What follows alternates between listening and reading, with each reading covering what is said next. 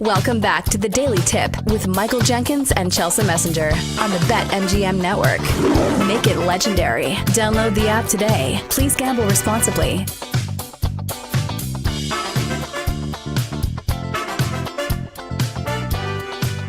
Welcome back.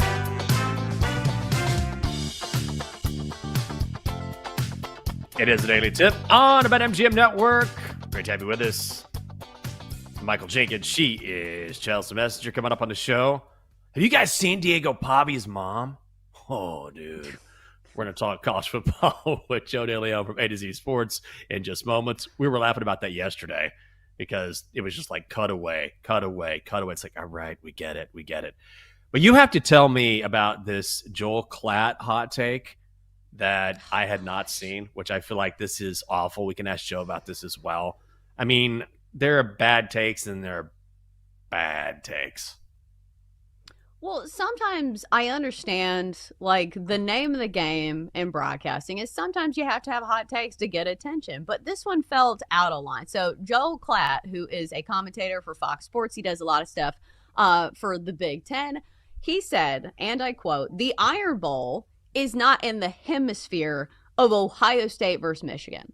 And not only did he say this, he went on a show that is in Birmingham, Alabama, and said this to the hosts, who all live in the state of Alabama. So most expectedly, obviously, the hosts were very offended, and they should be. As somebody who has lived in the state of Alabama, like, not in the same hemisphere. Like, if you want to make, like, some type of comment and say, okay, the game is better than the Iron Bowl, like, I'll listen. Like, they're both great rivalries, but to say it's not in the same hemisphere is absolutely crazy. Oh, that's wild stuff. I mean, come on, dude. Like, I get it. Like, I'm absolutely of the opinion Ohio State, Michigan is probably right there at the top. But the idea that there's just nothing that comes close, like not in the same hemisphere, and saying it to people in that state, that is gutsy. I'll say that. Well, let's find out what Joe thinks. Joe DeLeon, host of the Rough and Owen Joe Show, also covers college football and the NFL draft for A to Z Sports. Joe, good morning to you. Good to see you. What do you think? Where do you rank the Iron Bowl compared to Ohio State, Michigan, or do you have a particular favorite rivalry that maybe stands out to you? I think we all agree this particular take is not great. Yeah. I love Joel Klatt. I respect him. I think knowing the very deep ties that he has working for Fox to the Big Ten, it couldn't be more obvious what he's trying to do here. I'm not implying that he was asked to make this take, but it seems like his rooting interests have impacted his decision-making. I think that it's 1A, 1B. I can't really separate one or the other, which is why this take is so heinous to say that they're not even close to one another. One of my best football memories that's not related to the team that I root for, I'm a Notre Dame fan. I remember sitting on my couch watching the kick six and standing up and going, oh my God, what is happening? It's the craziest moment that I have ever watched live. I don't know if I could say the same thing about the game with Michigan and Ohio State. It's always incredibly tense. It feels like there's a lot of situations where that game somehow ends up being lopsided because all the energy gets injected to how these teams play. But I feel like no matter what, Auburn could have no wins. It could be the worst team in college football, and Alabama could be a national championship contender or vice versa, and the game's always going to be good. So I don't really get where Klatt's coming from this. I'm shocked that was his take. Yeah, I actually got to be on the field for the kick six. It was like one of the best moments of my life as a young broadcaster, and I feel like I almost got trampled by most of the student section at Auburn, but still an incredible moment. So you said you're a Notre Dame fan, and it's funny you say that because similar to what we see from Joel Klatt, where it feels like there's always like underlying narratives and like teams that people want to push, a lot of people say that about Notre Dame, where they say, hey, the committee loves Notre Dame because they are a blue blood, they are a big brand in college football, and maybe they're up a few spaces higher than they should be in the college football rankings. Obviously, over the weekend, no question about how good they were against, Syracuse. But do you think some of those claims are warranted, or do you truly think Notre Dame deserves its position in the college football rankings? I don't think that they're warranted, and it's been one of the most frustrating things being a Notre Dame fan this year. Hearing those claims, as soon as they lost to Texas A&M, it was just immediately brought up. Notre Dame's going to get in no matter what. If they win out, they'll be in the mix because they're a big brand. The College Football Playoff Committee wants to have them represent. I mean, last year, I understand that there were certain conference tie-ins, but they threw SMU in there. I really don't think that there is this much of a desire to put in one of the top brands. If that were true, Alabama would have been in over SMU, and we wouldn't, this conversation would be completely different. I think, though, this year, the debate obviously comes down to them in Miami. I think that the committee failed initially by putting Notre Dame as high as they did and not give them the opportunity to gradually earn their way into a strong position and to create that much of an early separation between them and Miami that forced this gigantic debate. But at the end of the day, Notre Dame, understandably, they both have like a similar just general resume in terms of quality of wins. And if Miami beats Pitt this weekend, they'll have another similar win. Notre Dame's overall performance this year is better than Miami's. Notre Dame's 2 losses come to obviously Miami and Texas A&M at home in the beginning of the year. Miami has to win the games that are on their schedule. They have to. They need to be held accountable for losing to 2 teams that are currently not really in the top 12 mix whatsoever. If you're going to fail that badly against teams that you're supposed to beat, you have to be held accountable. I think that a lot of people are saying, well, the results in the field matter. The head-to-head matters. Well, the results in the field matter when we're talking about Miami being unable to beat middle-of-the-pack teams in the ACC. If MU wins the ACC, maybe it betters their case, but I just think that nobody's really mentioning the fact that they were heavily favored in those and completely collapsed and fell apart. Joe, when you look at the top teams that are vying for a national championship, who is the one team maybe that's right there on the edge that we don't give enough credit to that has a real shot here? Is it Texas Tech, a team like that? There's 2 teams that I think absolutely can fit this description. Texas Tech, I think, is a really solid example. Being higher up, they're kind of in the forefront of the mix of expectations for teams that can go on to compete for the Final Four at the very least. I think that they belong in there because they have arguably the best pass rush in college football. They've got 2 guys, David Bailey and Romello Height, who are going to go on to get very high NFL looks, and David Bailey is trending towards becoming potentially a top 10, maybe even a top 5 pick. Having those bodies, I think a lot of people are just overlooking them, thinking, oh, it's a Big 12 team. They're just not equipped to go toe-to-toe with an SEC or Big 10 program. That is not the case. Having those guys is comparative to a lot of SEC and Big 10 programs this year. The others are Oregon. I felt like a lot of people were completely discounting Oregon because they hadn't necessarily played anyone, and that was true. Their best win came against Iowa, and that was a nice little test. But since the Indiana loss, there was a lot of doubt that was creeping in. But against USC this past weekend, I think that they really flexed their muscles. They were going up against a USC team that was showing that they were improving, that they were starting to be able to play to the physical nature of needing to succeed in the Big Ten. And what Oregon did is they punched them in the mouth. They ran the ball really well, and they accomplished this with multiple injuries along their offensive line, as well as not having their best receiver into Corey Moore. So for them to be able to play as well as they did, as they're gradually hopefully going to get healthy over the next few weeks after this game against Washington, I think a case has been made because they're deep on defense, they're deep on offense, and they have a tremendous quarterback in Dante Moore. I think that Oregon absolutely needs more love in this conversation.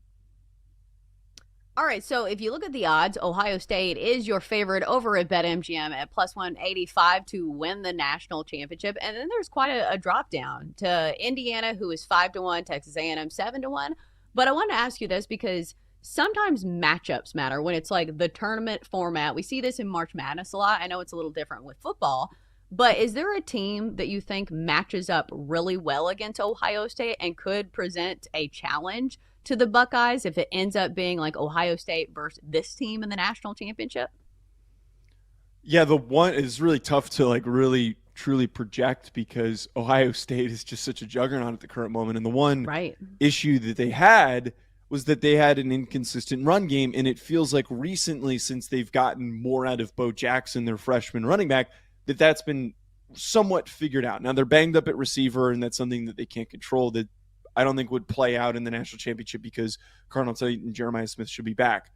I think that talking on that run game issue, depending on how they perform against a stellar Michigan defense, how that shows up. If it's still a problem and they go under 100 yards rushing and they're hovering right around it, I think Georgia ends up being the most difficult matchup for them because Georgia consistently has been one of the best run defenses in college football this year. Now, they haven't had much of a pass rush. They're starting to just figure it out and find it. But that run defense, to me, if you can completely eliminate the Ohio State rushing attack, it then creates opportunities for their offense, which has been incredibly well-rounded, to challenge the Ohio State defense that is unbelievably unstoppable at the current moment, is incredibly disruptive. But I would think that Gunnar Stockton, showing some of his composure and big playability, as well as their ability to run the football, could end up punching the ball in on numerous drives in what could eventually be a relatively low-scoring, grinded-out type of a game. So I think Georgia, out of any team, if that was the matchup,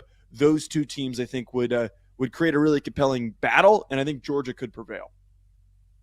Joe, where is Lane Kiffin going to coach next? Is he going to stay at Ole Miss? Is he going to LSU? Going to Florida? I mean, he's got us all in the. I have no idea. I've been trying to figure this out. I think that everybody absolutely has been trying to do the same, and I don't think that Kiffin has necessarily legitimately decided. I'm sure that he has a direction that he is leaning. I will say this: I feel like the tone of the announcement that was put out by Ole Miss's athletic administration, that statement to me of we will announce what we're doing after the Egg Bowl this Friday, that to me is enough of an indicator that this is not going to end the way that Ole Miss wants it to. You're not putting out a statement like that if he's coming back. It would have just been announced if he was planning to come back. They're probably making an announcement and trying to time up the announcement in order to at least keep the fan base engaged and ready to go for the Egg Bowl and then eventually ready to go for the college football playoff. I also think that the reporting that LSU had offered this ridiculous financial commitment not only to his salary but to NIL is also a pretty clear indicator. That information doesn't come out without reason. That stuff comes out because those that are a part of the decision-making, that are part of this process, want it to be known that LSU is leading the forefront. And if they have the ability to attract Lane Kiffin through that, I think it's going to show up in that final decision. It feels like LSU, but it feels like at the current moment, it's like 45 LSU, 40 Florida, and then another 10% towards Ole Miss. I think he's leaving at the very least, but it just feels like there's been a lot of jockeying back and forth between Florida and LSU. All right, I got a quick one. We have like a minute left. I want to ask you about the Heisman race because it feels like, number one, this is not always the award for the best player in college football. Sometimes it's the best player on the best team. But this year, it just doesn't feel like somebody's really gone out and taken it. Like Fernando Mendoza is your favorite over at BetMGM, but there's some other good candidates. Jeremiah Love is coming on strong down the stretch. You could probably make a good case for Diego Pavia. Who do you think wins the Heisman? Not to inject too much bias into this take, being a Notre Dame fan, but I think that you make a really good argument here that it's a year where we don't really have a clear-cut winner. We don't have a clear-cut favorite. Nobody has statistically done anything ridiculous. We don't have a Joe Burrow or a Jaden Daniels type of a season from any of these quarterbacks. I think that Jeremiah Love has had the strongest impact for his team. Whenever they've needed him, he's come up with a huge play. He's had a long rushing touchdown. He's made a bunch of guys miss it. He's got a highlight every single game, and his stats have consistently gotten better. Depending on how he finishes against Stanford, I think it should be a no-brainer that Jeremiah Love wins the award. And I know this means nothing, but I love bringing this up. Every year ending in a 5 since 1985, a running back has won the award. Now, that probably doesn't mean anything, but I think we should consider that in any projection or maybe betting that we put out there for the Heisman race.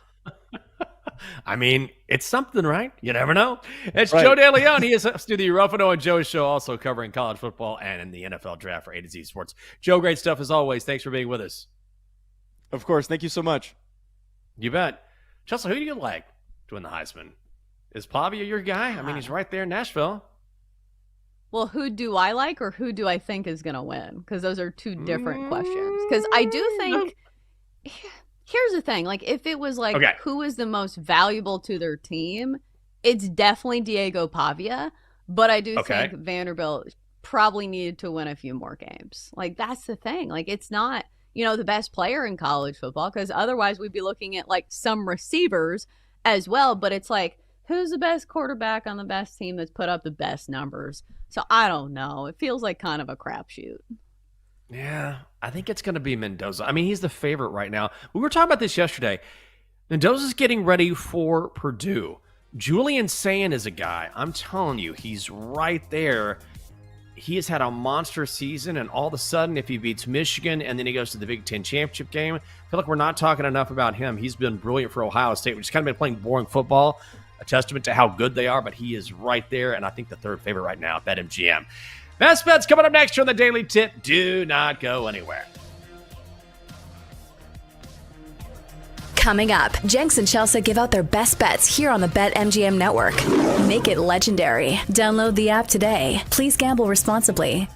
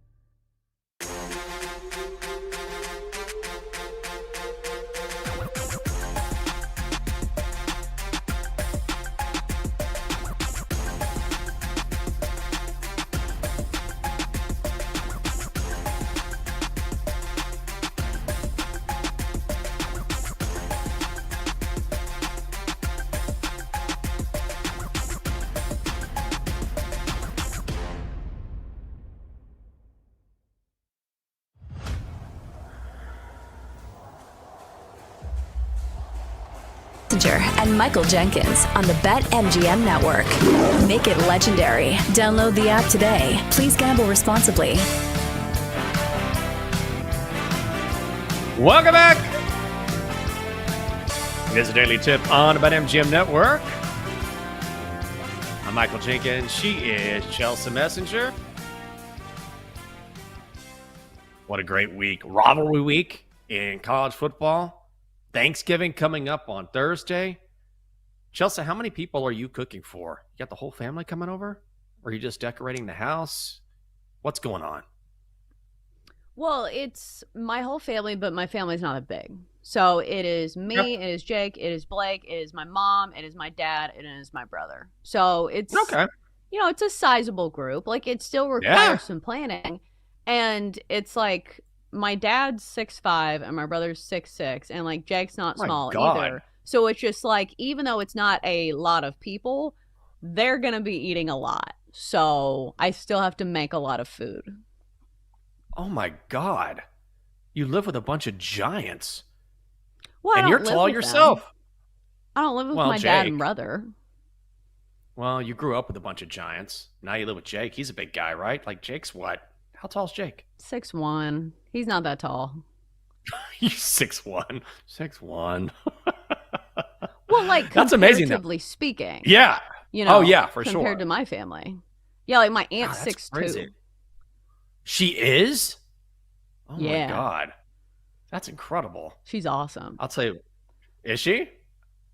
It's funny because like my aunt used to always sit around and play poker with, my dad had 3 brothers, and then it's my Aunt Debbie. And so like she would always sit around and like watch football and like play poker with them. So she's always had that like mentality, is that like she was one of the boys. So I've always liked her for that reason. But growing up with a brother that's noticeably taller than you, that's why I hate basketball, because I always had to play basketball with Frankie in the driveway, and he would always beat me by a lot, and I would cry, and he'd be like, "The game's not over. You can't cry. You can't quit." I'm like, "I want to quit. I'm 8. Can I just go watch My Little Ponies?" He's like, "No, you have to finish the game." So yes, that was my childhood. Oh my God, you poor thing. Well, you get to watch some college sports this week. Do you get excited for Rivalry Week? I mean, NC State, you guys host Jordan Hudson in North Carolina this week. That's huge. Well, I will say one thing. Like, NC State and Dave Doran is normally pretty good at beating UNC in football. So that is something to look forward to.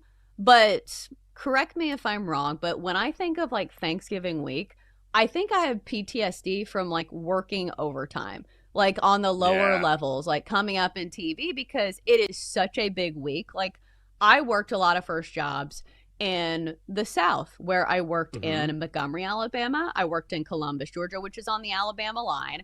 So I would always have to cover like the Iron Bowl, like wire to wire.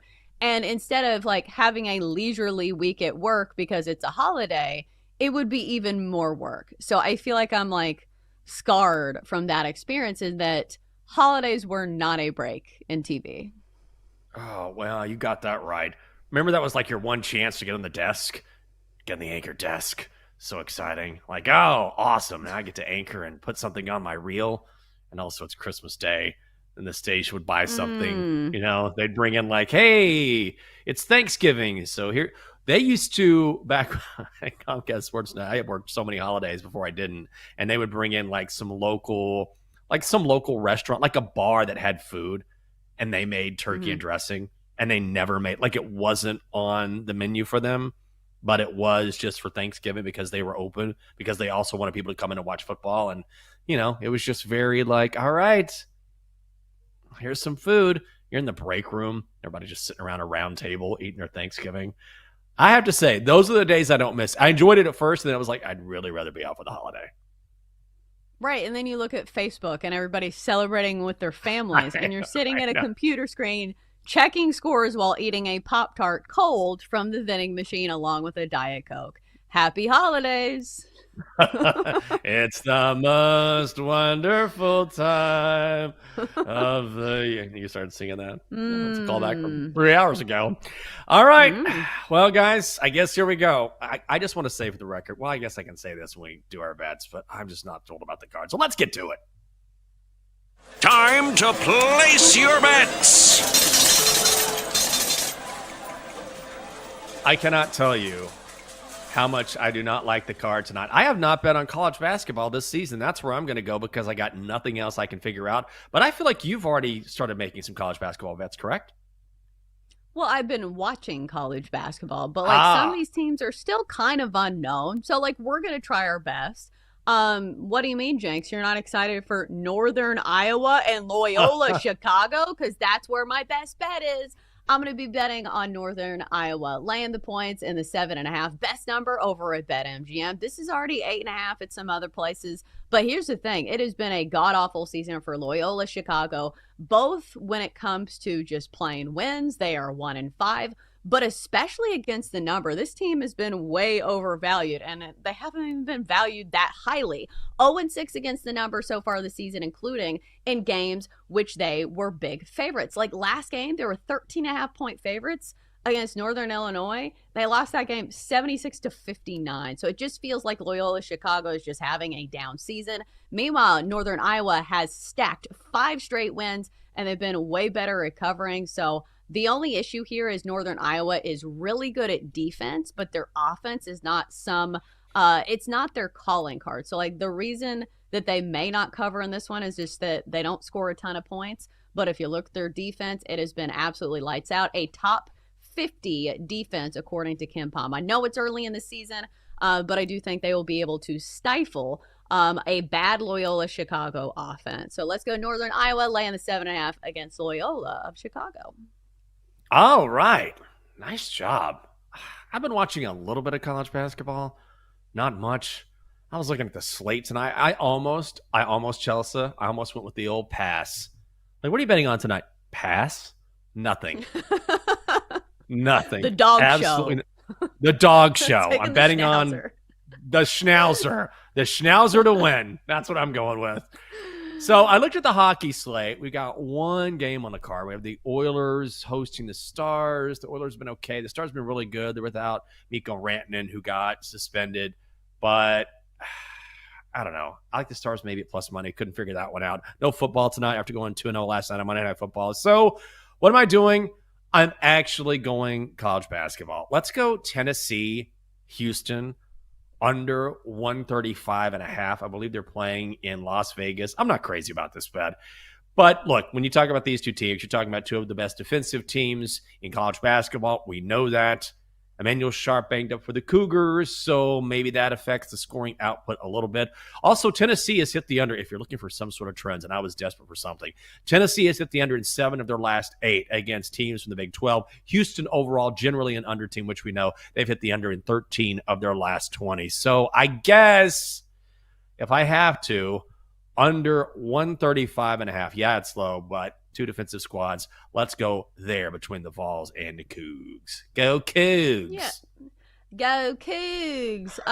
This one makes a ton of sense, though. Even if you date it back to last year, just because both these teams we know usually have staunch defenses. But the only narrative I was thinking about that may not be true. So let me bounce this off you. Okay, so Sure. Houston played in a really tight overtime game against Syracuse last night. That was a really great game. Do you think this affects their defense, in the way that they play really tight defense? Or do you think it goes in the way of, hey, their legs are going to be tired, they're going to miss more shots? Yeah, I thought about that, and I don't know. That's one of those. It's like the question when a team could be in any sport. We talk about baseball. This team has had a few days rest. Will they be rested? Will they be rejuvenated? Or will they lose some? Rusty, right? So I feel like it's the same sort of question, and you kind of have to go with your gut here, maybe the eye test, but I don't know the answer tonight. And then also, if you talk about Emmanuel Sharp, for example, then you're talking about, okay, well, maybe that'll take away from their offensive output, but he's a very good defender. So, does that mean less defense? I don't know. This is why I wanted to pass tonight, is what I'm trying to tell you. I wanted to pass. I wanted to pass. Oh, man. You're like Ben Simmons under the basket. You're like, I don't want to shoot. I want to pass. Right. But it'll be a good game. And I will say, like, one thing college basketball does really well is that during Feast Week, we get some really good matchups. So I know a lot of people do not pay attention to college hoops until, I don't know, March. But now's a good time to get your feet wet. If you want to watch something during the day, college hoops has you covered. That's right. Well, guess who hasn't been here in a long time? The Dogster. I'm not saying anyone's missed him. I'm just saying he hasn't been here, but he is now. Dogster, get on in here. What's going on?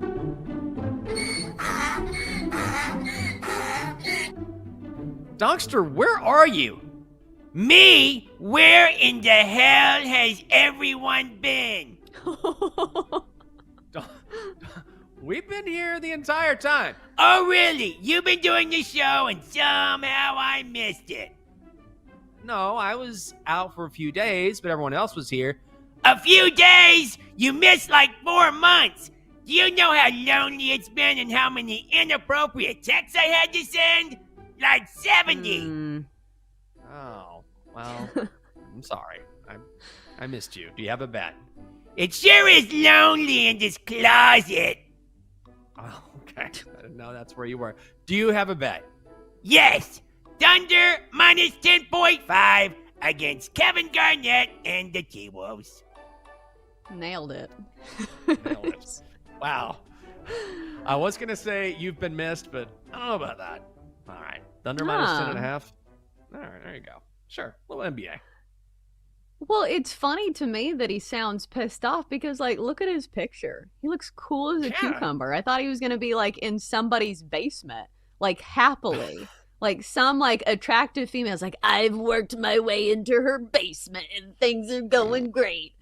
Like, that sounds like something he would do. Is like, he would, you know, find his way into somebody's house and be a peeping donkster. That's probably why he has the glasses on. You can't see him. Right? Just doing a little peeping. Well, that is it for us here on the Daily Tip on the BetMGM Network. That is Chelsea Messenger. I'm Michael Jenkins. Thanks for being with us. Go out. Have a great Tuesday. We will see you early tomorrow morning at 6 a.m. Bye. You've been listening to the Daily Tip on the BetMGM Network. Make it legendary. Download the app today. Please gamble responsibly. If you missed any of the show, listen back anytime on the new and improved Odyssey app.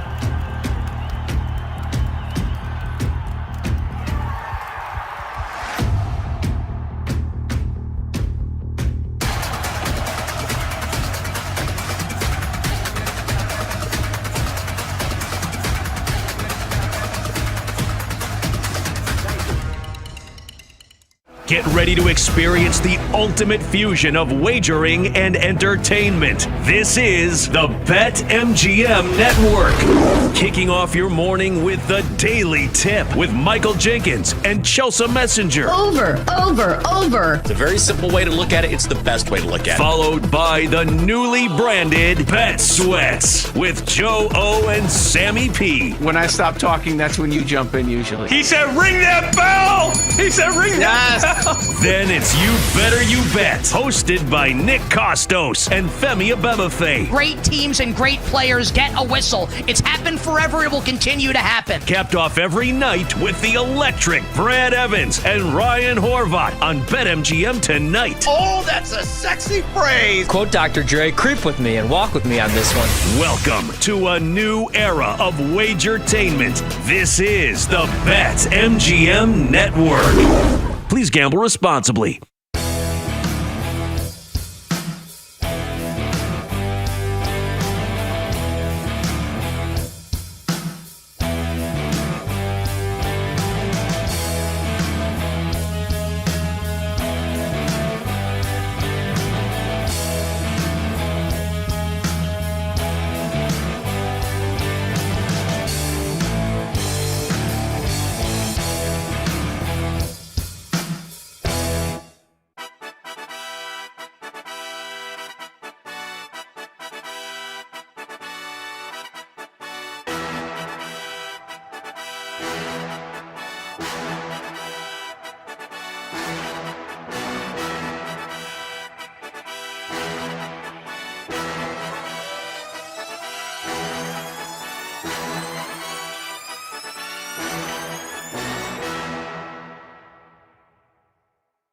Get ready to experience the ultimate fusion of wagering and entertainment. This is the BetMGM Network. Kicking off your morning with the Daily Tip with Michael Jenkins and Chelsea Messenger. Over. It's a very simple way to look at it. It's the best way to look at it. Followed by the newly branded Bet Sweats with Joe O and Sammy P. When I stop talking, that's when you jump in usually. He said, ring that bell! He said, ring that bell! Then it's You Better You Bet, hosted by Nick Costos and Femi Abebefe. Great teams and great players get a whistle. It's happened forever. It will continue to happen. Capped off every night with the electric Brad Evans and Ryan Horvat on BetMGM tonight. Oh, that's a sexy phrase. Quote Dr. Dre, creep with me and walk with me on this one. Welcome to a new era of Wagertainment. This is the BetMGM Network. Please gamble responsibly.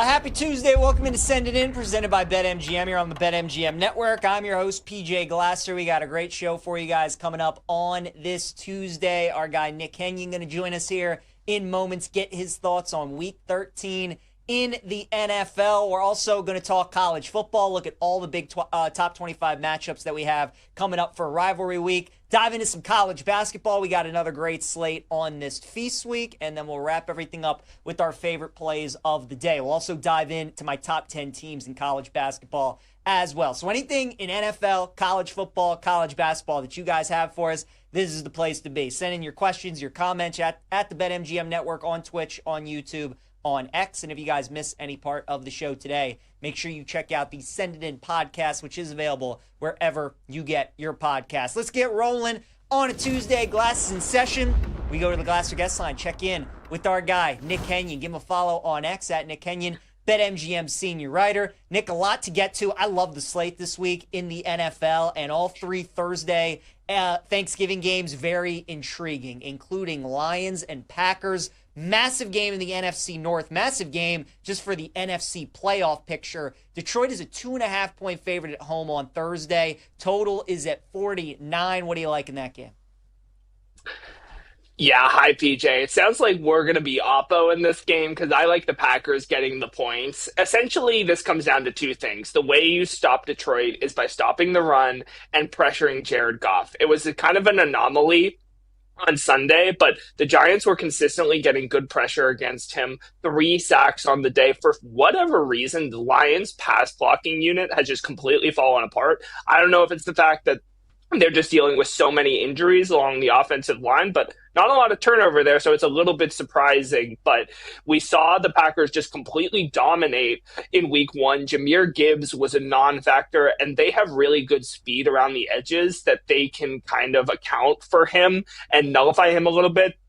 He has never cleared 100 yards in the last 3 games against the Packers. So if you can kind of shut down Jahmyr Gibbs, you can kind of win the game easily. One other factor I really love, Jordan Love, one of the best quarterbacks in the league against man coverage. We know the Lions secondary is absolutely decimated, and they have not looked good against some good quarterbacks. So at this point, I'm not going to be involved because I have a lot of futures tied to this game, but I would take the points of the Packers. Chiefs are a 3-point favorite on the road at Dallas. Nick, pretty much the same spread we saw Philadelphia have on Sunday when they lost outright, blew that 21-point lead. Chiefs survived against Indianapolis on Sunday. Do you think they can do the same on Thursday against the Cowboys?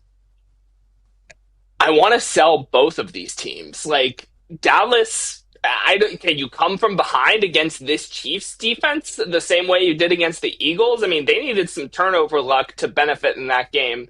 And I still just can't wrap my head around the fact that the Cowboys came from 21 down against what I consider to be one of the, if not the best defense in the league. So that was a little bit surprising. Cowboys are a huge public underdog, which would initially lead me to just be like, hey, let's look at the other side. Is there something we're missing here? But it's a short week road game for the Chiefs off an overtime. Like, that just can't be a good spot.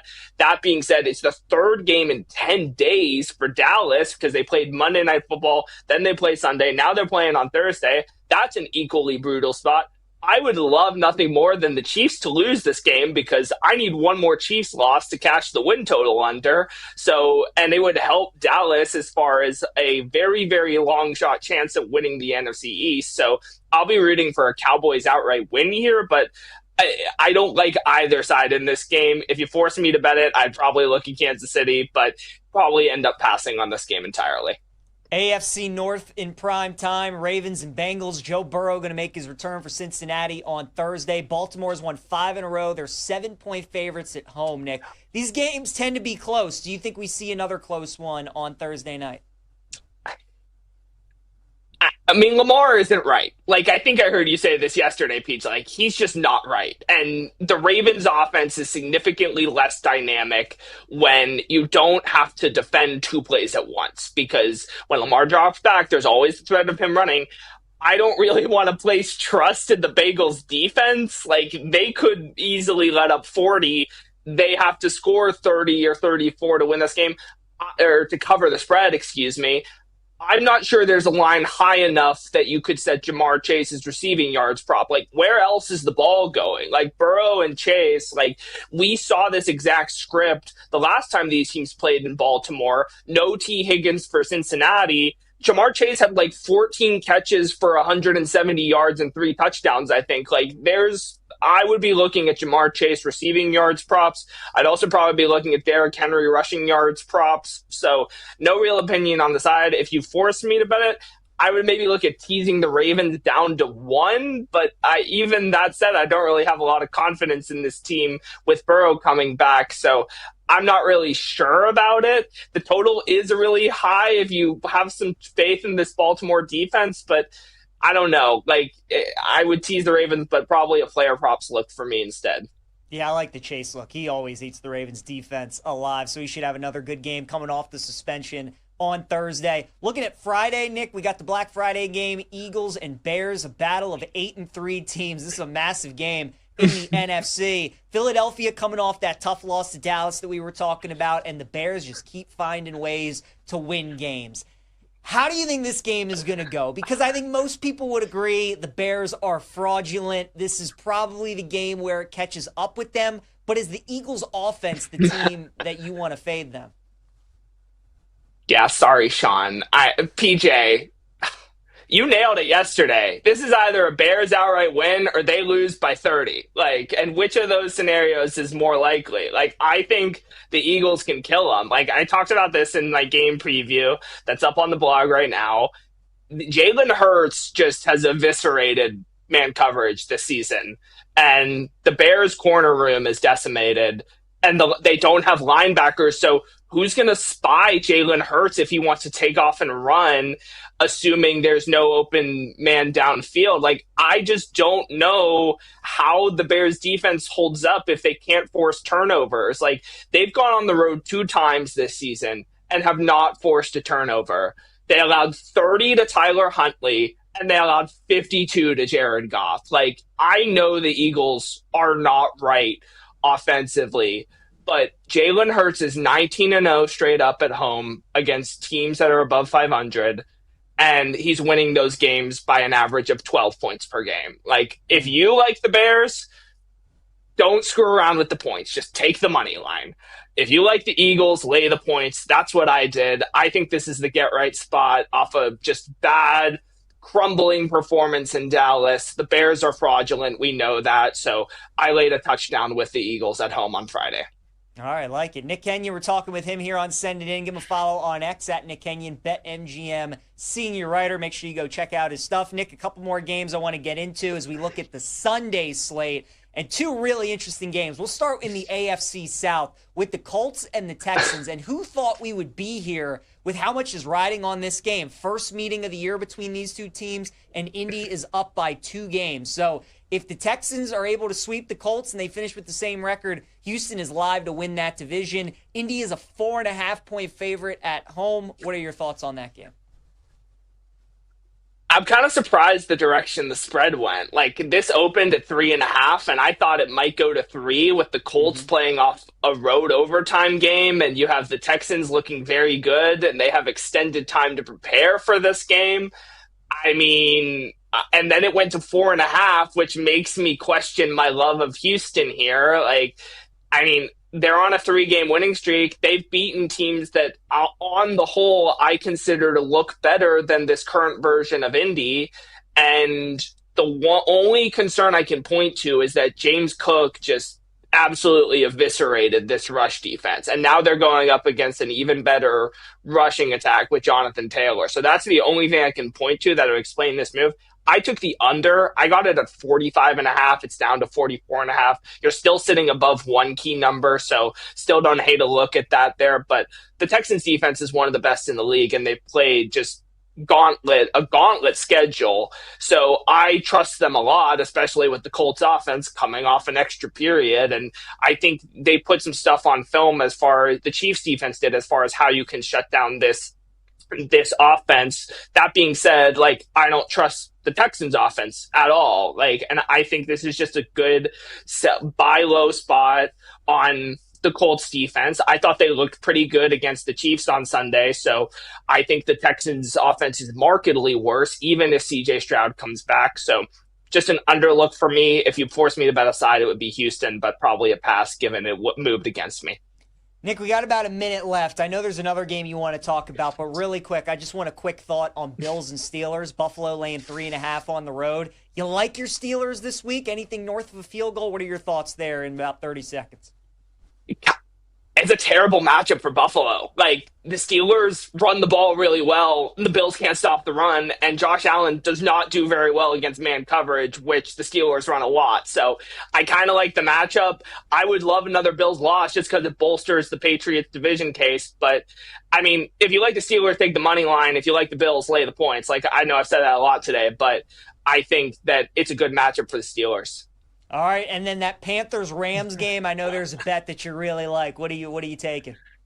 We're going deep in the weeds here, PJ. Like, this is the real degeneracy. Panthers first half under 7.5 points. They return home from Monday Night Football on the West Coast, so probably a late morning landing time in Charlotte, and the Rams have an extra day of rest. This is the first time all season Carolina's offense has played a top 5 defense by DVOA. In the first, they played 2 top 10 units. One came at Green Bay, 7 first half points. The other came at Arizona. They scored 3 in that first half. Rams, one of the, if not the best defenses in terms of first half EPA per play allowed, and they played a brutal schedule of offense, a top 10 strength of schedule of offenses. So I'm going to sell the Panthers offense here. I don't know how they move the ball. So Panthers first half under 7.5 points in Charlotte against the Rams. I love it. Strong case there for the Panthers first half under, Rams laying 10 in that game in Charlotte on Sunday. Nick Kenyon, give him a follow on X at Nick Kenyon, BetMGM senior writer. Always great having him stop by every Tuesday. Nick, happy Thanksgiving, my friend. We'll talk to you next week. Happy Thanksgiving. Be well, PJ.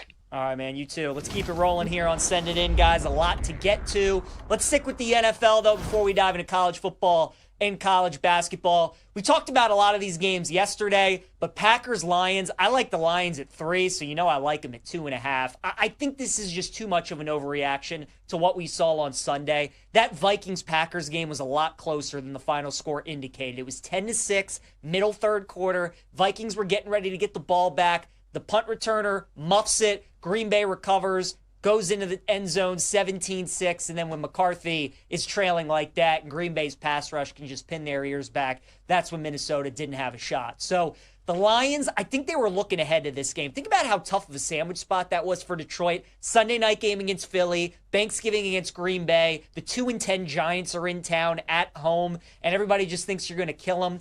Yes, they're coming off of overtime, which you don't love, but this Green Bay defense has been a lot better at home than they have been on the road. It's tough to beat a team 2 times, as we all know. Getting them under 3, I like the Lions at -2.5. Chiefs are a 3-point favorite on the road against Dallas.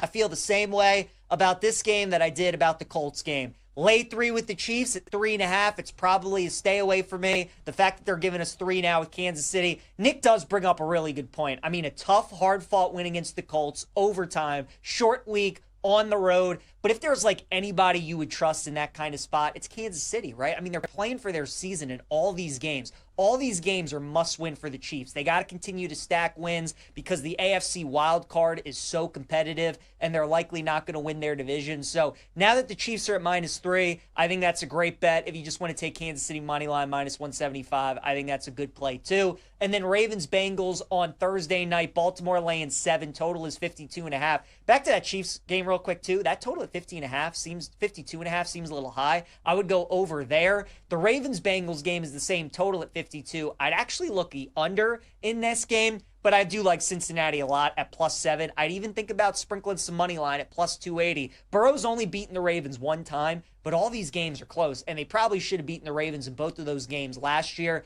And as Nick was talking about, and I talked about yesterday, everybody just wants to talk about how Joe Burrow is back in this game. And obviously it's a big deal. He's one of the top 5 quarterbacks in the league. But Lamar isn't himself. He's not healthy. And I don't think enough people are realizing that. He has a toe injury, an ankle injury. I mean, he's dealing with so many things, and he can't be Lamar Jackson. And that hurts everything the Ravens want to do. So I think getting the Bengals at 7, they're pricing this like Lamar is kind of himself, and he's just not. I like Cincinnati plus the points. And then on Friday, Bears-Eagles.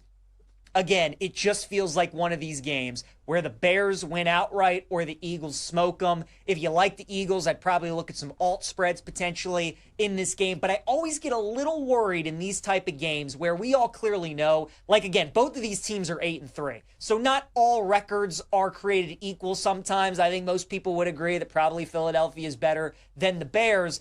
But when you get games like this and everybody agrees that one team is better than the other, and we've kind of been waiting for the Bears to play a team like this to see how good they are, sometimes a team like the Bears does win this game. And then all of a sudden, the perception and the conversation totally changes around Chicago. Philly is coming off of a tough loss, and their offense just isn't right. So I certainly could see the Bears maybe pulling an upset, but I could also see the Eagles just absolutely killing them. I think the Bears team total under is probably the play. I think if Chicago pulls an upset, it's like a 17-16, 17-14 type game, and if the Eagles kill them, it's like 34-14 or something like that. So Bears team total under, I think, is a nice look on Friday as well. All right, let's talk college football. Rivalry week, my goodness, all these games we have are just spectacular. We'll start with the Egg Bowl on Friday. Ole Miss and Mississippi State. And from a betting standpoint, such a fascinating game because of all this stuff that's going on with Lane Kiffin and LSU offering him $90 million, and he can't give a direct answer to the fan base. And people are wondering, is Ole Miss even going to have a coach if they make the college football playoff? I think all of this is getting way too blown out of proportion in terms of this game. Like, yeah, maybe it's a little bit of a distraction, but Ole Miss has played their entire season to put themselves in this situation where all they have to do is win this game and they're going to the playoff. And I think that's what they're going to do, and I think they're going to cover the spread. Mississippi State was an awesome bet for much of the season, early parts of the season against the spread. They haven't been as great here as of late. And I think Ole Miss is going to go in there like Georgia did, and I think their offense is going to be too much. So I like Ole Miss. It was at 6.5 yesterday, 7. Hopefully it comes back down to 7. But I think if it stays at 7.5, telling you a lot, I like Ole Miss minus the points. Georgia and Georgia Tech. Bulldogs are laying 13.5. Total in the game is 59.5. Much like Packers and Lions, I think this game is way too much an overreaction from what we've seen out of these two teams in their most recent big games. Georgia, when they played Texas, smoked them. Georgia Tech losing to Pitt at home on Saturday. And this line feels like it should be closer to 9.5, 10. Instead, we're getting 13.5. Keep in mind, this game is being played at the NFL Stadium in Atlanta, home of the Falcons, Mercedes-Benz. It's not being played at Georgia Tech. So this is a neutral site game. And Georgia's laying 13.5, which tells me if this game was in Athens, Georgia would be like a 17-point favorite. Does that seem right to you that Georgia would be a 17-point favorite against Georgia Tech? Like, that just doesn't make any sense to me. I think there's a ton of value on Georgia Tech. Brent Key has been awesome as an underdog, and they're not a team that I worry about. Their season's over. They can't go to the ACC championship, that they're just going to roll over and they're going to quit. I think they come to fight, and they play Georgia really tough. So I like Tech plus the points on Friday. And then Texas A&M laying 2.5 at Texas. Total is 51.5. Texas's 3 losses, as we all know, all of those losses have been on the road, and 2 of those losses have been to Ohio State and Georgia. I mean, you can't really blame them for all that. Maybe how they looked in both of those games, you certainly could, but you can't fault them for losing both of those games. The Florida loss certainly wasn't a good one, but they've won all their games at home. They beat Oklahoma and Red River in a neutral site, and now they're back at home against a Texas A&M team that is just begging for a loss at this point. They should have lost the South Carolina game, and I think they're going to lose this one. The whole key to the game is the fact it's in Austin. If this game was in College Station, would want no part of Texas. The fact it's at home in Austin, I think, makes all the difference in the world. I like the Horns plus 2.5 against A&M. What about the game? Michigan, Ohio State, Buckeyes laying 10. Total in the game is 44.5. I think this is going to be a great game to bet live because at some point in this game, Michigan is going to apply pressure on Ohio State. It might be at the start of the game where they force an early turnover and we're all watching and we go, man, here we go again. Ohio State, they're really going to lose to Michigan again. He just can't figure it out. Or maybe it's in the second half when Ohio State has a 14-point lead, 17-point lead, and then all of a sudden Michigan starts to gain some momentum, and it maybe looks like they're going to maybe mount a comeback potentially. So I just want to bet this game live because if Michigan gets off to an early start, we're going to get a nice number on Ohio State, and I'll lay the points. If Ohio State is up in the second half, I want to bet Michigan to come back and make it close. So that's how I would approach the game. When you have a big rivalry like this and one team has been dominating the other and winning these games, it's just never easy for that team to finally break the streak. So I think Ohio State's going to struggle at some point in this game, and I think when they do, there's going to be value on either betting on Ohio State or against Ohio State. What about Miami taking on Pitt? Hurricanes a 6.5-point favorite. Total in the game is 50.5. I kind of feel like Pitt might be a trap here. Like, it just feels too easy with the way that they looked against Georgia Tech. The Canes have not been great on the road this season. I think Pitt could win it outright, or I think Miami covers the spread. We're talking about that a lot today, but I think this is one of those high variance type games. So if you like Pitt, I'd honestly just bet them outright. If you like Miami, lay the 6.5 with them on the road. Number 7, Oregon takes on Washington in Seattle. Total is 51.5. And this is another one of those games where the key is who the home team is, and that's Washington. Hopefully you bet the Huskies at +7 with this yesterday. They're down to 6.5 now, but I think they're alive to win this game. Since Jed Fish has been the head coach of Washington, night and day when this team plays at home and when they're on the road. USC, very similar. A lot of these Pac-12 teams, these former Pac-12 teams that are in the Big Ten now, way different at home than they are on the road. I think this game being at home, and Oregon, look at what they did against Penn State and Iowa on the road, how close those games were, went to overtime, game-winning field goal. I think we get another close one on Saturday. LSU and Oklahoma. Sooners a 10-point favorite. Total in the game is 37.5. One of my favorite things to handicap during rivalry week is teams like Oklahoma, teams like Virginia, teams like SMU, teams like BYU, and looking to fade these kinds of teams who just have to win and they're in. Whether it be the college football playoff, whether it be into their conference championship game, when they're playing in games where they're going up against their rivals, and these rivals have absolutely nothing to lose, and it would make their entire season to spoil the other team's season, that's when you get some dangerous dogs and you get some favorites that you want to look to fade. And Oklahoma's 60 minutes away from making the college football playoffs. They're so close. They're right there. And all they got to do is beat LSU. This total is 36.5. There's not going to be a lot of points scored in this game. And you got to lay 10 with Oklahoma. I'll take LSU plus the points against the Sooners. Vandy and Tennessee is going to be a fun one. Tennessee favored by 2.5. Total in the game is 65.5. Pavi is an underdog. I mean, that's just normally makes you a lot of money in college football the past couple of years. Tennessee, I think, is the better team. Vandy's lost 2 games this year at Bama and at Texas. They just haven't had enough to compete with those teams on the road. Even though both games have been close, they've lost both games by 3 or more. I think getting Tennessee under the field goal, I like the Vols. And then finally, the Iron Bowl. Alabama at Auburn. Do you guys know that Bama, when they have been ranked and they've played at Jordan-Hare, they've never lost to Auburn when Auburn's been unranked and Bama's been ranked? It's a crazy stat, and normally these games are close, right? They come down to the wire, but when Bama's just got a better team than Auburn, they find a way to win. And I do think Bama's going to find a way to win, but 6 is too many points, man, because this game is going to be close like it seemingly always is. Give me Auburn +6 against Bama. All right, a promo from our friends at BetMGM and any sport parlay boost token. BetMGM account holders will receive an any sport parlay boost token. Score a bigger payout if your wager with the parlay boost token hits. Tokens can be used on parlays and same game parlays. Make it legendary at BetMGM. Download the app today and please gamble responsibly. Talk a little college hoops. Let's get into some games today and then talk about the futures market as well.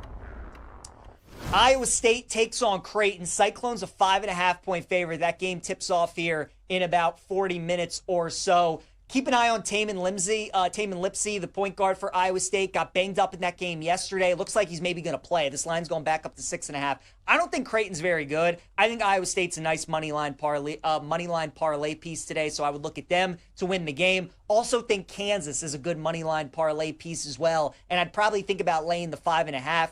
Syracuse, this is the kind of things you look to fade during Feast Week. Syracuse nearly pulls the upset off of Houston yesterday. Now they're a dog again, getting another good price at 5.5. But you know how much goes into a game when you have to play Houston, especially when it's an overtime game. Do you know how much energy Syracuse had to exert yesterday? Now they got to play again, less than 24 hours. I like Kansas. I think they win that game. St. John's taking on Baylor. St. John's lost to Bama, lost to Iowa State. This Baylor team isn't really all that great. I'm not super impressed with them. I think St. John's rolls today. I'd lay the 6.5 with them. Tennessee and Houston, this is going to be a fun one. And another one of these games I love to bet when you get these kind of tournament settings where teams have to play every day and every other day. Tennessee blew out Rutgers yesterday. Houston went to overtime with Syracuse. So now people think, maybe Houston's not that good. Maybe Tennessee's really good. When these two teams played last year in the Elite Eight, Houston smoked them. You can't out Houston.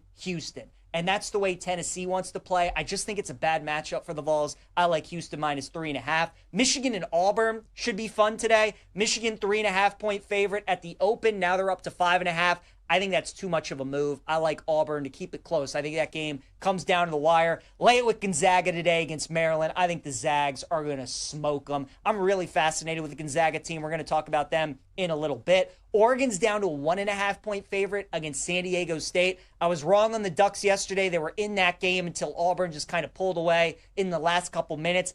This game's going to be tight, and San Diego State just got smoked by Michigan, and now they're only a 2.5-point dog. Fishy line. I'd stay away, but maybe would lean towards San Diego State. And then UNLV and Bama. The Tide are laying 13.5. Feels about right. I'm not going to play the game. I mean, there's 181.5 points is the total. It's going to be up-tempo. There are going to be a lot of points. Bama didn't shoot the ball all that well yesterday, especially from three, so they're probably going to shoot it a lot better tonight. Maybe look at an Alabama team total over. All right, let's talk some college basketball top 10. Let's look into our glass ball.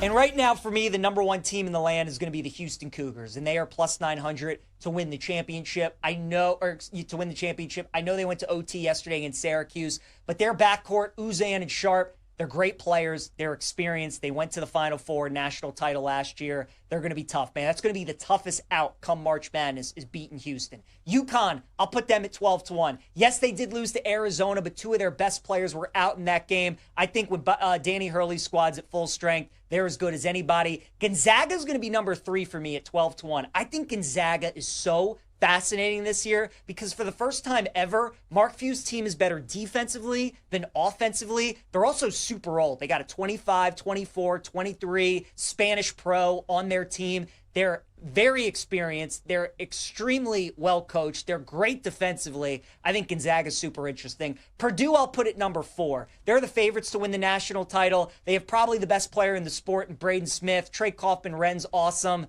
But is Matt Painter finally going to get over the hump? We shall see. Duke, I'll put them at number 5 at 10-1. Duke was better last year than they were this year. Even though Cameron Boozer's awesome, I still have my question marks about Duke's backcourt. Alabama, I'll put them at number 6. LeBaron Faion is one of the best guards in college basketball. We know they can put up points in bunches. Bama, their struggle this year, and in both of their losses, it's been about rebounding. That's going to be the key for them. Arizona, I'll put them at 7. Zona's got a terrific resume so far. Wins over Florida, UConn, and UCLA.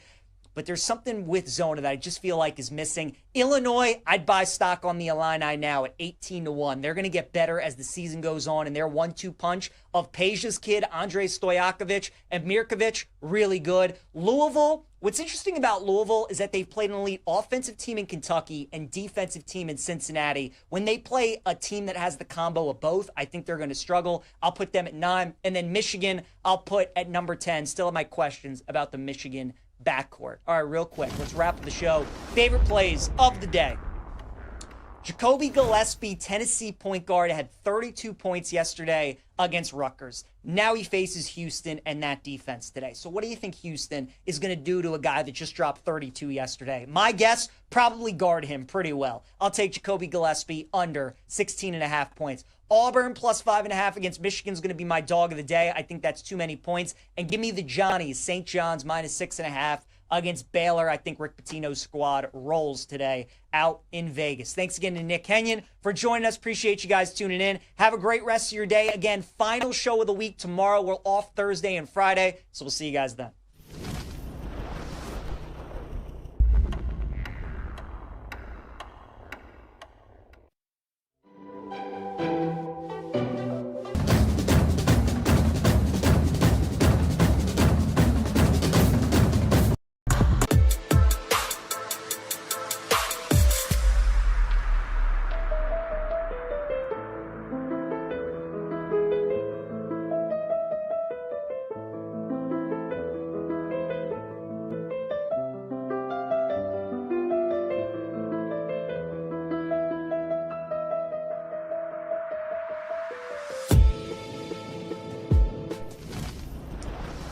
Happy Tuesday. Welcome into Send It In, presented by BetMGM. You're on the BetMGM Network. I'm your host, PJ Glasser. We got a great show for you guys coming up on this Tuesday. Our guy, Nick Kenyon, going to join us here in moments, get his thoughts on Week 13 in the NFL. We're also going to talk college football, look at all the big top 25 matchups that we have coming up for rivalry week. Dive into some college basketball. We got another great slate on this feast week, and then we'll wrap everything up with our favorite plays of the day. We'll also dive into my top 10 teams in college basketball as well. So anything in NFL, college football, college basketball that you guys have for us, this is the place to be. Send in your questions, your comments at the BetMGM Network on Twitch, on YouTube, on X. And if you guys miss any part of the show today, make sure you check out the Send It In podcast, which is available wherever you get your podcast. Let's get rolling on a Tuesday. Glasses in session.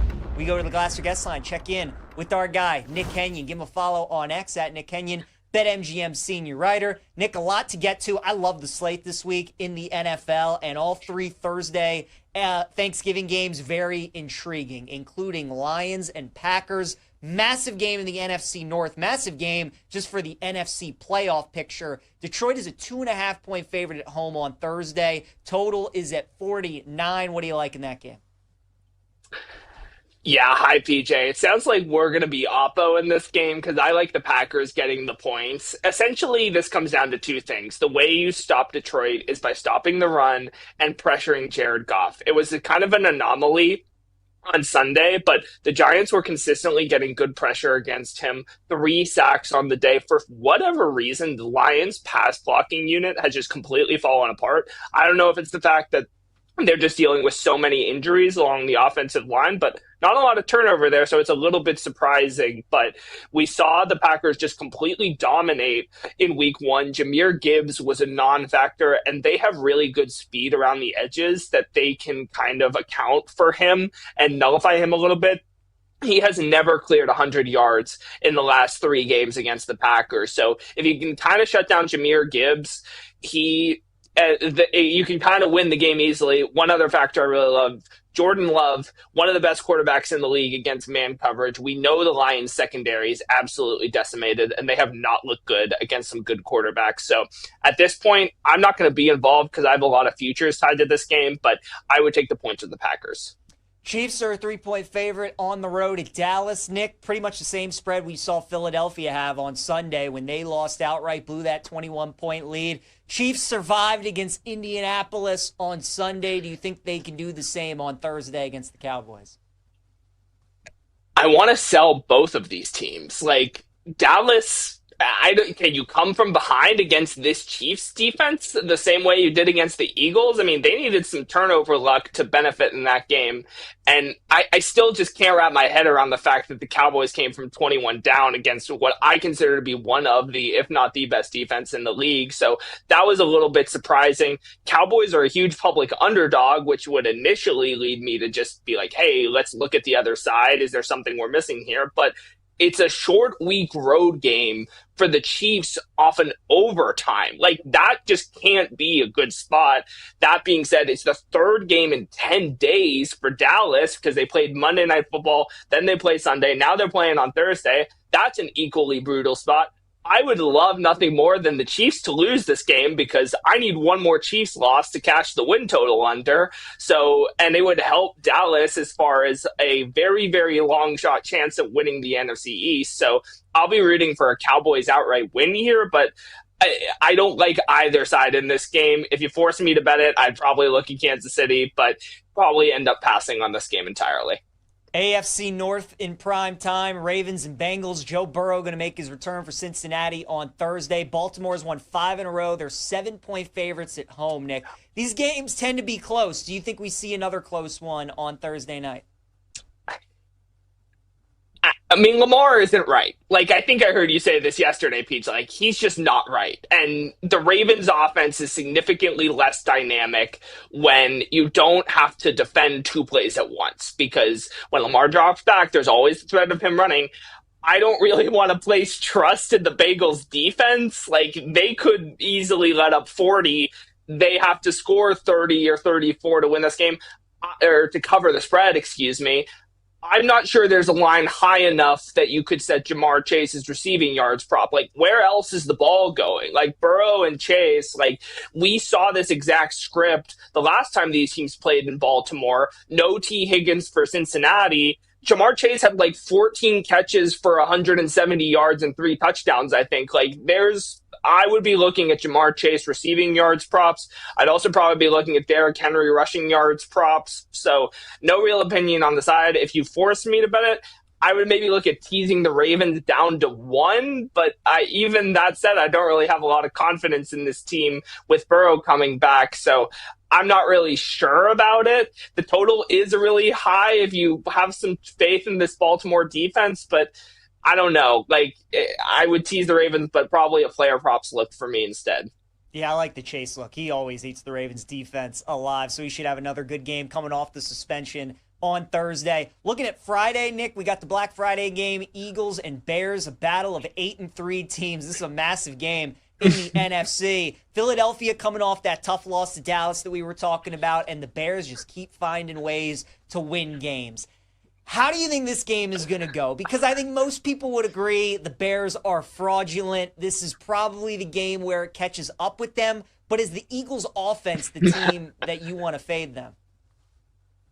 Yeah, sorry, Sean. PJ, you nailed it yesterday. This is either a Bears outright win or they lose by 30. And which of those scenarios is more likely? I think the Eagles can kill them. I talked about this in my game preview that's up on the blog right now. Jalen Hurts just has eviscerated man coverage this season, and the Bears corner room is decimated, and they don't have linebackers, so who's going to spy Jalen Hurts if he wants to take off and run, assuming there's no open man downfield? I just don't know how the Bears defense holds up if they can't force turnovers. They've gone on the road 2 times this season and have not forced a turnover. They allowed 30 to Tyler Huntley, and they allowed 52 to Jared Goff. I know the Eagles are not right offensively, but Jalen Hurts is 19-0 straight up at home against teams that are above 500, and he's winning those games by an average of 12 points per game. If you like the Bears, don't screw around with the points. Just take the money line. If you like the Eagles, lay the points. That's what I did. I think this is the get-right spot off of just bad, crumbling performance in Dallas. The Bears are fraudulent. We know that. So I laid a touchdown with the Eagles at home on Friday. All right, like it. Nick Kenyon, we're talking with him here on Send It In. Give him a follow on X at Nick Kenyon, BetMGM senior writer. Make sure you go check out his stuff. Nick, a couple more games I want to get into as we look at the Sunday slate, and 2 really interesting games. We'll start in the AFC South with the Colts and the Texans. And who thought we would be here with how much is riding on this game? First meeting of the year between these 2 teams, and Indy is up by 2 games. So if the Texans are able to sweep the Colts and they finish with the same record, Houston is live to win that division. Indy is a 4.5-point favorite at home. What are your thoughts on that game? I'm kind of surprised the direction the spread went. This opened at 3.5, and I thought it might go to 3 with the Colts playing off a road overtime game, and you have the Texans looking very good, and they have extended time to prepare for this game. And then it went to 4.5, which makes me question my love of Houston here. They're on a 3-game winning streak. They've beaten teams that, on the whole, I consider to look better than this current version of Indy. And the only concern I can point to is that James Cook just absolutely eviscerated this rush defense. And now they're going up against an even better rushing attack with Jonathan Taylor. So that's the only thing I can point to that would explain this move. I took the under. I got it at 45.5. It's down to 44.5. You're still sitting above one key number, so still don't hate a look at that there. But the Texans defense is one of the best in the league, and they've played just a gauntlet schedule. So I trust them a lot, especially with the Colts offense coming off an extra period. And I think they put some stuff on film as far as the Chiefs defense did, as far as how you can shut down this offense. That being said, I don't trust the Texans offense at all. And I think this is just a good buy low spot on the Colts defense. I thought they looked pretty good against the Chiefs on Sunday. So I think the Texans offense is markedly worse, even if CJ Stroud comes back. So just an underlook for me. If you force me to bet a side, it would be Houston, but probably a pass given it moved against me. Nick, we got about a minute left. I know there's another game you want to talk about, but really quick, I just want a quick thought on Bills and Steelers. Buffalo laying 3.5 on the road. You like your Steelers this week? Anything north of a field goal? What are your thoughts there in about 30 seconds? It's a terrible matchup for Buffalo. Like, the Steelers run the ball really well, the Bills can't stop the run, and Josh Allen does not do very well against man coverage, which the Steelers run a lot. So I kind of like the matchup. I would love another Bills loss just because it bolsters the Patriots division case. But, I mean, if you like the Steelers, take the money line. If you like the Bills, lay the points. Like, I know I've said that a lot today, but I think that it's a good matchup for the Steelers. All right, and then that Panthers-Rams game, I know there's a bet that you really like. What are you taking? We're going deep in the weeds here, PJ. Like, this is the real degeneracy. Panthers first half under 7.5 points. They return home from Monday Night Football on the West Coast, so probably a late morning landing time in Charlotte, and the Rams have an extra day of rest. This is the first time all season Carolina's offense has played a top 5 defense by DVOA. In the first, they played 2 top 10 units. One came at Green Bay, 7 first half points. The other came at Arizona.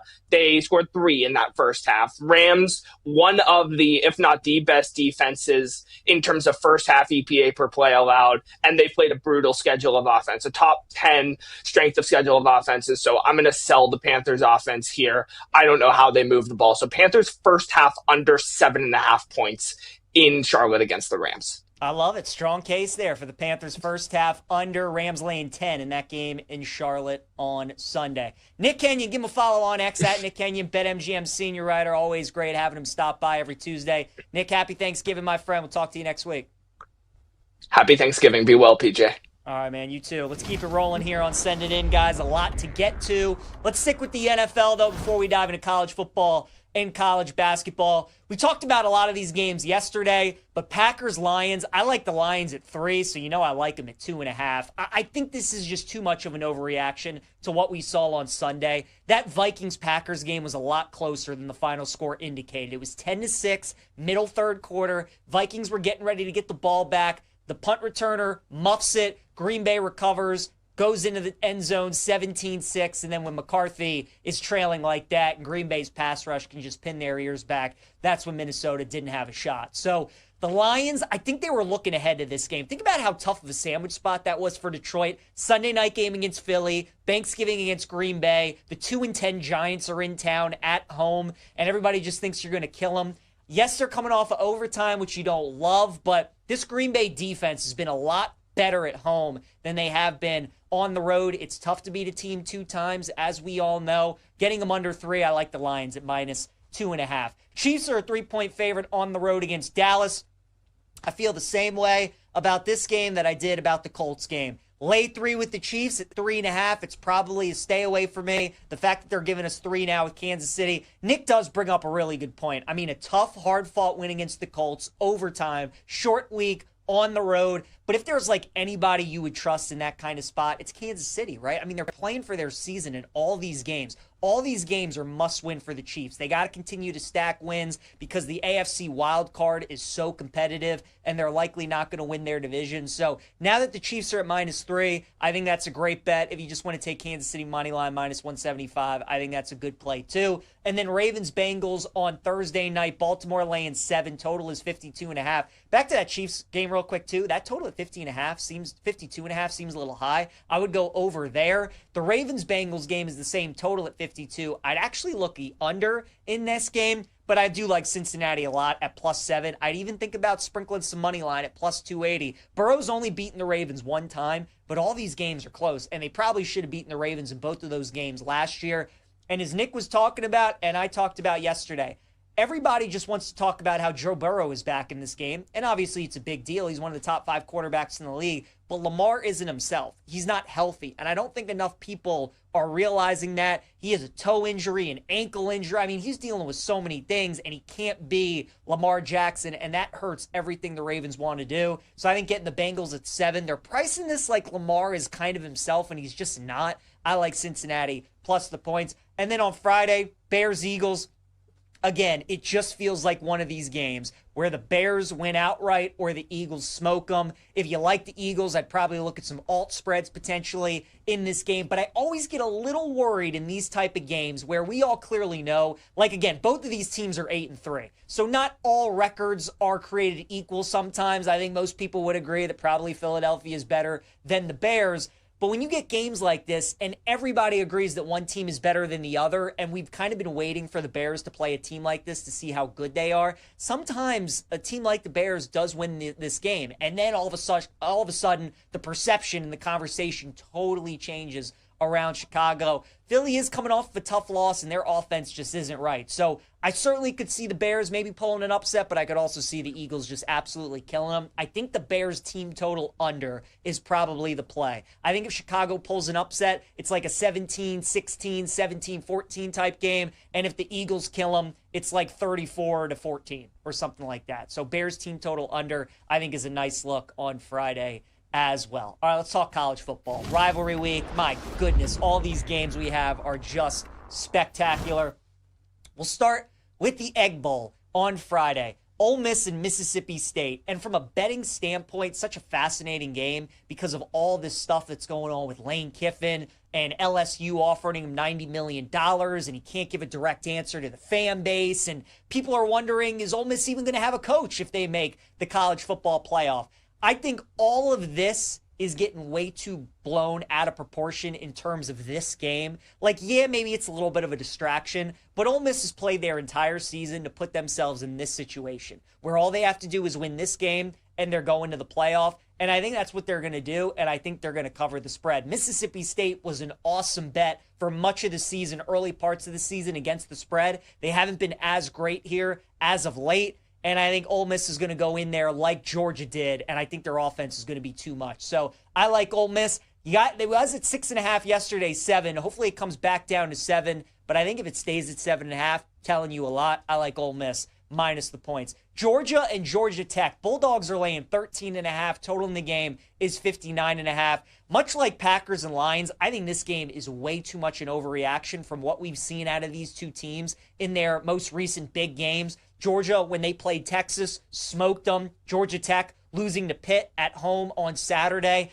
And this line feels like it should be closer to 9.5, 10. Instead, we're getting 13.5. Keep in mind, this game is being played at the NFL Stadium in Atlanta, home of the Falcons, Mercedes-Benz. It's not being played at Georgia Tech. So this is a neutral site game. And Georgia's laying 13.5, which tells me if this game was in Athens, Georgia would be like a 17-point favorite. Does that seem right to you that Georgia would be a 17-point favorite against Georgia Tech? Like, that just doesn't make any sense to me. I think there's a ton of value on Georgia Tech. Brent Key has been awesome as an underdog, and they're not a team that I worry about. Their season's over. They can't go to the ACC championship, that they're just going to roll over and they're going to quit. I think they come to fight, and they play Georgia really tough. So I like Tech plus the points on Friday. And then Texas A&M laying 2.5 at Texas. Total is 51.5.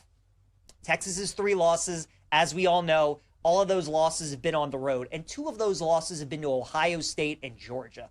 I mean, you can't really blame them for all that. Maybe how they looked in both of those games, you certainly could, but you can't fault them for losing both of those games. The Florida loss certainly wasn't a good one, but they've won all their games at home. They beat Oklahoma and Red River in a neutral site, and now they're back at home against a Texas A&M team that is just begging for a loss at this point. They should have lost the South Carolina game, and I think they're going to lose this one. The whole key to the game is the fact it's in Austin. If this game was in College Station, would want no part of Texas. The fact it's at home in Austin, I think, makes all the difference in the world. I like the Horns plus 2.5 against A&M. What about the game? Michigan, Ohio State, Buckeyes laying 10. Total in the game is 44.5. I think this is going to be a great game to bet live because at some point in this game, Michigan is going to apply pressure on Ohio State. It might be at the start of the game where they force an early turnover and we're all watching and we go, man, here we go again. Ohio State, they're really going to lose to Michigan again. He just can't figure it out. Or maybe it's in the second half when Ohio State has a 14-point lead, 17-point lead, and then all of a sudden Michigan starts to gain some momentum, and it maybe looks like they're going to maybe mount a comeback potentially. So I just want to bet this game live because if Michigan gets off to an early start, we're going to get a nice number on Ohio State, and I'll lay the points. If Ohio State is up in the second half, I want to bet Michigan to come back and make it close. So that's how I would approach the game. When you have a big rivalry like this and one team has been dominating the other and winning these games, it's just never easy for that team to finally break the streak. So I think Ohio State's going to struggle at some point in this game. And I think when they do, there's going to be value on either betting on Ohio State or against Ohio State. What about Miami taking on Pitt? Hurricanes a 6.5-point favorite. Total in the game is 50.5. I kind of feel like Pitt might be a trap here. Like, it just feels too easy with the way that they looked against Georgia Tech. The Canes have not been great on the road this season.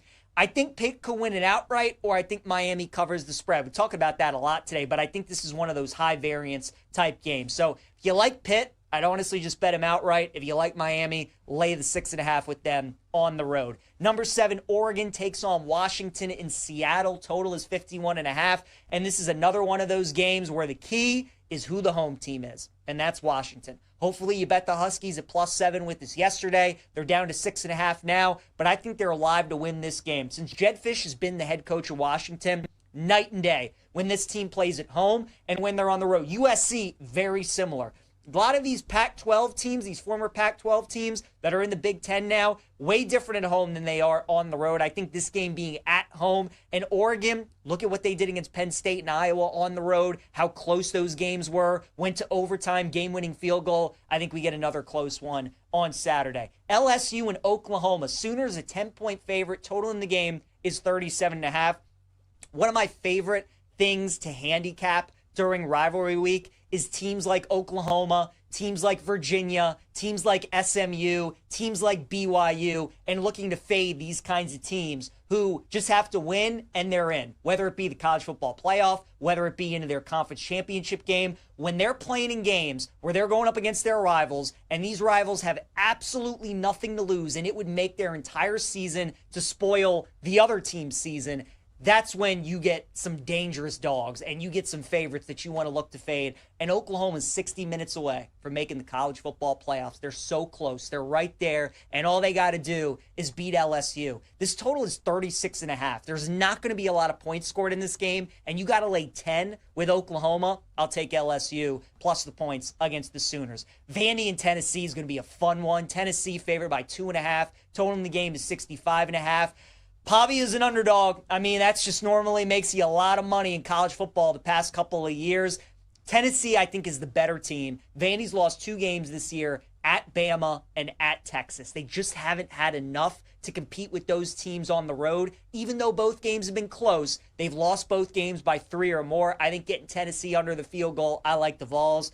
And then finally, the Iron Bowl. Alabama at Auburn. Do you guys know that Bama, when they have been ranked and they've played at Jordan-Hare, they've never lost to Auburn when Auburn's been unranked and Bama's been ranked? It's a crazy stat. And normally, these games are close, right? They come down to the wire. But when Bama's just got a better team than Auburn, they find a way to win. And I do think Bama's going to find a way to win, but 6 is too many points, man, because this game is going to be close like it seemingly always is. Give me Auburn +6 against Bama. All right, a promo from our friends at BetMGM and any sport parlay boost token. BetMGM account holders will receive an any sport parlay boost token. Score a bigger payout if your wager with the parlay boost token hits. Tokens can be used on parlays and same game parlays. Make it legendary at BetMGM. Download the app today and please gamble responsibly. Talk a little college hoops. Let's get into some games today and then talk about the futures market as well.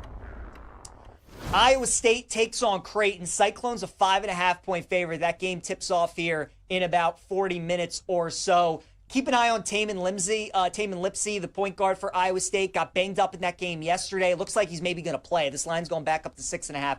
I don't think Creighton's very good. I think Iowa State's a nice money line parlay piece today, so I would look at them to win the game. Also think Kansas is a good money line parlay piece as well, and I'd probably think about laying the 5.5. Syracuse, this is the kind of things you look to fade during feast week. Syracuse nearly pulls the upset off of Houston yesterday. Now they're a dog again, getting another good price at 5.5. But you know how much goes into a game when you have to play Houston, especially when it's an overtime game. Do you know how much energy Syracuse had to exert yesterday? Now they got to play again, less than 24 hours. I like Kansas. I think they win that game. St. John's taking on Baylor. St. John's lost to Bama, lost to Iowa State. This Baylor team isn't really all that great. I'm not super impressed with them. I think St. John's rolls today. I'd lay the 6.5 with them. Tennessee and Houston, this is going to be a fun one. And another one of these games I love to bet when you get these kind of tournament settings where teams have to play every day and every other day. Tennessee blew out Rutgers yesterday. Houston went to overtime with Syracuse. So now people think, maybe Houston's not that good. Maybe Tennessee's really good. When these two teams played last year in the Elite Eight, Houston smoked them. You can't out Houston. And that's the way Tennessee wants to play. I just think it's a bad matchup for the Vols. I like Houston minus 3.5. Michigan and Auburn should be fun today. Michigan 3.5-point favorite at the open. Now they're up to 5.5.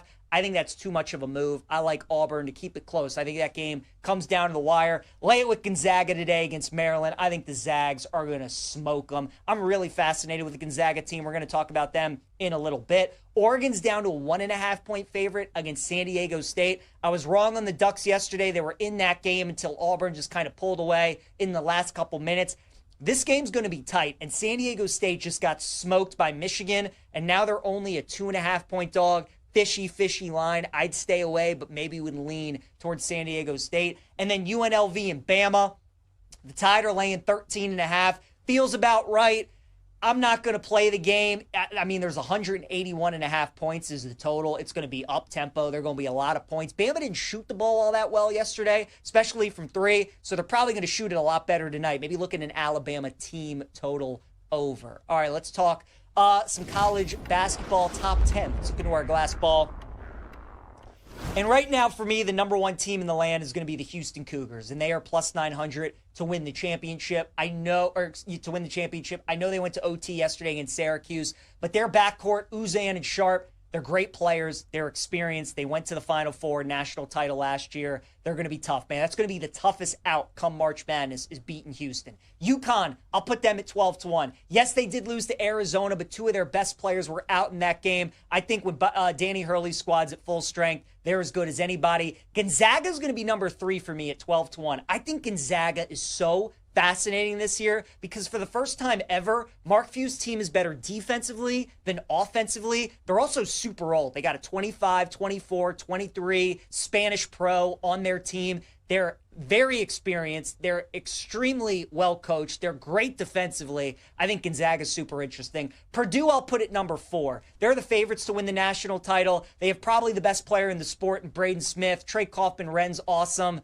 But is Matt Painter finally going to get over the hump? We shall see. Duke, I'll put them at number 5 at 10-1. Duke was better last year than they were this year. Even though Cameron Boozer's awesome, I still have my question marks about Duke's backcourt. Alabama, I'll put them at number 6. LeBaron Fayon is one of the best guards in college basketball. We know they can put up points in bunches. Bama, their struggle this year, and in both of their losses, it's been about rebounding. That's going to be the key for them. Arizona, I'll put them at 7. Zona's got a terrific resume so far. Wins over Florida, UConn, and UCLA. But there's something with Zona that I just feel like is missing. Illinois, I'd buy stock on the Illini now at 18-1. They're going to get better as the season goes on, and their 1-2 punch of Peja's kid, Andrei Stojakovic, and Mirkovic, really good. Louisville, what's interesting about Louisville is that they've played an elite offensive team in Kentucky and defensive team in Cincinnati. When they play a team that has the combo of both, I think they're going to struggle. I'll put them at 9. And then Michigan, I'll put at number 10. Still have my questions about the Michigan backcourt. All right, real quick, let's wrap up the show. Favorite plays of the day. Jacoby Gillespie, Tennessee point guard, had 32 points yesterday against Rutgers. Now he faces Houston and that defense today. So what do you think Houston is going to do to a guy that just dropped 32 yesterday? My guess, probably guard him pretty well. I'll take Jacoby Gillespie under 16.5 points. Auburn plus 5.5 against Michigan is going to be my dog of the day. I think that's too many points. And give me the Johnnies, St. John's minus 6.5 against Baylor. I think Rick Pitino's squad rolls today out in Vegas. Thanks again to Nick Kenyon for joining us. Appreciate you guys tuning in. Have a great rest of your day. Again, final show of the week tomorrow. We're off Thursday and Friday, so we'll see you guys then.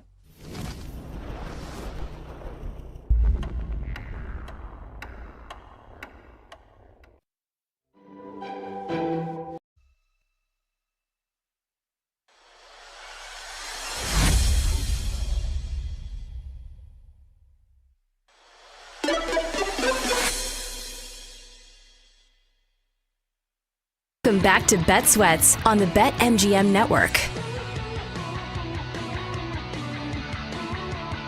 Good things in Starkville make the CFP picture a little bit muddier this weekend with the Egg Bowl being played between Ole Miss and the Mississippi State Bulldogs. We'll get into that in just a moment with Blake Topmeyer, senior national college football columnist for USA Today. Alongside Kate Constable, I'm Chris Mack, in for Joe O and Sammy P this week here on Bet Sweats. Hope you're getting ready to enjoy the Thanksgiving holiday wherever you may be. You know you can always take us with you inside the TuneIn, iHeartRadio, and Odyssey apps. We got you covered all the way up through all the Thanksgiving action and into what should be a stacked college football and NFL weekend as well. But let's start where most of the drama is right now as we all sit on pins and needles, including maybe some of his players, waiting to find out what the hell Lane Kiffin is going to do. We bring in Blake Topmeyer. Follow him on social media at @BTopmeyer. And stay up to date on what exactly is going on with this mess. Blake, good morning. Thank you for joining us. And I guess just get us up to date on what exactly we should expect from Lane Kiffin and the Rebels in the next, say, 72 to 96 hours, next 3 to 4 days. Well, I mean, the only thing to ever expect from Lane Kiffin is probably what you least expect. With Ole Miss, you know, this is a team that's played well under the cloud of distraction for a month now. Now, I do think the level of noise has reached a crescendo in the past several days, and so it becomes a test of, you know, how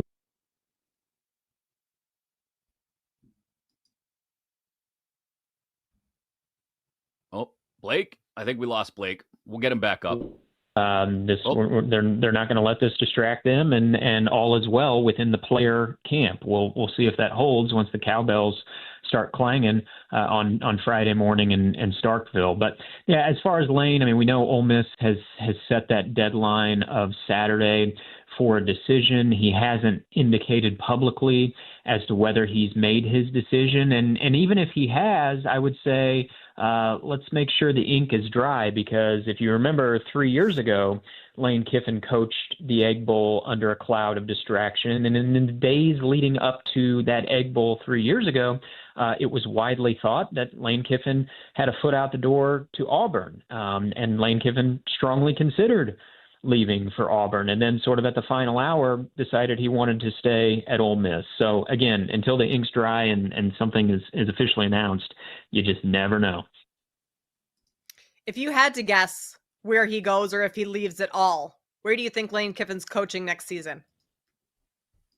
I'd predict LSU. I've been leaning LSU for a few weeks. When this sort of all started, I think I handicapped it maybe as LSU 40% and Ole Miss 35%. And what's my math? That leaves 25% left, I think, for Florida. I would probably bump that number up and increase that for LSU. I still think they're the leader. That's still where I lean. I think either he probably goes to LSU or stays at Ole Miss, but I don't completely rule out Florida. I mean, I think Lane probably looks at this the way a lot of us do. I think LSU is the program with the long-term, probably consistently loftiest ceiling, even though it hasn't been that in the last few years. I think Florida is, from a fit perspective, the best fit for Lane. He'd be the spiritual heir to Steve Spurrier. We know Florida fans, they want to win, but Florida fans also want to be entertained. Lane Kiffin would absolutely be the ideal fit from Florida. And then just from the status quo perspective, he's already proven that he can win at a high level at Ole Miss. And so that could be the thing tugging to keep him there is he said he's happy at Ole Miss. He's had his life going personally as well as he has in a long time. And so it's just a matter of, does he think that happiness can travel and he can elevate his professional success elsewhere? And I think, I would lean toward LSU because I think Lane, like a lot of coaches, looks at the history of that program, not ancient history, but in the last 25 years, 3 coaches have won national championships there. Now, maybe that's old-timey thinking because NIL changed the game, but I still think that's a hard fact for coaches to overlook, is that 3 straight coaches before Brian Kelly won national titles at LSU. Blake, Ole Miss is favored by 7.5 this weekend. I don't know if I'd be willing to lay 7.5 in a game that I don't want to say they just have to win to secure their CFP spot, but they don't have to win pretty in Starkville to secure their CFP spot. A loss, though, on the other side of things, if they were to be upset by the Bulldogs in Starkville this weekend, could create a mess where you'd have Ole Miss at 2 losses, and if Oklahoma and Alabama both win against LSU and Auburn, respectively, you'd have the 3 of them sitting there in the SEC at 2 losses. Right now, it would look like there's a path for all 3 of them to get into the CFP. There's the outside chance that maybe a BYU steals a bid by upsetting Texas Tech in the Big 12 title game, or something else happens with the way the CFP committee shakes things out. Is there a worry that if Ole Miss loses this game, they could slide all the way out of the CFP? I think there absolutely should be a worry. I do not think Ole Miss is a lock if they lose the Egg Bowl, and some would say that the Kiffin drama would influence that. I think that's fair, but I also think from a resume perspective, take the Kiffin element out of it. If Ole Miss loses the Egg Bowl, I think they're vulnerable. We have seen consistently now one of the committee's biggest metrics is they dislike bad losses. This would be a bad loss in the final submission in front of the committee. I know it's a rivalry game. I know the Egg Bowl is wacky, turned upside down sometimes, but still, this would not be a good final submission. It would go down in the bad loss category. And we also have to factor in the possibility of some teams coming up from behind and giving the committee something to think about. You consider this whole dilemma between Notre Dame and Miami. Well, let's say the committee can't have both. If Miami gets to 10-2 and Ole Miss loses the Egg Bowl, you could keep Oklahoma and Alabama in the mix, and you could flip Miami in and flip Ole Miss out. They'd have the same record at 10-2, and the strength of schedule isn't going to look that much different after they play their games on Saturday. Miami would have that win against Notre Dame, and Miami doesn't have a loss that would register probably as bad as the loss to Mississippi State would. So that's one possibility. You also have to factor in the possibility of Vanderbilt winning at Neyland Stadium in a rivalry game against Tennessee. Tennessee comes in 8-3. That would be a good final submission from Vanderbilt that could get them to 10-2. Another possibility of a team that could catch Ole Miss from behind. So, yeah, I think for Ole Miss to be feeling like they are a lock for the playoff, that requires getting to 11-1 and an Egg Bowl win. Blake, looking at the Heisman race right now, kind of a 3-player race, but Fernando Mendoza, the favorite at even money. Does this race come down to potentially the Big Ten championship game and whoever wins that between Indiana and Ohio State? Yeah, I think that will be for I'll say this for Fernando Mendoza. If he plays well in the Big Ten championship game, I think the award is his. If he gets outplayed by Julian Sayin, the Ohio State quarterback, and Ohio State wins, I don't know if that means the award is Sayin's, but I think that gives Sayin a chance at that point. Obviously, Jeremiah Love in the mix as well from Notre Dame, some others sort of down ballot, Diego Pavia, Marcel Reed, Gunnar Stockton. But I do think that whoever plays best in the Big Ten clash between Fernando Mendoza and Julian Sayin probably exits that game as the front runner to win the award. And I particularly think with Mendoza kind of being in that pole position, he's a good performance and an Indiana victory away against Ohio State from winning the award. Blake Topmeyer, senior national college football columnist for USA Today, with us here on Bet Sweats, talking about the college football playoff, the Heisman, and everything that comes down to the next 2 weekends across college football. Let me pivot back to Miami since you brought them up, Blake. I think it's a really interesting thing what the committee has done, saying basically throughout this process, that is the best team in the ACC. can't argue with that really, but they've also got the hardest path to find their way in to the ACC championship game of what I guess we would consider the top 4 teams in that conference. If Miami beats Pitt, but still does not find their way into the ACC championship game, how do you think the committee is prepared to handle Miami? Would they simply look at it and say, okay, well, sorry, didn't win your conference. We won't be seeing you at the CFP. Or are they prepared to make the ACC a 2-bid league? I think Miami would need someone in front of them to lose for the ACC to become a 2-bid league. I don't think they're going to bump someone like an Oklahoma out if Oklahoma wins, or say Alabama if Alabama wins the Iron Bowl. I don't think they're going to bump Alabama out in favor of Miami. So they would need help by a team in front of them losing. And I mean, here's what the committee does every year. The committee ranks the teams the way they want to rank them, however that is. You know, you get a group of individuals in a room, you debate, you bicker, you come to a compromise, and you rank the teams the way you want to rank the teams. And then you find the reasons on the backside to justify your rankings. Maybe for one particular team, that reason is strength of schedule. Maybe for another particular team, it's they don't have any bad losses. Maybe for another particular team, it's that they have a great win. It really doesn't matter. You rank them however you want to rank them, whichever way the mood strikes you.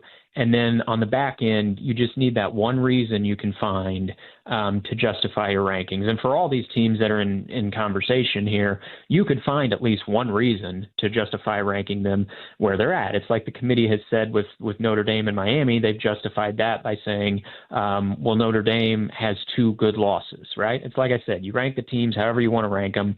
That's what the committee always does. And then they find the rationale on the back end. I'm not saying that's wrong. That's just human nature. That's what they're going to do this year as well. And considering where Miami has been week after week, I do think they need someone to lose in that top 10, and they need to beat Pitt.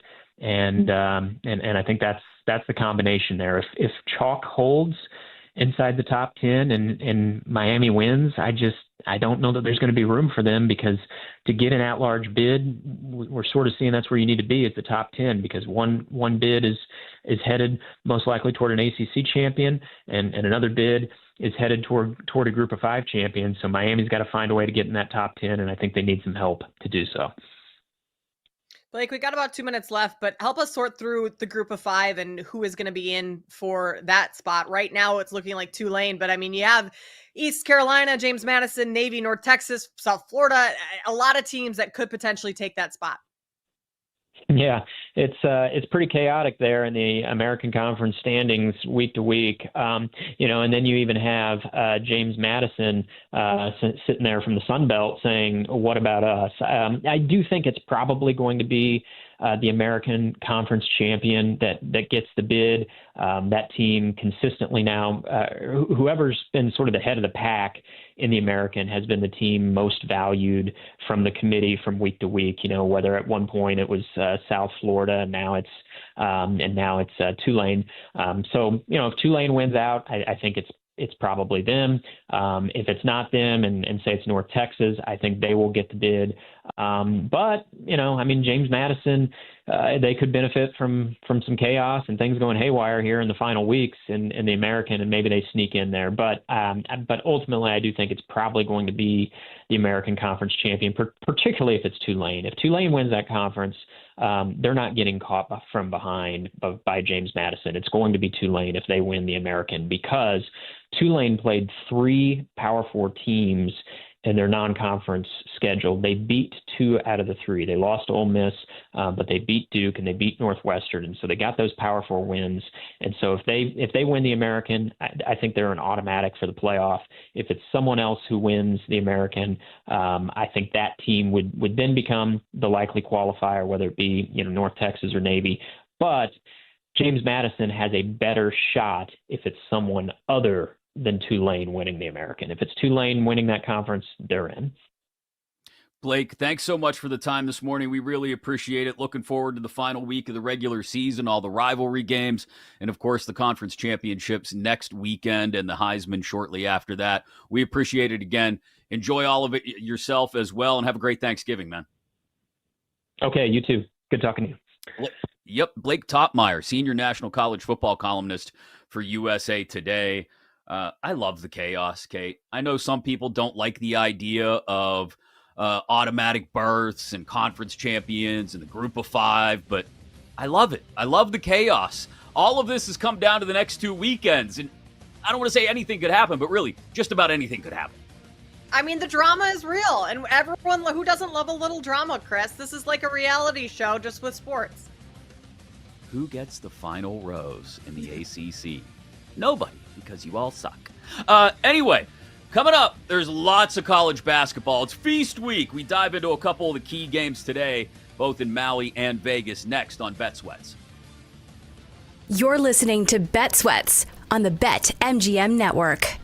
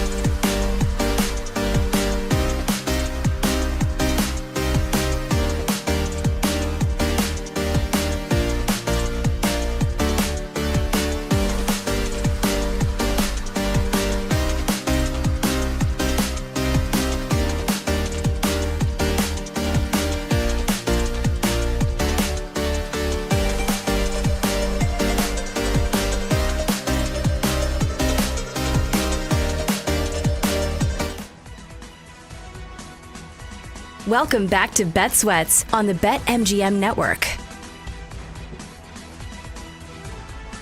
Lightning bets before we wrap up the show here on Bet Sweats. Alongside Kate Constable, I'm Chris Mack here on the BetMGM Network.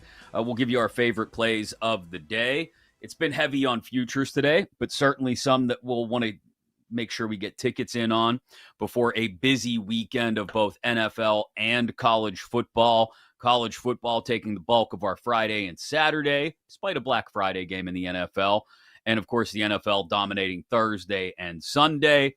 So a full weekend of turkey and stuffing, which we should be eating year-round, we've decided, and football. But there's plenty of basketball, too, including the Maui Invitational and the Players Era Festival out in Las Vegas, Kate, which has attracted so many of the best teams in college basketball and is just wall-to-wall. Started at, I want to say, like 1 p.m. yesterday, and they were playing when I fell asleep on the couch at like 11:30 last night. They were still going. So, and there were lots some of hoops. Really good games yesterday. That's the tournament where there's a payout, right? Like there's a purse, so to speak. Does that go to the players or does that go to the university? Do we know? Is it like the in-season tournament where like the team gets the money? Because I don't know. I mean, in this new era of NIL and paying people, why isn't every team in this tournament? I mean, I'm sure there's a cap, obviously, but every team should want to be in this tournament is probably how I should phrase that, because if it goes to your NIL fund. I got the answer, thanks to the old Google machine and some AI. The Players Era Festival pays players directly through NIL with a guaranteed $1 million minimum given to each participating team, which is then distributed to the players. Additional money split among teams that finish in the top 4. It sounds like it goes to the teams, and then the teams decide how it gets distributed out from there. So just yes by is the answer to both of your questions. Every team is getting $1 million. Like, you don't even have to win it; you just have to play in it. Yep, that's why everybody's there. That's a pretty nice deal. Yeah. Hey, what's an easy way to try to kill the Maui Invitational? Let's do this thing in Vegas at the same time. Yep. But yeah, the Gonzaga-Alabama game was good. This is why I always, I've mentioned this before in the past here on the BetMGM network, whether it was on Bet Sweats or other shows as well. This is why I always have to remind myself to sort of slowly wade into the water at the beginning of any season in any sport, because I felt really good about an under in an early game yesterday and an over in a late game. Neither one of them hit. So, lessons learned. As good as the Gonzaga-Alabama game was, they did not put up the level of offense that I thought they would. So, 0 for 2 on college basketball bets yesterday.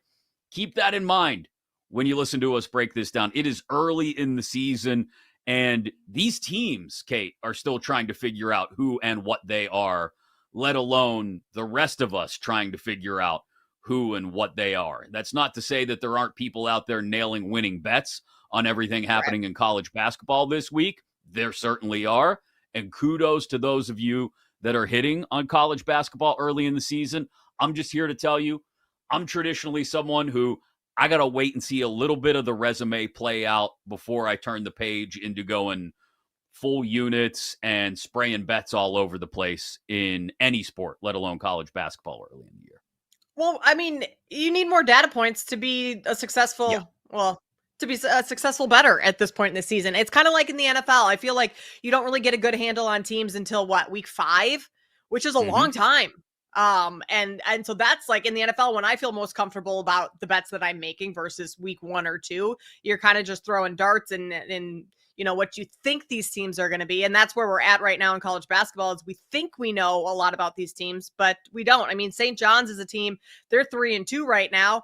I think they have a lot to figure out. They have a lot of talent, but they still have other things to figure out with rotations and defensively, things like that. So I don't think it's as easy as looking at that St. John's Baylor game and saying, okay, well, St. John's is coming off a loss yesterday. They're not going to lose 2 in a row. This is Pitino. He's not going to allow his team to do that. maybe they don't lose, but I think you look at Baylor with the points in that one. Yeah, absolutely. And I'm glad you brought that game up because that was one of the first ones that jumped out to me was St. John's and Baylor this afternoon. I want to say around 5 p.m. Eastern. Tip is 4:30, 5 p.m. Eastern, depending on the games in front of it. Baylor has seen good work from Cameron Carr, the Tennessee transfer. He's been able to score, which has been nice. St. John's has a good set of guards themselves, but it's been inconsistent. I would probably, I just want to make sure I have the most up-to-date line. Yeah, Baylor getting 6.5 feels like a little too much to me. And also the total sitting at 161.5, 162.5. I'm not totally confident in going over on that big a number. I would like to think that both teams are going to score. And so if you ask me for a lean, I would lean over and Baylor. If you held my feet to the fire and forced me to make a bet on this, I think I would probably take Baylor in the points. Yep, I think Baylor in the points is the right way. One that I would certainly look at an under at today is Houston and Tennessee. Like, just hearing those two names, it just screams under. And it is really low. We are looking at 133.5, I think. Yeah, which is, I mean, you're not going to get a whole lot lower than that for most college basketball games. But you look at these two defenses, Houston, number 1 on KenPom, Tennessee, 4 on KenPom. Like, these are just two programs where historically their style of play doesn't change. And because the head coaches haven't changed forever, like, you know how both of these coaches want to play. That's a game that I think you could look at and say, I'm pretty comfortable laying in under there. It's going to be like crawling up and down the floor in this one. That's such a short number, though, because I did look at that. And, you know, your initial reaction when you see Houston is under, and then you see they're playing Tennessee, rematch of that Elite 8 game from last spring. You go, ooh, that's definitely an under. And then you go over and find the number, and it's 133.5. And it is very low. It is very low. So, I mean, the books have priced into account everything that I just said. They're well aware at how slow these teams play, but still, sure. I think the numbers come down too. I think it was 134.5. So maybe you wait closer to tip and see if this comes down any more than look at an over. That could be something to consider. Might be time to zig when everybody else is zagging and take the over on a Houston game, which I would not ordinarily do. But again, we've established the fact that early in the season, at least I tend to put a little too much weight on last year's performance. And maybe that's what we're doing here when we get the number all the way down to 133.5. That's worth keeping an eye on. I think, like you said, closer to tip. I don't think that one goes until close to 6 p.m. Eastern out in Vegas, 3 Pacific there, Tennessee and Houston. But definitely one that'll be another good game to watch, much like Gonzaga and Alabama late last night. Michigan, Auburn, I think, is one to keep an eye on as well. But that's got a pretty big total on it, 162.5. And I would tend to lean under. I think both of these teams are going to want to try and play some defense. And 162.5 just feels like too big a number to me with these two teams matching up against each other. Michigan and Auburn, both coming off of nice wins in non-conference play, but Tahad Pettiford has not shot as well over the last couple of games. And then on the other side for Michigan, Elliot Cadeau has more turnovers than assists in his last 3 games. So maybe just some sloppy early season performance leads to what I think could be an under on a pretty big number, something in the low to mid 160s. So again, if I had a lean and you put my feet to the fire, I would probably take Michigan Auburn under the 162.5 that it's sitting at right now. That's around an 8:30, 9 o'clock Eastern tip. How much do you take into account the fact that Auburn played earlier yesterday? Michigan played the game after Auburn. Like, does that factor in at all that maybe Auburn is a little bit more rested, had a little bit more time off their legs before this game started? That's or a good question. These are college kids. They're great athletes. Well, in 2 hours they are college kids. They are great athletes, but I think especially early in the season, it's fair to question conditioning on both sides and just what Right. your legs look like, especially late in games. That's another reason maybe to lean under on this one between Michigan and Auburn. Do we get some sloppy shooting? I think that especially from the outside. Yeah, you know what? You've talked me into Michigan Auburn under. You didn't actually talk me into it. I talked myself into it, and I'll probably end up regretting it later. But yeah, Michigan Auburn under the 162.5 is probably one I'll include on today's card as well. But plenty of college hoops to be played throughout the day. Any other games that jump off the card at you? We haven't talked about Iowa State and Creighton. That's Yeah. I mean, Iowa State, a top 25 team. Obviously, they just beat St. John's yesterday.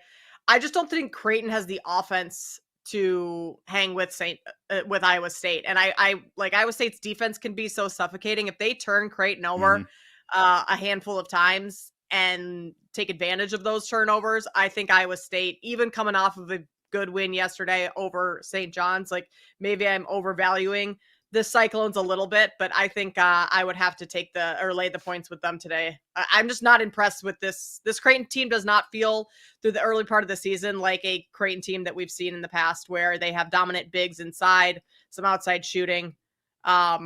We just haven't quite seen that. Yeah, I'm trying to see if what the other numbers may be out there. Shop it around just a little bit. Yeah, it's 6.5 to 7.5 in some spots. I don't know KenPom has if I Iowa can come. State winning by 8. See, I get what you're saying about Iowa State, and they've got the ability to play both ends of the floor really well. I just don't know if I'm comfortable laying more than 6 this early in the season. I think I'd stay away from Iowa State and Creighton. I totally understand your logic and why KenPom may have it as an 8-point game. I think I'd stay away from that one, maybe as much because Iowa State burned me yesterday as anything else, but I don't think I can get to 6.5. And like I said, 7 in a spot or two, 7.5 in another spot. So I'll stay away from Iowa State Creighton, but plenty of good basketball on the schedule today. I think more importantly, we've got to figure out how we get the stuffing and bread lobby involved in Washington, D.C., and start marketing stuffing as a year-round side dish, Kate. I brought this up earlier. It's really a travesty of justice that stuffing doesn't get the respect it's due outside of the 1-month window between Thanksgiving and Christmas. Like, I don't know how we get it year-round. Like, do we need to get an influencer program going? Like, all the girls on Instagram and TikTok just start eating stuffing. We pay some of them to, like that could be a marketing ploy. We get everyone on the network. Costos talking about stuffing. Joe and Sammy P talking about stuffing. Like we just need more word of mouth that stuffing needs to be a year-round thing, I think. Why is Stovetop not all over this? I mean, why are they not pushing stuffing year-round? I feel like I shouldn't be the one doing this. That's a great, I mean, even Pepperidge Farm needs to step it up a little bit, right? Like somebody, all these brands, you have an opportunity right in front of you to start selling. Maybe they are selling more stuffing than we think they are, Chris. Although I think if you ask most people to eat stuffing, yeah, they're content with their current market share of Thanksgiving sides. Stovetop's like, yeah, you know what, we're good. We're good. We like the on-off cycle of the stuffing consumption in the United States. Maybe that would be the one thing that you think would be the easiest thing to like mass produce is stuffing. Oh yeah. Right? Yeah. I mean, what are we talking about? Stale bread. That's what we're talking about. Stale bread. Maybe people aren't letting their bread go bad these days. Are you a homemade mashed potato or a boxed mashed potato guy? So this is a funny story. I'm glad you bring this up. I have nothing to do with anything that goes on in the kitchen on Thanksgiving Day other than sneaking deviled eggs before they're officially placed on the platter. I'll crush like 5 of those things before my wife even notices that they're gone. But a couple years ago, when we transitioned the Thanksgiving tradition from my late mother-in-law's house to my sister-in-law's house, my sister-in-law tasked my wife with being the mashed potato person. Like, can you please make a certain amount of mashed potatoes? Well, my wife found at the store these mashed potatoes that are absolutely incredible. A friend of ours brought them to a Friendsgiving probably like 3, 4, or 5 years ago. And so she just started going out and getting those and wasn't totally forthcoming about the fact that she didn't make the homemade mashed potatoes, but no one noticed and no one cared because they were that good. So I would have in the past said, no, they got to be homemade mashed potatoes. No, no more. I will take whatever these store-bought mashed potatoes are every single day of the week, just like I'll take stuffing every single season of the year. So a long answer to a very short question. Any kind of potatoes. Lightning bets next here on Bet Sweats. You're listening to Bet Sweats on the BetMGM Network.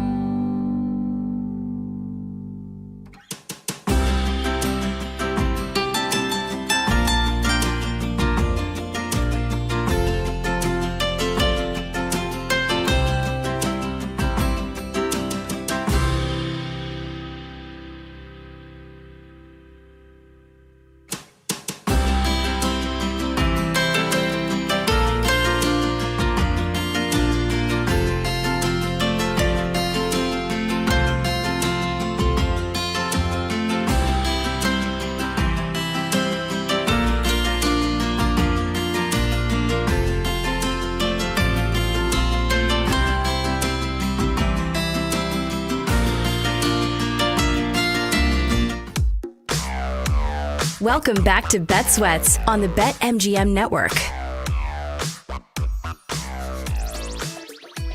Thanks as always for joining us live coast to coast on the BetMGM Network for Bet Sweats every weekday 9 a.m. to noon Eastern. In for Joe Ostrowski and Sam Panayotovich, I'm Chris Mack alongside Kate Constable. Don't forget, if you missed anything, you can always rewind inside your Odyssey app or just get it in podcast form. Search for Bet Sweats wherever you get your audio, including inside the TuneIn, iHeartRadio, and Odyssey apps. Lightning bets in just a moment. Our favorite plays of the day.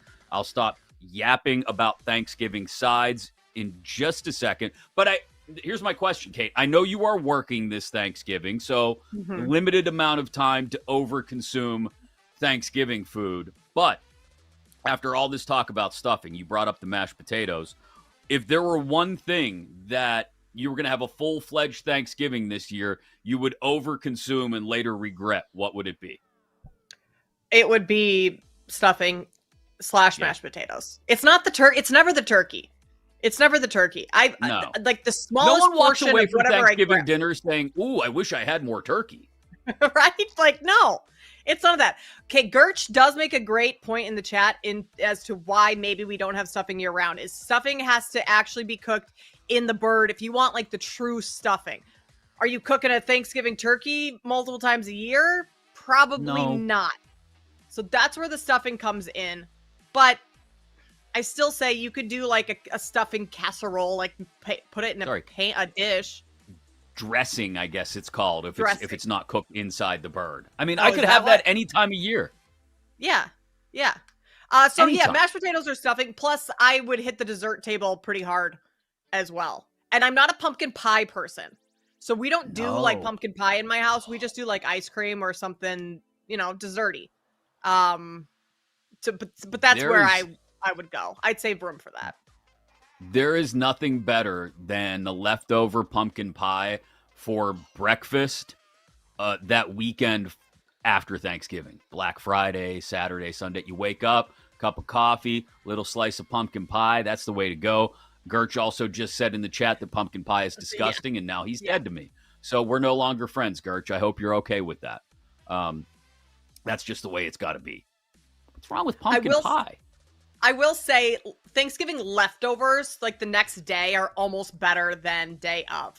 Like, I love Thanksgiving leftovers. And you can, you take a dinner roll and you put some turkey and mashed potatoes and corn like on it, and you make like the sandwich. Like that's phenomenal. Yeah. I love that almost more than like actual day of Thanksgiving. Or just, rip off one of the leftover turkey legs and just walk around like a Viking eating a turkey leg in your house. Exactly. I'm a huge fan of that as well. My wife, not as big a fan. But all right, let's get to lightning bets, our favorite plays of the day. And it is a busy day between NBA in-season tournament games tonight in Philly and LA. We're not talking about the game in Washington because if a tree falls in the forest and no one is there to see it or hear it, does it really fall? We've got NFL futures that we talked plenty about today, even some college football futures with the final 2 weeks ahead of us, and of course, college hoops as well. Kate, I'll let you get us started. Yeah, I'm going to start in the NBA. I'm going to go James Harden over his points prop, 24.5. He's the entire offense for this Clippers team. Like, I don't care what anyone says. It's James Harden is running the show for the Clippers right now. He's coming off of his second worst performance in the month of November, and we're at the end of it. 19 points, Chris, second worst performance against the Cavs on Sunday. I think this 24.5, he's averaging almost 28 points per game. I think Harden in a tournament, in-season tournament game against rival Lakers, I think Harden can get the job done. Over in the NFL, we talked about this and briefly, we really didn't touch on it a ton, but the Lions being at home on Thanksgiving, only 2.5-point favorites against the Packers. I know this is a divisional game. It means a lot. But I mean, I would argue that this Lions team is better than the Packers right now. I trust them more on both sides of the ball. So I'm going to lay the 2.5 with Detroit. I think if anything, this goes to 3. I don't think we dip much lower than 2.5. So I will grab the under field goal while I can get it. And then kind of piling on top of that, I'm going to take the Green Bay Packers to miss the playoffs at plus 350 right now. I think they obviously lose to the Lions this weekend. The rest of their schedule, pretty tough. A lot of divisional matchups. I think plus 350 for Green Bay, even at 7-3 right now, 7-3-1 rather. I think they could miss the playoffs altogether. So those are my three lightning bets for this afternoon. All right. Yeah, I just have so many questions about the Packers, not just Thursday, but the rest of the season. Josh Jacobs, I think, was limited yesterday. Not sure how much of a practice they'll have today. And then tomorrow, obviously, they head to Detroit for Thursday's game. I'll start in the NFL then, since that's where you finished. And a couple of those futures we talked about, just based on the way the schedule stacks up for the Indianapolis Colts and the Houston Texans, in particular, the fact that they still play each other twice. And, the Colts still have 2 games left against the Jags as well. At 7-1, with the Texans having the easiest of the remaining schedule between those 3 teams, Indy, Jacksonville, and Houston, I'm going to lay a little something on Houston to win the AFC North and just see if that defense with C.J. Stroud hopefully getting right for the stretch run here is able to carry them through not just Jacksonville, but past Indy, down 2 games in the standings. But like we said, both games still remaining head-to-head against Indy. I'm also going to put just a little bit on something for Buffalo to miss the playoffs. We talked about this earlier a good bit as well. It's entirely possible, given their inconsistencies, especially on the road, the Bills could not only lose to the Steelers this weekend, but could end up 9-8. And maybe based on some tiebreakers, that's enough to get them in as the 7 seed. But given all those inconsistencies, I've got to put just a little something on Buffalo to miss right now based on the price at plus 550. I'll pivot to college football. We talked about the Heisman race. We had Blake Topmeyer on earlier. He said, as long as Fernando Mendoza doesn't look bad against Ohio State in the Big Ten championship game, it should be his.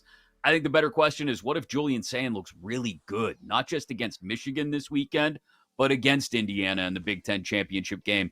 And with that number out to 4-1, I'm going to go with Julian Sayin just as a little bit of a hedge against the Jeremiah Love ticket I got in this summer, and then watch Mendoza win it, and I'll lose all the bets. Also, Ole Miss to miss the playoff at plus 450. Again, talking with Blake Topmeyer, it's not a wild idea that if Ole Miss loses the Egg Bowl to Mississippi State, especially given all the distractions around Lane Kiffin and given what else may happen with not just Bama, not just Oklahoma, Vanderbilt going to Knoxville to play Tennessee. You've got Miami going to Pittsburgh to play Pitt. There's a possibility because of their schedule and what would be an ugly loss to Mississippi State that Ole Miss could fall out of the CFP. So plus 450, yeah, we'll put a little something on that. And then I'll wrap up with hoops.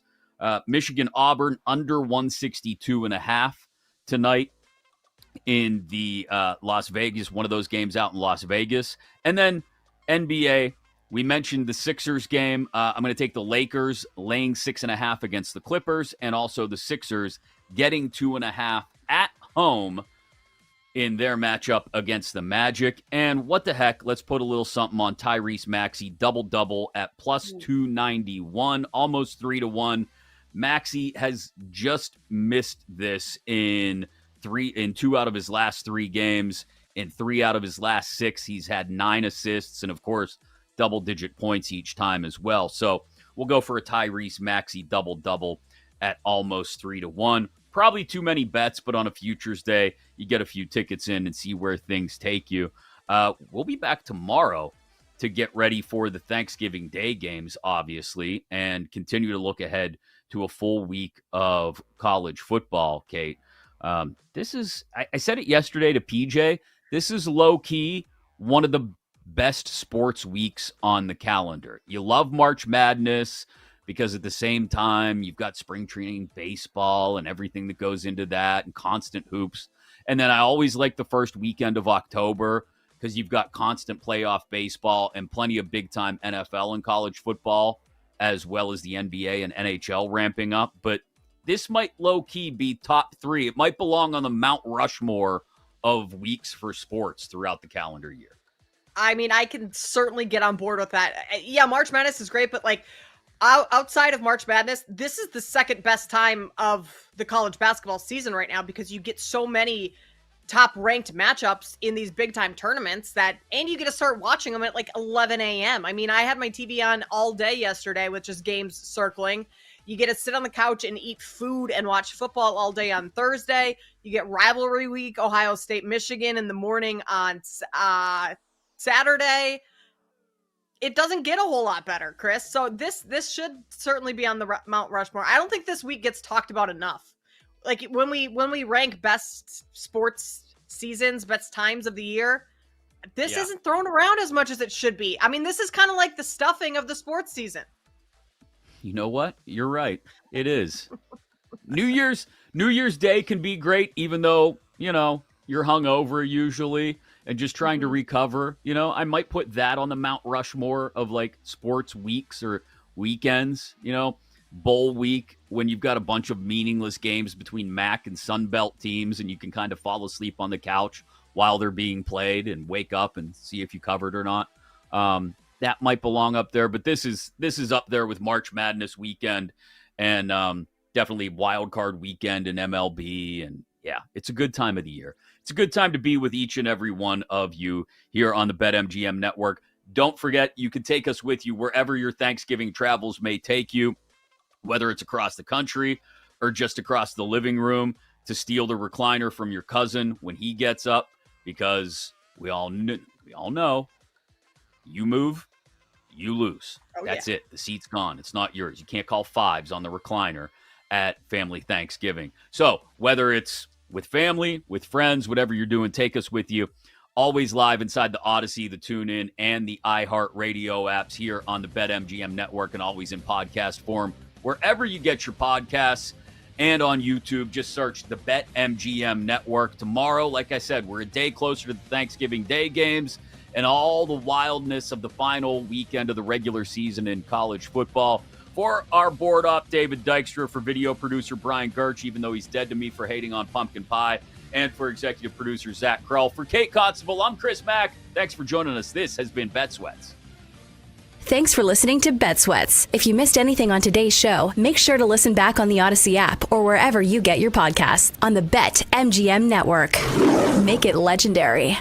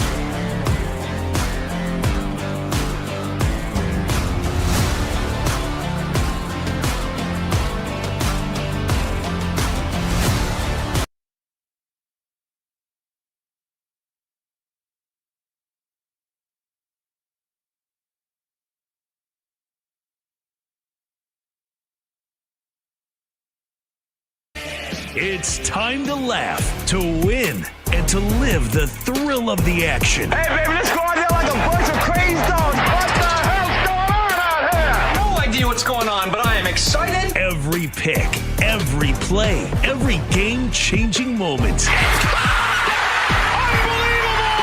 This is You Better You Bet on the BetMGM Network.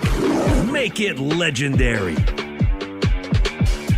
Oh, baby, we are so back. Welcome in, ladies and gentlemen. You Better You Bet is live on the BetMGM Network. No, you are not losing your minds. I am not a slightly less attractive version of Femi or Nick or anybody else. My name is Rob Brown, and it is a pleasure to be with you for exactly and precisely 60 minutes of sports talk chaos beginning right this very second. Happy to join you, happy to fill in for the boys as we run through 60 minutes of whatever we decide is worth talking about live in Greenville, South Carolina, and recovering because for some reason, this guy right here decided that the best way to spend the last weekend before we enter the holiday season was to fly down to New Orleans, Louisiana and watch a Saints-Falcons game. And I got to tell you, I think I'd rather probably hit myself in the face with a brick than sit through another 3.5 hours of NFC South football. Ladies and gentlemen, we are going to talk quite a bit of NFL football over the next 60 minutes. We're going to talk a little bit here in just mere moments from right now about last night's Monday Night Football game, because I don't know what the Carolina Panthers are. I don't know what they are. A week after they put up 425 through the air and go off last night, they get 3 turnovers in the first half and get what I believe a field goal off of it altogether. Asinine is the only word I can describe. I have to say, and I want to talk about the team itself, but have y'all ever gone through a moment where you've gone from I'm in on a dude to I'm out on a dude just that fast? Because I think it happened to me last night, and it's not Bryce Young that I am talking about, and I will get to him just a minute, and we're going to have the same conversation about the 49ers too, because the flip back to Brock Purdy, I didn't understand it. And for those of you that were about to tweet me at the Rob Brown Show, yes, I will shamelessly self-promote. It's what I'm here for. That, hey, Rob, no one should lose their job to injury. Yeah, they should. If somebody comes in and does a better job, this is the National Football League. All right? This isn't your local plumber or exterminator. This is the NFL. If somebody comes in and is better than you, it's their job. At least that's how I would handle. But we'll come back to Brock Purdy and Mac Jones here in just a minute. I'd like to focus in for just a brief minute on Dave Canales, the head coach of the Carolina Panthers. Because for those of you that don't know me, I'm here in Greenville, South Carolina. I've hosted a local show in this market for coming up on 6 years now, and I have covered extensively the aforementioned NFC South squad. And I have to say, I've given a lot of leeway, a lot of runway to Dave Canales, to Dan Morgan, the general manager. In fact, I've even gone so far, I shudder the thought of forgiving a lot of what Dave Tepper, the owner of this club, has done over the past couple of years, because I thought maybe they finally got it right. Maybe they figured it out. And that's not to say it's a good football team, but I really thought this was a team on an upward trajectory. And last night that kind of came to a head, because all they had to do was go beat the San Francisco 49ers, perhaps the most banged up football team in the NFL so far this season. All they had to do was beat that team. And for the first time in, 217 years, the Carolina Panthers would have had a grip, a sole grip by themselves atop the NFC South. And they didn't get it done. And they didn't get it done despite the fact that Brock Purdy gave them 3 turnovers in the first half of the game. And honestly, It could have been 4. And McCaffrey fumbled a ball that San Francisco was very lucky to get back, or it could have been 5. The problem is that talking about the Carolina Panthers, I don't know if it would have mattered if it was 5 turnovers, if they would have gotten all of them. I don't think that it would have mattered because the offense last night was a joke. But I'd like to dial in specifically on one fact. There was the touchdown that we saw that wasn't for Carolina. Bryce Young, they run a little bootleg back out to the right. BY's got a blocker, one defender in the flat. And instead of sprinting to the pylon and just tapping it on the way by, BY throws a IDK ball into the back of the end zone that is picked off, and that comes off the board. Now, that, to me, is one of 2 things. It's either A, a quarterback who doesn't know ball. And I know Bryce Young knows ball. I watched him at his time at the University of Alabama. He knows ball. We saw games out of Bryce Young like we saw last week. He knows ball. So the only other thing to me that can be, unless it was just an egregious mistake, which I acknowledge the possibility of, the only other thing that I could think that was poor coaching. Well, somebody was in his head telling him, force that throw. Now, that hasn't been Dave Canales in my ever so humble yet frequently correct opinion. So I started thinking, where else am I missing something here? What other factors should I be taking into this to decide where to assign blame for what went wrong last night in what should have been a massive victory for Carolina? And then I look at the fact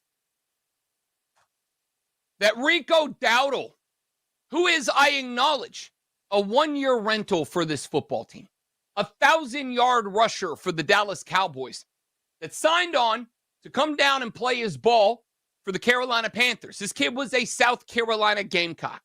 No, I'm not saying that Rico Dowdle would have stayed with this team beyond this year. What I'm saying is the guy is bag hunting right now, and he's running as hard, he's running as well as he's ever run in his career. He is 28 years old. We know that by and large, NFL running backs hit their expiration date at 30, which he would hit at this point next season, meaning if I'm Rico Dowdle, I'm looking at this season as likely my last season to just go off on the stat book and get the bag. And so Rico has been performing. And even if Rico's not at his best, because Rico has been performing, Chuba Hubbard, who was very good for this football team last year, coming off of an injury, should be relatively fresh. And yet, for whatever reason, in multiple spots last night, when Carolina got in goal-to-go situations, this team completely forgot their identity. This team completely forgot who and what they were. And I put that on Dave Canales, who is the de facto offensive coordinator for this squad as well. I cannot understand. I've said this on this network. I used to host a Saturday show along with Cody Decker. I fill in on BetMGM tonight with great regularity. Occasionally, I get the absolute fortune to sit in on this show. And I've said this on every radio show I've ever hosted on or guested on. I do not understand what goes through the head of a head coach or a coordinator or hell, sometimes even players. When something is working and it is working well, why randomly, when the pressure is on because that thing has worked, why do we stop doing that thing? Why, if Rico Dowdle, since Chuba Hubbard's injury, was working, why are we getting away from that? If the two-back rotation, when Chuba Hubbard came back, was working, why do we get away from that? And I understand that last week Bryce Young had the best game of his NFL career. I get it. I understand it.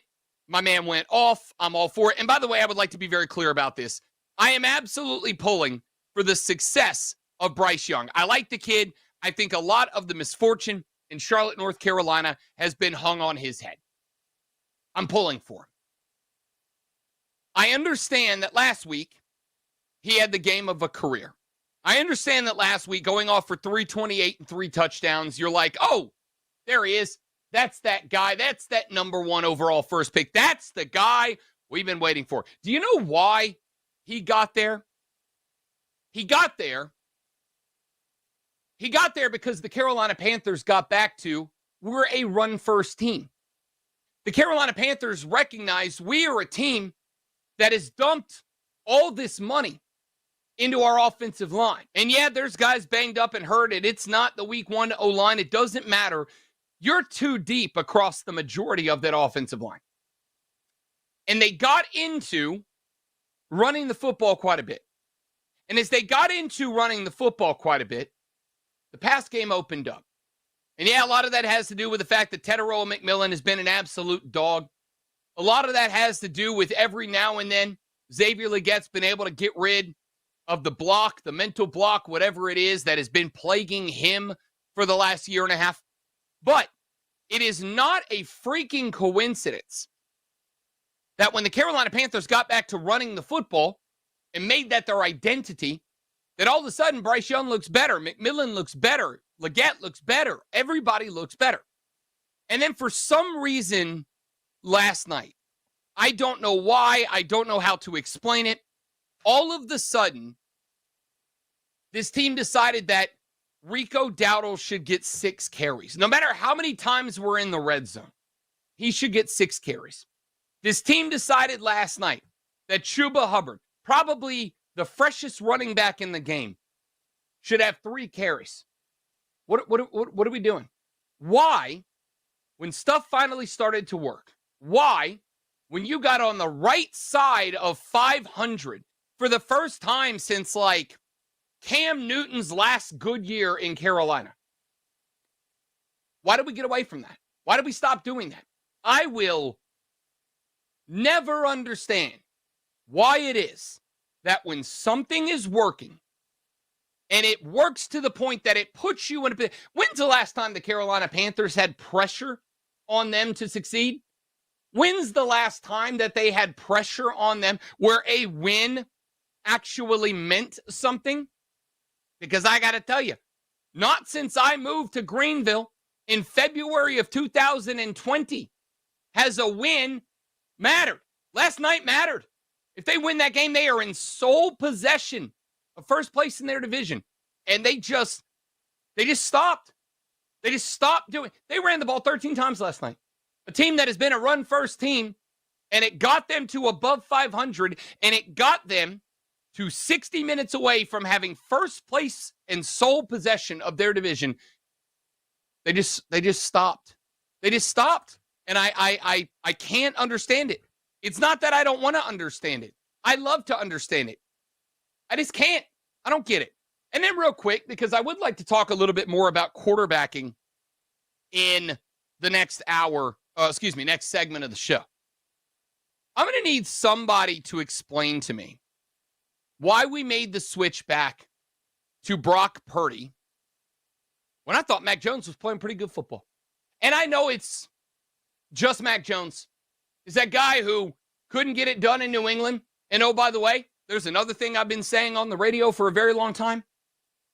And that is, y'all, as football fans, as fanalists, whatever you want to call yourself, y'all have got to stop putting all of the blame for the failure of a young franchise quarterback on the franchise quarterback and start putting some of that blame on the franchise. What, like, why? Like, why can we not put blame for the failure of a young quarterback on the franchise, especially this year? What's Danny Dimes doing right now? What's Baker Mayfield doing right now? What's Sam Darnold doing right now? There are plenty of guys out there that illustrate that if the franchise isn't a bunch of morons, then maybe that quarterback can succeed a little bit. Mac Jones might be one of those guys, y'all. because he was in New England at a point in time where New England was absolutely spiraling. They sent him to Jacksonville. Jacksonville has been, for the past decade, a dumpster fire inside of a slightly larger dumpster fire. And now we're screwing that all up. He comes to San Francisco. He takes over after Brock Purdy goes down. And Mac Jones was playing pretty good football. And then all of a sudden, despite the fact that he had won, 4 out of the last 5, you're just going to yank the guy and go back to a guy who hadn't played in 6 weeks to throw 3 picks and should have lost you the game against a competent team? Somebody needs to explain it to me, because nobody has yet. Take a break. When we come back, let's talk about quarterbacking around the NFL, because it is chaos right now. I am Rob Brown in for Nick and Femi, and happy to be here on You Better You Bet in the BetMGM Network. We'll be right back with You Better You Bet on the BetMGM Network. Make it legendary.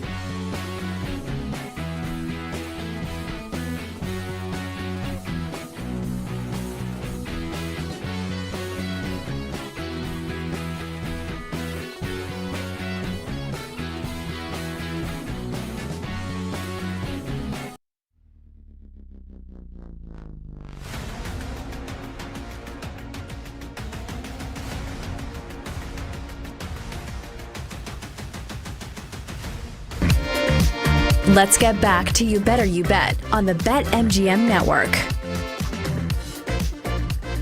Hello, you beautiful people. Welcome back, You Better You Bet, here on the BetMGM Network. I am Rob Brown, filling in for Nick and Femi. Great to be with all of you. Hey, if you don't mind, toss me a follow on your social, at The Rob Brown Show. I'd love to have you. 30 seconds, put me on the clock. Stop with the Christmas music. It's too early. Is Thanksgiving might be the most disrespected holiday, and I'm tired of it, frankly, to be honest with you. Like, Thanksgiving deserves more respect than we give. And the fact that, whether it's because you like the food angle of it, of course I do, I'm a fat guy, or if you appreciate the sentimentality behind it, which I do, can we stop with the absolute disrespect of just like skipping over Thanksgiving? All right? I have had Christmas music pumped into my ear. I was in New Orleans, as I mentioned, this past weekend. Like, half the shops in that city are decorated for Christmas. It is November 25th. We are a month away. My man Mike in the chat came up during the break, and I think he set a rule, which I think we can all compromise on. I think we can all shake hands and meet in the middle, a little kumbaya moment, a little come to Jesus meeting about it, if you will. When Santa shows up at the end of the Macy's Day Thanksgiving Day Parade, that's our moment, all right? That's when you can start your Christmas music. So those of you that love it, those of you like, apparently, my guy Nick Costas, who I love and admire, who would be playing Christmas music in like October if given the opportunity, y'all can have it on Thanksgiving Day. We'll even give it to you on Thanksgiving Day. But for those of us that are like, yo, can Thanksgiving have its moment? Like, there's an option there.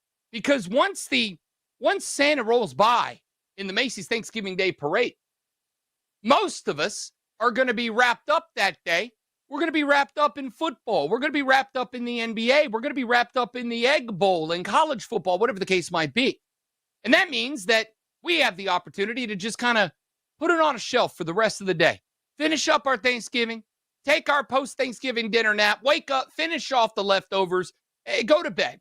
But if you love it, you can go sit out in your car in the driveway and listen to your jingle bells and enjoy. Can we all compromise, ladies and gentlemen, that when Santa comes by on the Thanksgiving Day Parade, as soon as we see Santa, now is acceptable Christmas musicking time. If we can all get together, I think that is maybe one issue of a very polarized country that we might be able to solve right here on this show today.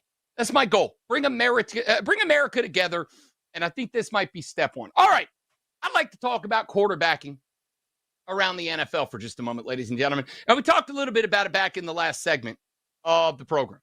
And there were two things that I brought up specifically that I think start the conversation.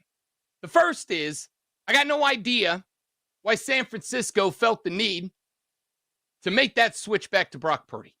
Now, I have been in the camp, and I have found that I am in a minority on this, and I'm okay with that. I found that I'm in a minority in that. I think Brock Purdy's fine. I think Brock Purdy's fine. Do I think he is this elite quarterback? Do I think he's at the top of the league? Do I believe that he's one of the greats? Do I believe we're going to be talking about Brock Purdy decades down the line like we are Patrick Mahomes? No, I don't. I think he's fine. I think he is the recipient of having played for the last handful of years under a fantastic head coach who understands quarterbacks, and B, being surrounded by incredible skill position talent, by guys like Debo, by guys like McCaffrey, by guys like Kittle, et cetera, et cetera, et cetera. And I think that's been a fantastic setup for Brock Purdy. Mac Jones stepped into Brock Purdy's position when Brock got hurt a few weeks ago. And Mac Jones has been pretty damn good. He's been pretty good.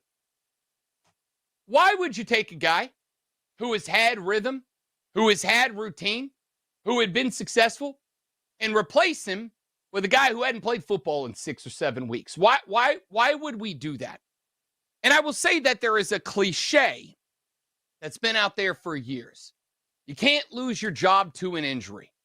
To that I say, bull crap. Yeah, you can.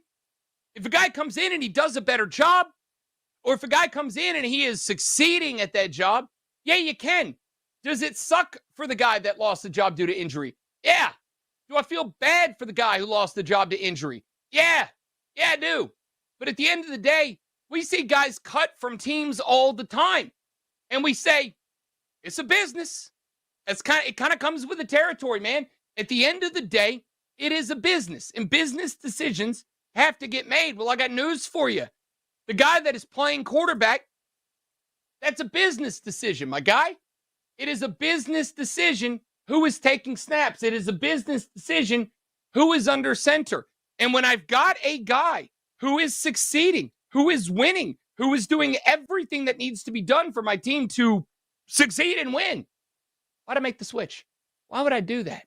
All right, there's a few more stories that I want out there. Rumor going around right now that Joey B is on his way back for the Cincinnati Bengals, that Joe Burrow is on his way back. I have a question. Should he be on his way back? Should Joe Burrow get back under center? And I got to tell you, if I'm Joey B, the answer's not just no, but hell no, my dudes. I'm out. I don't want to go back. Now, it's not because the 3-8 Cincinnati Bengals are not a playoff team this year. I don't think that is going to shock anybody to find out. It is because there is a reason that Joey Burrow has missed as many games as Joey Burrow has missed the last couple of years. It's because the offensive line for the Cincinnati Bengals is the equivalent of 5 subway turnstiles, but 3 of them are stuck. They don't work. It's just not good. I respect the competitor angle of it, right? Like, I get it. At the end of the day, Joey B's a competitor, and he wants to win, and no matter what it takes to win, he's going to go out there and do it. And I get that. But see, Joey B, I'd like you to be a competitor for a long time. And if you go play behind that offensive line again, you won't be. Hell, if you go play behind that offensive line in week 13, you might not be able to go out there, play, and win in week 18 of this year. You might go right back to the IR. And every time that you get dinged up, you become more likely to get dinged up worse down the line. These things tend to compound over time. And it's not like you've had a slew. And you might go, wait a minute, Rob. Turf toe is kind of a random injury, right? Like, it can happen to anybody. Yeah, but it turns out, and this may or may not shock you, when I've done the scientific research, people, you can trust me on this. You're much more likely to get turf toe if you are running away from an entire defense that has been unblocked and is trying to murder you in the backfield than if you're just running around in a clean pocket trying to find a guy. Like, you're just more likely to get injured that way. And that's what keeps happening to this guy. If I was Joe Burrow, who has to know, and maybe I'm alone in this thought too, the current iteration of the Cincinnati Bengals are cooked, right? Like, T. Higgins is gone, Jamar Chase is gone. Everybody who's anybody on that team, I have to assume at this point, is gone at the end of this year. They already wanted to be gone last year. I am convinced, I don't have the proof of this, but I'm already convinced the only reason that those guys are still on this squad is because Joe Burrow had to have begged them to be, right? Like, hey, guys, we're putting up historic numbers. Come back and let's do it one more time. Like, let's give this thing a run. And what they did not account for, because how could they? I think this offseason, all of us had one assumption about the Cincinnati Bengals, and it would be that they would invest in the offensive line so that Joe Burrow didn't literally die on the football field. And they would invest in the defense under a defensively minded head coach. They did not do either of those things. In fact, not only did they not invest in the defense, they were this close to letting their best and only consistent defensive player stay on the team. Like, they were ready to let the guy go. I don't know what the game plan was here, man. Like, I don't get what the Bengals were attempting to do in this spot. So they didn't invest. Joey Burrow, listen to me, my guy. All right? Don't do this. You know what I feel like? You know how in those in those movies there's that guy and like he loses all his investments on the stock market and he's standing on the ledge of the big tall building and there's a cop down at the bottom and he's got a megaphone and he's yelling up and he's like, "Don't jump! There's so much to live for! People love you!" I feel like that right now for Joey B. I'm like, don't jump. And by jump, I mean play for the Bengals anymore. Like, don't do it. You want out. There's going to be teams willing to throw a treasure trove at the Cincinnati Bengals to get you. Let them do that. Don't do it. I'm screaming at you with a megaphone, Joe B. Don't jump. It's not worth it. That's what I feel like I'm at right now. Baker Mayfield likely to miss some time from what I understand. We are still waiting on a definitive. I saw Schefter report not too long ago that he's got a sprained ligament in the throwing shoulder, which we saw while the Buccaneers were getting it handed to them by the Rams Sunday night. I don't know what to make of that team, man. The Tampa Bay Buccaneers, who, because the Panthers can't stop slamming their own genitalia in the door, do still have sole possession of first place in the NFC South. Baker Mayfield is the reason why. And by the way, remember earlier when I had the take and I had the thought, maybe we should start putting the blame for the failure of franchise quarterbacks on the franchise, not on the quarterbacks? Baker Mayfield. You don't think the Cleveland Browns have been watching this kid like, oh, we feel really... Well, he left there, and he went to a dumpster fire, and then he left that dumpster fire. He went to the Rams for one game. One game. He had 2 days of practice and one game with the Rams. And what did Sean McVay do? Sean McVay made Baker Mayfield look like a stinking, like a miracle in that game. And then he goes down to Tampa, and he picks up after Tom Brady when everybody thought everything was over. He shows up to Tampa, and Tampa's won the division like a lot of times in a row because of Baker Mayfield. If this cat's going to sit down for a while, the Bucs still might win this division because everybody else in that division stinks. Like, the best thing in the world, if that team was in any other division, the loss of Baker Mayfield for even 2 weeks would probably doom them. But for whatever reason, it doesn't in the NFC. Well, whatever reason is the whole division stinks, but you get it. Carolina had a chance to get it done last night, and they didn't do it. There is one more quarterback that I would like to talk about, and that is the quarterback of the other team that we just talked about, the LA Rams. Guys, I'm calling the shot. Matt Stafford's got to be the MVP of the league right now, right? Like, it's not a discussion anymore for me. In 8 games, Matt Stafford has 25 passing touchdowns and 0 interceptions. It is the longest string of tutties without a pick in the history of the NFL. 8 games, 25 tutties, 0 picks. And the best part is, Devontae Adams is old. Puka Nacua is the best they got. They got rid of Cooper Kupp last year. Like, this is a Rams team that I thought, all right, this is the year they take the step back. This is the year that everything that they've been doing for some time, this is the year they take this. It's got to be, right? Like, it's got to be the year they take the step back. And instead, Matt Stafford's got them at 9-2. Instead, this Rams team is going to win a division that the Seahawks have been playing good football. They're 8-3. That the 49ers, despite all the injuries, have been playing good football. Behind Matt Jones, just to refresh your memory there. And the Rams are winning that division because Matt Stafford's a dog. Like, he's got to be the MVP. Who else are we putting on that pedestal right now? Like, maybe you could say Baker Mayfield would go on that pedestal pre-injury, but the Bucs are 6-5. They're a game above 500 right now. Who else? Caleb Williams, I really like what he's doing with Chicago right now. I wish I would have taken the ticket that I taught myself out of taking for the Bears to win that division. I got scared. I jumped off. But everything I thought about Caleb Williams was right. Turns out that guy might be him. What else? Who else are we giving that thing to, man? It's incredible right now what that guy's doing.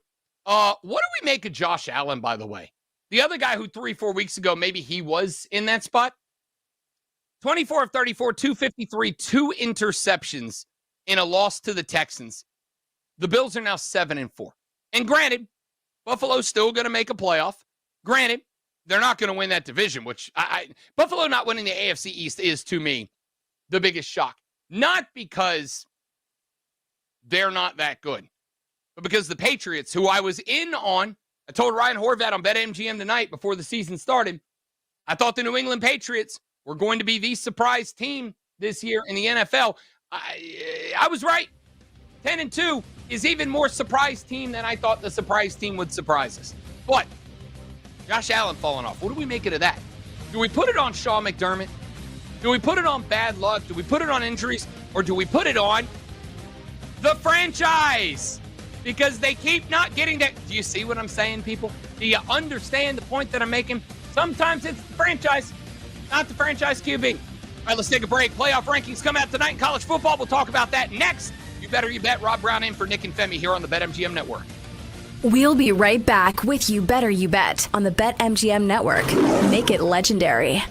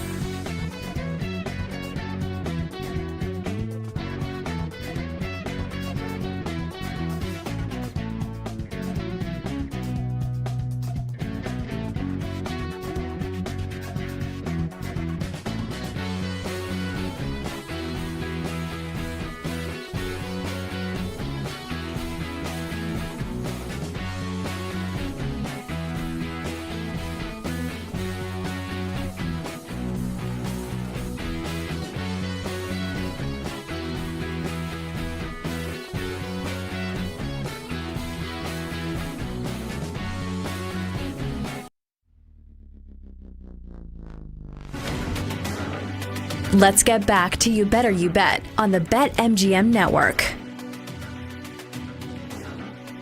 You better you bet here on the BetMGM Network, as that lovely young announcer lady just said to you. I am Rob Brown, not Nick or Femi, but Nick will be with you here in the next hour, carrying you all the way up till the end of the show.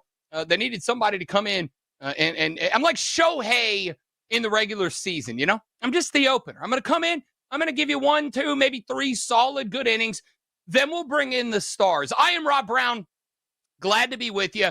The college football playoff rankings will drop this evening after another week of football. Obviously, this weekend passed a bit of a, not a totally dead weekend, but a bit of a dead weekend because it is rivalry weekend, people, if you're a college football fan, as I am growing up in the Deep South. It is the best weekend of the football calendar. Could not be more excited about it. And I'm very interested to see what we're going to get out of the playoff rankings tonight and what that is going to mean for the college football schedule coming up this Saturday.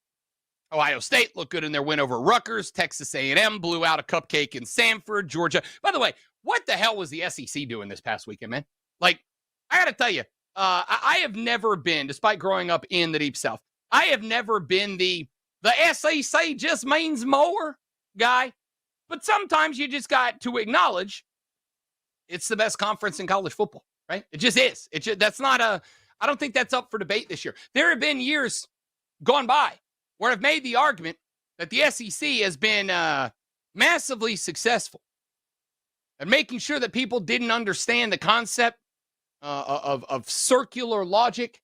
That is to say, if all the teams start in the top 25 without any proof that they are some of the best 25 teams in America, then of course, all of their schedules are going to look like they're the best schedules in college football because they all play a bunch of top 25 teams. I think this year it's become pretty obvious that it's the best conference in college football. The teams that are either playoff bound or look like they're in the mix. I would look at Texas A&M, blew out a cupcake. Georgia blew out a cupcake. Oklahoma, one of the few teams that actually faced an opponent in the penultimate week of the regular season, 17-6 winners over Mizzou. Of course, Mizzou did get Bo Pribula back, which was nice, but not the same Mizzou they were a number of weeks ago. John Mateer, by the way, one of the most interesting stories in college football. We'll circle back around to that. Alabama blew out a cupcake. Vanderbilt blew out Kentucky. Good. I'm glad to see it. I actually really like this Vanderbilt Commodore team. Is there room for them to climb back into the playoffs? We'll find out. Tennessee blew out Florida. I don't think they're in the playoffs. I don't think they're a playoff team, but they'll be fighting, kicking, and scratching to the end of the season. And I guess good for Auburn putting up 62, but whatever. The playoff rankings, as they dropped last week, outside of the discussion, outside of the debate about the rankings of Miami, about Notre Dame, about Alabama, I didn't really have a big problem with them overall. The ACC should, because it's looking progressively more like the ACC might be a one-bid team. They might just get their champ in, which is we talked in the last hour or last segment about Buffalo maybe being the biggest disappointment in the NFL. And I know there's a lot of other teams that are in the mix, but I really think Buffalo might be. I think the ACC at large might be the biggest disappointment in college football. I know a lot of you are going to argue it's Penn State, and I get that because Penn State's fall this year is going to be studied by historians for years to come. But I think the ACC at large, because I really thought the ACC was going to surprise some people this year. I'm not, for the record, I'm not a believer in Mario Cristobal. I'm just not. I think Mario Cristobal at Miami is probably the absolute illustration of punching yourself in your own genitalia until you get in your own way enough that you're knocked out of the way. But I thought Miami under Carson Beck would be a good enough team this year. Georgia Tech, they lost to Pitt. And listen, Pat Narduzzi at Pitt, this is a team that I think Narduzzi knew his back was kind of against the wall. Narduzzi's a guy the players love. I've been going to ACC Media Days every year for the past 5 years, and I will tell you, Pat Narduzzi is one of the most entertaining guys I think the players love him. I think his staff loves him. And I think with his back against the wall, Pitt was ready to fight. There's still no reason for Georgia Tech to do what Georgia Tech did this past weekend and find a way not just to lose to Pitt, but to get Georgia Tech cost themselves a playoff spot this past weekend. Virginia, 9-2. Pleasant surprise, Tony Elliott and the Virginia Cavaliers. I really like Tony Elliott. Used to coach at Clemson. He was the offensive coordinator there back when Clemson was good, because they're not anymore, obviously. But really like Tony Elliott. Really nice guy. That loss to Wake Forest, I think, is going to haunt Virginia and Tony Elliott, because I don't think they're going to get in. And outside of that, like, you were hoping for a pushback from Florida State. You didn't get it. Clemson was one of the most bet on national championship winners this year. They had to fight to get bowl eligible. The ACC, I really thought, was going to be a conference that was capable of getting 3 bids this year. Instead, it looks like they're going to get just their champion in, and I don't know what to make of that. So, knowing what we know about the college football playoff rankings from last year, or from last week, and knowing what we know about the upcoming schedule for rivalry weekend, there's a lot that's really interesting. The Lane Kiffin story, in and of itself, would make number 6 Ole Miss taking on Mississippi State in the Egg Bowl on Friday. That would make that a very interesting game, enough as it is. We've got rumors that Lane Kiffin was given an ultimatum. You've got to let us know what your plans are before the Egg Bowl. My first reaction to that, my first thought about that was, what if he doesn't, right? What if Lane calls Ole Miss and he's like, hey, guys, give me a week now that the season's over. Or let me get to the SEC championship game before I decide. Or let me get to the playoffs before I decide what I'm going to do. What is Ole Miss going to do? Hey, if you don't tell us you're in, you're out. No, he's the best thing that's ever happened to you.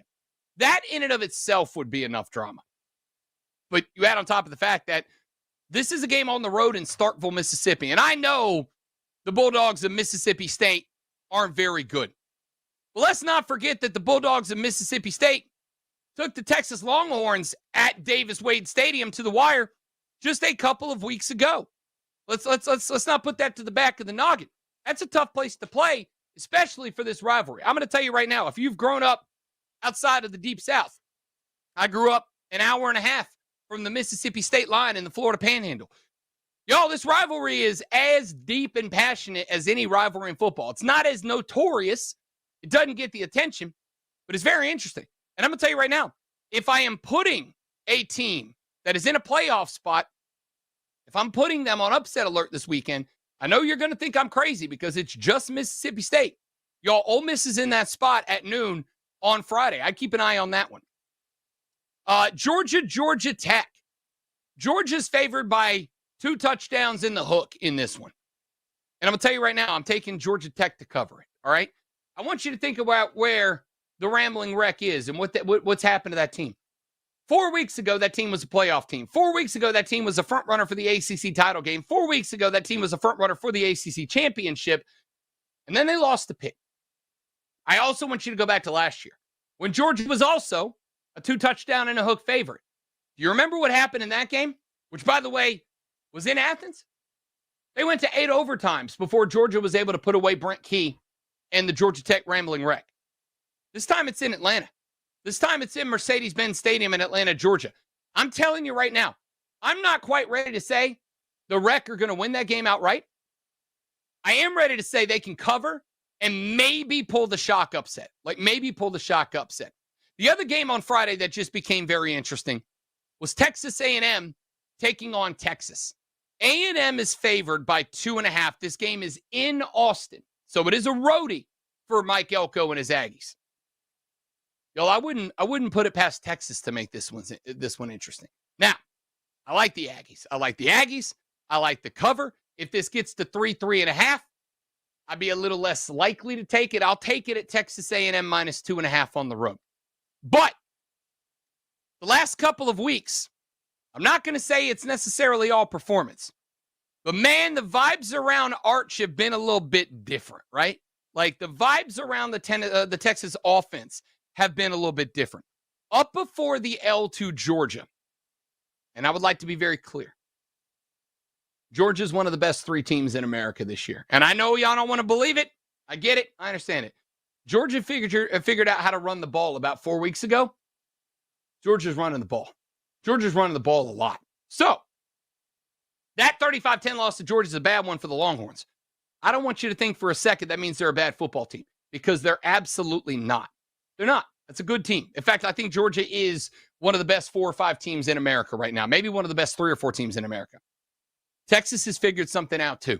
And the fact that they drilled Arkansas this past weekend. And granted, you should.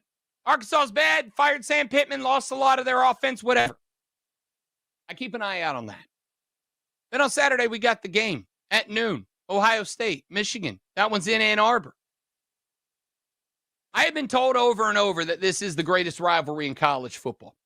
I don't necessarily know that I agree or disagree.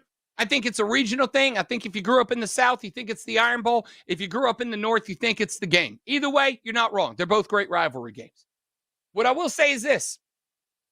We've seen bad teams win it. We've seen good teams lose it.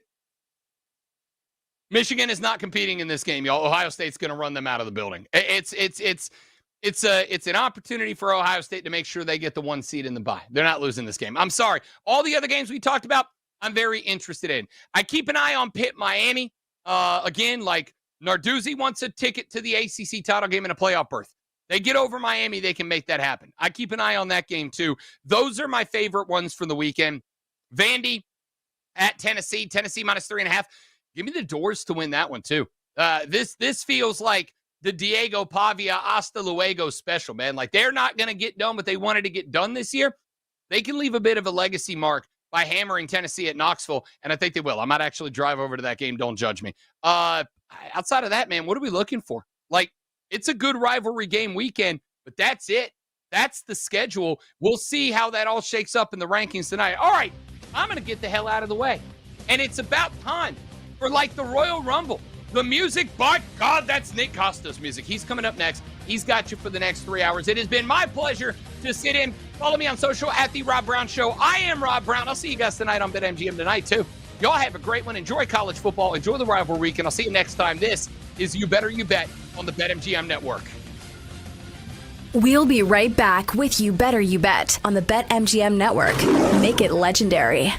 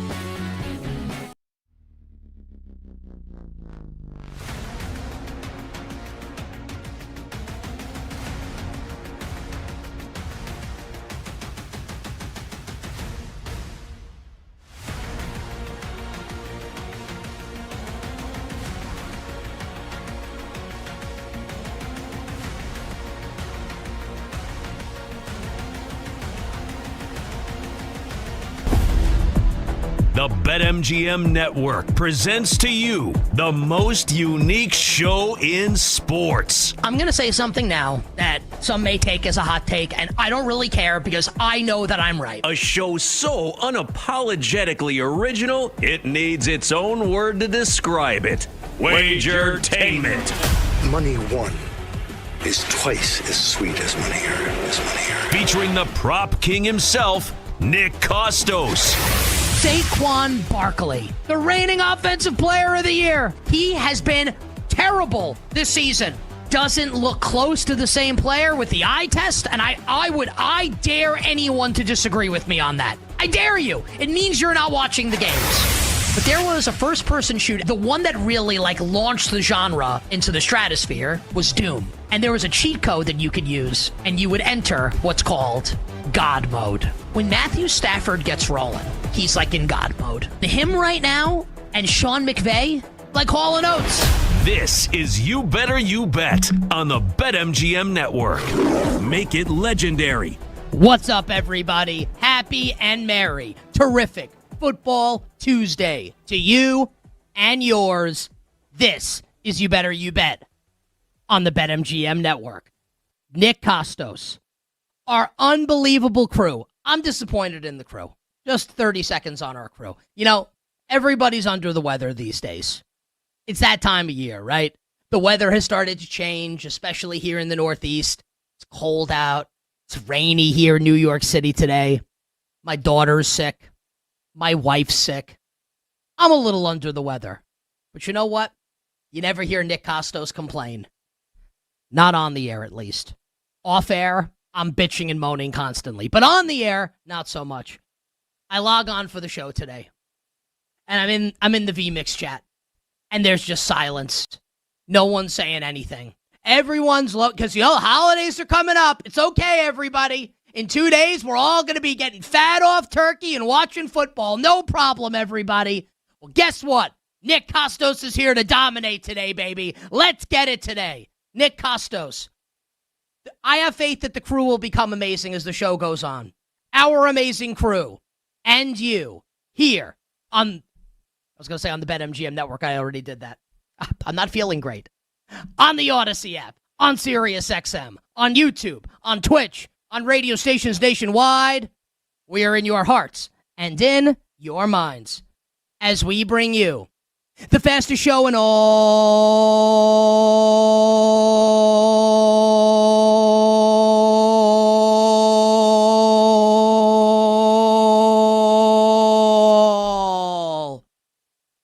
of Wagertainment.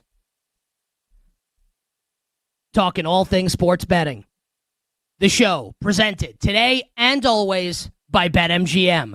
Make it legendary by downloading the BetMGM app and visiting BetMGM.com.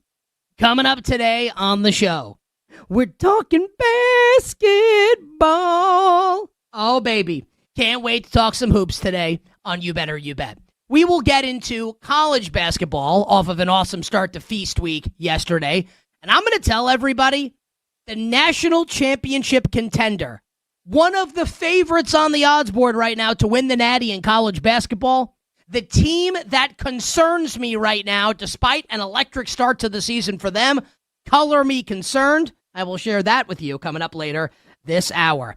And with the NBA's Eastern Conference being absolutely ridiculously wide open, and we got a couple front runners at the top of the Eastern Conference right now, I'm going to tell everybody, the Eastern Conference Titans right now that I believe are frauds as far as an 82-game regular season and a postseason go. So we will get to the NBA, college basketball. We will talk basketball, a little hoop, later here on You Better You Bet.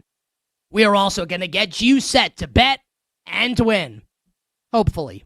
No guarantees there. If you read the fine print, no guarantees there.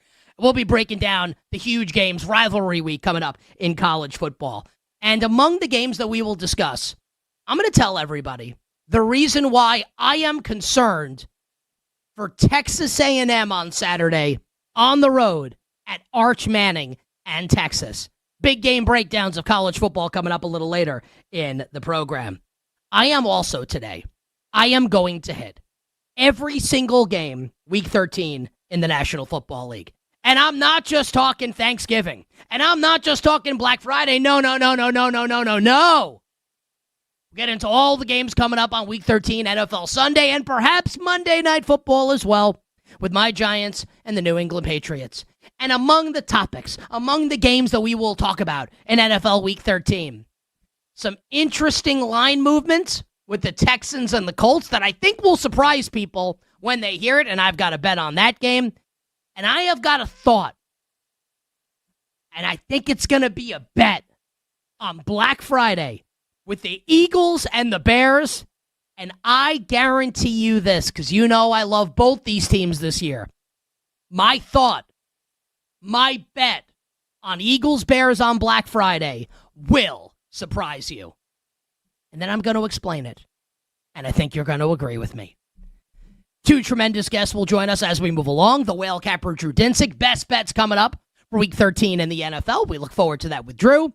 And our good pal, Danny Parkins. First things first on Fox Sports 1. Celebrity Chicago Bears fan and former You Better You Bet co-host. We'll talk about the Bears and the Eagles, the Chiefs and the Cowboys, and more with Danny Parkins when he joins us coming up at 6:20 p.m. Eastern Time. And in the final hour, the power hour of the show, all our bets for tonight in the world of sports. Not a huge card tonight in the NBA. I've got at least one bet to share with everybody. Our guy Kenny Henderson on the board today. Kenny's trying to talk me into a second, and he might just succeed. At least one game tonight, at least one bet tonight in the association, and at least one college basketball bet tonight. I'm going to give out a bet a little later this hour for a game starting before we're off the air that starts while we're on the air during the show today, but at least one bet for games when we go off the air. And I'll just tell you the game. Gonzaga and Maryland. After we won last night with Gonzaga against Alabama, the Zags, more than a 2-touchdown favorite. Yes, I know it's basketball. Against the Terps, 14.5 the number in that game. We'll talk about it coming up a little later in the show. But we begin. Terrific Football Tuesday edition of You Better You Bet days before Thanksgiving with Monday Night Football. Out of all the Monday Night Football games that have ever been played, this was certainly one of them, as the Niners beat the Panthers 20-9. Now, I don't know how much I can complain here. I mean, ask my wife. She'll tell you I complain all the time. I don't know how much I can complain about the betting night last night. 4-0 in the NBA, absolutely smoked the NBA card. And if you were watching or listening to the end of the show yesterday, I bet earlier in the day. I don't sometimes I place my bets like during the break before the final segments of the show. I made a bunch of NBA bets during the day yesterday, and I'm looking at the markets as I'm giving the bets out just to give the updated side and totals, and the market's moving with me on everything. I beat the market on all these games. That doesn't mean I'm going to win. I end up winning all of them. I was feeling good last night. Had Gonzaga, lost with Oregon, but overall, hoops was great. Allow me, if you will, to kvetch. Is that how you pronounce that word? Kvetch? Kvetch and moan a little bit. Just didn't want to say bitch again. Bitch. There you go. Allow me to complain about a play in Panthers 49ers. And I can't prove this because we're never going to know how it would have turned out. And I'm not suggesting that the Panthers would have won the game. I had no vested interest in Carolina winning. I would have liked for them to have covered the spread. But there was a play in this game that cost me and others, and I always have, and I appreciate it. Listeners of the show will message me on Instagram, will tweet me, whatever. They ride me on the bets. They ride with Nick Costos on the Prop Kings bets, on the side, and the total bets, and I always appreciate that. The Carolina Panthers, at the end of the first quarter, and when we do the autopsy for Carolina, both for this game and for the Bryce Young era, we will discuss the play first and goal from the one, where obviously we bet Panthers +7, and we also had Mitchell Evans anytime touchdown at 16-1. And they run play action, and Mitchell Evans is wide open. And Bryce Young not only doesn't throw him the ball, he could have run it in as well. So this was like a choose-your-own-adventure book, right? Bryce Young takes the snap, play action, defense bites. He can, A, turn to page 20 and throw a touchdown to Mitchell Evans and cash a huge anytime touchdown price for us. B, turn to page 30 and run the ball in. And in doing so, help us potentially cover Panthers +7. Or C, turn to page 69 and throw a horrible, horrible end zone interception. So we don't cash Mitchell Evans, we don't get the points, and the Panthers don't end up covering the spread. Aha, sports betting. You gotta love it. You absolutely have to love it. Do you? Yeah. I guess you do. Let's talk about the 49ers. Win the game last night. San Francisco somehow, someway, is 8-4. With a point differential of +20. Now, I know it's cliche to say things like, so this is a cliche. I think it's true, but it is a cliche. This is one of the best coaching jobs of Kyle Shanahan's career. With all the injuries, whether it's Brock Purdy being out, here comes Mac Jones, 281-330-8004.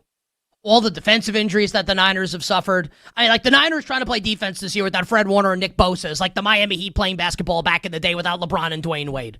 Here's Chris Bosh and Mario Chalmers. Good luck. And I know it's a cliche.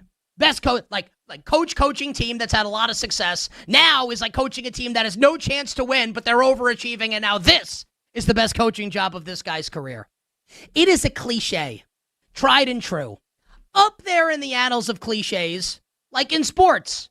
When an athlete's coming off a down year and you get that report in training camp, whatever, athlete in best shape of his life. Oh, we get them every year. Or like one of the great cliches in your personal life. When a remorseful husband has to say to his wife, honey, I promise, this time I'm never drinking again. Got a little dark. Sorry. The San Francisco 49ers are somehow, someway 8-4. And I'm going to be real. I don't think the Niners are very good. I actually think that they kind of stink. Now, there are levels to stinking, right? There's like the Penn Station bathroom in Midtown Manhattan. It's pretty awful. You walk in and it smells like the devil's urinating on you. It's terrible. There's the New Orleans Saints. They're absolutely terrible. The Tennessee Titans with Cam Ward. They're absolutely terrible. There's a baby's diaper after the baby eats something that the baby should not eat. Absolutely brutal. The Niners are not at that level of stink. They're not bad the way bad teams in the NFL are bad. They're not bad the way the Giants are bad. They're not bad the way, like I said, New Orleans is bad or the Cardinals are bad. No, they're definitely better than that. But when you compare the 49ers to the truly elite, despite the fact that their record's 8-4, and that's why I'm saying great coaching job by Shanahan, right? San Francisco's not as good as Philadelphia. San Francisco's not as good, despite the better record, as Detroit. Not as good as Green Bay. Not as good as the Rams. Not as good as the Seattle Seahawks. I don't care that in week 1 the Niners beat the Seahawks in Seattle. If they played tomorrow on a neutral, who do you think would be favored? Be honest. They're not as good as the Rams. I know they beat them earlier in the year, and then the Rams went to San Francisco a couple weeks ago and laid 1,000,000 points on them. Miss me with it. I'm not trying to be a hater at all. I have no vested interest in it. I'm always honest with you, one way or another. I don't think the Niners exist in the elite tier of teams in the National Football Conference. Which doesn't mean that there's not good things to say about them. I actually think, and I don't think that he should get another head coaching job, and he's being bandied about now, it's he's going to get interviews, and I don't understand it. Robert Saleh, I think is miscast as a head coach in the NFL. I saw it up close and personal here for years with the Jets. I don't think he's a head coach. Vic Fangio's not a head coach. That's okay. He's an amazing defensive coordinator. Bobby Saleh is a tremendous defensive coordinator. And the way he's making this happen here, coaxing decent performances out of a defense that's without all the good players, he's done an awesome job. And the Christian McCaffrey propaganda campaign on television today has been unbelievable. You would think this is like Al Jazeera for Christian McCaffrey here. Where it's like you would think that these people that are doing sports television have Christian McCaffrey Offensive Player of the Year. I don't think he can win. Jonathan Taylor and JSN having insane seasons. But McCaffrey right now leads the NFL in carries and receptions. Simultaneously an RB1 and a wide receiver 1 in fantasy.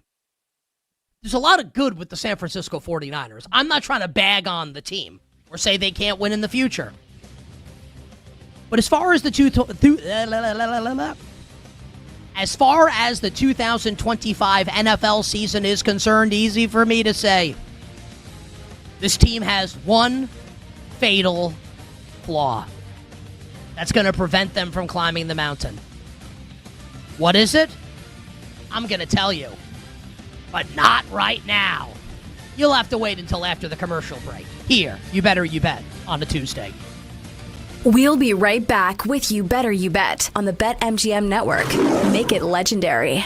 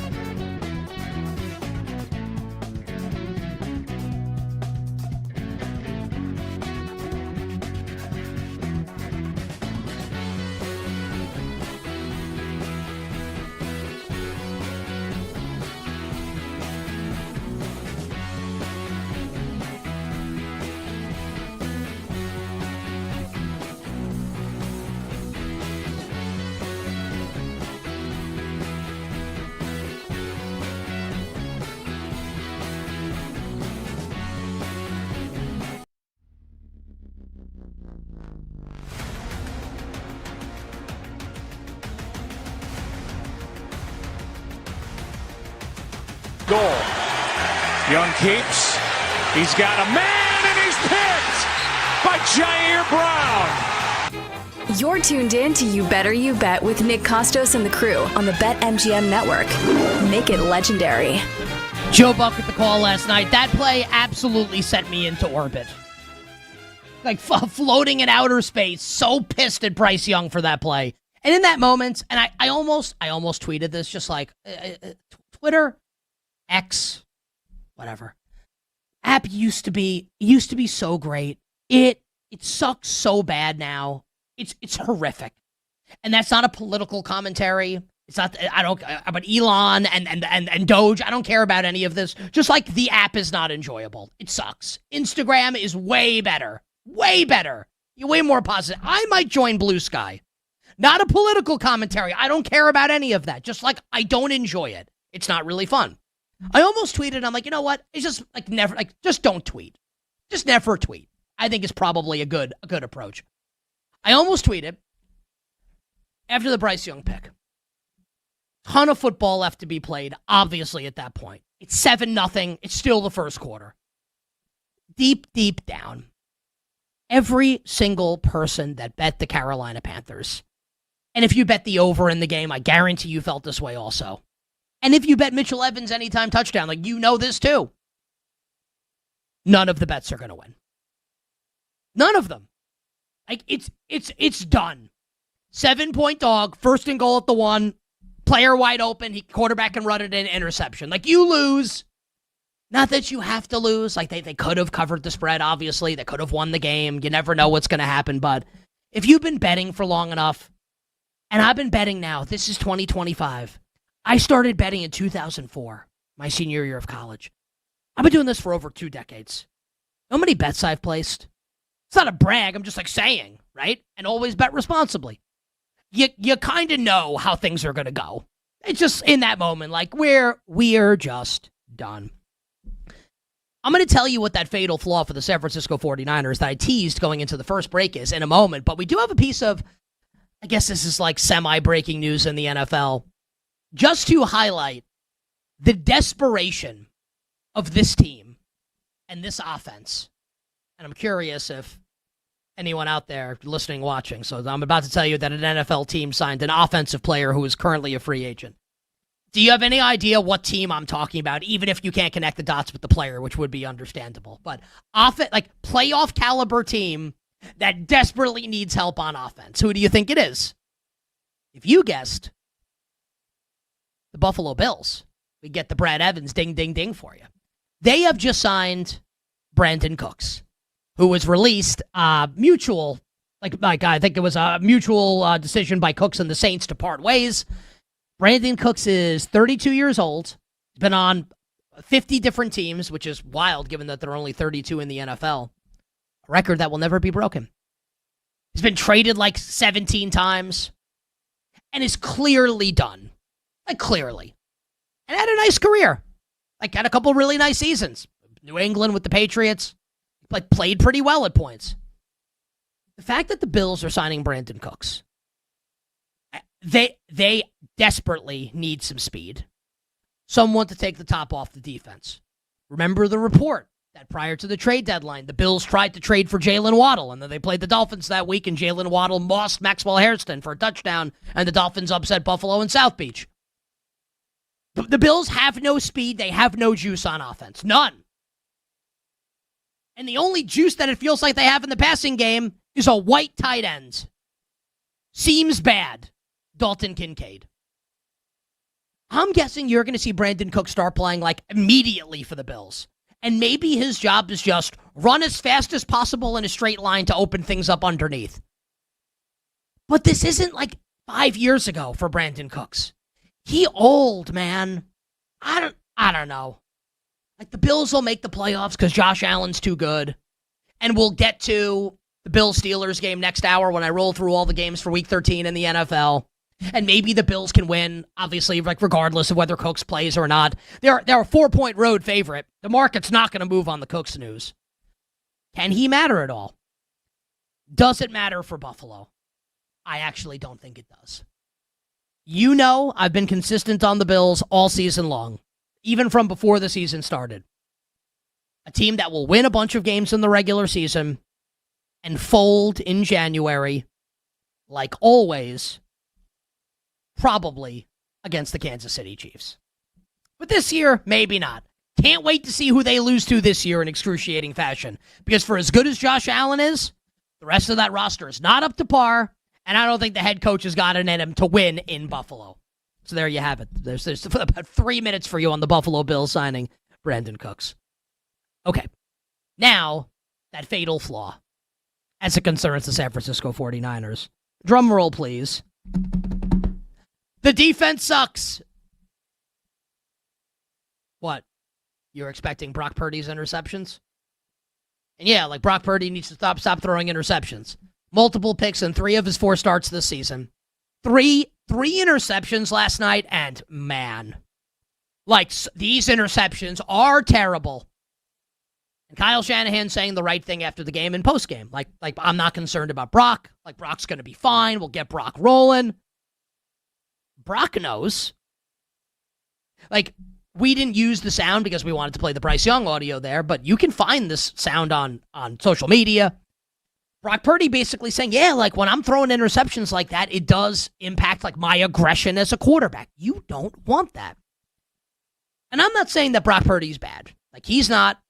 There's no quarterback controversy. Purdy's better than Mac Jones, despite what happened last night. Purdy like took the Chiefs to overtime in a Super Bowl. He's not a bad quarterback. But I do think he has pretty obvious physical limitations. I do think that.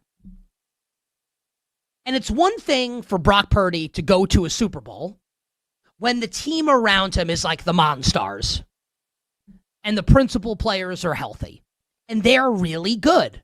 Like then, like Purdy can take the keys and drive the car and like maybe win you a championship. Like it's possible. Like they could have won that Super Bowl against the 49ers a couple years ago, right? But if you're giving Brock Purdy the keys to, let's say it's not a Bentley, it's not a Maybach. Let's say you're giving him the keys to a Nissan Rogue. A decent car, right? I'm not trying to hate on the Nissan Rogue. I don't think Brock Purdy's taking you to the promised land in a Nissan Rogue. I don't think that's happening in a Hyundai Sonata. I used to drive a Hyundai Sonata. True story. When I lived in Fort Lauderdale, I went on like I'm not trying to paint myself as Romeo, but I'm like the height of my single life at that point. So I live in Fort Lauderdale. Yeah, Kenny drives a Sonata. Kenny, I drove a Sonata for a long time. I'm also a lot older than you. So I'm with this very attractive Latin woman who's a couple years older than me, actually. And we're in my Sonata in my parking garage at the apartment complex I live in Fort Lauderdale. And she goes to me, I like you, so it's okay. But I think you should get another car. I think this is like the 2025 San Francisco 49ers. And to be clear, I really liked my Hyundai Sonata. Shout out to Hyundai. I enjoyed that car. But yeah, this is like what it is. Like that's what this is. This is not a Ferrari. It ain't. It's not a Maybach. It's not a Rolls Royce. And I don't know if Brock Purdy can take them to the promised land. And this defense has got significant issues right now for San Francisco. I don't think, when it comes down to it, the Niners, with this defense and the quarterback playing the way he is right now, can win 3 games in January and win the Super Bowl. I don't even think they can win the 3 games in January against the NFC with the defense being as bad as it is and Purdy potentially throwing interceptions. But I want to present a different way to think about San Francisco to everybody. The Niners currently have 8 wins, right? They're 8-4 following the win last night. Their next 2 games, this Sunday on the road in Cleveland against Shadur Sanders and the Browns, and I like the Browns to cover the spread in that game. The weather is going to be bad. The Browns defense is awesome. But like San Francisco's probably going to win, right? They're 5.5-point road favorites. Let's just assume a win, and we don't have to talk about margin of victory for right now. They're going to win, okay? Then the bye. Then San Francisco comes out of the bye and hosts Tennessee. So you would think like any team can lose any game, right? But it feels like they're going to win the next 2. They're going to be favored like pretty big to win the next 2 games. That means they're 10-4. And the final 3 games of the year are not easy. At Indianapolis, home Chicago, which could be a game as it sets up, like to determine a playoff team in the NFC in Week 17. Home Seattle. I think they're probably in with 10. So I think they're in with 2 more wins. They win one of those games and get to 11, like they're definitely in. They're in the playoffs. And they're not going to be the 7 seed if they win 11 games, right? So I think it's time to start thinking about, because I don't think San Francisco is going to win the NFC West. I don't think that's going to happen, right? The Rams look like they're going to win it, right? That you are going to get San Francisco on the road on Wild Card Weekend, probably against the NFC North winner. Not definitely, but probably.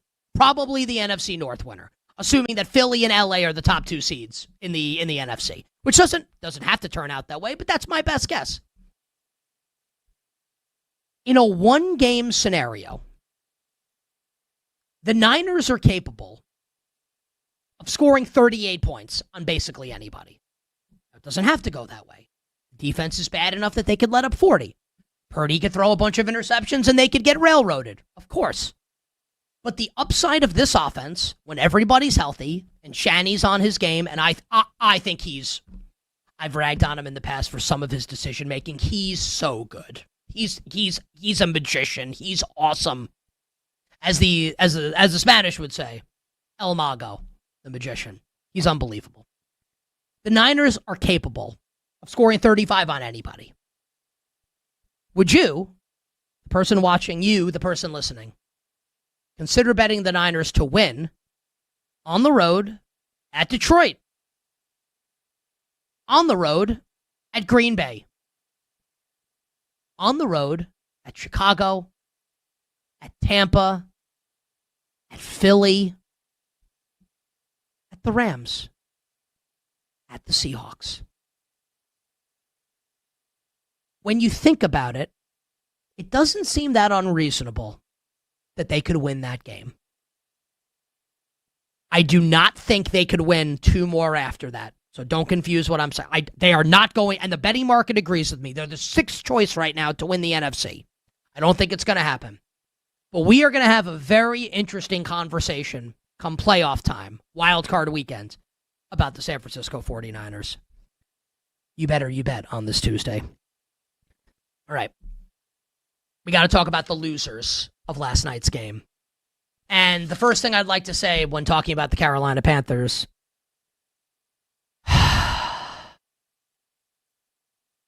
6-6. They're 500.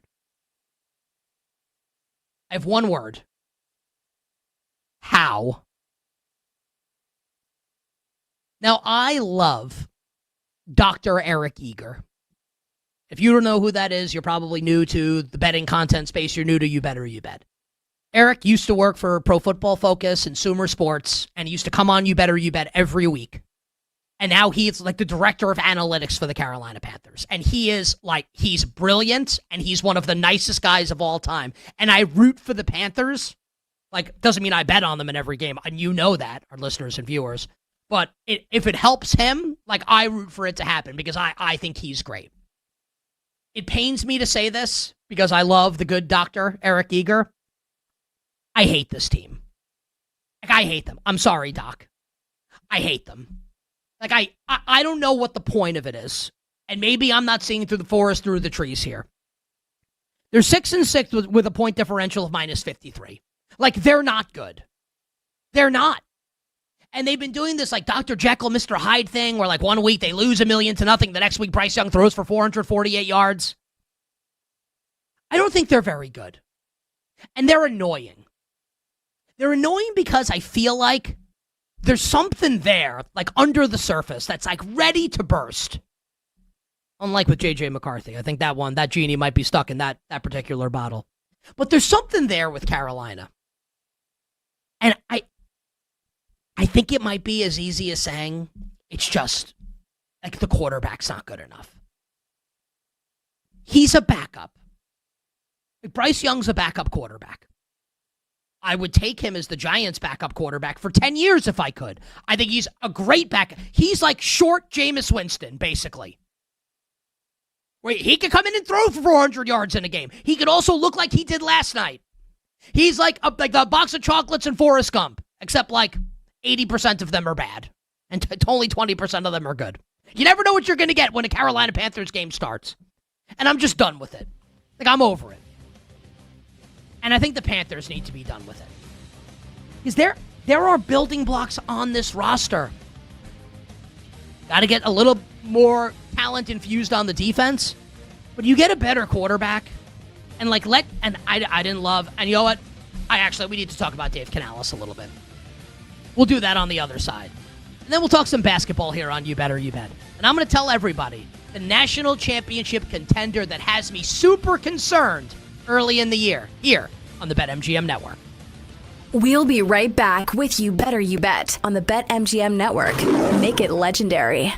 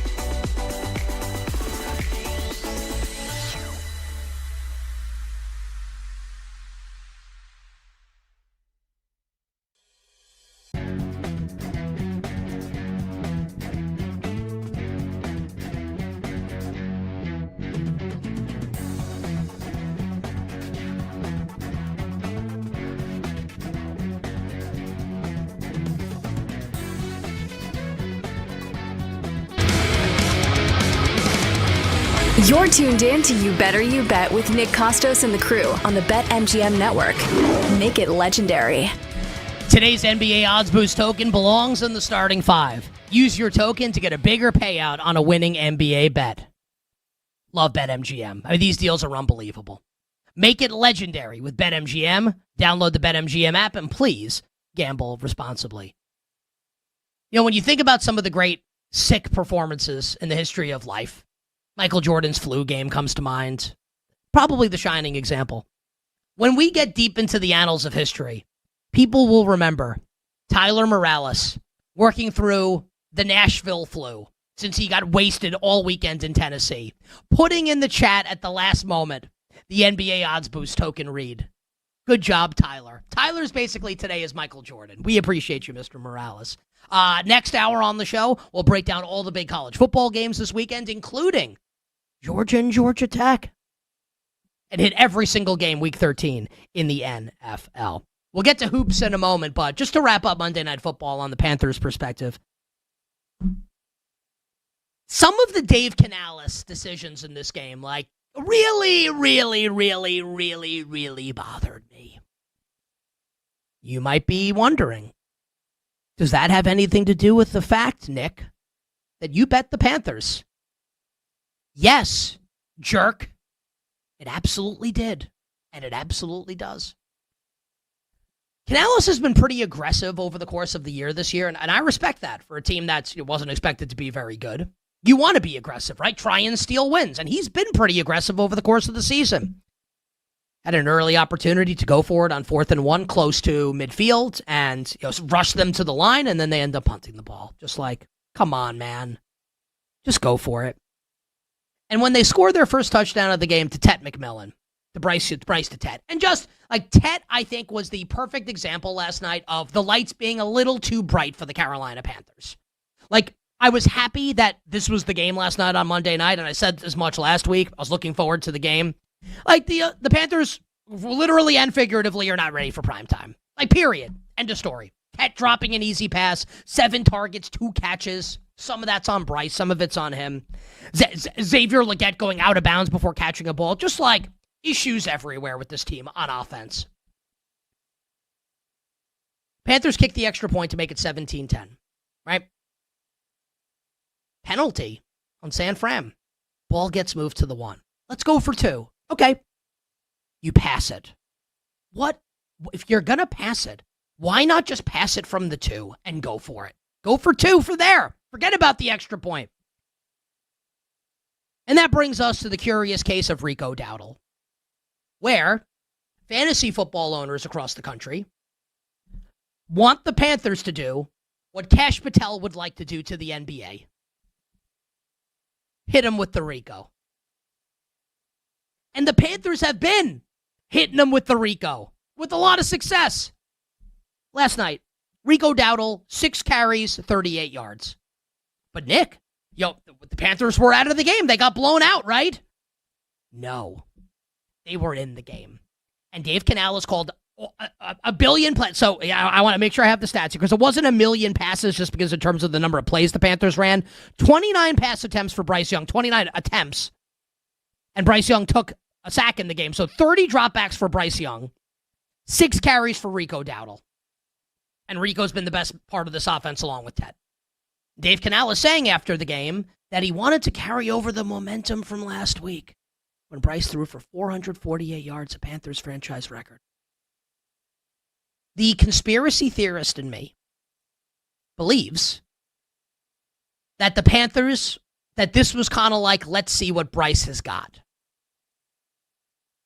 And he doesn't have it. And now I think they're way less likely to make the playoffs. I have no interest seeing Bryce Young start any more games for the Carolina Panthers. At least not next year. This year he can start, because Andy Dalton's terrible too.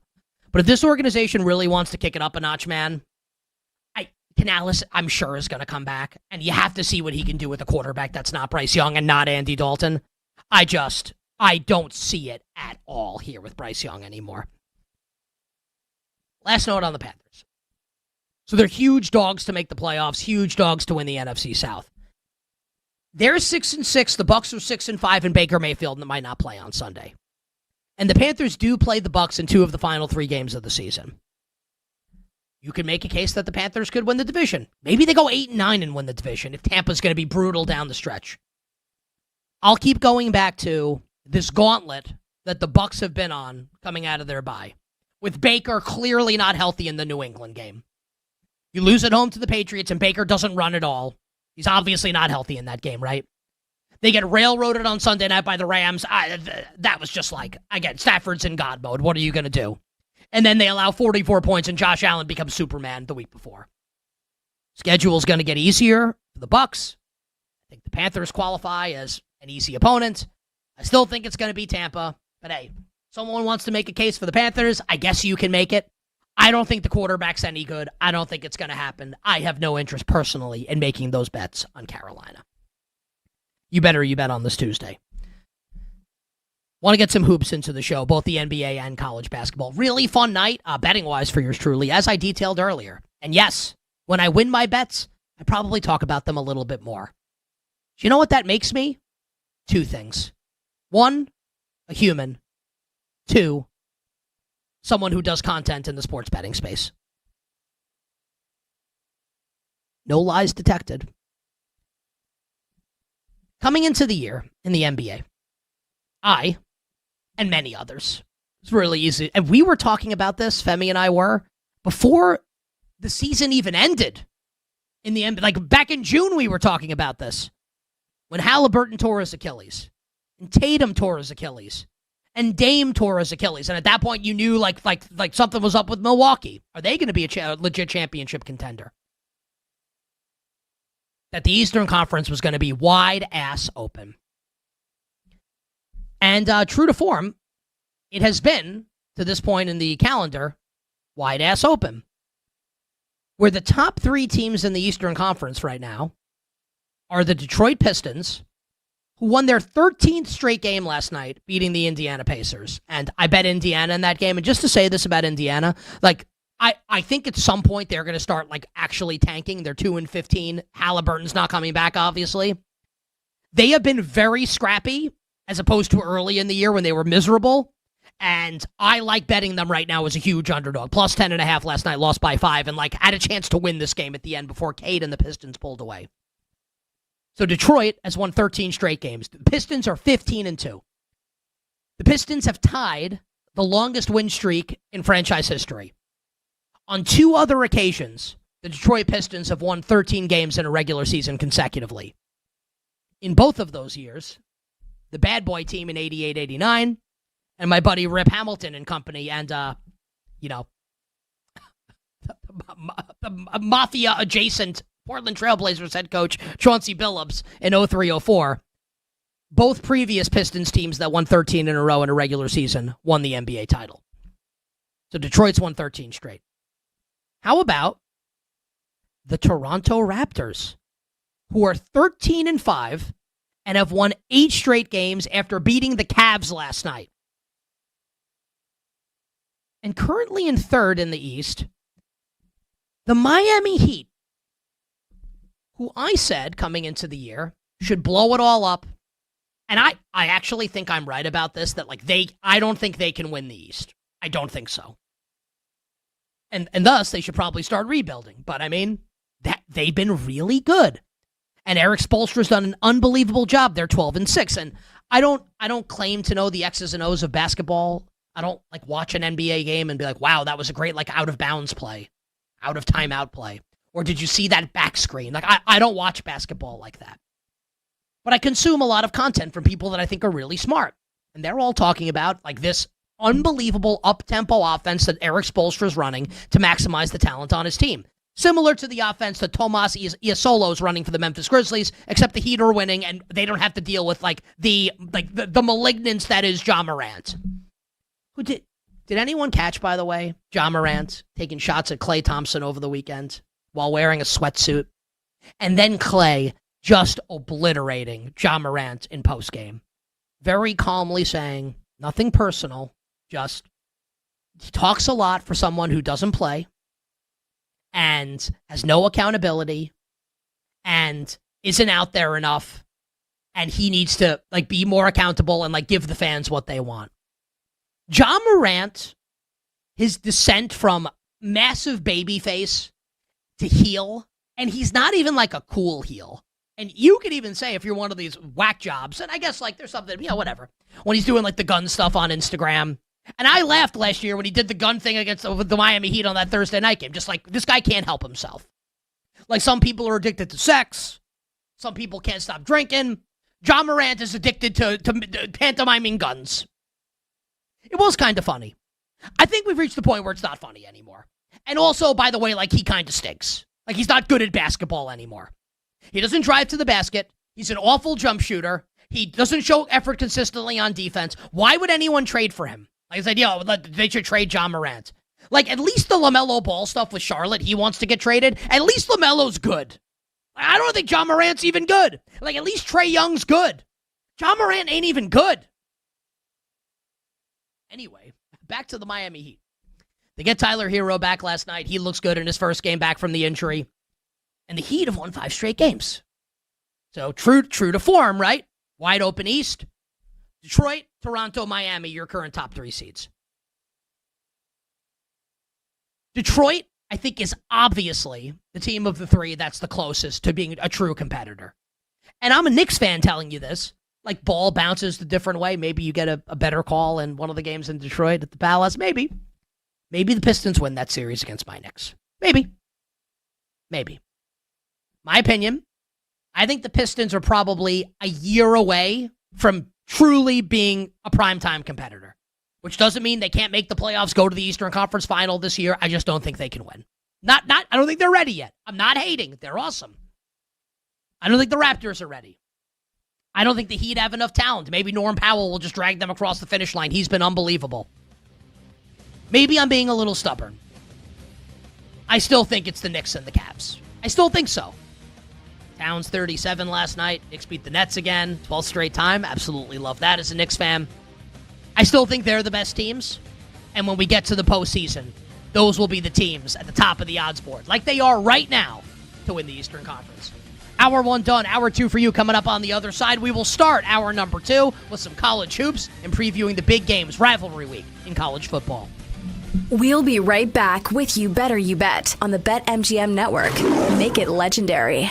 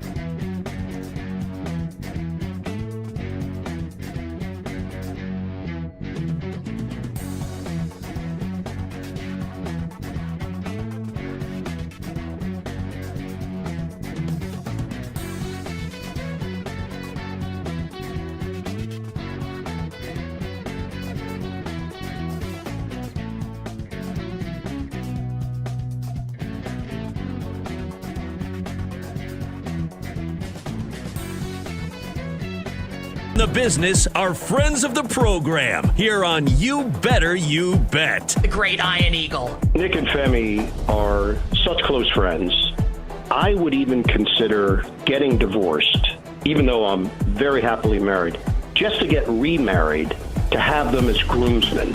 That's how much they mean to me. Hey everyone, it's Brian Anderson of TNT Sports, and you are listening to the great Rick and Jimmy. And these two are such close friends. And excuse me, Nick and Femi. Better bet. You should bet. No, you better bet now. You better you bet. Nick and Femi, you better you bet. My favorites. This is You Better You Bet, brought to you by BetMGM on the BetMGM Network. Make it legendary. What day is today? Tuesday? The terrific Football Tuesday edition. I was like, is it a tremendous Football Thursday or is it a terrific Football Tuesday? Listen, it's almost Thanksgiving. I tell my wife, right, because we've been together since we started dating in early 19. We've been together almost 7 years. Married, kid. Funny how life works.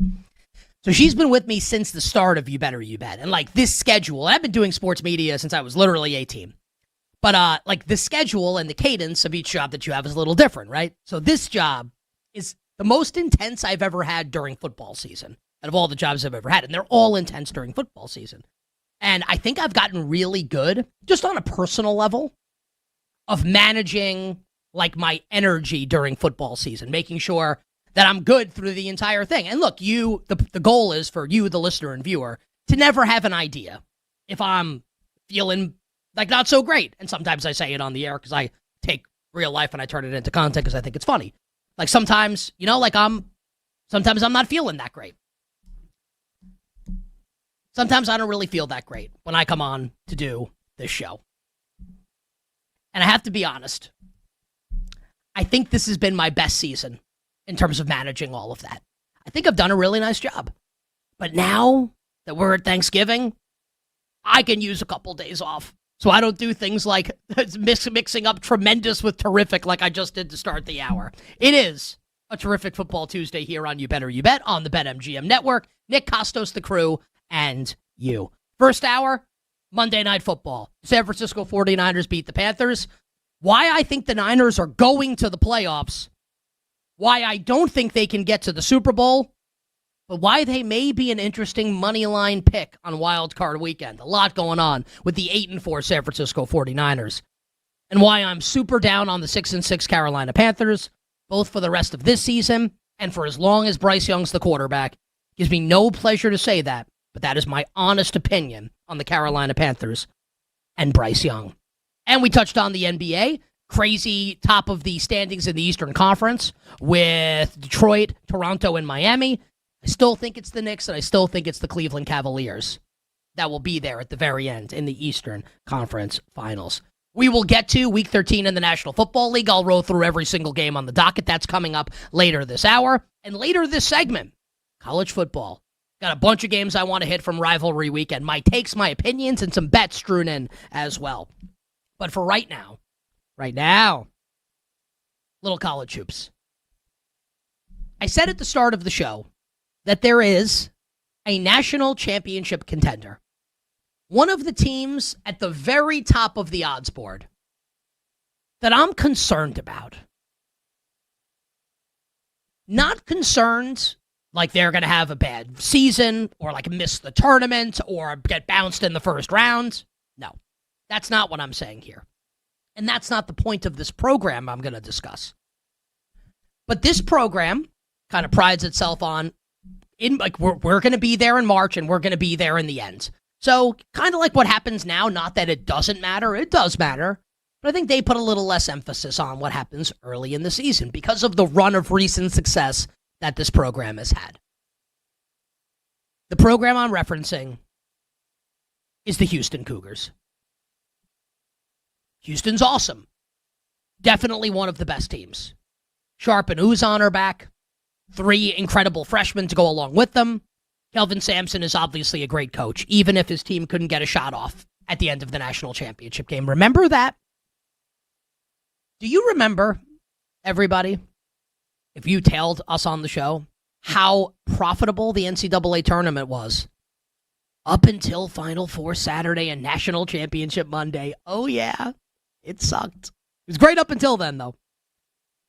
Houston's great. I think Houston's going to win the Big 12. Houston's probably going to be Houston could be the number 1 overall seed when it's all said and done in the NCAA tournament. But Houston's had a couple games thus far this season that are a little concerning, and they've won them. So last Sunday, I bet Houston, the bet lost. Houston was a 6.5-point favorite against Auburn in like a neutral site game in Birmingham. But it's like not really a neutral site game, like more Auburn fans there. And Houston won the game at the very end, and Auburn in that game couldn't make a free throw to save its life. Could not make a free throw in the game. 21 of 33 from the line. And Houston barely survived. Yesterday, Houston was taken to overtime by Syracuse. Syracuse kind of feels like it's a program kind of back on the way up in college hoops, right? I know Bill Zimmerman will be happy about that, Syracuse alum. True story. Bill was the blindside protector for Donovan McNabb at Syracuse for about 2 practices. I actually think that's accurate. Bill, is that right? I think that's actually true. Last night, Syracuse took Houston to overtime.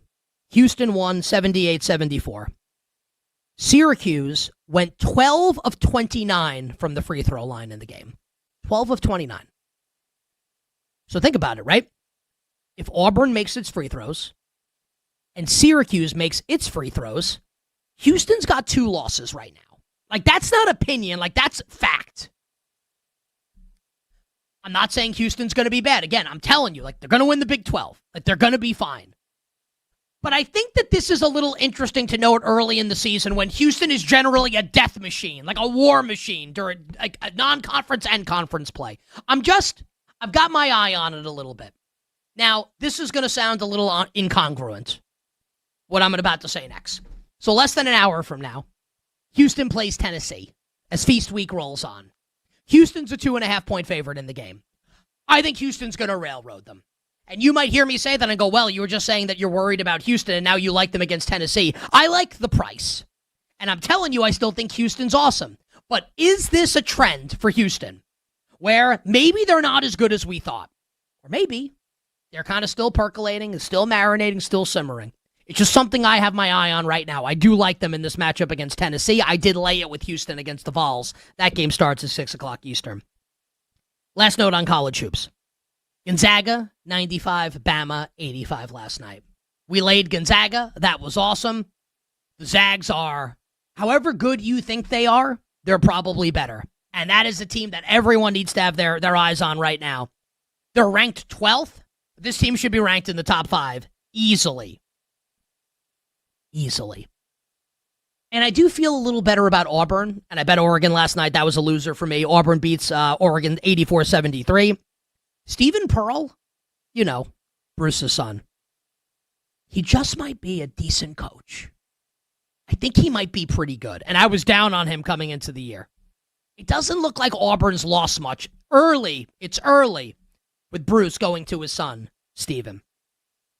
I actually have one more basketball-related note. I'll be like 20 seconds or less on this. Just betting game by game in the NBA. The Sacramento Kings are terrible. They're 5-13. After Doug Christie ripped them recently for lack of effort, they've won 2 straight games, and they've beaten the Nuggets and the Timberwolves in back-to-back. They've won 2 straight, and they beat Denver and Minnesota.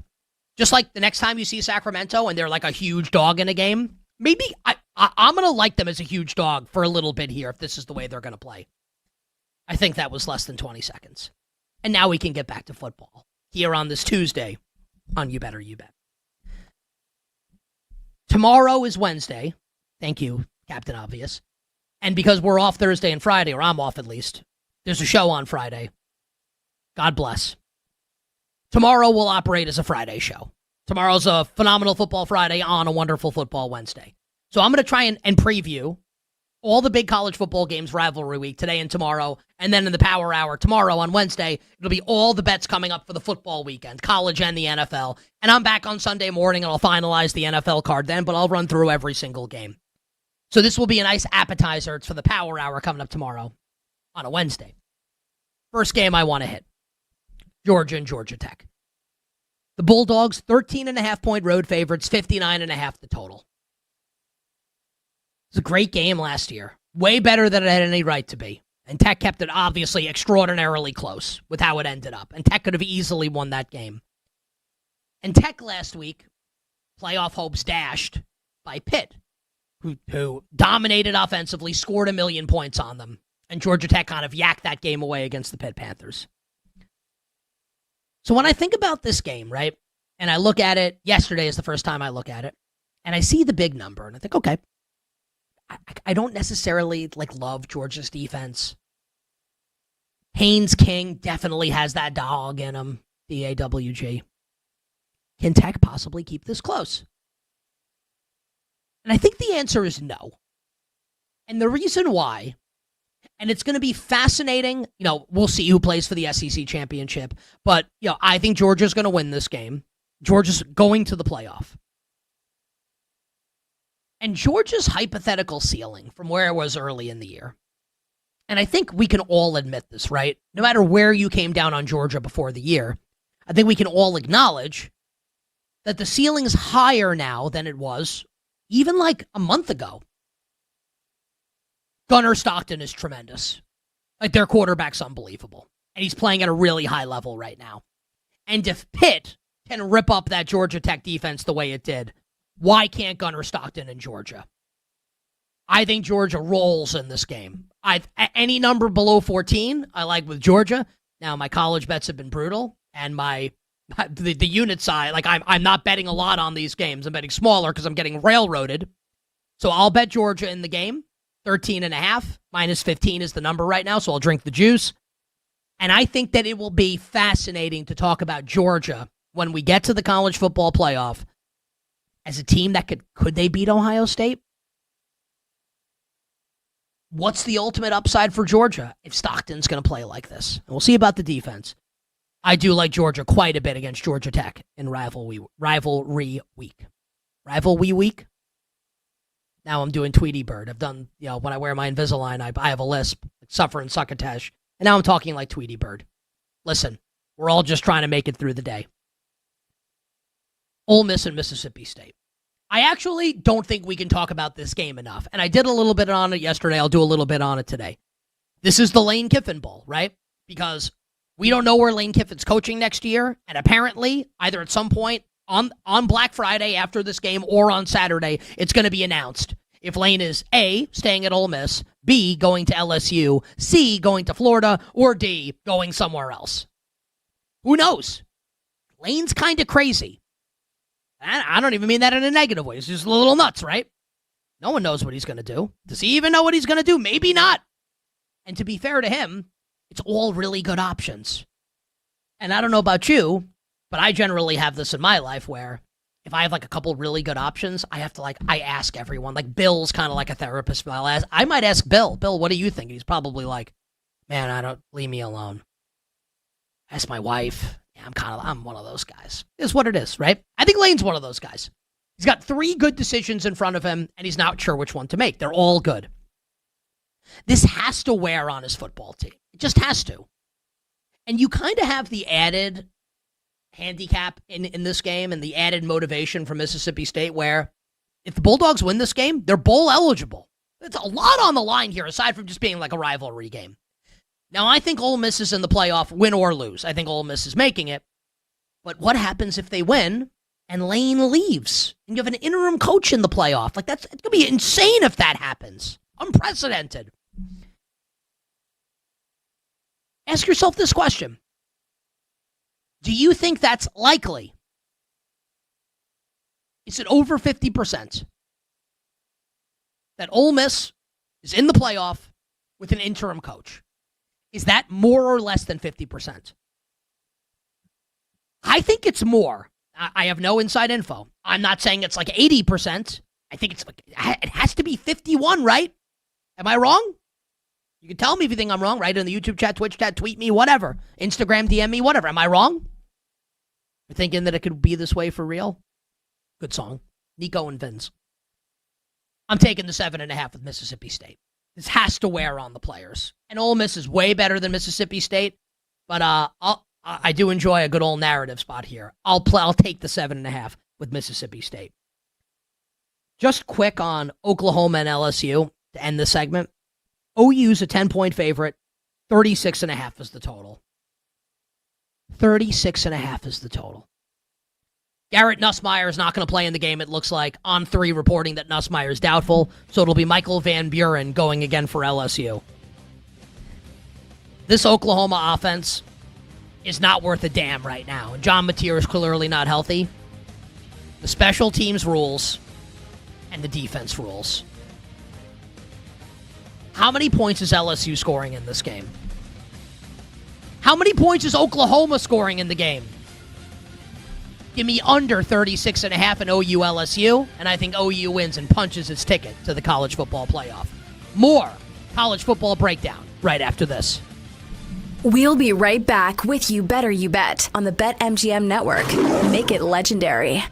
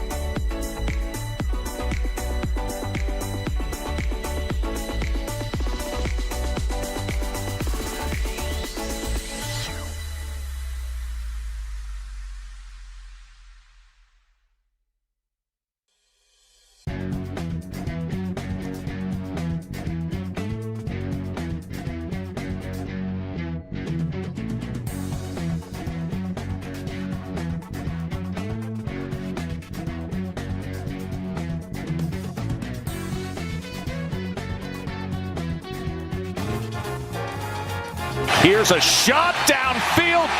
Wide open is Livingston. A touchdown catch for the guy who threw a touchdown pass, Parker Livingston. You're tuned in to You Better You Bet with Nick Costos and the crew on the BetMGM network. Make it legendary. Joe Test with the call this past week on down ESPN. The Texas Longhorns rolling to win over Arkansas. Arch Manning dominant in that game. 6 touchdowns for Arch ahead of a rivalry game this weekend against Texas A&M. Point spread of that game, Aggies 2.5-point road favorites. Total in the game, 51.5. I'm always honest with you, our listeners and viewers. If my life were on the line, and this was a bet, I want to do a bit here. Tyler knows what it is. I think I'm not going to do it, but just so you know, I thought about it. I thought about doing it. If my life were on the line, I'd bet Texas A&M. I'd bet the Aggies. Part of me says, I learned my lesson with Texas a couple weeks ago against Georgia. And I did the bit already. And it's a bit because it's like funny on the air, but like I bet my money on it. And like, there was a bit and there was a bet. The bit was good. The bet was not. I lost money. The bit was, why can't Arch be awesome in this game? And then the game started. And he wasn't. And Georgia beat them 35-10. I think A&M's way better than Texas. Way better. And it bears out in their performance this season. A&M had the one, it was a little more than a hiccup, obviously, down 30-3 at halftime to South Carolina, but came back and won the game. I think A&M beat Notre Dame this season. Like, A&M's awesome. And A&M should win this game. So then why am I still sitting here thinking, what if Arch goes off? Why can't Arch be awesome? Why can't that happen? And if it does, is Texas going to win? And if Texas does win, are we about to be, I don't want to say subjected because I enjoy chaos, the 3-loss Texas team potentially making the college football playoff? I don't think they will if they win. I don't think Texas is going to make it. I think Texas is out.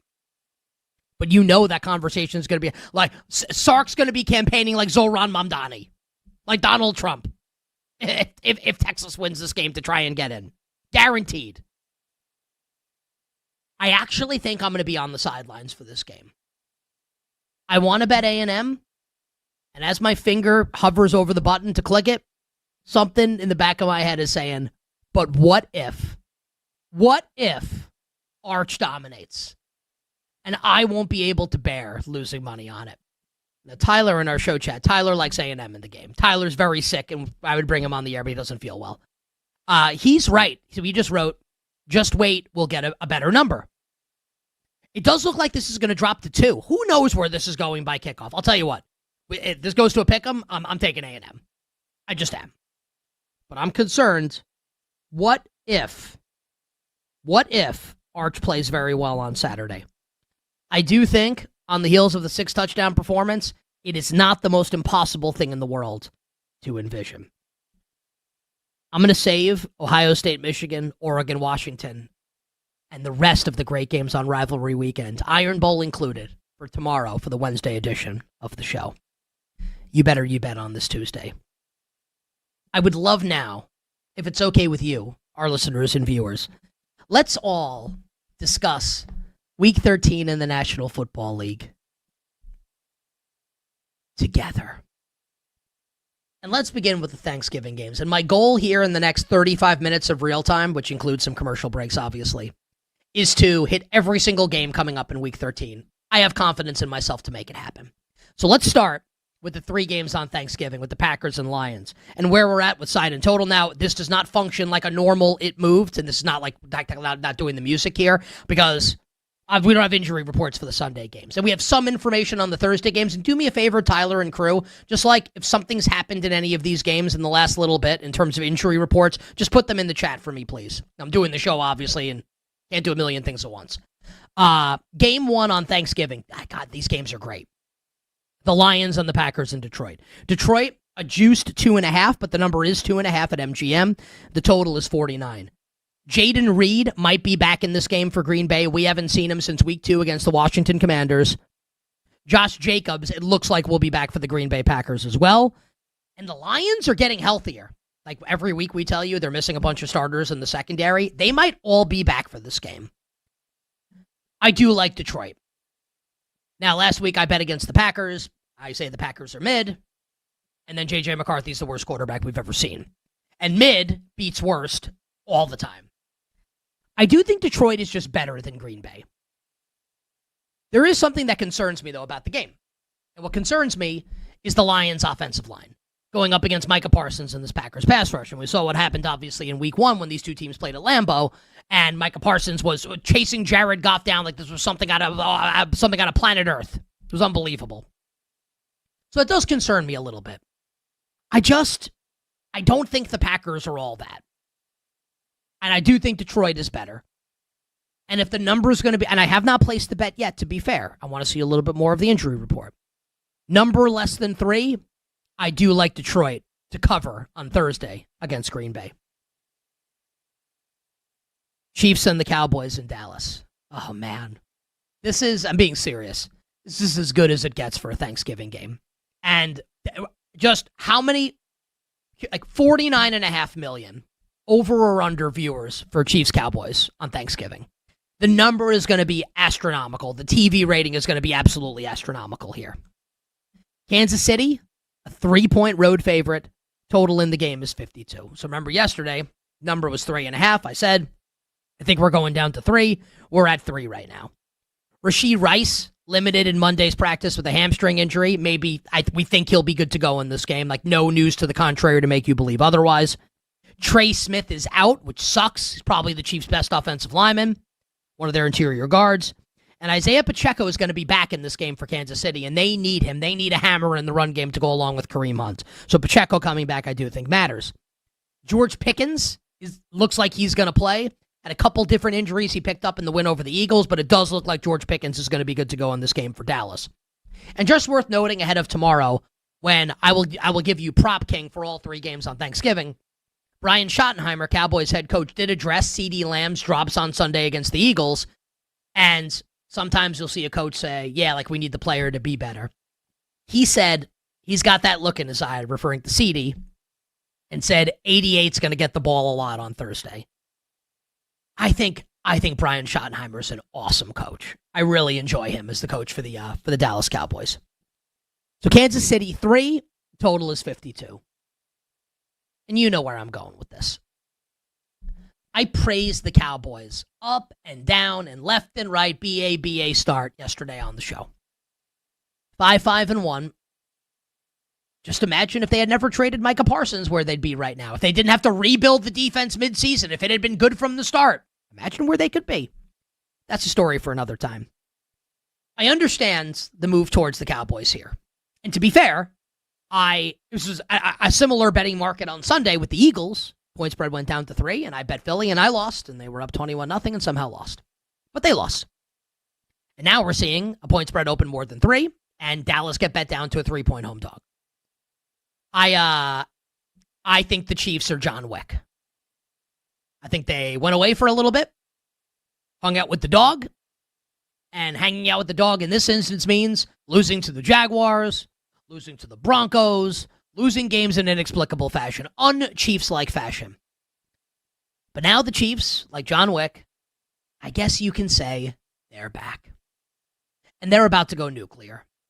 And they're about to go scorched earth. And they're about to remind the league why they're the best team. And why I've been saying all offseason long that they're the best team. There is no Super Bowl hangover with Kansas City. And how do I know that? Because when they lost the Super Bowl to Tampa and Tom Brady, they went to the AFC Championship game the next year and were up big on Burrow and the Bengals at halftime before yakking it away. There is no Super Bowl hangover. I love the Chiefs in this game. Chiefs -3, Chiefs and money line parlays. Oh, baby. John Wick in these movies, those movies are awesome. I've only seen the first two. I feel like the TV show, what's it called? The Continental, set in like the hotel. I think that show's probably pretty good. I just, I have a kid and I work a lot and I watch a lot of sports. Just saying I enjoy the John Wick universe. I really like it. Give me the Kansas City Chiefs on Thursday against the Dallas Cowboys. Thanksgiving night. Ravens and Bengals in Baltimore. We did get a piece of news earlier today about the Ravens. Kyle Hamilton back at practice. Lamar Jackson looks like he's going to be good to go. Did miss practice on Monday with the toe injury. Joe Burrow's going to play for Cincy. Jamar Chase is back and put out a statement today apologizing to the entire Steelers organization for spitting on Jalen Ramsey, but did not have the words Jalen or Ramsey in the apology letter. My guess is that Jamar Chase would like to kill Jalen Ramsey. Like IRL, as the kids would say. Like in real life. Imagine like he spits on Ramsey and in lieu of apologizing directly to Ramsey, apologizes to like Calvin Austin. Like to Darnell Washington. What? But Chase will be playing and he's obviously awesome. No T. Higgins, concussion, no Trey Hendrickson for the Cincinnati Bengals on Thursday night. Now, I told you this yesterday. I do think the Bengals will cover the spread. And the rationale has nothing to do with Cincinnati and how bad the Bengals defense is or Burrow knocking off the rust. We haven't seen him since week 2. It has everything to do with the Ravens and specifically quarterback Lamar Jackson. The Ravens can say whatever they want. John Harbaugh can say whatever he wants. Derrick Henry can say whatever he wants. Zay Flowers can say whatever he wants. They can all say Lamar Jackson's healthy. And this is where it becomes like George Orwell's 1984. Like, reject the evidence of your eyes and ears. Like, we all watch the games. Lamar is not healthy. Did you watch the game against the Jets on Sunday? You know, the one where Tyrod Taylor with no wide receivers and the Jets offense had more yards per play than Baltimore. And I'm not saying Lamar's bad. I think Lamar's going to the Hall of Fame when it's all said and done. He's awesome. So then, if he's awesome, why is he playing like bleep? Because he's hurt. It's the logical explanation. And maybe he's just going to be better on Thursday, and maybe he's over the injuries. And if that's the case, like the Ravens are probably going to nuke them, given how bad the Bengals defense is. I'll pay to see it. Not a big bet, but I have Cincinnati +7 coming up on Thursday night against the Baltimore Ravens. Black Friday. I love the Black Friday game. I think it's awesome. I'll be putting up the Christmas tree in the house on Friday while Eagles-Bears on TV. My wife's going to be pissed because I'm going to be watching the game while she's hanging up the ornaments. Oh, yeah. It's going to be awesome. I can't wait. Bill writes in the chat, is it a real tree or a fake tree? Unfortunately, we have a fake tree where we're living right now. I had this conversation with my wife over the weekend. I grew up and I grew up in like a small apartment in Northern Boulevard in Queens, and we had a real tree in that apartment. My parents were apparently not afraid of burning the entire apartment building down. I prefer the real tree, which is not hating on the fake tree. I'm not hating on it. I do prefer a real tree. Like that Christmas tree smell, that piney smell is fantastic. I love it. And if you can't tell, our listeners and viewers, I love Christmas. It's my favorite holiday, and it's not just my favorite holiday. It's like my favorite time of year. And I actually think like today is like Christmas. I mean that. Like Thanksgiving to me, and I'm not trying to poo-poo Thanksgiving. Thanksgiving to me, like if Christmas were a menu, right? And Christmas were the main course. And then like New Year's is like dessert, right? Thanksgiving to me is like the appetizer. Like Thanksgiving to me is not an event unto itself as much as it is like the initial start of the Christmas season, the larger Christmas season. Thanksgiving to me is a part of Christmas as opposed to being separate from Christmas. I love Christmas. And now that I have a young daughter, like I love it even more. Even though she's 1.5, she's too young to really understand. She loves Santa. She says ho ho ho all the time. Like it's just the best. and it's cozy, and I'm old, and I know that. And that's okay. I'm settling into my 40s. I really like it. And I love Christmas music, and I listen to it all the time. And this has nothing to do with Black Friday. I just like to tell you, our listeners and viewers, about the things I care about. Because I have a microphone. And I'm a passionate person, for better or worse. I'm listening in the car earlier today, driving to the office, to Silent Night, Frank Sinatra's version. And I'm like, I don't want to say I'm tearing up, but when Frankie Blue Eyes hits you, old Blue Eyes hits you with the sleep in heavenly peace, how can you not get emotional? Christmas, the most wonderful time of the year. What does this have to do with Bears-Eagles? Nothing. So I'll tell you more about Bears-Eagles and the rest of the slate in Week 13 next. We'll be right back with You Better You Bet on the BetMGM Network. Make it legendary.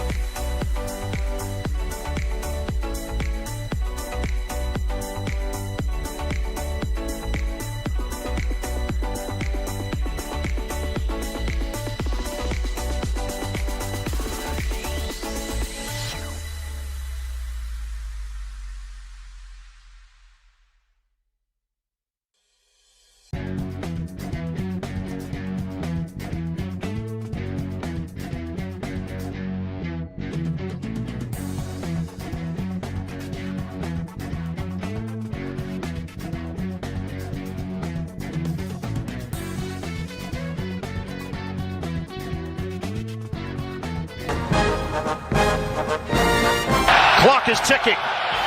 They need 6 yards. Rudolph throws, and it's tipped at the line of scrimmage. It's over. The Bears defense comes through. You're tuned in to You Better You Bet with Nick Costos and the crew on the BetMGM network. Make it legendary. Friend of the show, Ian Eagle, with the call this past Sunday on CBS as the Bears win again, their 4th straight, and improve to 8-3. The same record as the Philadelphia Eagles. And that's the matchup coming up on Black Friday on Amazon as the Eagles host the Bears. We'll tell you about that and the games coming up Week 13 NFL Sunday in a moment. But first, we got to tell you about our friends at BetMGM because today's NBA Odds Boost token belongs in the starting 5. Use your token to get a bigger payout on a winning NBA bet. Like maybe the Orlando Magic tonight on the road in Philly against the Sixers. Make it legendary with BetMGM. Download the BetMGM app and please gamble responsibly. The Whale Capper Drew Dinsick coming up in 20 minutes. Best bets for Week 13 in the NFL. Danny Parkins next hour as well. First things first on Fox Sports 1. All our bets for tonight will close the show 1 hour from now. And a spirited game of Predict the Prop is on the way with our friend Brad Evans. How do I know? Because I was texting with Brad earlier. And I suffered for you, our listeners and viewers. Because you never want to talk to Brad Evans too much. I'm kidding. We love Brad. And I love having him on the show. Also, I'd prefer not to text him. Love you, Brad. Eagles and Bears on Black Friday. Eagles, a touchdown favorite, although it looks like this is going to go down to 6.5. So the Bears are the preferred betting side right now. The total's 44.5. So there's a lot to be figured out here, right, from an injury perspective for Chicago. Is Jalen Johnson going to play? Like, we know that he's going to return at some point for the Bears, their best corner. Are they going to get any of their linebackers back? They all missed last week in the win against the Pittsburgh Steelers. So still a lot to be figured out. So I've not bet this game yet. And I said at the start of the show, I have an opinion that's going to surprise people on this game. And I'm curious just, and like, I don't, you can type it in the chats or you can tweet, whatever. I'm just curious what you, our listeners and viewers, think I'm about to say with my surprising thought on this game. Maybe you think I'm about to say the Bears are going to win. Keep it really close. No. I think the Eagles are going to destroy them. I think this is now like big boy football that the Chicago Bears are going up against this weekend on Friday against the Eagles. This is like a kid who's, in kindergarten, the ruler of the roost, and he's the kindergarten bully. And then he goes and picks a fight with like a 5th grader. And you know how that's going to go. I think the Eagles are going to hand their ass to them on a silver platter. I think it might get bad. Now, I want to see where the number goes. I want to see the injury report for Chicago, so I'm not betting this game yet. But I will tell you, and I will repeat it tomorrow. I don't think the Eagles are going to win by 7. I think the Eagles might win by 17. I think they might win by 24. So we'll talk about that more tomorrow. But it's not Eagles small. It's Eagles big. Moving to Sunday. Why is this not the Sunday night game? Like, we have to watch Broncos Commanders. It's ridiculous. Colts and Texans in Indianapolis. Massive game in the AFC South. 8-3 Indy hosting 6-5 Houston. So this was Indy 3.5 at open, and I'm just going to I feel like this is an NFL Sunday now. I'm refreshing my BetMGM odds board just to make sure I have all the updated numbers for everybody. So Colts Texans on Sunday. Indy 4.5, 44.5 the total. This was 3.5 and 46.5. So we're seeing the game get bet down, and obviously the Colts have gotten bet out a little bit. And I will admit, I am a little surprised by that. But the Colts getting bet out. Now, Indy's offense still looks good from a season perspective looking at it, but I don't think it's really been that great, and obviously was not great against the Chiefs on Sunday. And Shane Steichen, I'll give him credit, took some ownership, speaking to the media. I don't know if it was this morning or yesterday, but basically saying, yeah, my play calling wasn't that great towards the end of this game. I should have run the ball more with Jonathan Taylor. We talked about that on the show on Monday. And now, here's the Houston Texans defense. I guess the idea on Indy and liking the Colts would be, okay, even with C.J. Stroud back, here's Sauce Gardner on Nico Collins, and Travarius Ward on Jaden Higgins and Kenny Moore on Christian Kirk or Jalen Noel. And they're not really going to be able. They ran the ball on Buffalo because everyone runs on Buffalo. So I think there's a case to be made that the Texans are not going to score a lot in this game. But I think there's easily a case to be made that the Colts offense could get held down by one of the best defenses in the league in the Houston Texans. And we know what happens with Daniel Jones when he's under pressure. I think right now, if you want to bet this game, to get in while the getting's good with the under before this goes down to 44, which is one of the key numbers when we talk about totals. I think it's a lower scoring game. I like under 44.5 with the Colts and the Texans. We'll talk more about the side tomorrow. All right, I'm going to try to go big time rapid fire now and touch on every single game in the next 6 minutes. It's going to be tough. Bills and the Steelers in Pittsburgh. Buffalo, a 4-point road favorite, 47.5. Aaron Rodgers is going to be back in this game for the Pittsburgh Steelers. The Bills just signed Brandon Cooks. Probably doesn't matter at all.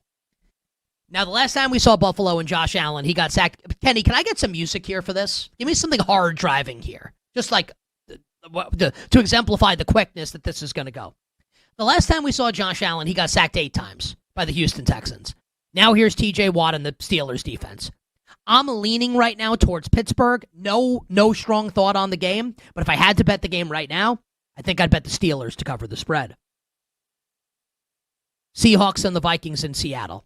Seattle, a 10.5-point home favorite. Something like up-tempo, Kenny, in terms of the music. That fits the mood of a fast-moving segment. Mario music is not really that. Something that, like a hard-driving NFL Films beat, something like that. Or we don't need anything.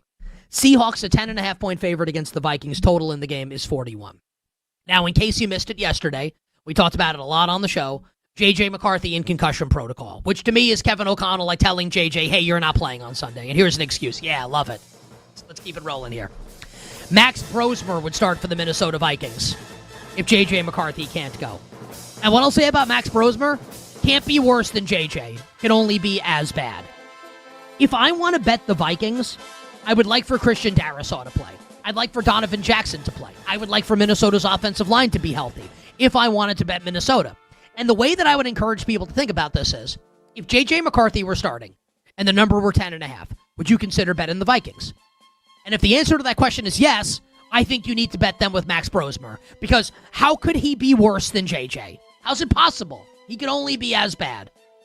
No bet for me on the Vikings yet, but at double digits with a healthy offensive line, I'll have to consider clicking the button on Minnesota. Niners and the Browns in Cleveland. San Fran, 5.5 on the road, total 38. Weather expected to be bad. Shedeur Sanders gets another start for Cleveland. We talked about the Browns yesterday, and they were getting bet during the show yesterday from 6.5 to 6. I said yesterday, I like Browns plus 6. No matter what happens tonight on Monday Night Football, we're off that number now. I kind of think we're in no man's land at the moment. It's going to be Brock Purdy in bad weather against a really, really good defense. Obviously, you can make a case for the Niners because Shadeur's the quarterback on the other side. I have a small Browns plus 6 bet in tow that I will stick with over the course of the week. Jags and the Titans in Tennessee. Jacksonville, 6.5-point road favorite. This was 7. We've moved off 7. Total of the game is 42. I think I agree with the move off 7 here, because Tennessee is quietly starting to play a little better. Hung with Seattle. Final score, not truly indicative of the game. Seattle was way more than a 6-point winner in that game. They won by 6. But the Titans are playing better. The Jaguars are very, very hard to trust. No bet at the current number. I understand people that wanted to take 7 with Tennessee. Dolphins, a 6-point home favorite against the Saints coming off their bye, off the Madrid win against the Commanders, 41.5 the total. The Saints love giving up explosives down the field. They gave one up to Kirk Cousins and Darnell Mooney. Think about that on Sunday. Now here's Tua and Jalen Waddle. I do think Tyler Shuck has acquitted himself okay as Saints quarterback. If I had to bet this game, I think I'd lay the Dolphins. And that's not a place I necessarily want to be in, but leaning towards Miami. Falcons, a 2.5-point road favorite at the Jets, 39.5 the total. This is one of the grossest games of the season. I guess Atlanta, but I don't really want to click that button. Bucks laying 3 against the Arizona Cardinals, 44.5 the total. I don't really think we can have a conversation about this game until we know a little bit more about Baker Mayfield's status. During the power hour tomorrow, we'll have a practice report on Wednesday for Tampa. We'll see if Baker's practicing, what the situation is.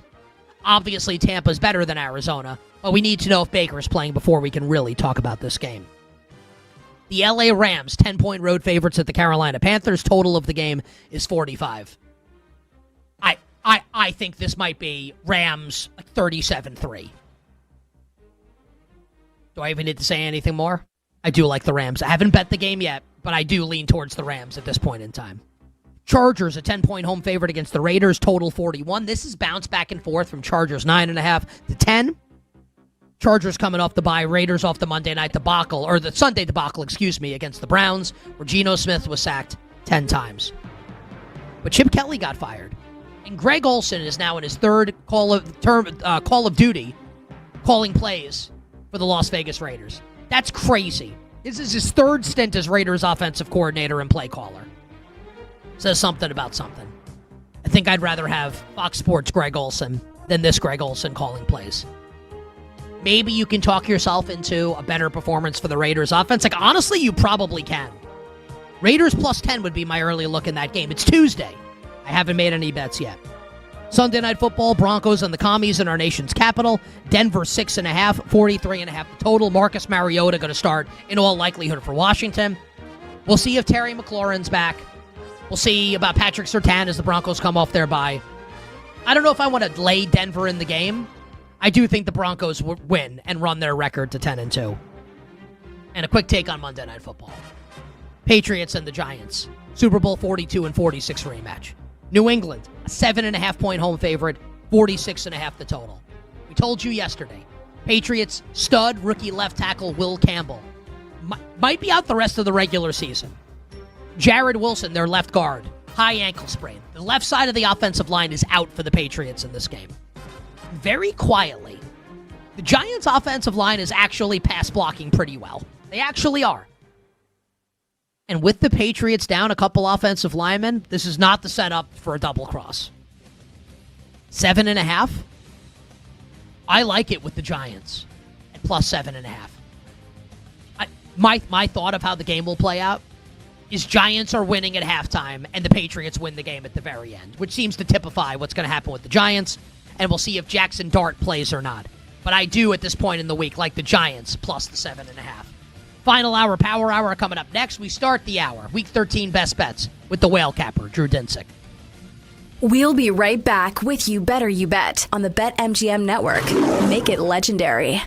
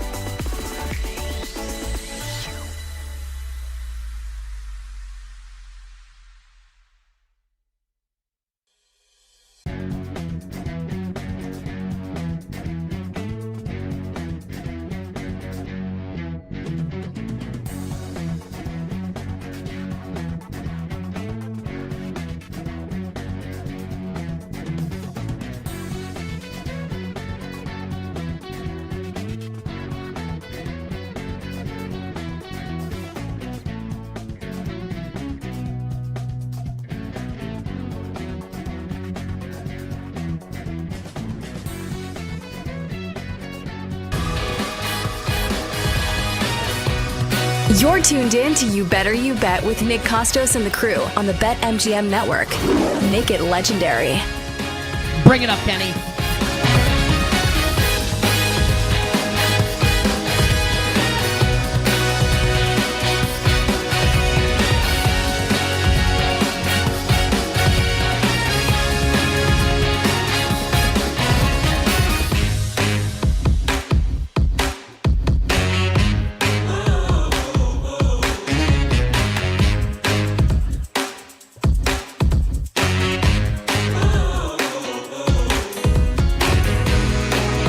Final hour.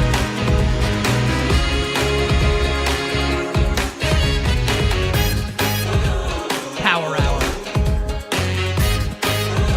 You better you bet on the BetMGM network. Nick Costos, our unbelievable crew, and whoever the hell you are. The Power Hour and every hour here on You Better You Bet, presented by BetMGM. Make it legendary by downloading the BetMGM app and visiting BetMGM.com. Coming up in 20 minutes, friend of the show, Danny Parkins of First Things First on Fox Sports 1. Danny stops by for his weekly visit. We will talk about our Chicago Bears.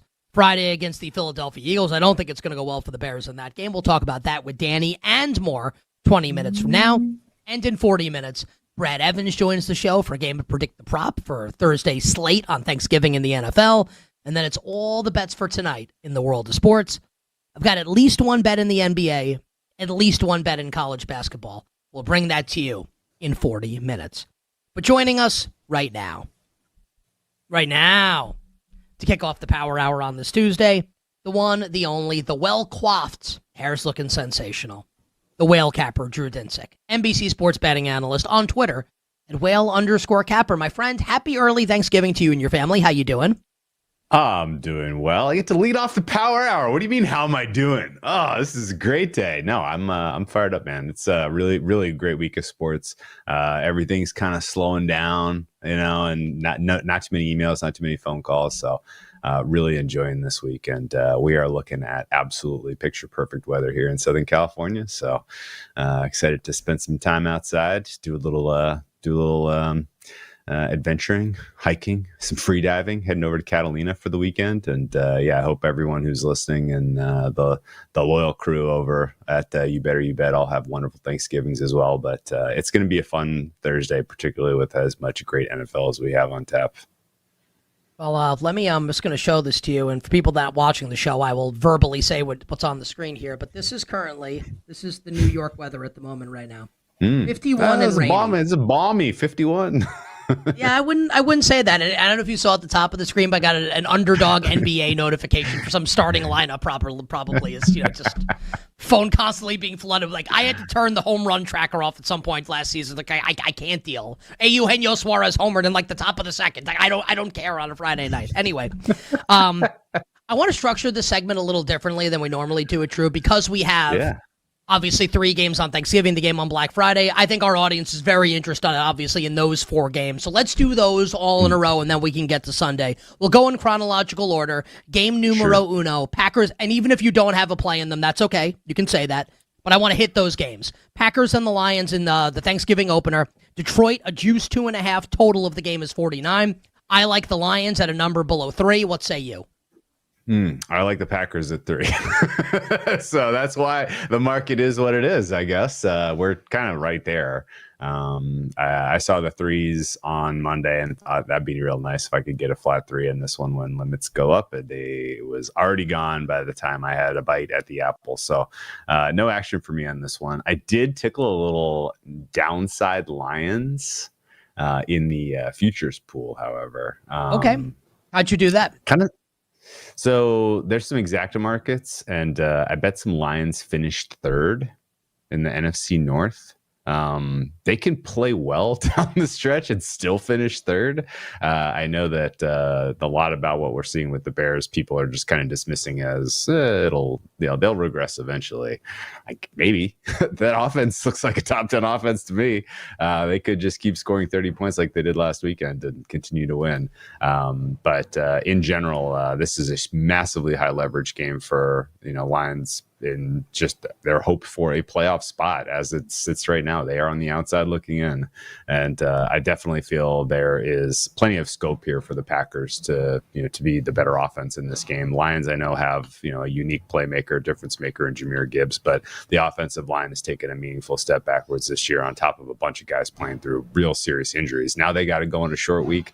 Tough ask against the Green Bay Packers D-line that has some difference makers. And I have only one reservation that's keeping me off of just firing Packers money line here, and it's the Keyshawn Nixon injury looks somewhat important to me.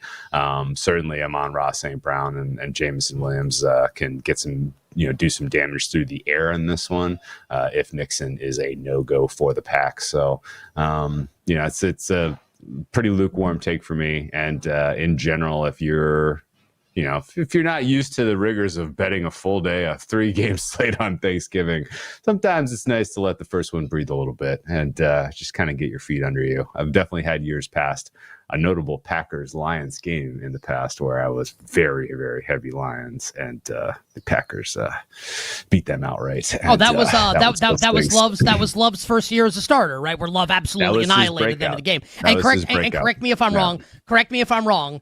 And I forget what the second game was that day, but everyone teased the Lions. I think they were 7.5 down to 1.5, and I forget who we teased them with. But and then the Packers beat them outright, and all the teasers were ruined. I'm pretty sure that was the case. Look that up for me, guys. This is 2023 Thanksgiving Day. What was the second game on Thanksgiving Day that everyone teased the Lions with, and that teaser got blown up because the Packers beat them outright? I do remember that from a couple years ago as well. Second game, Drew, on Thanksgiving. I got knocked out of Survivor that day as well. That was I had Lions. I laid Lions first half. I feel like I did a dozen shows that week, and all of them was, oh well. Have you looked at the splits of Jordan Love? This guy is Zach Wilson in the first half of games, and he's Pat Mahomes in the second half of games. Lions first half is free money. It wasn't. Yeah. One stunk. And I remember that one like it was yesterday. But I'm pretty sure the Cowboys Giants was the second game, and the Giants snuck in the Cowboys back door. Commanders.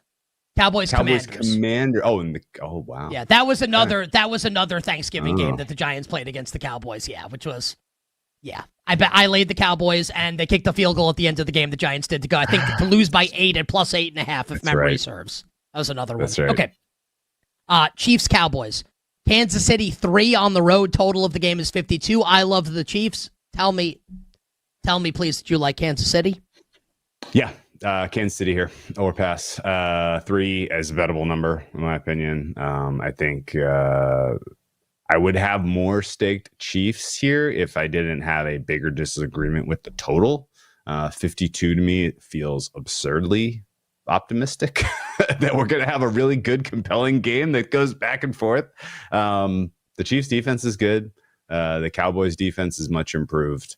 I think both of these squads coming in with questions and injuries to the offensive line, to the skill position players, all of that is bad.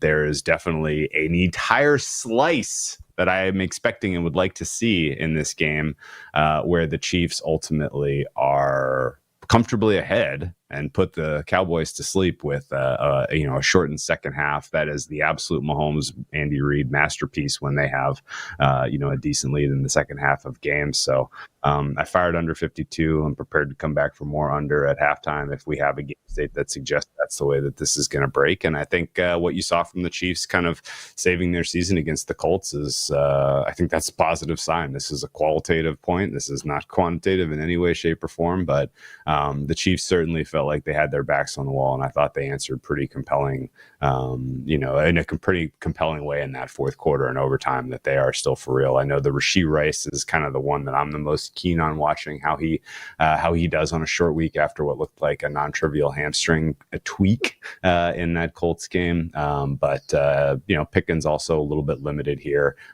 This feels like a CeeDee Lamb game for the Cowboys, and this feels like the Chiefs can put this one away. So unders in the player prop markets in general, it's kind of the vibe I'm getting there. Under 52, the biggest bet in the game for me, and I agree with you. Chiefs should be the betting side at -3. My fair is actually almost 4.5. Chiefs, I still think, are worth the top 2 power rating in the NFL right now.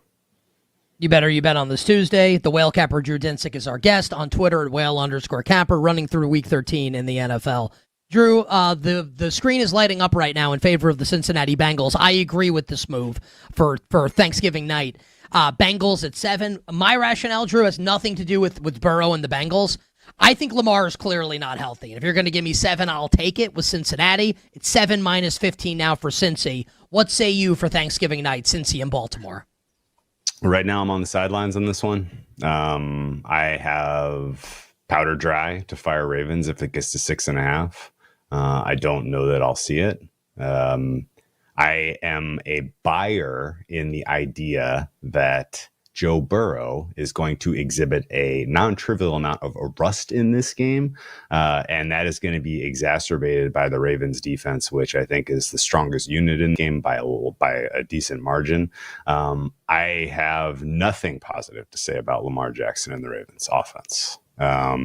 They do have a decent matchup with their tight ends against the Bengals defense that's 32 out of 32 in the NFL in a lot of metrics, including their ability to cover the tight end. But I still am I'm waiting to see it here. Like, if they don't score 30 in this game, it's going to be a downgrade again for me for this offense. Right now, I'm rating them kind of in the high 20s across the NFL, but I don't think Lamar Jackson is worth a rating higher than about a 5 out of 10 right now. So he's not healthy. Giving you league average. Oh, not even close. Like, not even a 5. Considering I'm giving him a 5 out of 10, that's probably I'm giving him like a 50% health. You're giving him credit. Yeah, you're giving him credit for that. I think he's worse than a 5 out of 10 right now, and I think he's going to the Hall of Fame. I'm not saying he's bad, but I think he's clearly not healthy. Yeah, I know. He's dealing with hammy, knee, toe, every part of the lower body anatomy is impacting him right now. And Lamar Jackson is at his best when he is a dynamic scrambler. Surprise! If you're just figuring this out, you haven't been watching enough Ravens football apparently, and that's really just not part of his game right now. The burst, his instinct to go when there are opportunities isn't even really being exercised. And the Ravens are getting it done with defense. Kyle Hamilton being back at practice today was a huge shot in the arm, I think, for the Ravens getting this win. And I don't have a strong opinion at 7. If you want the 7 points in pocket with the Bengals in the hope that they do something fun and exciting and Jamar Chase hits a couple home runs and you trade out of it or you ride it out, then best of luck. But I think the buy point for the Ravens is 6.5. I think the Ravens team total over is the bet if you have to have action in this game. And in general, if Joe Burrow comes out and looks like the guy that people remember from last year who won the Triple Crown, then I will look foolish and I will be surprised. Okay, we're running out of time here. Need this to be quick. Black Friday, Eagles 7 against the Bears, 44.5. Yeah, who needs points when you're getting plus 260 with the better team? So Bears win on Friday. I think so. All right. Well, I think the Eagles are going to win by like 17. So curious to see how this goes on Friday. So that was a quick one. I appreciate that. That leaves us a little bit of time. I'm being dead serious here because I want to get at least one thought for you for Sunday's games. Oh, biggest one bet that you like for Sunday. The biggest edge of the week, and it's not even close. Seattle Seahawks 10.5 against the Vikings. Excuse me, 10.5. I kind of want to bet Minnesota if the offensive line plays. The offensive line is playing through sincere injuries, and if Darrisaw and if the left side goes, maybe this kid has a chance. But I'm projecting. Well, he's not JJ McCarthy. 0. We're gonna go with the Justin Jefferson 0.0 points for the Minnesota Vikings this week against the mighty Seattle defense. The defensive line for the Seahawks should just absolutely dictate in this game. I really am not sure. I'm not sure how Minnesota gets off the mat. Nice matchup for JSN and that passing offense against a weakened secondary. Seattle, I think, needs 13 points to cover this 10.5. Do you disagree with my you know what? I don't want to talk about this anymore. Anything else you like for Sunday? Like 20 seconds here. I got some. I went to war with a couple trash teams. I laid 6 with the Dolphins. Let's give it to us quick. Jets laid 6 with the Dolphins. I took the Jets money line, and I am taking the Texans +5. I think those are the sides that round out my card. Are you surprised? And, Are you surprised that the Colts have gotten bet out? I talked about that like a half hour ago. I didn't see it coming. I thought it was going to be a tough decision at 3.5. I like 5. the under. You have a thought on that? I like the under. Anything above 44, I like under. I completely Love agree it. with you. That game's all right, well, decided by a field goal. Yeah. Let's make it happen. Hey, love having you on the show. I'm grateful and thankful for you. Happy Thanksgiving, buddy. Oh, appreciate the kind words. Best of luck this weekend, and enjoy Thanksgiving with friends and family. The great Drew Dinsick joining us on the show on Twitter at Whale_Capper. Check out the Deep Dive Pod with Drew and Andy Molitor. On the other side, Danny Parkins, First Things First on Fox Sports 1, joins us on You Better You Bet. We'll be right back with You Better You Bet on the BetMGM Network. Make it legendary.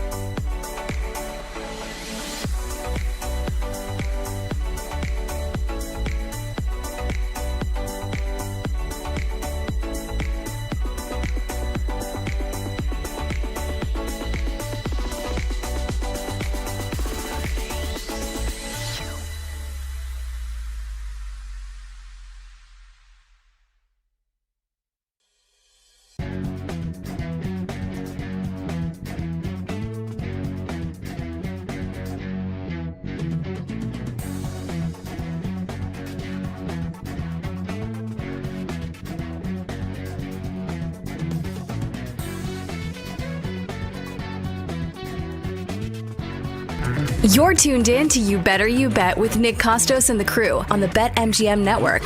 Make it legendary. All right, all our bets for tonight coming up in 20 minutes to wrap up the terrific Football Tuesday edition of the show. Tennessee and Houston are underway. Houston with a 10-6 lead, 16 minutes to play in the first half. We laid 2.5 with Houston. Would very much like the Cougs to go on a run here, and that's what's happening. 51 degrees in Central Park. I'm Nick Costos. Joining us right now on the show to talk about our Chicago Bears. We'll get into the Chiefs and the Cowboys, Packers and the Lions, maybe even a little Ravens-Bengals on Thanksgiving night. Our good friend, first things first, Fox Sports 1, weekdays 5 to 6 p.m. Eastern, all social platforms at Danny Parkins. And, of course, and he asks me, actually texts me every Tuesday morning before he comes on, and he says, Nick, please remember to introduce me as former You Better You Bet co-host. I got you, buddy. One-time co-host here on You Better You Bet. My friend Danny Parkins joins the show. Danny, welcome back. Happy early Thanksgiving to you and the fam. How's it going? It's going great. My favorite holiday of the year. I'm very excited for it. It's the perfect holiday. Football, food, family, gambling, no gifts, no religion. I love it. How are you, buddy? That's like the last. See, like it was good until the last line really sent it over the top. I really enjoyed that the no religion line. What is your favorite? I said to Bill earlier, we're talking about like, hey, we should do something Thanksgiving related on the show. I'm like we could do like a food draft. I feel like that might be the epitome of like bad sports radio. I'm gonna do bad sports radio here. Maybe we can make it good. What is the best Thanksgiving dish for Danny Parkins? The thing you're most excited to eat on Thursday? Yeah, we're good. I don't know if we're good enough to make this good, but I'll give it a shot. Let's find out. Let's find out. Find out. Let's find out. What I love about the Thanksgiving food is the like gluttony is welcome. So like I love the pumpkin pie, but I love apple pie. But on Thanksgiving, you have both.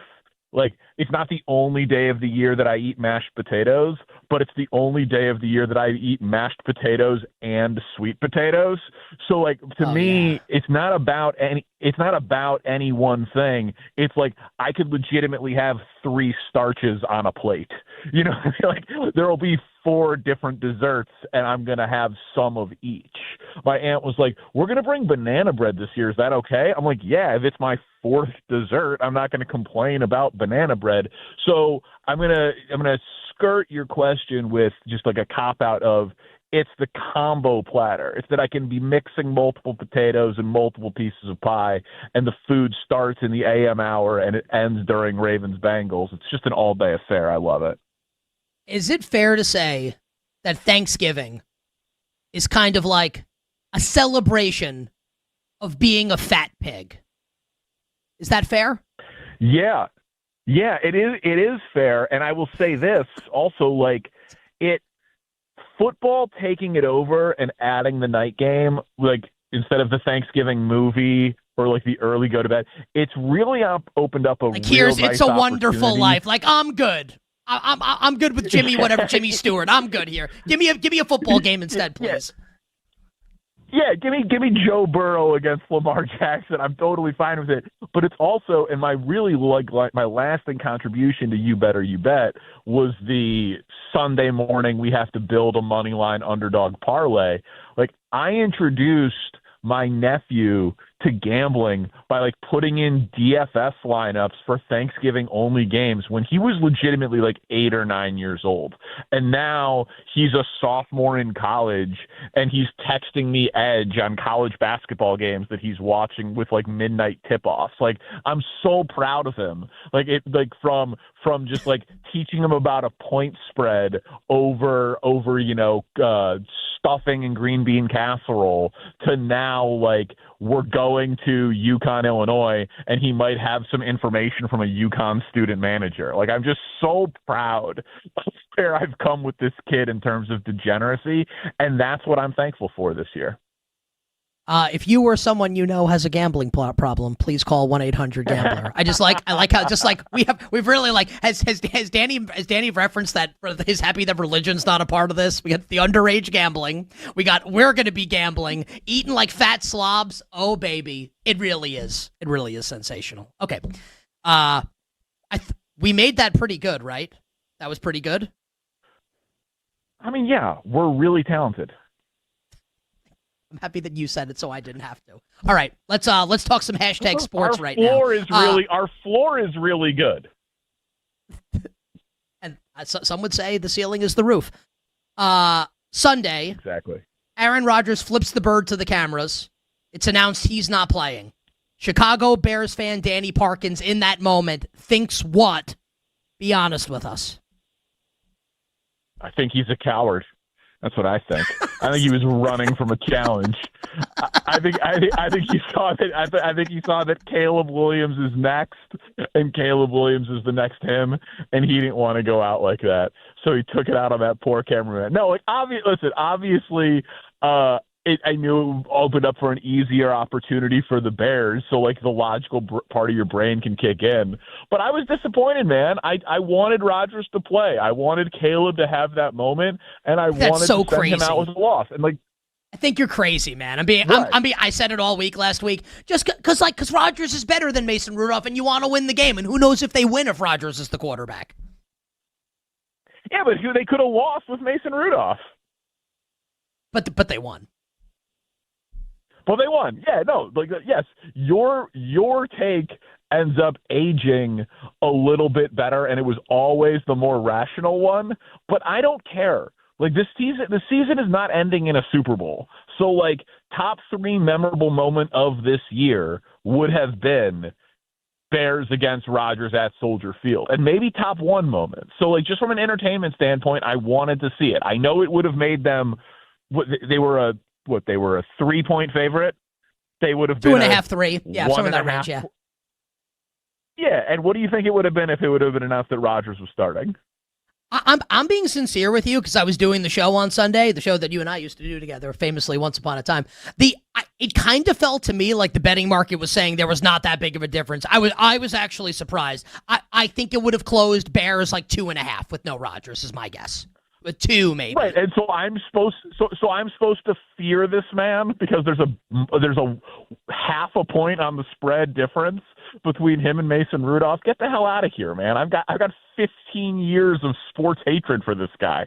I wanted to see it one more time. I don't care about half a point against the point spread in week 12. All right. I buy that. You bet on this Tuesday. Danny Parkins, our guest. First things first on Fox Sports 1, weekdays 5 to 6 p.m. Eastern time. Drew Dinsick, the whale capper. I think we probably interviewed him on the show together. NBC sports betting analyst. Yeah. I really respect him and his football acumen, like an accomplished sports bettor. So he was on the show in the segment that preceded you just now here, Danny, in the Power Hour. And I asked Drew about Black Friday, Bears-Eagles. And what he said surprised me, surprised our crew, definitely surprised our audience, and I think it might surprise you. When I asked him, how are you betting this game, Eagles 7 against Chicago on Friday? He said, "Why? I don't even need to think about points. I'll take plus 260 on the money line with the better team." Your reaction to that and your thought on, I just about blew my socks off when he said that. Your reaction to that and how you see this game playing out on Friday. Wow. I mean, I am just enjoying the hell out of this season for the Bears. Like, coach, quarterback solved for the next decade. Everything else is gravy. And I'm trying to have some guarded optimism to protect myself emotionally for but maybe they're not that good and just a lot of things have broken their way. But if they beat Philly, boy, people think I'm insufferable now. That will be an incredible moment. And I think we see it with the new money teams. At least I did. I believed in Denver more when they beat Kansas City. If the Bears get that win, and especially in that way, if they do it convincingly and we leave that game feeling like it wasn't fluky and the better team won and it was the Chicago Bears, that is going to be a real you're going to have to reevaluate a lot of things. And I was on the score earlier today, and I said it, like, the Bears' best defense of the season should very much be in front of them. And if you agree that Caleb Williams is incrementally getting better over the course of the season, and Caleb Williams' best football then reasonably could be in front of him, that makes the Bears a very, very scary team to play. I'll say this. Well, first off, you said are the Bears nouveau riche? Yeah. Don't you think? When you said they're new money, I was like, yeah, like they're nouveau riche. No, I absolutely love that. Like the new blood, I absolutely love that. I said this. I do BetMGM content with Trista Crick, and I meant it. And she was kind of like, there's no way you believe that. I love the Eagles, and Sirianni won a Super Bowl. I would take Ben Johnson over Sirianni right now, just as a head coach. Like the rest of the staff is good. The Eagles have better players. I think Ben Johnson is. I don't want to get over my skis here. He's just absolutely legit. I think he's fabulous. Now, as far as you betting this game goes, and I'm not sure if you're saving your bets for, and that's totally fine if you are, for tomorrow on First Things First on Fox Sports 1 for Thursday and Friday. But how do you plan on betting this game if you're able to share it with us here? Yeah, I will be taking the points. So now I feel shamed. Double cross. I feel a little. I feel a little shamed that I'm not. That I don't have a money line play in yet. Do money line. Yeah, I'm probably gonna. Yeah, I'm gonna just do both. I'm just gonna do a little bit of both, and I'll do my Thanksgiving Day money line parlay, and then I'll do Thanksgiving weekend money line parlay, and include the Bears into it to just make it real juicy for the whole thing. Yeah, maybe attach the Bears to a couple of different things to spruce some stuff up that you believe in. If it's good enough for Whale Capper, it's good enough for me. And by the way, if people would take Nick Sirianni over Ben Johnson, that's an insane thought. Like, he wins, but what does he do? Yeah, I'm 100% with you on Ben Johnson over Sirianni. Absolutely. He looks really dumb on the sideline. Like, the camera will have a close-up of his face, and I'm thinking, like, I'm almost certainly, and I'm not saying I'm Einstein here, I'm not a Mensa member, I think I'm definitely smarter than this guy. But hey, listen, same first name, but he's got a much bigger bank account than me, so God bless him. Mention the Thanksgiving money line parlay. Chiefs and the Cowboys. I think the Chiefs are John Wick, and I think they're back. And I think they're about to, like, nuke the league the rest of the season here. I love Kansas City on Thursday against Dallas. What say you, Chiefs-Cowboys on Thursday? Yeah, we're aligned, but I just would say, like, you also thought they were back against Buffalo, right? I did. Yes. That is the beauty. That is the beauty of a 17-game regular season. And I get to recycle takes like a month later if I feel it's appropriate. Yes. Oh, listen, who doesn't recycle takes? And this is the first time I've heard of the John Wick thing. So that was not accusatory in that way. Did you like it?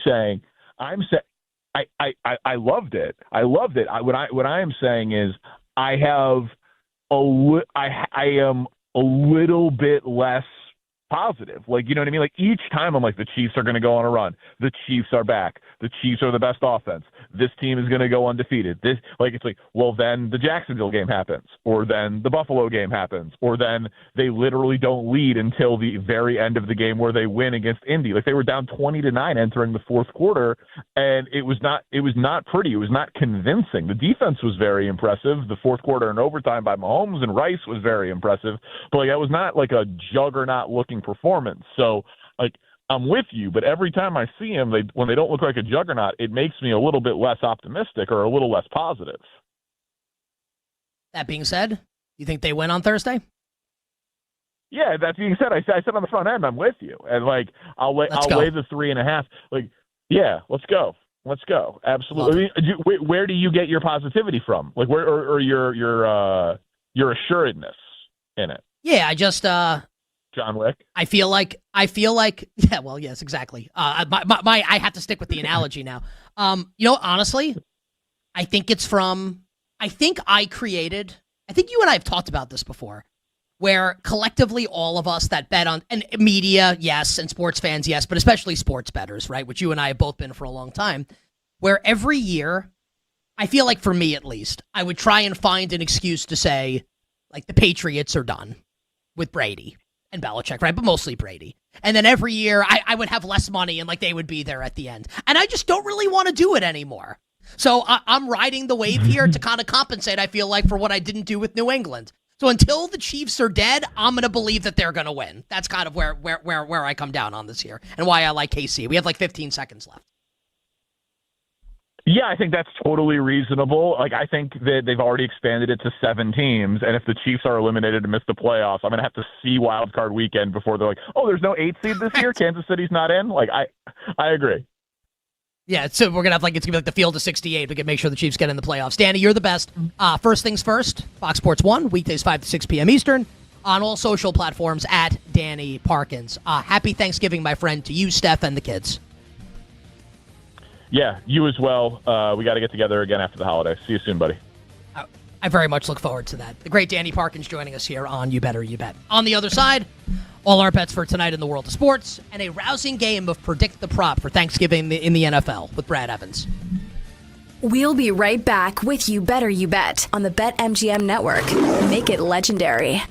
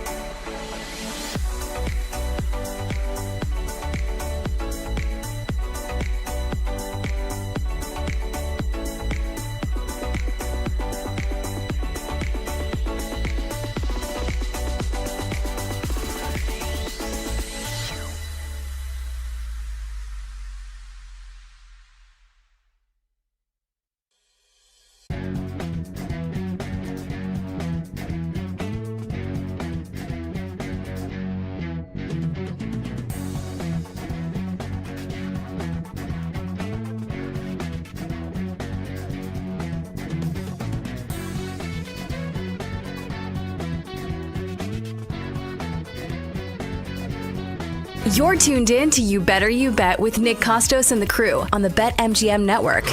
Make it legendary. Now, this theme here, Kenny, leave this up here a little bit. So this is, so I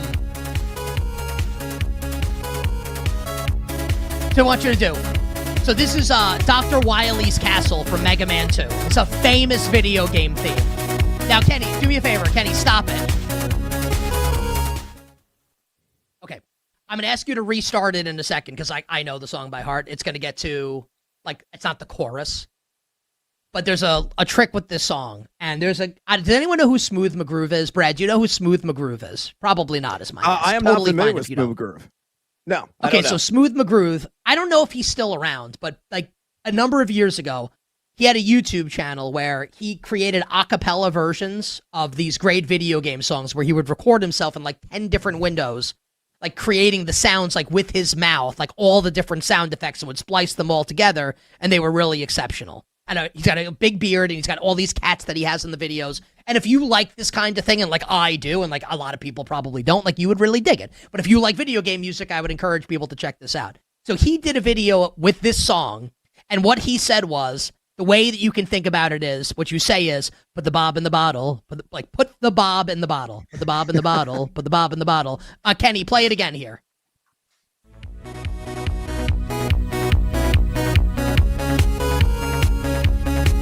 Starting right now. Put the bob in the bottle. Ba ba ba. Put the bob in the bottle. Ba ba ba ba. Put the bob in the bottle. Ba ba ba ba ba ba ba ba ba ba ba ba ba ba ba. All right, got some thank yous to dole out. Before we wrap up the terrific Football Tuesday edition of You Better You Bet with Predict the Prop and all our bets for tonight in the world of sports. Two tremendous guests joined us today. We had our friend Danny Parkins, First Things First on Fox Sports 1. Love Danny. And our friend, the whale capper, Drew Dinsick. Thank you very much to Drew, and happy Thanksgiving to both of them. Our executive producer, Bill Zimmerman. Our technical director. Today is his flu game. Was it as good as Michael Jordan's? No. Tyler Morales. Our engineer, the great Kenny Henderson, a.k.a. Kenderson. Our video producer, God's Perfect Creation, downtown Mike Brown. And our associate producer, the one, the only, the great Addie Bates. And as I say, my daughter loves to say Abby, like Abby Cadabby from Sesame Street. And she goes, Abby. So now whenever I say Addie Bates' name, I want to say it like my daughter says Abby. Addie. Thank you very much, Addie. Coming up after us is a 4-hour live betting extravaganza known to you and yours as BetMGM. Tonight, Brad, who is your co-host tonight? PJ Glasser, a.k.a. the Glass Man. Oh, the Glass Man, along with our friend Brad Evans, who joins us now on a Tuesday. Brad, happy Tuesday. Hola, amigo. Hola, amigo. Hope your college hoops bets are hitting, me amigo. Yeah, so last night, unfortunately, so I think we were on the same sides last night, right? We both had Oregon, we both had Gonzaga, so 1-1 last night in those two games in college hoops. I want to get your thoughts on college hoops in a second. Anything I have Houston right now, -2.5 against Tennessee. Any current action you've got right now? Quickly, so we can get to Predict the Prop. Yeah, I did a live dive actually on the Tennessee-Houston game. I grabbed it on the live total under 147.5. Absurdly too high. Both these teams are absolute slogs, defensive-minded. They're going to grind it out, I believe, in the second half. And it's going to be a game of rock'em sock'em robots. I think it'll be lucky to escape the 60s. All right. Predict the Prop, and then we'll get some college basketball bets for tonight. Brad, I would love to, if you'd be so kind, do a prop from each of the 3 games on Thanksgiving, and then tomorrow we could do Black Friday and NFL Sunday. That work for you? Yeah, let's do it. Okay, wide receiver, please. 1 from each game on Thursday. Well, I only have a couple of wide receivers, so we're going to have to do the third one on a random dude. So we'll get to that here in a second. So let's go with the first game with Detroit and Green Bay. Amon-Ra St. Brown receiving yards. Predict the Prop. Okay, so I was doing some work today on the Thanksgiving games because I'm going to do Prop King tomorrow, obviously, because like I'm not doing working Thursday, Friday, and I want to make sure I give the bets out tomorrow. So I actually have some thoughts on this. So the Packers with Jeff Hafley as the DC have actually done a pretty nice job on Amon-Ra St. Brown. So I actually think the number is going to be a little lower than expected here. It's either high 60s or low 70s. I want to say it's 60-something, but it's probably a little higher than that. I'll say 71.5 for Amon-Ra St. Brown. Ding, ding, ding, ding, ding. Incorrect. Within the 5-yard range, but the actual number is 74.5. So what's the lean, over or under? I think I lean to the under. I think it's a JMO game for the Lions on Thursday. Yeah, squeaky wheel's going to get the grease. I'm kind of with you there. I like the under as well. I think the number is too high. I don't think he's going to get out of the 60s. So you and I on the same wavelength. You want another wideout? I got one for game 2. Let's do it, my friend. All right, let's go with a white hot George Pickens. Again, the market here is receiving yards. Nick, predict the prop. All right, so Cowboys, Chiefs, Pickens maybe not fully healthy. CeeDee Lamb, Brian Schottenheimer has said they're going to feed 88 in the game following the drops. Just as an aside, Tyler Morales will appreciate this. When I read that, the Brian Schottenheimer said it, I think about the beginning of the song Girls Around the World by Lloyd when they say the year is 88. Just wanted to say that. So Pickens won't be as high as CeeDee. CeeDee's going to be in probably the mid-80s. I'll say George Pickens is in the mid-70s, 75.5 for George Pickens. Ding, ding, ding, ding, ding. Almost exactly right. The actual number is, again, 74.5. What's the call here? Over or under? Honestly, under against the Chiefs. Yeah, he's going to get a lot of Jalen Watson or McDuffie in coverage. Probably McDuffie more so. McDuffie's only given up 8.3 yards per catch. So if you think Pickens is going to go absolutely nuts again, you might want to scale that thought back and pump the grapes and go ahead and pour yourself some more grapes, I think is what I was trying to get to. Sit back, relax, and hopefully count your winnings in the end. All right, let's go into the primetime lights. I'm going to give you a quarterback prop in this one. Okay. And I'll just go ahead and tee it up right now. Joe Burrow's back. What is the pass yards prop, Nick? Predict the prop. Wow.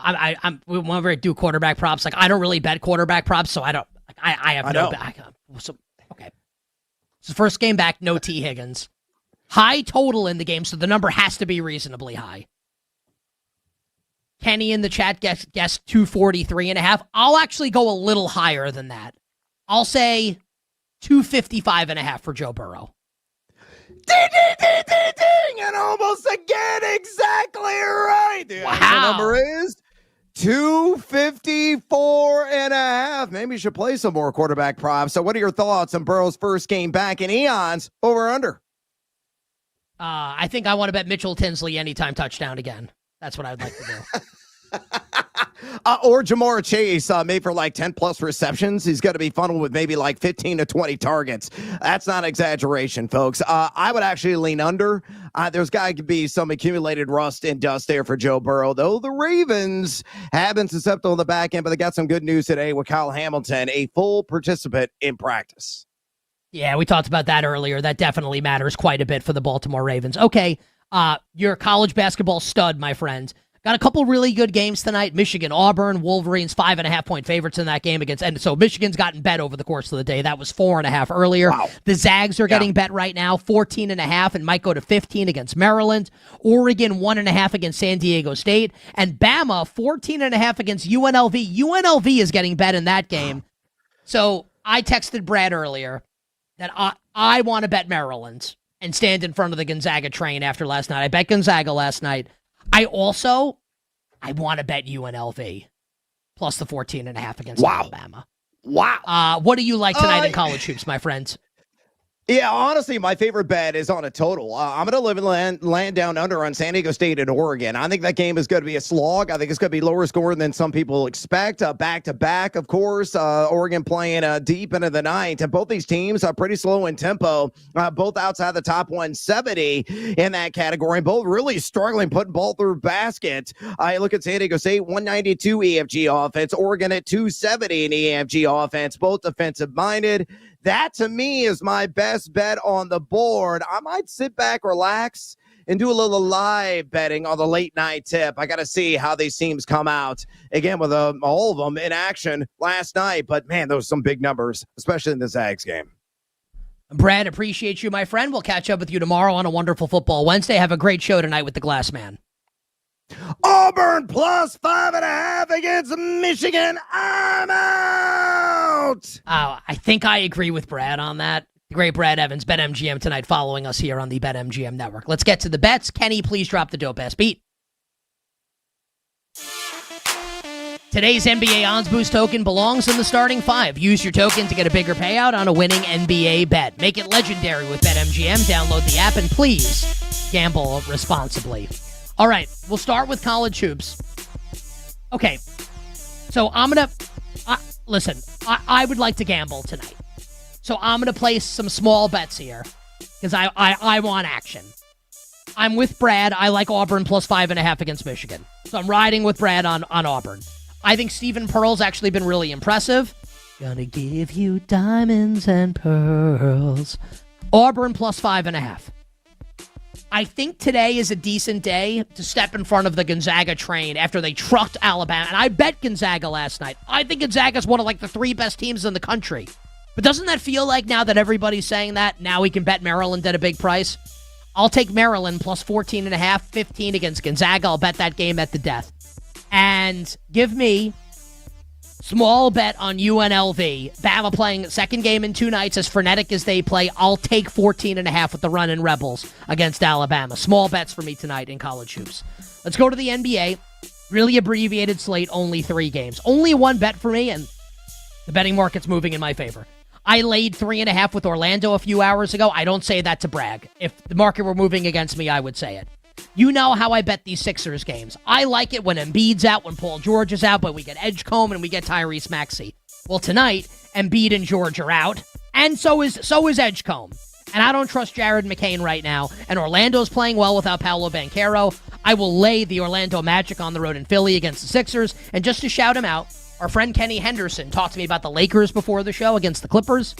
The Lakers are getting bet right now, and it looks like this is going to go to 7. The Lakers are 6.5-point home favorites. The Clippers, when they step up in class, and they've been really bad this season, when they play good teams, they get railroaded. The Lakers are definitely a good team. I'm going to be on the sidelines of that game. If I had to bet it, I would bet the Lakers. So Orlando for me in the NBA, Auburn, Maryland, UNLV tonight in college hoops.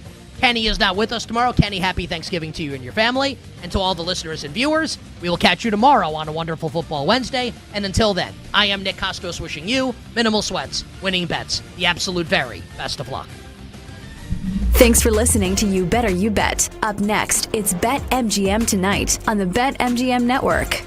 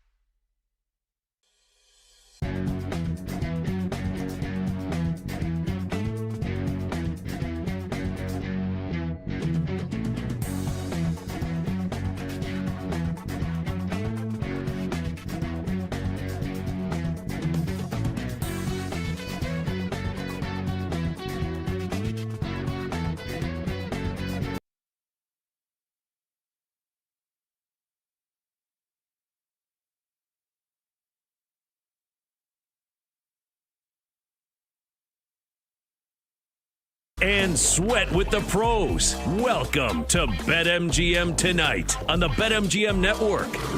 Make it legendary.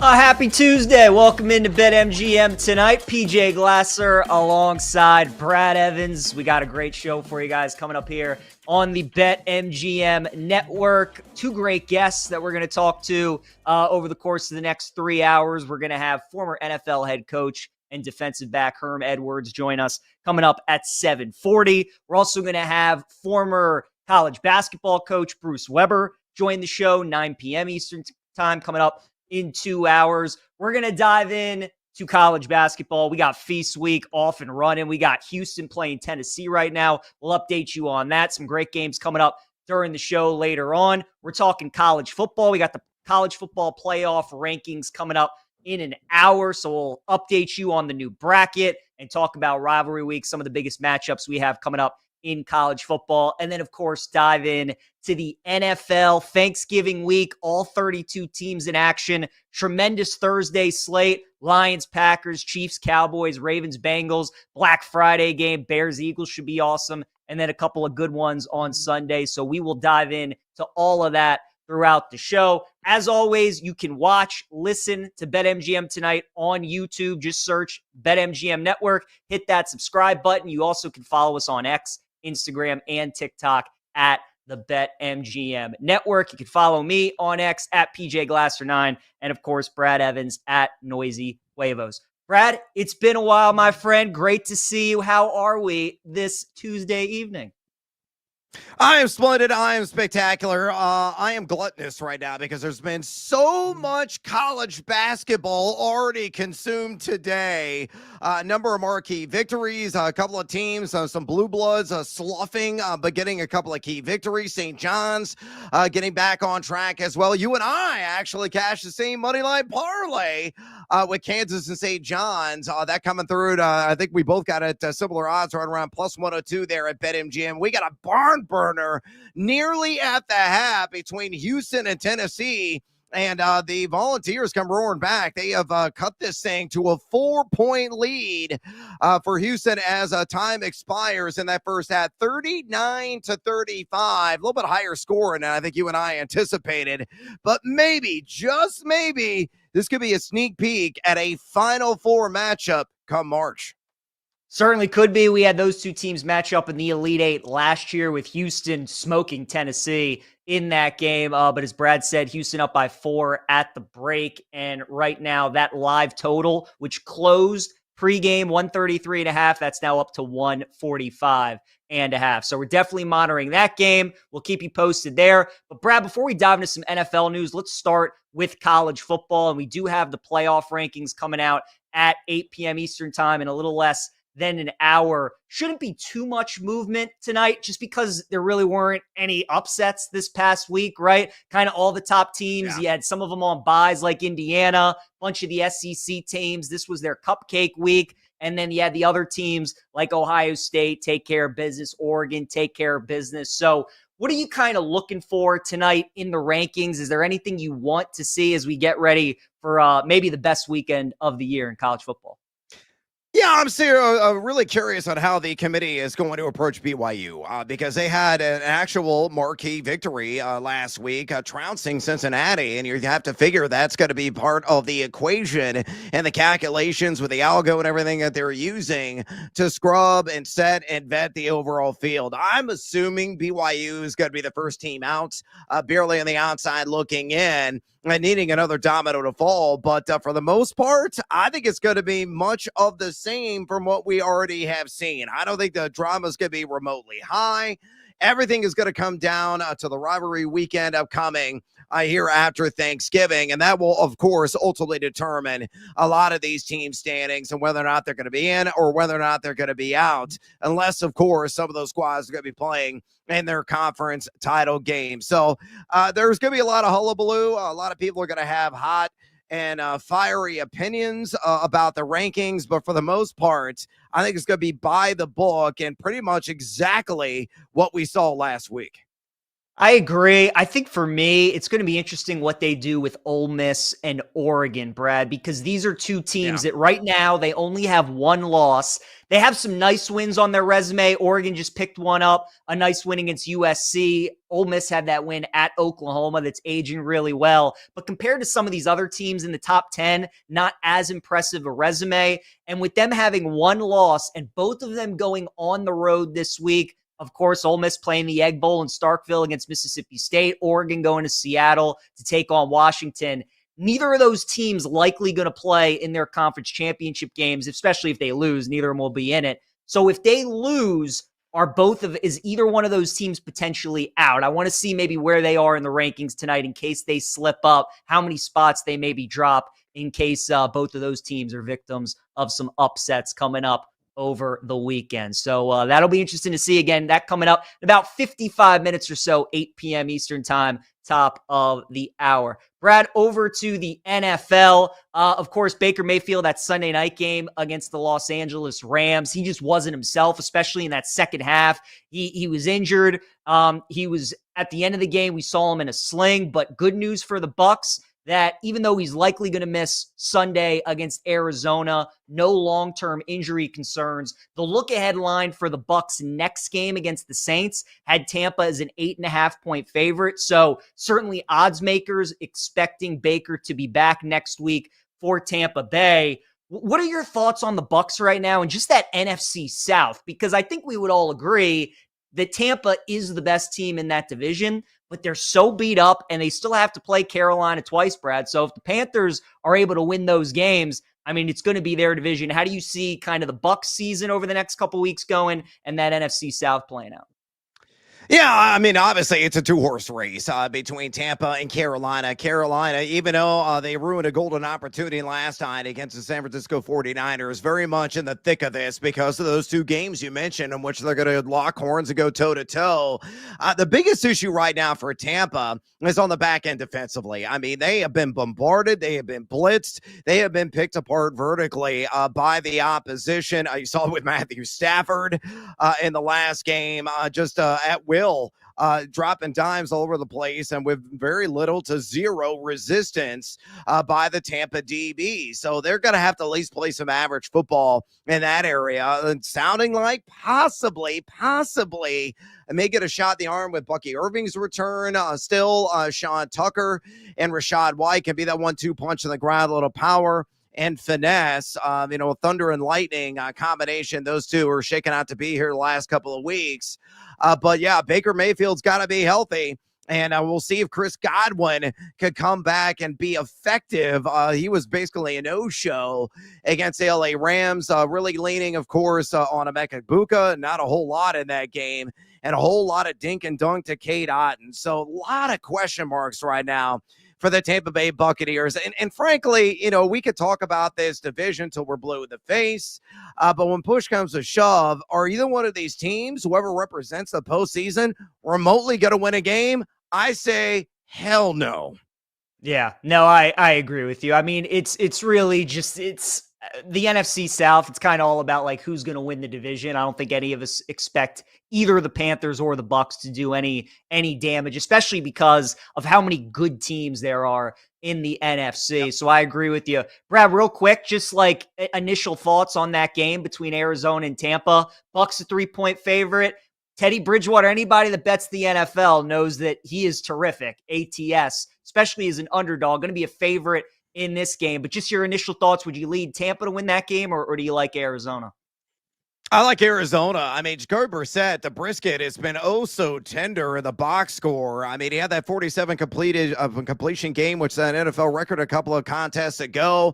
With or without Marvin Harrison, it doesn't matter because Michael Wilson stepped up and he is performing like a WR1. And he had the Bridezilla, Trey McBride, getting it done. Now, Arizona, a very susceptible and leaky defense overall. That's good news for Teddy Two Gloves, but Bridgewater was so unimpressive to me in that game against the Rams. You might say, well, that's more of a function of the Rams than an indictment on Teddy Bridgewater. okay, there might be an argument there.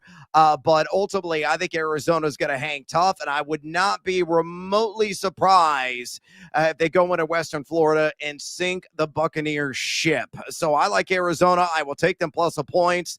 And if you got maybe a fantasy playoff berth on the line, I wrote about this on my site, thegamingjuice.com. I love me some Jacoby Brissett this week. Could be another 280 plus yards, 2 to 3 touchdowns, and also boosting the bottom line with 15 to 20 rushing. He should show up and show out there in Western Florida.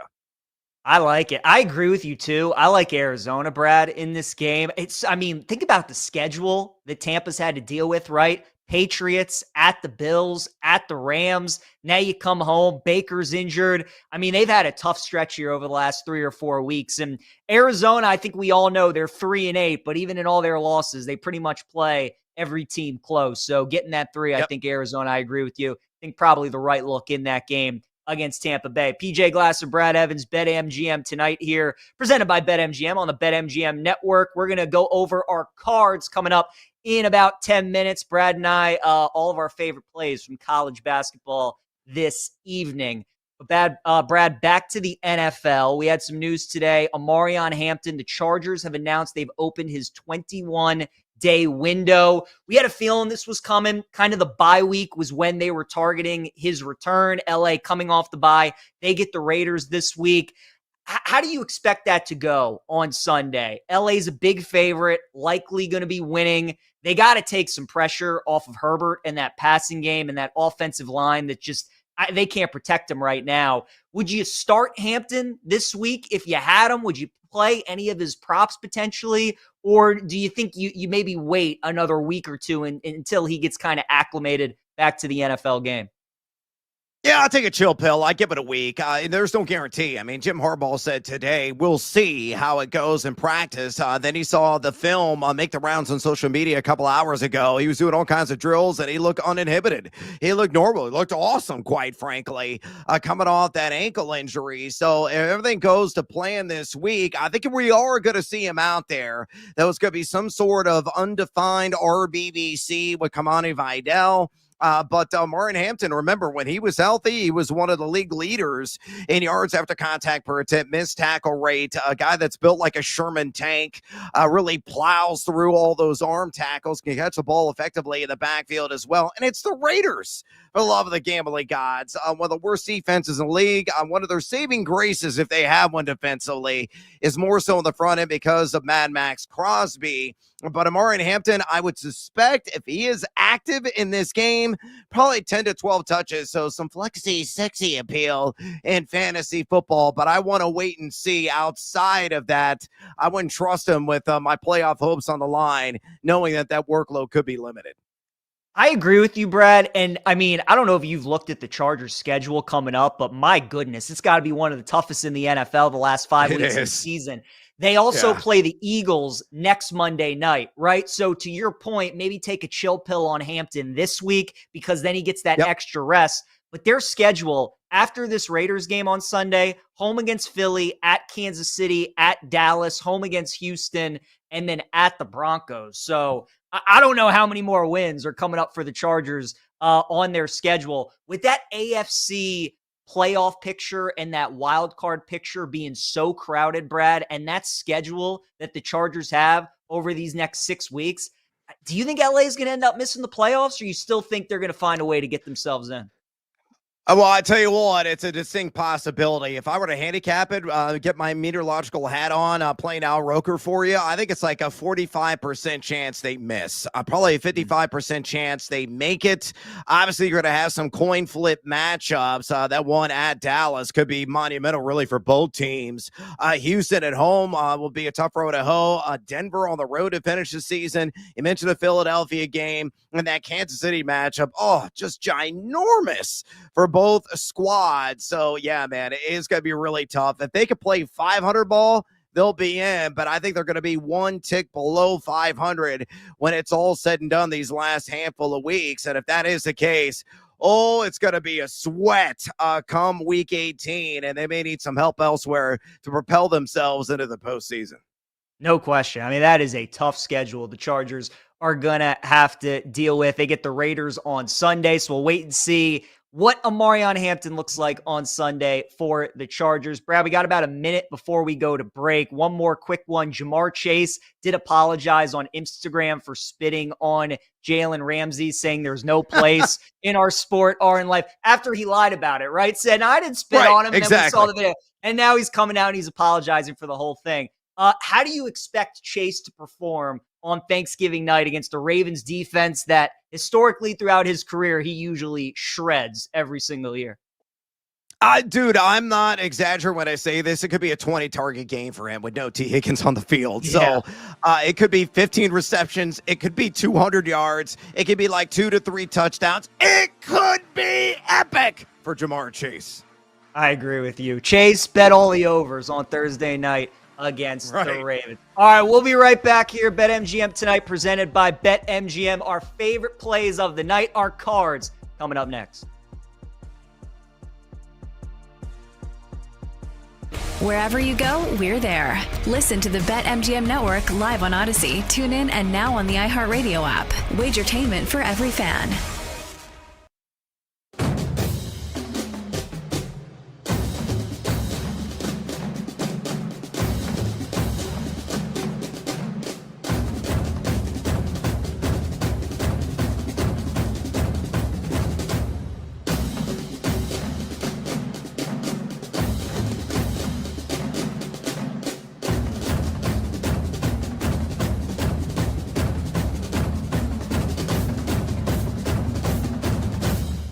Should Joe Burrow get back under center?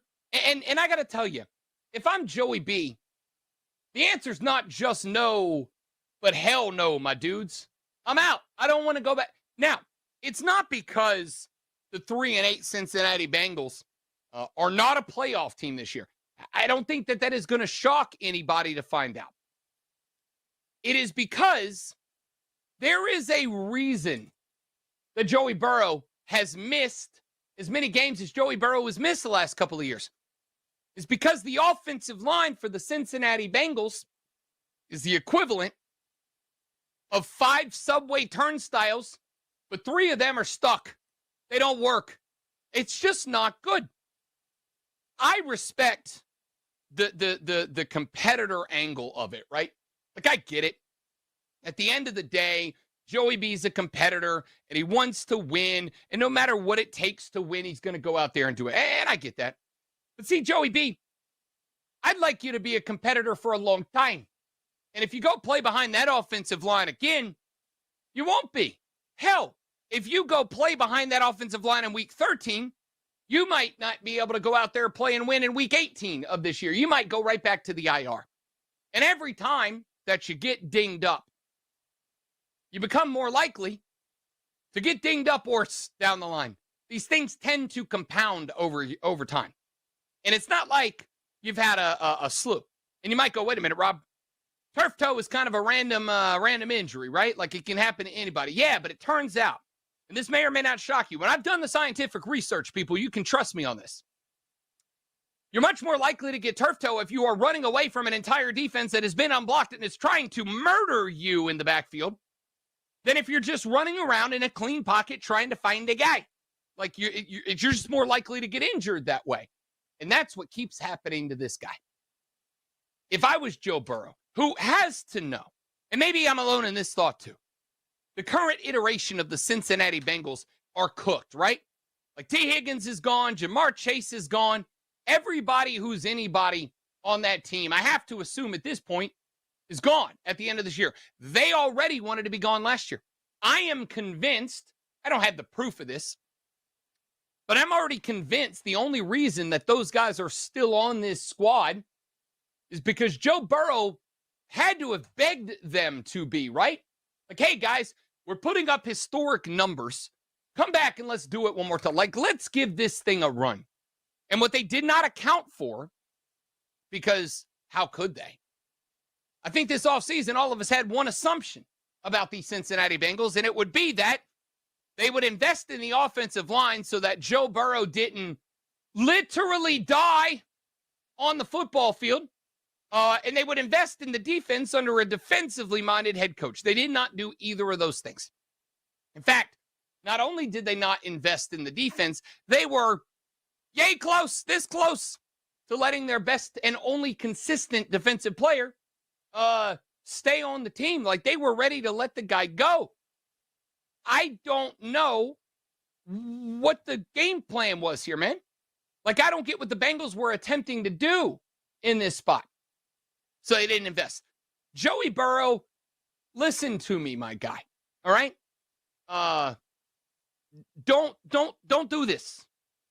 You know what I feel like? You know how in those in those movies there's that guy and like he loses all his investments on the stock market and he's standing on the ledge of the big tall building and there's a cop down at the bottom and he's got a megaphone and he's yelling up and he's like, "Don't jump. There's so much to live for. People love you." I feel like that right now for Joey B. I'm like, don't jump. And by jump, I mean play for the Bengals anymore. Like, don't do it. You want out. There's going to be teams willing to throw a treasure trove at the Cincinnati Bengals to get you. Let them do that.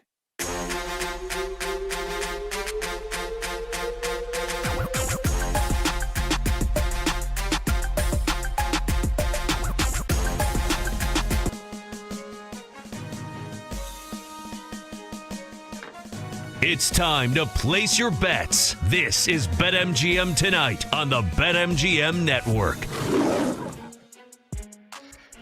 And welcome back. PJ Glasser, Brad Evans here with you. BetMGM Tonight, presented by BetMGM on the BetMGM Network. We got Houston and Tennessee underway in the second half of that game. Top 20 matchup out in Vegas, the Players Era Tournament. And Houston hanging on to a 1-point lead right now, 39-38.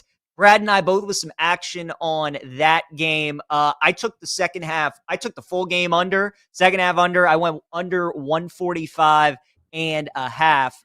Brad, you said you took the full game under from the start. You're just going to be riding that and hoping for a lot of missed shots here in the second half.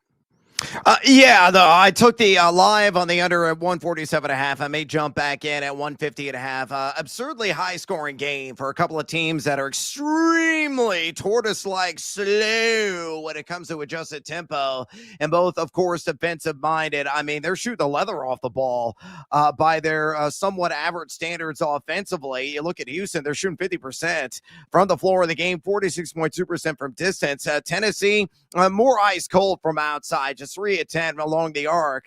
But in the game, 43.3%. I expect the scoring at some point to slow down, which probably means this game's finishing in the 80s. I'll probably go to like triple overtime, and maybe it'll be like 101 to 100 in the end. So that'll probably be our luck, PJ. But still, an exciting game, and it will come down the bitter end. That's usually how Houston rolls, whether against meaningful or rather meek opponents. Yeah, yesterday they needed overtime to defeat Syracuse in a really entertaining game. So to your point, they don't mind playing close games. They usually do that, and they usually find a way to win it. Brad, I think what's interesting to me, what's jumping out at me, is the amount of turnovers in this game for how good both of these defenses are. You only got 6 combined turnovers up to this point. Tennessee only has 4 and Houston only has 2. So you mentioned the sharp shooting, but both teams taking care of the basketball and really playing some nice offense, executing well. So we'll definitely keep an eye on that game. We got some more great college basketball coming up later tonight, and it is time for Brad and I to give out our cards for this evening. Brad, I will give you the floor, my friend. What is your first play up tonight? Yeah, I'm going to go with the Auburn Tigers, and this line has moved. So it opened at 3.5, and I actually kind of jumped on it at 3.5. It's now up to 5.5, so a lot of money coming in on Michigan. But I think the Tigers are going to keep this one nice and snug. This should be a one-possession game. Auburn, a pretty balanced squad. 71 EFG offense this season. They're also 75 in EFG defense. They really get after it, generating a ton of second chance opportunities. Over 41% of their possessions, they're getting that offensive rebound, very good at forcing turnovers, and they can really score the rock inside. Now, Mara, is 374 for Michigan, one of the supreme rim protectors in college basketball. That's why the Wolverines are top 10 in the sport of the young year in EFG defense. But what version of Michigan to get offensively?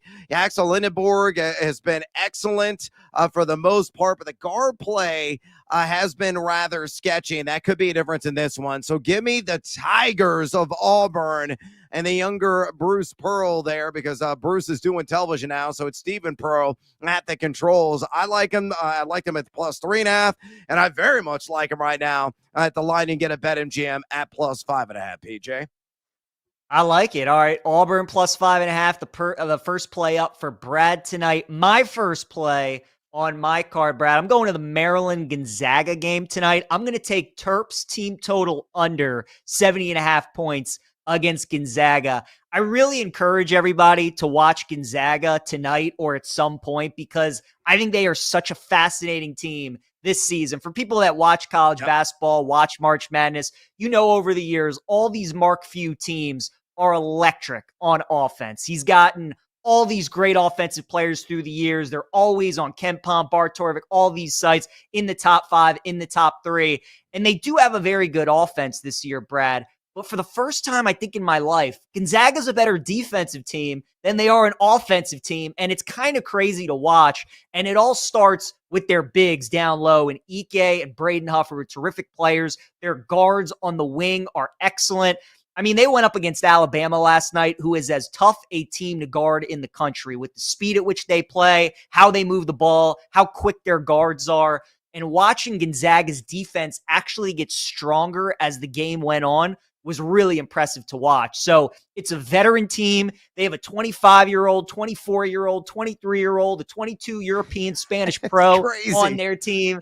I mean, they have so much experience, and they have guys that have been around a while, and they really get after it on the defensive end of the floor. So I think Gonzaga this year, an interesting way to bet that team is going to be team total unders for the team that they're going up against. Because, Brad, again, I think it's going to take people a while to get adjusted to this version of Gonzaga. They're so used to their games being priced in the 160s, 170s with their totals, especially when they go up against good teams that can score, like we had in the Bama game last night. But this might be an under team this season because of how good their defense is. And I think the Terps are going to struggle to score tonight against Gonzaga. So we'll go Maryland team total under 70.5 points tonight against the Zags. Brad, play number 2 for you on your card, my friend. What do you got? Yeah, shout out to my guy, Stephen Bordeaux. That Gonzaga team, that's a team that can go out and buy their own liquor. They're old, man.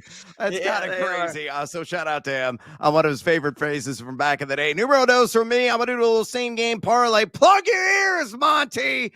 A fine Iowa grad, and Ole Miss is taking on the Hawkeyes tonight. I'm going to take Ole Miss on line +8.5, and I am going to take the total down to 137.5 and dunk on the over. I get to an even Steven +100 juice there at BetMGM. Chris Beard has a kind of a bubblicious team. I think this squad, when it's all said and done, is probably going to be in the 8 to 11 seed range come selection Sunday. I like to play slow, and believe it or not, under Ben McCollum, Iowa's changed their identity from the Fran McCaffrey years, in which they were always revving the engine. Now they're one of the slowest teams in the country, evidenced by their number 354 ranking in adjusted tempo, and Mississippi at number 277 in that category, both very defensive minded. Mississippi number 47 EFGD.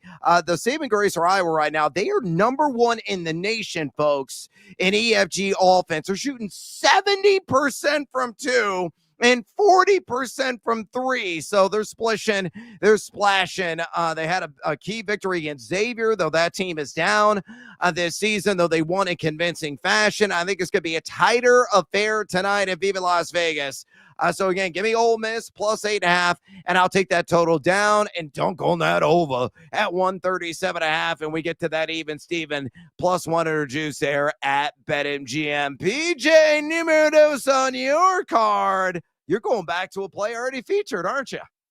Brad, I liked your play so much, I'm going to tell you on it, my friend. I'm going with Auburn +5.5 against Michigan. I would agree with you. It's just too many points in this game. Michigan should be favored. I think they're the better team, but I really like both of these teams, Brad, when they play on neutral floors. You know, Dusty May's a terrific tournament coach. He's great in these neutral site games. We saw Michigan win the Big Ten tournament last year. But Auburn, I mean, they've had some success in recent years. They won out Maui a couple years ago, obviously made the Final Four last year. They beat a good Oregon team last night. I just think this is too many points. And I think the key, Brad, when you have matchups like this, it's about the guard play, right? And I think Auburn's got better guards. Certainly Todd Pettiford's one of my favorites. Keyshawn Hall's terrific, the transfer from UCF. So I think that's the difference tonight. Auburn's going to have to deal with the size of Michigan and how good they are on the glass and defensively. But I think the guard play and Pettiford especially, his ability to control the pace in a game like this. I mean, Auburn beat Oregon, and then, Brad, they lost by 2 to Houston on a neutral floor, right? Michigan, they played Wake Forest tough. They blew out a San Diego State team last night that really has a problem scoring the ball. And, Auburn is a team that can fill it up. So I agree. I don't agree with this line movement. I also liked it at 3.5. Now that we're getting it at 5.5, definitely like the Tigers at that number. Brad, your third and final play on the card tonight. What do you like? You mentioned the offensive struggles so far at San Diego State, and I think that also applies to Oregon. So let's live in a land down under, PJ, on the game total, and those two teams going toe-to-toe. I got it 143.5. I don't think it's going to escape the 130s. That game could be comfortably in the 60s when it's all said and done. Both are not exactly the fastest teams that are out there either. San Diego State, number 240 adjusted tempo, according to Ken Palm. Oregon, number 171 that category. How bad are the Aztecs offensively? 192 in AFG offense. Oh, but it gets far worse for the Ducks. They're number 270 in that category. Both better defensively overall.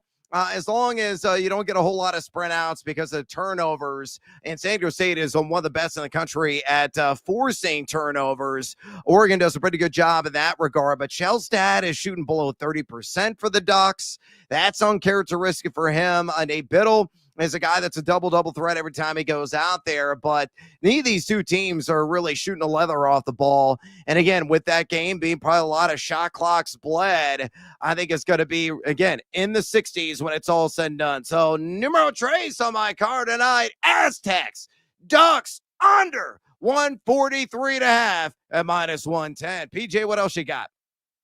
I like that play, Brad. Yeah, Oregon turned the ball over nearly 20 times last night against Auburn. So going up against that Aztecs defense might be tough sledding for the Ducks tonight. Speaking of offense, Alabama's team total tonight, Brad, 98.5 against UNLV. Wow. I mean, there's no way somebody could take that over, right? There's no way. This guy can. Absolutely. Bama scoring triple digits tonight at over 98.5. Brad, two of the fastest tempos in college basketball. Right now, Ken Palm is Bama as the 6th fastest and UNLV as the 11th fastest. We call them the Running Rebels. They're living up to that name this season. And if I know anything about a Nate Oates team, you don't want to run with Alabama. You just don't. And when teams want to, they usually fill it up. You combine that with the fact, Brad, they really didn't shoot the ball last night that well against Gonzaga. A lot of that had to do with the Zags defense, but Bama had actually shot it pretty well in a lot of these games. St. John's, Illinois, Purdue, they shot it pretty well from 3. So they were kind of due for some regression at some point. It came last night. I think tonight you're going to see Bama drill a lot of threes. And with the tempo that we're going to get in this game, there's going to be a whole bunch of opportunities for them to score. So, look, I get it's a lot of points. You're essentially asking Bama to score 100 for you to go over this bet. But, Brad, sometimes when a total is that big, it's that big for a reason. So Alabama team total over 98.5 against UNLV. So there we go. Brad's 3 plays on the card tonight. Auburn plus 5.5 against Michigan. He's got a same game parlay with Ole Miss plus 8.5 and the over in Ole Miss, Iowa. And then he's going San Diego State, Oregon under 143.5. I'm on Maryland, team total under 70.5 against Gonzaga. Also with Brad on Auburn against Michigan, and then Alabama's team total over 98.5 against UNLV. So should be a fun night of hoops. Houston, they're up 46-43, but Brad, the scoring has slowed down a little bit, so very good for our live bets. that we took, as we expected, starting to turn into a little bit of a defensive game. Let's pivot to football real quick, Brad. We had Monday Night Football last night between the Panthers and the Bucs. We talked in the first segment about that NFC South division, Tampa leading Carolina by 1 game. I want to look at San Francisco, right? Because again, this NFC wildcard picture is crazy. You got all those teams in the North, the Bears, Packers, Lions battling for spots. You got Seattle battling. And then you, of course, have San Francisco as well. Somebody's got to get left out. With the injuries that the Niners have, and then watching Brock Purdy last night and some of those throws and interceptions that he made, do you think San Francisco is going to be that team left out in the NFC playoff picture?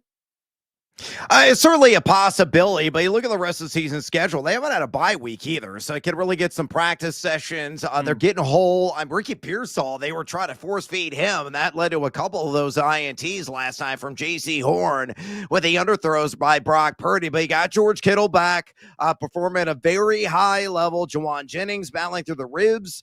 He scored a touchdown last night in the CMC Football Factory. Gonna make you sweat, baby. He's doing that to defenses. He really can't contain him in the pass game. I mean, he almost has the same number of receiving yards as Justin Jefferson this year. That's bananas to me. I like the offensive, structure and complexity of the overall squad that San Francisco is.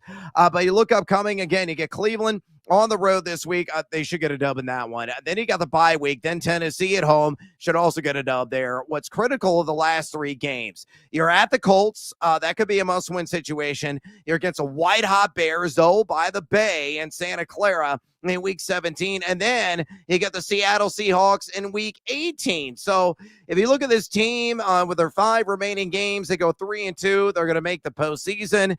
Anything below that, if they go 2-3 or have 1 win or no wins, they're going to be on the outside looking in. But I feel like in my soul that San Francisco might be the most underrated and underappreciated team right now in the NFL. What I love about the NFC wildcard picture right now, Brad, is it feels like all these teams are going to play each other over the next 5 or 6 weeks. So it's going to work itself out, and the teams that are going to make the playoffs are going to earn it with these head-to-head wins. All right, we're going to talk with the great Herm Edwards, going to join us next to talk some NFL. PJ Glasser, Brad Evans, BetMGM tonight. Don't miss a second of the Wagertainment. Listen to the BetMGM Network live, now streaming everywhere on Odyssey, iHeartRadio, and TuneIn.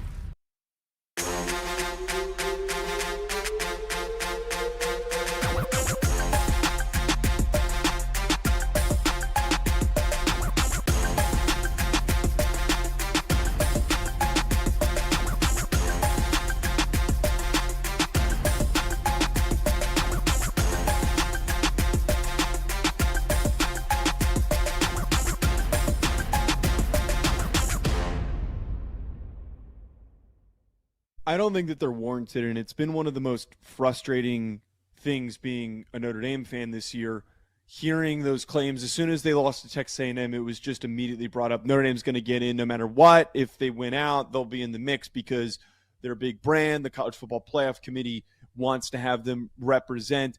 I mean, last year, I understand that there were certain conference tie-ins, but they threw SMU in there. I really don't think that there is this much of a desire to put in one of the top brands. If that were true, Alabama would have been in over SMU, and we wouldn't, this conversation would be completely different.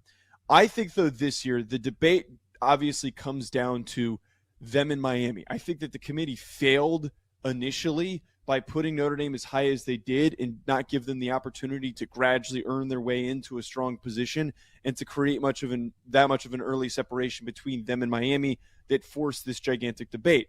But at the end of the day, Notre Dame, understandably, they both have like a similar just general resume in terms of quality of wins. And if Miami beats Pitt this weekend, they'll have another similar win. Notre Dame's overall performance this year is better than Miami's. Notre Dame's 2 losses come to obviously Miami and Texas A&M at home in the beginning of the year. Miami has to win the games that are on their schedule. They have to. They need to be held accountable for losing to 2 teams that are currently not really in the top 12 mix whatsoever. If you're going to fail that badly against teams that you're supposed to beat, you have to be held accountable. I think that a lot of people are saying, well, the results in the field matter. The head-to-head matters. Well, the results in the field matter when we're talking about Miami being unable to beat middle-of-the-pack teams in the ACC. If SMU wins the ACC, maybe it betters their case, but I just think that nobody's really mentioning the fact that they were heavily favored in those and completely collapsed and fell apart.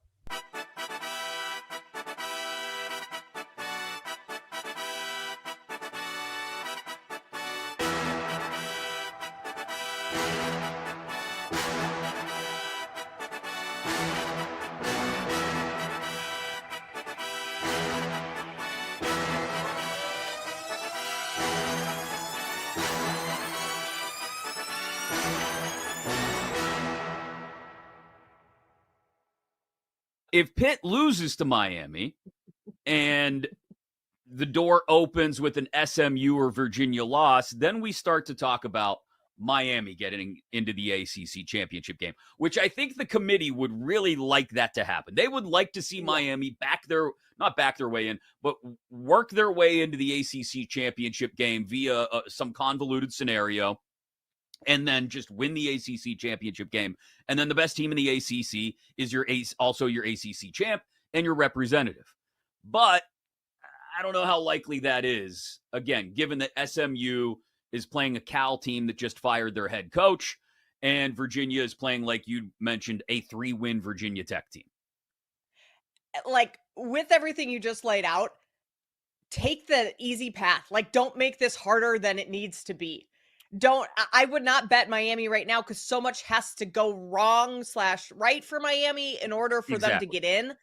Like, take Virginia plus 195. That's the better number over SMU, or take SMU and take one of those two. Don't try and get too cute by taking Miami and hope that the cards fall in your favor, because more than likely it's not happening based on the opponents that those SMU and Virginia are playing.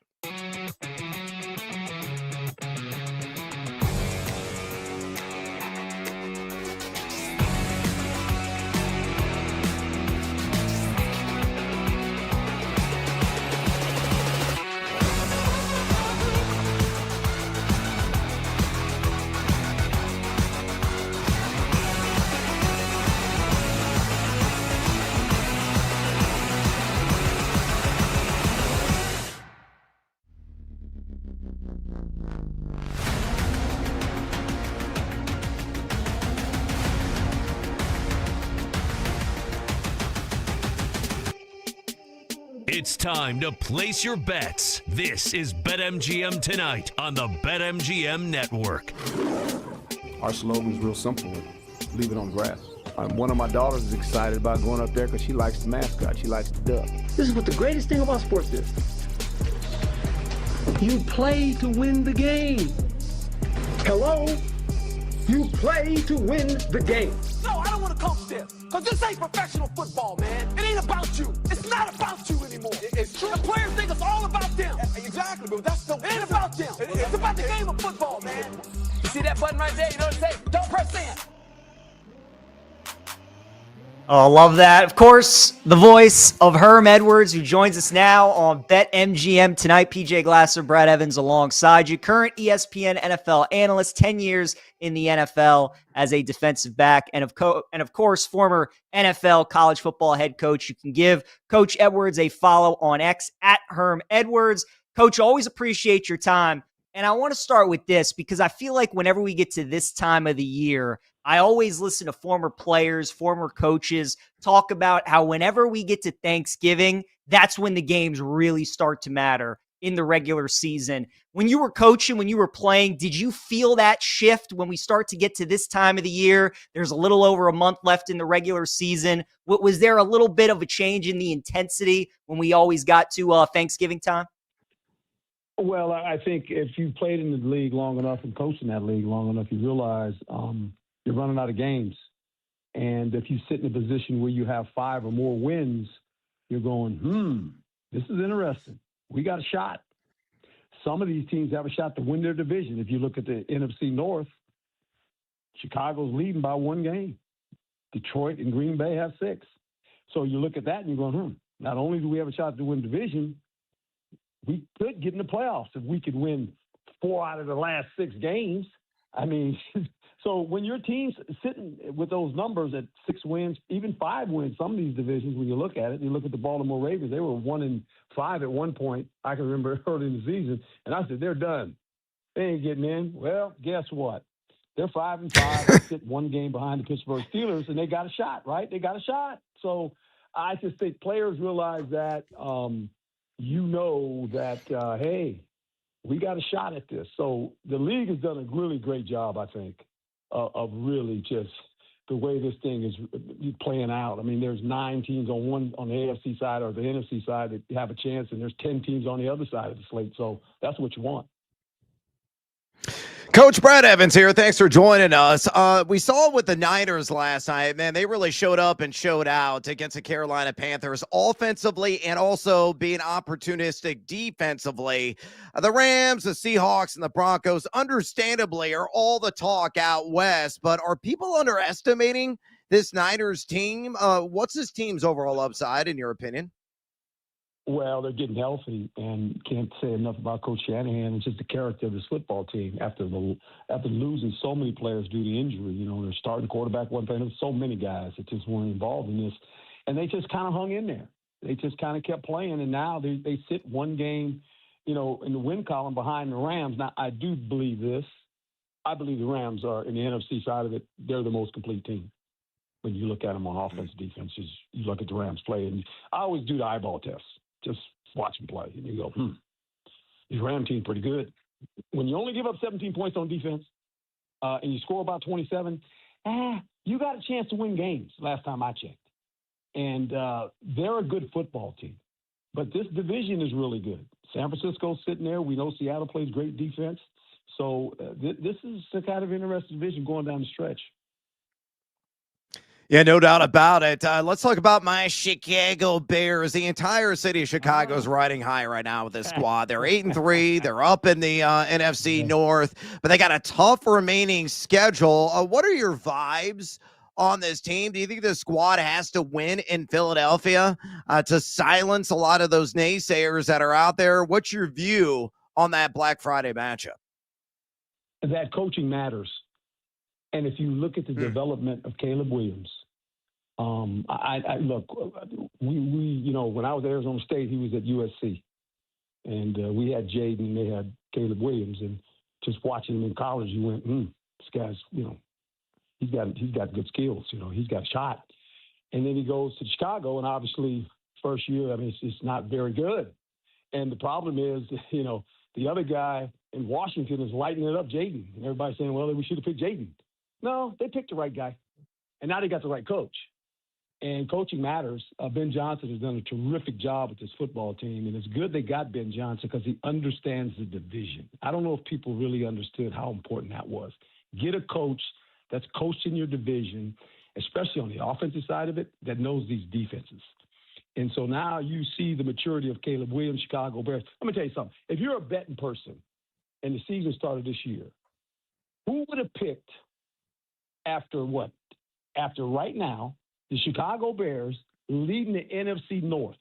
Nobody. Nobody. No. Everybody said there ain't no way. The Chicago Bears, they're going to be better than the Green Bay Packers and the Detroit Lions and the Minnesota Vikings. After what, 11 games? You couldn't get that bet. You couldn't get it. But this is where they sit. Yeah, it's crazy, Coach. Their win total was 8.5, and they got 8 wins right now. So definitely playing above expectation. We're talking with Coach Herm Edwards, current ESPN NFL analyst, 10 years in the NFL as a defensive back, of course, a former NFL and college football head coach as well. Give Herm a follow on X at Herm Edwards. You bring up coaching, Coach, and I want to talk to you about the Steelers and obviously Mike Tomlin, who's been in Pittsburgh a long time, one of the best in the business. But it feels like that relationship might be nearing an end. Do you think if Pittsburgh misses the playoffs this year, especially you brought up, Baltimore was 1-5, Pittsburgh was 1-4, they were 4-1, and now here we are. They're both tied at 6-5. Do you think if the Steelers miss the playoffs, Coach, that maybe Tomlin and the Steelers finally part ways at the end of the season? Yeah, I don't know that. The Pittsburgh Steelers have, 3 coaches? Last time I checked. Yeah. The Rooney family. You know, you can have kids and they can almost grow up and become little babies at one, and all of a sudden they're 15 years old. Who the Steelers coach? Same guy. He's there. You know, doesn't change a whole lot there. They don't panic. And, you know, look, I don't know what's going to happen. I know Mike's a fabulous football coach. If they do decide to go in a different direction, he'll get a job in an hour. So, you know, and sometimes, you know what? Sometimes you're at a place and you stay too long and you go, okay, let me go somewhere else. And that's okay. But we'll see. We'll have to wait and see on that one. Yeah, no doubt about it. Coach, is the MVP race over? Should we just give Matthew Stafford the trophy already? Oh, boy. I mean, it's not over, but, I mean, my word, he's going to throw 40 touchdowns. He's got, 30 now, and he's going to throw 40. Yeah, he's going to throw 40 touchdowns at least. You know, and it's funny because I was thinking about that. I said, you know, that's a lot of touchdowns. And then I took a look, and I said, oh, my God, Peyton Manning threw 55. And, you know, and Mahomes threw 50. There's been a couple guys throw 50 touchdown passes. I said, that's a lot of touchdown passes. And I'm thinking 40 is a lot. I didn't realize Peyton Manning had thrown, you know, I probably remembered, but I forgot. When you get old, you forget about those things. He threw 55 one year. But, yeah. I mean, clearly, he is in the driver's seat. And I don't think this team is – I don't think they're going to have any detours. I mean, they got a good football team. Coach, we'll leave you with this. Did you ever coach or play on that Thanksgiving Thursday? And did you prefer to play on that day, or did you just always enjoy spending the day at home with the family and watching the games?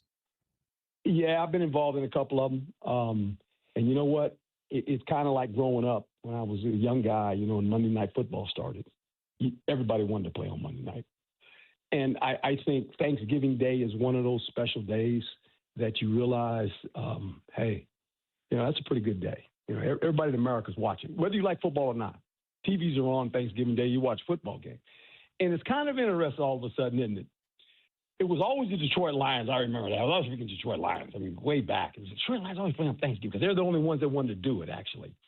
And now they got 3 Thanksgiving Day games. How about that?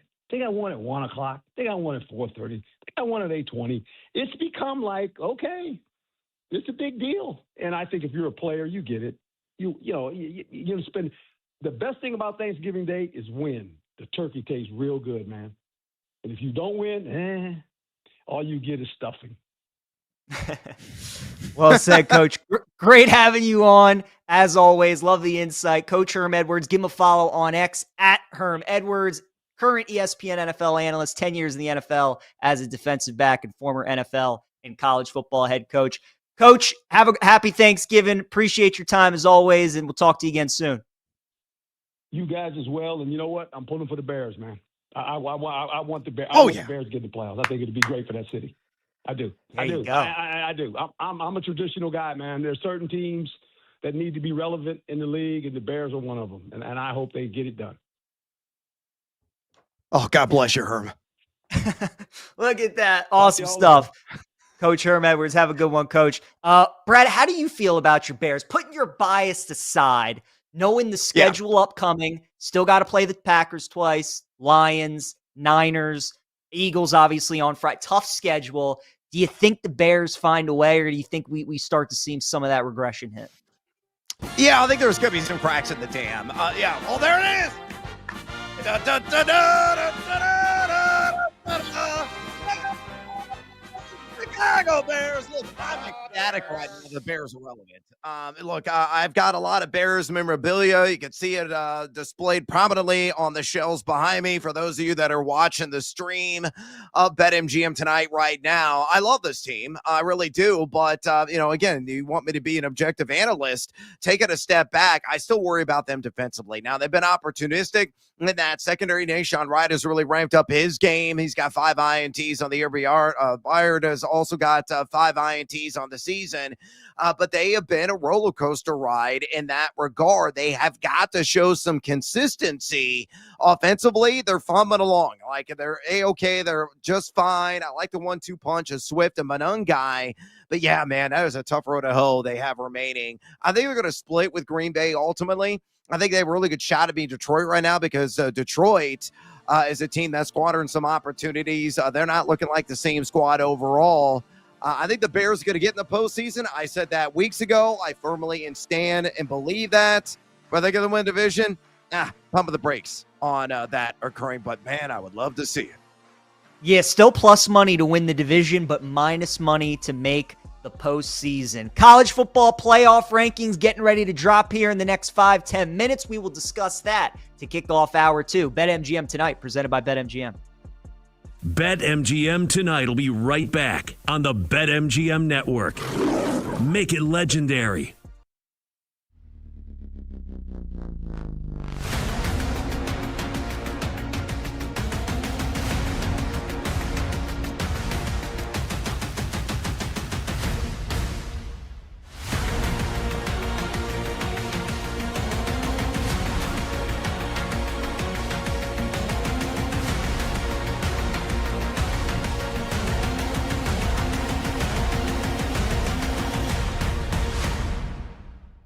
The top teams that are vying for a national championship, who is the one team maybe that's right there on the edge that we don't give enough credit to that has a real shot here? Is it Texas Tech, a team like that? There's two teams that I think absolutely can fit this description. Texas Tech, I think, is a really solid example. Being higher up, they're kind of in the forefront of the mix of expectations for teams that can go on to compete for the Final Four at the very least.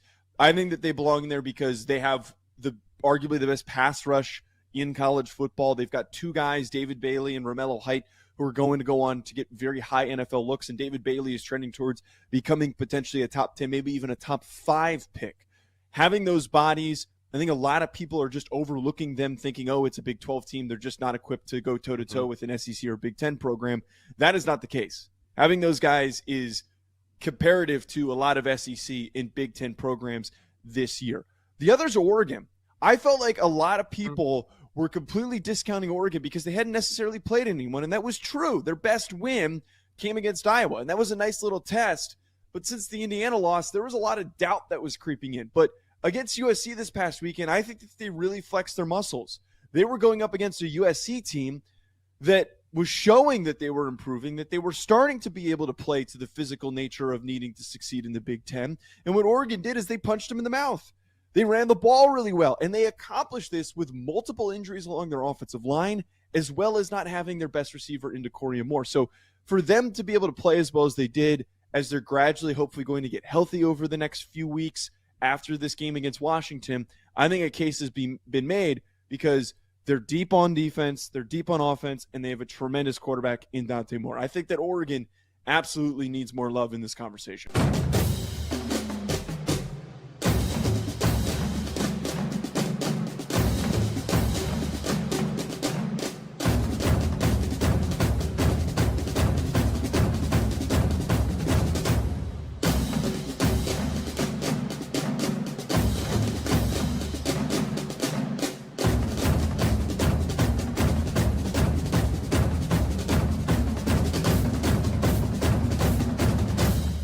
If Ohio State beats Michigan this weekend, I understand it's the game. It's a rivalry. Anything could happen, especially in Ann Arbor, especially as Ryan Day has shown us over the last 4 years.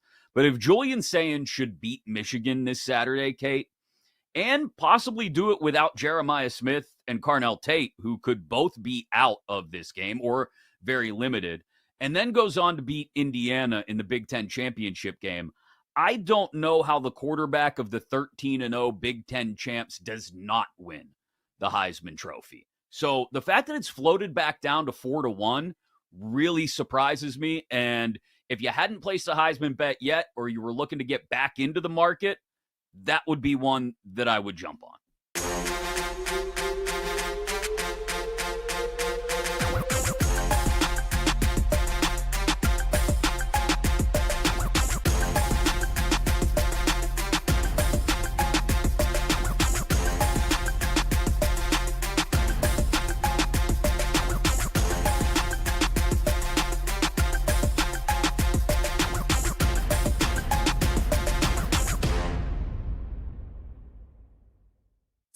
You just go with the best price out there, and that is the Chicago Bears, which is crazy to say that they're leading the division right now, not in terms of odds to win, but they are winning the division.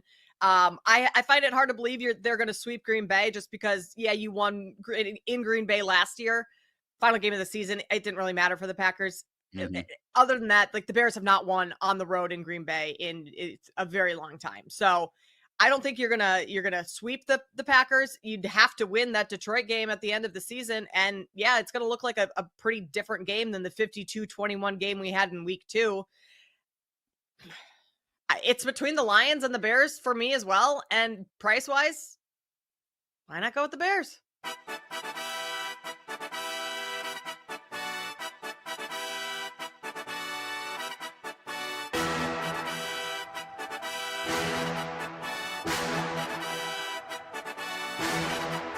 It's time to bet and sweat with the pros. Welcome to BetMGM Tonight on the BetMGM Network. Make it legendary. Hour 2, BetMGM Tonight, presented by BetMGM. You're on the BetMGM Network. PJ Glasser alongside Brad Evans. And we got the college football playoff rankings getting ready to be unveiled in full as Ohio State, Indiana, Texas A&M are your top 3. We'll tell you about the top 12 here in just a moment, but a reminder for all of you how you can listen to the show. You can check us out on YouTube. Just search BetMGM Network, hit that subscribe button. Also can follow us on X, Instagram, and TikTok at the BetMGM Network as well. Thanks again to Herm Edwards for joining us last segment. As always, go check out the BetMGM Tonight podcast to listen to that interview. Great stuff with Coach. We got another great coach joining us coming up in an hour. Bruce Weber will join us 9 p.m. Eastern time coming up top of the next hour, so 60 minutes. We're going to dive into some Thanksgiving NFL talk. We'll do a little predict the prop with Lions, Packers, Cowboys, Chiefs, and Ravens, Bengals. And then we'll talk some college basketball again. Feast week, many great games going on. We'll talk about which team's stock is going up and which team's stocks are going down.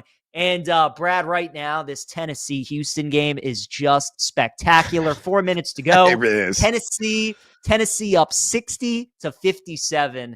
Vols currently at BetMGM a -1.5. They're a favorite of -1.5. They're -160 on the money line. Houston +125. And the live total right now is currently off the board. It's been ping-ponging all over the place, Brad. We both got good numbers, 145.5, 147.5. Did you see what it got as low as when Houston was on that scoring drought? Did it get down to like 135 or something? Oh, no, it was 138.5 was rock bottom from what I saw. Yeah, Houston missed 11 straight shots. Now, they've rebounded. They made their last 4, but you usually miss 11 straight shots, and that is over. It's sayonara, you're donezo, right? But because they're outstanding defensively, they limited Tennessee to, only a few buckets they were able to convert. So they're only down 3 right now with the under 4 timeout. So it's 60-57. The Cougs only shooting 30.4% after halftime. They're 2-9 from 3, yet they're only down 3. And they were, barely up at the half. They're only up by 4. And that's the beauty of Samson Ball, because they are just relentless on the glass, get a lot of second chance opportunities. They limit possessions, and they D you the heck up. So, yeah, this is going to be a barn burner. And you and I, my friend, are going to be rather sweaty. The sphincter is oh so tight, because we do not want bonus time basketball tonight and those unders to comfortably hit. Brad, they don't call it undertime, do they? They call it overtime. No, so never a good thing when you have the under and you see a 3-point game with 4 minutes to go. So we'll keep a close eye on that one. Houston and Tennessee playing an awesome game out in Vegas. Let's shift our attention, though, to college football, Brad. So we have the top 15 rankings, and obviously such a big week. So many great games, so many top 25 matchups, and we're really going to decide a lot of the outcome of the college football playoff. Ohio State remains your number 1 team. Indiana remains number 2. A&M, Georgia, 3-4. So those 4 teams, if the playoffs started today, would have those first-round byes. Texas Tech remains the 5 seed. Where we got the switch, and we talked about this at the top, Oregon goes to 6, Ole Miss goes to 7. So Oregon with that win over number 15 USC, and Ole Miss on a bye week was enough for the committee to jump Oregon, so that could be significant. Oklahoma remains 8, Notre Dame 9, Bama 10. BYU, you wanted to see what happened with the Cougars. They go to number 11. Miami is number 12. Utah 13, Vandy 14, and Michigan is going to be your number 15 team. So, Brad, if the playoffs started today, again, first round byes, Ohio State, Indiana, Texas A&M, Georgia, and then your first round matchups, Texas Tech, Tulane in the 5-12, Oregon, Miami, 6-11, Ole Miss, Alabama in the 7-10, and then Oklahoma and Notre Dame in the 8-9. So, Brad, as we're getting the rankings in real time, my friend, what is your initial reaction to our latest college football playoff bracket? Yeah, really the only surprise, if there was one, quite frankly, on my end, was the switcheroo with Ole Miss and Oregon. And it's understandable because Ole Miss on that 1 week siesta and Oregon getting that marquee victory against USC and winning really in convincing fashion, although they were in Eugene, but still a marquee win out of the overall resume. And you look at the strength of record for the Ducks, a little bit higher than Ole Miss. They're number 5, Ole Miss at number 7. Football Power Index at ESPN has the Ducks at number 4, Ole Miss at number 13. Strength of schedule, Oregon still better there at number 24 and Ole Miss at number 33. So you see the flip-flop and why the committee went that direction, because all the advanced data, the metrics that they're using to scrub and set and vet the field, it says Oregon, Oregon, and Oregon again.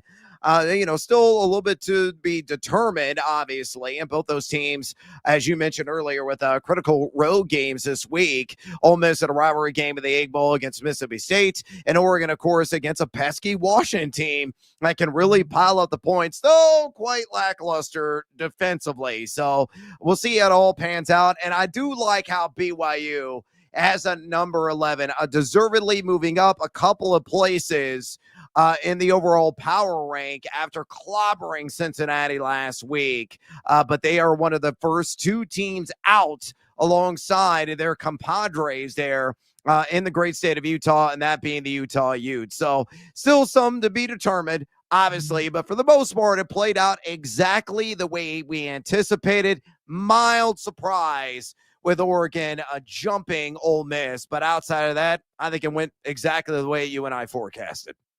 I agree with you. The Ole Miss and Oregon thing was the thing I wanted to see because Ole Miss was on a bye. Oregon had that top 15 win. I did want to see if there was any movement between those 2 teams, and there was, as Oregon ends up jumping them. But again, you wouldn't expect the top 4 to really move.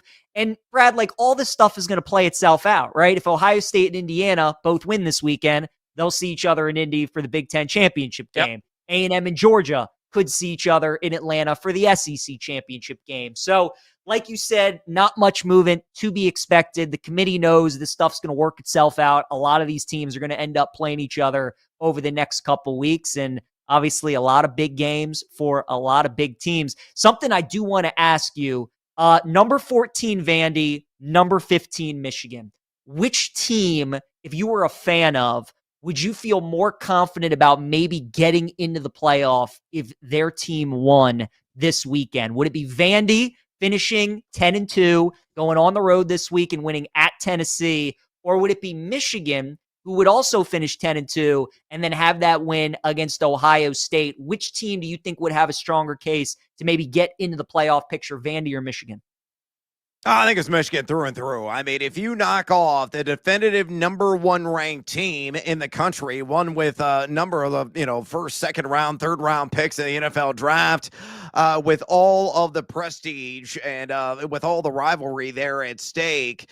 You look at Michigan overall right now, and the terms of their resume, they're already top 15 in strength of record at number 14. At Football Power Index, they're number 18. They played the 37 toughest overall strength of schedule. All of those advanced rankings would skyrocket if they somehow knocked off the Ohio State. And if they do that, Michigan's going to get in. Bar none, it's over. It's a wrap. It's done. you can sew it up because the Wolverines will work their way into the college football playoff at the expense of the Buckeyes. But, PJ, I don't see that happening. See, so I agree with you. I think it's more likely Michigan would get in if they end up beating Ohio State because they are the prohibitive number one. I think a lot of people right now would pick them to win the national title.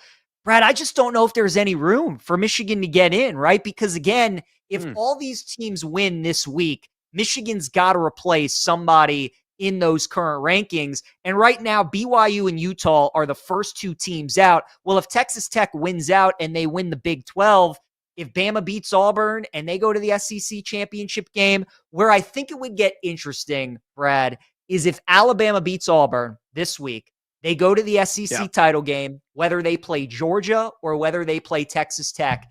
And if Michigan wins or if Vandy wins or if BYU wins and they beat Texas Tech, what does the committee do? Do they knock out Bama for playing in the SEC championship game and getting that third loss and bump them in with another team?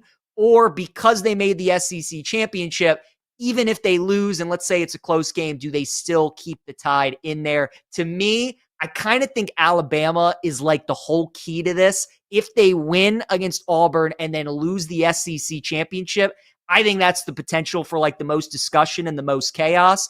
And I really don't know what the committee would do. I think Michigan would probably be the strongest case for bumping them out. But Brad, how are they going to knock out a team that made it to the SEC title game, right? Like even if they lose that game, they've beaten 4 ranked teams. And then so many teams, it's like, what's even the incentive for going to the SEC title game, right? Oklahoma and Ole Miss are chilling at home, and they have 2 losses too, or Oklahoma does. Ole Miss has the 1 loss, so Oklahoma's chilling at home. I know they beat Bama, but it'll be an interesting discussion. So I kind of think that's where the chaos could ensue is if Bama makes it to Atlanta and they end up losing that game. And I think what they'll end up doing is just leaning on the metrics, right? They set certain parameters and how they're scrubbing, setting, and vetting the field, as I mentioned. And the computer may ultimately determine, how many boxes does one team over another check, right? Who's got the stronger strength of record? Who's got the better overall strength of schedule? Who's got more marquee victories? It's no different than me trying to decipher who's in and who's out of college basketball's NCAA tournament every single year, right? There's always an argument in some of those bubble-licious squads, whether they deserve to be in, whether they deserve to be out, and it's often semantics and how you slice and dice it, but the committee is always looking at certain measurements, certain boxes again you ultimately have to check to vault yourself into the field or possibly play yourself out of it. So if the committee just sticks to their guns, they stick to the measurements, they stick to the computer rankings, I think that will ultimately determine in the scenario that you laid out who is in and who is out. And all this will do is stoke the fires of expansion. No question. And Brandon's writing in our chat, if Vandy wins, they would have 3 top 20 victories. Michigan, meanwhile, would have only 1 if they do beat Ohio State. But to your point, Brad, how you compare this a lot to the bubble in March Madness, I mean, we saw North Carolina get in with like 1 good win, right? So name brand definitely matters. It definitely matters for Michigan. There's no question about it. We haven't talked about the college football playoff rankings yet, Brad. So are you in the camp of you're all in on Ohio State? Like you think they're going to win it? Or do you like Indiana? Do you like A&M, Georgia? Like how are you viewing the futures market right now in college football? I love Indiana. I've said this repeatedly here in the last several weeks. I think they are a team to beat in college football. And the reason why I like them a little bit more than Ohio State is saying, he's good, but he's not great. Now, he's got phenomenal, like outstanding, like historically good wide receivers at his disposal, and Jeremiah Smith and Carnell Tate. Those guys are going to make millions here in short order in the National Football League. But Indiana, with Fernando Mendoza, they've been outstanding. They have found a way, like a kind of a team of destiny vibe about them. And defensively, they are ball hawks, man. They have been outstanding on a per snap, per possession basis, no matter what you're looking at Pro Football Focus, college football graphs, and some of the EPA data that's out there. They're consistently top 5 everywhere defensively. And I know Ohio State is a banner in terms of that category as well. So I cannot wait for the Big Ten title game, honestly, because that could be an opening act and it could be on repeat in short order in the college football playoff. But pound for pound, and maybe it's my bias bleeding through because I endured and I watched, because I'm a masochist and a sicko, every single second of Indiana throttling my beloved Illini in a game earlier this season, 63-10. And I ate the entire humble pie, not just a slice, the entire humble pie as a result of that. But man, they had just been incredible all year, and they have a real chance to shut everybody up and saying, oh, they can't hang with the ultimate big boys. I think they're better than Ohio State, and I think they're going to prove it in the Big Ten title game and maybe prove it again in the national title game. Wow. Okay. So you're on the Indiana side of things. I do like Ohio State. I just think they're the best team. Now, Ohio State has a little feel to what Duke was last year in March Madness, where I think we all looked at Duke and we knew they were the best team. But Duke, anytime they played a team close, and they didn't do that often, they usually would lose those games. And we really haven't seen Ohio State get challenged yet. So if they play a team that's able to make it a 60-minute game and it's one possession with 5 minutes to go, how would they respond in that kind of game? I think that's really only the question left with Ohio State, but they are so talented. It is tough to go back-to-back, obviously. It's tough to go undefeated, which could be two things that they are dealing with. But, yeah, for me, I think Ohio State's going back-to-back. I think they are the best teams. But those are your college football playoff rankings. Again, Ohio State, Indiana, A&M, Georgia, your top four. Texas Tech, Oregon, Ole Miss, Oklahoma, 5, 6, 7, 8. Notre Dame, Bama, BYU, and Miami round out the top 12. From college to the pros, let's look at the Thanksgiving Day slate and do a little predict the prop up next. BetMGM. Ooh, yeah. Wherever you go, we're there. Listen to the BetMGM Network live on Odyssey. Tune in and now on the iHeartRadio app. Wagertainment for every fan.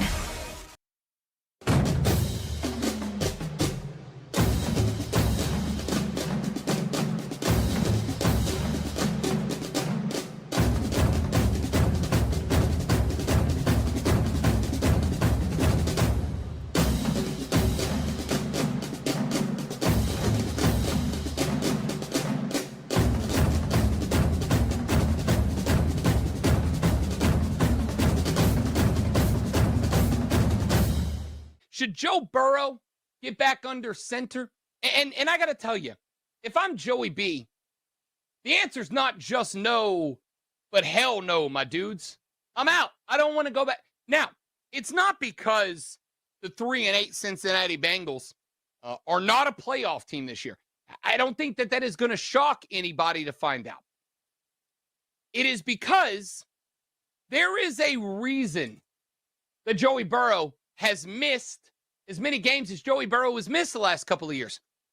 It's because the offensive line for the Cincinnati Bengals is the equivalent of 5 subway turnstiles, but 3 of them are stuck. They don't work. It's just not good. I respect the competitor angle of it, right? Like, I get it. At the end of the day, Joey B's a competitor, and he wants to win, and no matter what it takes to win, he's going to go out there and do it. And I get that. But see, Joey B, I'd like you to be a competitor for a long time. And if you go play behind that offensive line again, you won't be. Hell, if you go play behind that offensive line in week 13, you might not be able to go out there, play, and win in week 18 of this year. You might go right back to the IR. And every time that you get dinged up, you become more likely to get dinged up worse down the line. These things tend to compound over time. And it's not like you've had a slew. And you might go, wait a minute, Rob, turf toe is kind of a random injury, right? Like, it can happen to anybody. Yeah, but it turns out, and this may or may not shock you, when I've done the scientific research, people, you can trust me on this. You're much more likely to get turf toe if you are running away from an entire defense that has been unblocked and is trying to murder you in the backfield than if you're just running around in a clean pocket trying to find a guy. Like, you're just more likely to get injured that way. And that's what keeps happening to this guy. If I was Joe Burrow, who has to know, and maybe I'm alone in this thought too, the current iteration of the Cincinnati Bengals are cooked, right? Like T. Higgins is gone. Jamar Chase is gone. Everybody who's anybody on that team, I have to assume at this point, is gone at the end of this year. They already wanted to be gone last year. I am convinced, I don't have the proof of this, but I'm already convinced the only reason that those guys are still on this squad is because Joe Burrow had to have begged them to be, right? Like, hey, guys, we're putting up historic numbers. Come back and let's do it one more time. Like, let's give this thing a run. And what they did not account for, because how could they? I think this offseason, all of us had one assumption about the Cincinnati Bengals, and it would be that they would invest in the offensive line so that Joe Burrow didn't literally die on the football field, and they would invest in the defense under a defensively minded head coach. They did not do either of those things. In fact, not only did they not invest in the defense, they were yay close, this close to letting their best and only consistent defensive player stay on the team. Like, they were ready to let the guy go. I don't know what the game plan was here, man. Like, I don't get what the Bengals were attempting to do in this spot. So they didn't invest. Joey Burrow, listen to me, my guy. All right? Don't do this.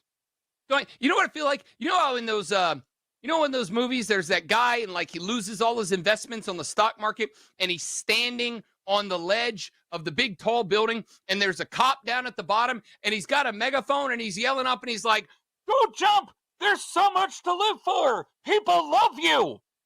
I feel like that right now for Joey B. I'm like, don't jump. And by jump, I mean play for the Bengals anymore. Like, don't do it. You want out. There's going to be teams willing to throw a treasure trove at the Cincinnati Bengals to get you. Let them do that.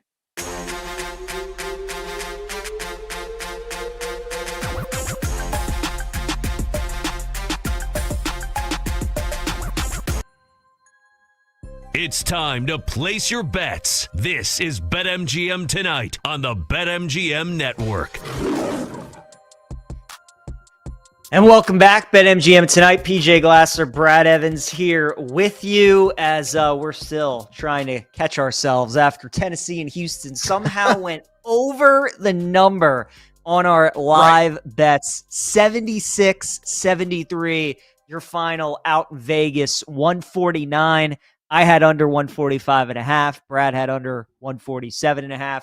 It was looking good for a while there in the second half until it wasn't. A bunch of fouls, free throws, made threes at the end, and gets over all the numbers. But a great win for Tennessee. And Houston, after pulling out an overtime win last night against Syracuse, unable to get the win today against Tennessee. Really good win for Rick Barnes and his team. Michigan and Auburn coming up next in about 8 minutes or so. Michigan down to a 4.5-point favorite on BetMGM. Total in the game, 163.5. Brad and I both on Auburn at plus 5.5 in that game. So we'll talk some more college basketball coming up in about 20 minutes. And we'll talk about the team so far that we have been impressed with and that we have not been impressed with up to this point during Feast Week. But Brad, such a great Thanksgiving slate upcoming on Thursday. Lions, Packers, Chiefs, Cowboys, Ravens, Bengals, some terrific games. And we'll tell you about a promo from our friends at BetMGM here real quick. You can go for the end zone without breaking a sweat. And with a Pro Football No Sweat token, get your stake back in bonus bets if you don't win. Make it legendary with BetMGM, so make sure you take advantage of that. Of course, so many great games coming up this weekend. Brad, I will give you the floor, sir. So many great opportunities to bet props on Thursday. We got 2 games with the total of 52. So we should have some offense. I'm excited to dive into some of these markets. So I will give you the floor. Which game and which player are we looking at first? Yeah, all right. So we're going to do a little game here, Predict the Prop, PJ. As a reminder to you and the audience, if you're within 5 yards, you'll hear a sounder from the outstanding Brandon Combs, our EP here on the program. If you're outside of that 5-yard window, you'll hear a different sounder. Then we're going to have a conversation, an overall discussion, whether we side with the over or the under on said prop. So, PJ, are you ready? I'm ready, Brad. Let's do it. I like it. All right, let's go to the quarterback position and welcome back Mr. Joe Cool, at least a modern day version of him. That is one Joe Burrow, pass yards against those Baltimore Ravens. PJ, predict the prop. So Burrow first game back, you expect some rust, no T Higgins, but he normally plays well against the Ravens defense. This is probably going to be like in the 250, 260 range, I want to say. I'll go like 258.5 for Burrow. Peter, you sound so refined. Are you intelligent now? Affirmative. That means yes. Let's go. Ding, you nailed it. And you're within the 5-yard range, but the actual number is 254.5 for Joe Burrow. So PJ, over or under? I think you got to go over. I mean, again, like every year I watch Burrow just shred the Ravens, especially when Chase is healthy and ready to go. No Higgins is a big deal, but Higgins didn't play in the Thursday night game against the Ravens last year, and Burrow threw for 420 yards. The Ravens defense has been much improved. But Brad, let's think about the teams that they've played, and let's think about the quarterbacks that they've played during this win streak. It's been Tyrod Taylor, J.J. McCarthy, Tua, Dylan Gabriel, and Shador, right? I mean, it's been like some of the worst quarterbacks in the NFL. Yes, Burrow's coming back from an injury. He missed a lot of time. You don't expect him to look like Joe Burrow, but I still think he's going to be a major upgrade from all the QBs the Ravens have played here as of late. And, they're going to need to score with how bad their defense is, obviously. I'll go over 254.5. I'm going slightly under. I'm not playing devil's advocate. I truly believe that. I think he's going to have some accumulated rust and dust. You mentioned the aforementioned T. Higgins being unavailable. We'll see about Andre Yoshivas as well. He's no guarantee to play. They could be really depleted, which means Jamar Chase is going to see 20 targets in this game. He might catch 15 balls. He might, post 200 yards through the air alone. And if he does that, then I'm going to look like a horse's ass. Bet the under. Baltimore is number 20 in dropback EPAD. A not overly intimidating matchup. Giving up 6.83 pass yards per attempt. A little bit better there. And 242.1 pass yards per game. I'm trusting my gut on this one. Slight under on Joe Burrow.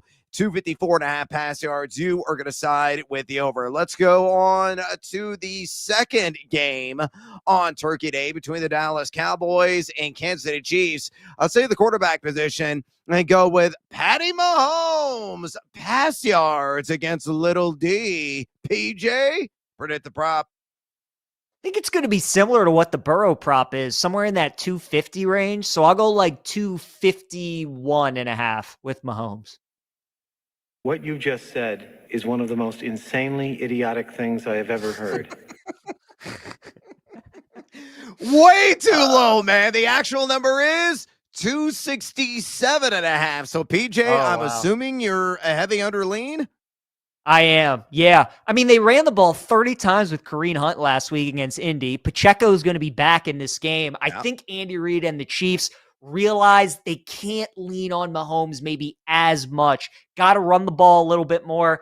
And look, this Dallas defense, ever since the acquisition of Quinnen Williams, they've been playing better the last couple of weeks. So I think 267 is too high. I do like the under there.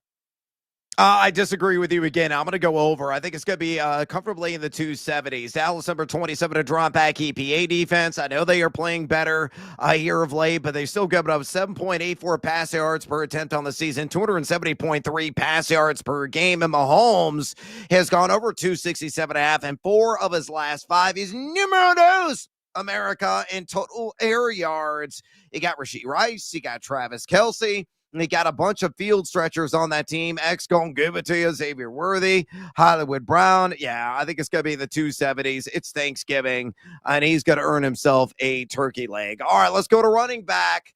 Let's go to a fun category. Don't really feature too much here on BetMGM tonight and predict the prop, but Jahmyr Gibbs off a monstrous campaign last week, rushing plus receiving yards is the category against the rival Packers. PJ, predict the prop.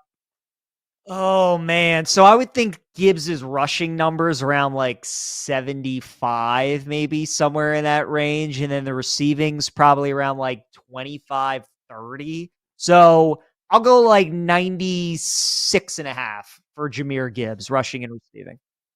That is correct. Nice. Oh, barely correct, too. You got it just within the 5-yard range. The actual number is 101.5 rushing and receiving yards. So, PJ, what's the lean here? Over or under? Ooh. I think I'd actually go under. I think I'd go under on that. You know, the Packers pass rush is really good, but it's not as great on the road. And Gibbs, like you said, is coming off such a great game. The Packers know they have to take him away. I think they're going to be able to do that. They were so good against this Lions offense in the first meeting. So I'll actually go under. It's scary to take Gibbs unders, but I'll go under 101.5. Oh, it's a 3 for 3 opposite on my end. I'm going to take the over here. Green Bay, yes, they're number 12 in rush EPAD on the season, giving up 3.91 yards per carry. However, 4 running backs have gone well north of the century mark combined rushing and receiving yards. I know Gibbs didn't do it in the first game, but I think he's going to do it in the second. He has done this in 4 of his last 5. He's number 5 in the NFL in yards created per touch. He is playing like a man possessed right now. I think he's going to get a heavy side of that RBBC, probably more of like a 75-25 split with Mandatory Montgomery. So once again, doing the exact opposite of PJ. I like the over on Jahmyr Gibbs rushing and receiving yards against the Pack. All right, let's go to the Black Friday game, and let's talk about Saquon Barkley rush yards against my Chicago Bears. PJ, predict the prop. Barkley obviously having a disappointing season. He's only gone over 100 yards once so far this year. I think he's going to be like in the mid to high 60s. I'll go like 68.5 for Saquon. Hey, look, everybody. Billy peed his pants. Of course I peed my pants. Everybody my age pees their pants. It's the coolest. Honestly, I think that's what the number should be. The actual number is 78.5. And I think you already hinted where you're going. Way under, right? Yeah, it's got to be under. I kind of want to take his over because, again, it's kind of like the A.J. Brown stuff with Philadelphia. Like, so many of their position players have been in the spotlight. They've been taking so much heat for their inconsistency, and Saquon now too. But 78.5 is just too high. I think he's going to be able to make some plays against this Bears defense, but I think I'd almost more so look at Saquon in the receiving game. He had a pretty good receiving day against Dallas, so I think that's how I would bet him. I wouldn't look at the rushing. So yeah, Brad, too high. I'd go under. Yeah, I'm going to also live in a land down under on Saquon. He's not going to flex in this game. A whole bunch of like 2-3 yards and a cloud of dust is what he has been for the most part this year.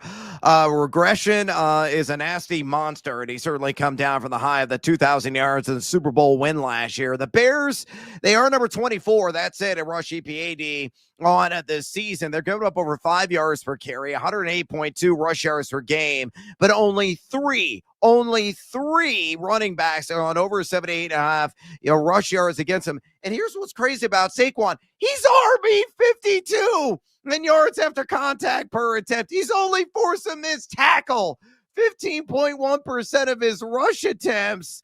He's only gone over this number 3 times. He has been terribly, horribly, laughably inefficient.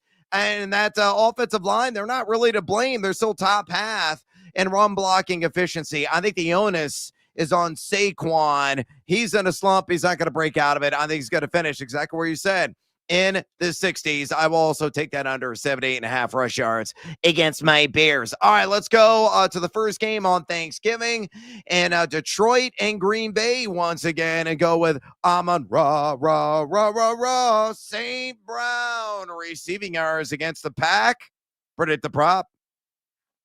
Amon-Ra, I would guess, is like high 70s, low 80s. I'll go more so low. I'll go high 70s. I'll go 79.5 with Amon-Ra. It don't matter if you win by an inch or a mile. Winning's winning. Yeah, winning is winning. You got it. Barely by an inch there. The actual number is 74.5 on the Sun God. So what's the call here? Over or under? So even though I was high, I'd actually go under, Brad, because against Green Bay, Amon-Ra has really struggled in his career. Only twice has he gone over 56 receiving yards. He's like pretty consistently in the mid 40s, mid 50s against Green Bay. So yeah, mid 70s, just too high. This matchup for him over the years never been a good one. I like under receiving yards for Amon-Ra. Yeah, week 1, 4 catches for 45. So right there on that range that you mentioned. Bullard's the primary coverage man that he's going to see in this game, who's given up, yes, a 79.1% catch rate, but only 6.6 yards per catch. Heck, only a couple of wide receivers have gone over this prop against Green Bay this season. They have allowed the 5th fewest total wide receiver yards, and Amon-Ra has only done this a half dozen times. Nickel and dimer underneath got to be more of that style and kind of game for him. So I'm with you. I think it could be like 5-6 grabs, around 55 yards for him. I think he's going to be anywhere close to 74.5. So we will both be hand in hand on that under. Last one, PJ. Let's go back to Chiefs Cowboys. George Pickens, who's white stinking hot right now, receiving yards against KC. PJ, predict the prop. Pickens is hot. He's been in like the mid 70s every single week, and I don't think there's going to be too much of an adjustment. I think it's going to be like a similar guess as to what I had for Amon-Ra. I'm going to go like 78.5 for Pickens. That's the best damn answer I've ever heard. Within the range, the actual number is exactly Amon-Ra, 74.5 for George Pickens. So what's the call here, over or under? Man, it's got to be over with Pickens. He's been so consistent this year for Dallas. I mean, at minimum, he's getting 70 yards. So right off the bat, you feel like your chances of going over are way better than under. High total at 52. You would think Dallas is going to have to score points if they're going to want to win this game. And I think Dak and that offense are going to be able to find some success. So Pickens has been the man. CD is going to draw the main attention, and Pickens has been lighting up those number 2 corners all season. I think he continues to do so.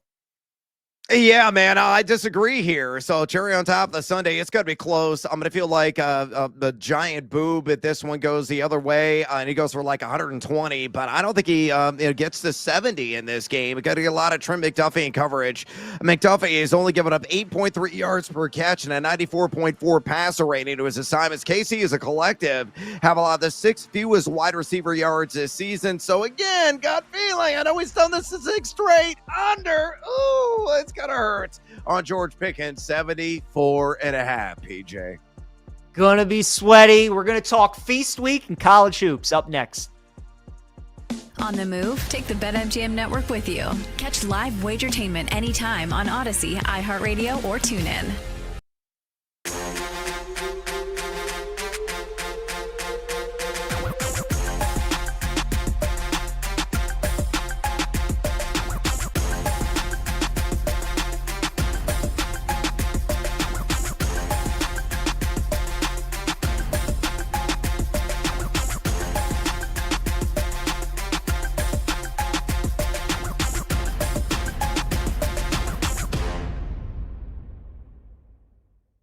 I don't think that they're warranted, and it's been one of the most frustrating things being a Notre Dame fan this year, hearing those claims. As soon as they lost to Texas A&M, it was just immediately brought up, Notre Dame's going to get in no matter what. If they win out, they'll be in the mix because they're a big brand. The College Football Playoff Committee wants to have them represent.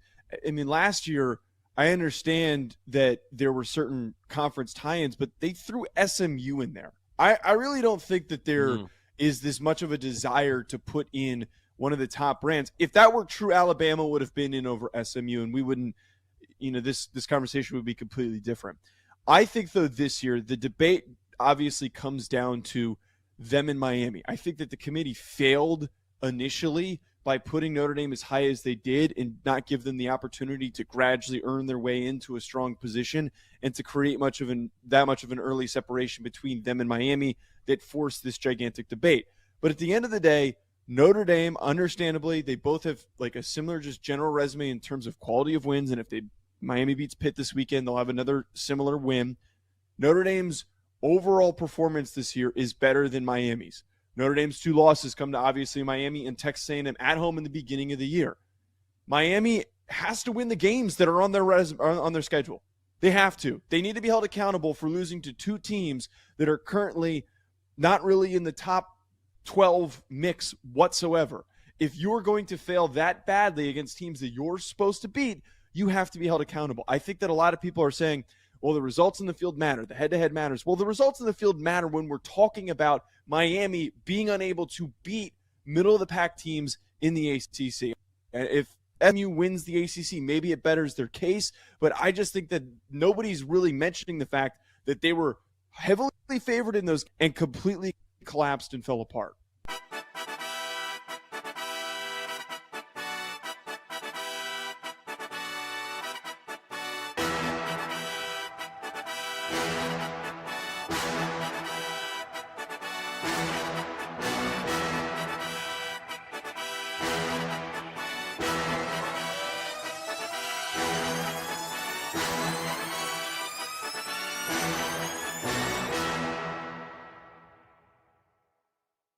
If Pitt loses to Miami and the door opens with an SMU or Virginia loss, then we start to talk about Miami getting into the ACC championship game, which I think the committee would really like that to happen. They would like to see Miami not back their way in, but work their way into the ACC championship game via some convoluted scenario, and then just win the ACC championship game.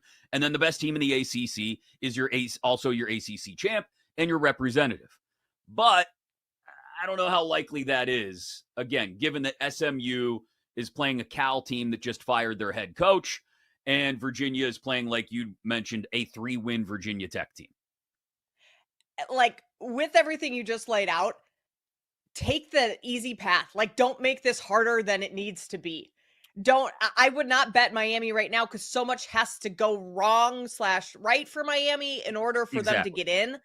Like, take Virginia plus 195. That's the better number over SMU, or take SMU and take one of those two. Don't try and get too cute by taking Miami and hope that the cards fall in your favor, because more than likely it's not happening based on the opponents that those SMU and Virginia are playing.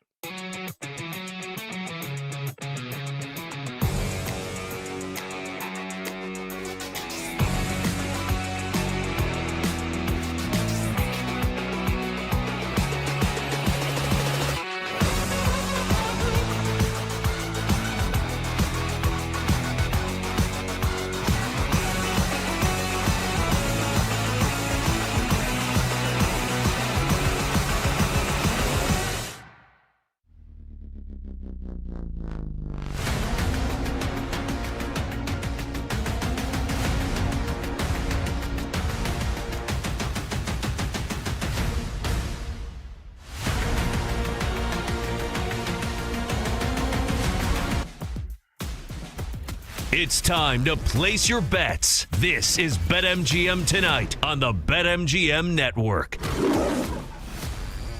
Players era rolling on from Vegas. Michigan out to an early 6-2 lead over Auburn. Currently, Michigan a 6.5-point favorite on the live line. Total in the game, 162.5. We still have 3 more games to go from Vegas tonight. Gonzaga, Maryland coming up in 45 minutes. Oregon, San Diego State, 11 p.m. Eastern time tip. And then Bama and UNLV tipping off at midnight Eastern time.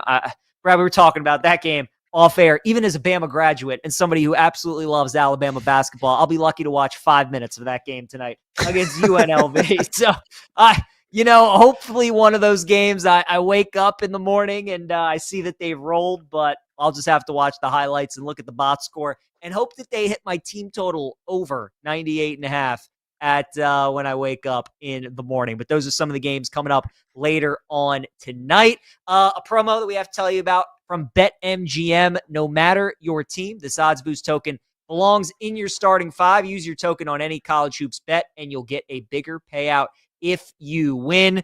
Reminder, former head coach Bruce Weber going to join us at the top of next hour, about 17 minutes or so. Going to talk college basketball with the great Bruce Weber. So make sure you stick around for that.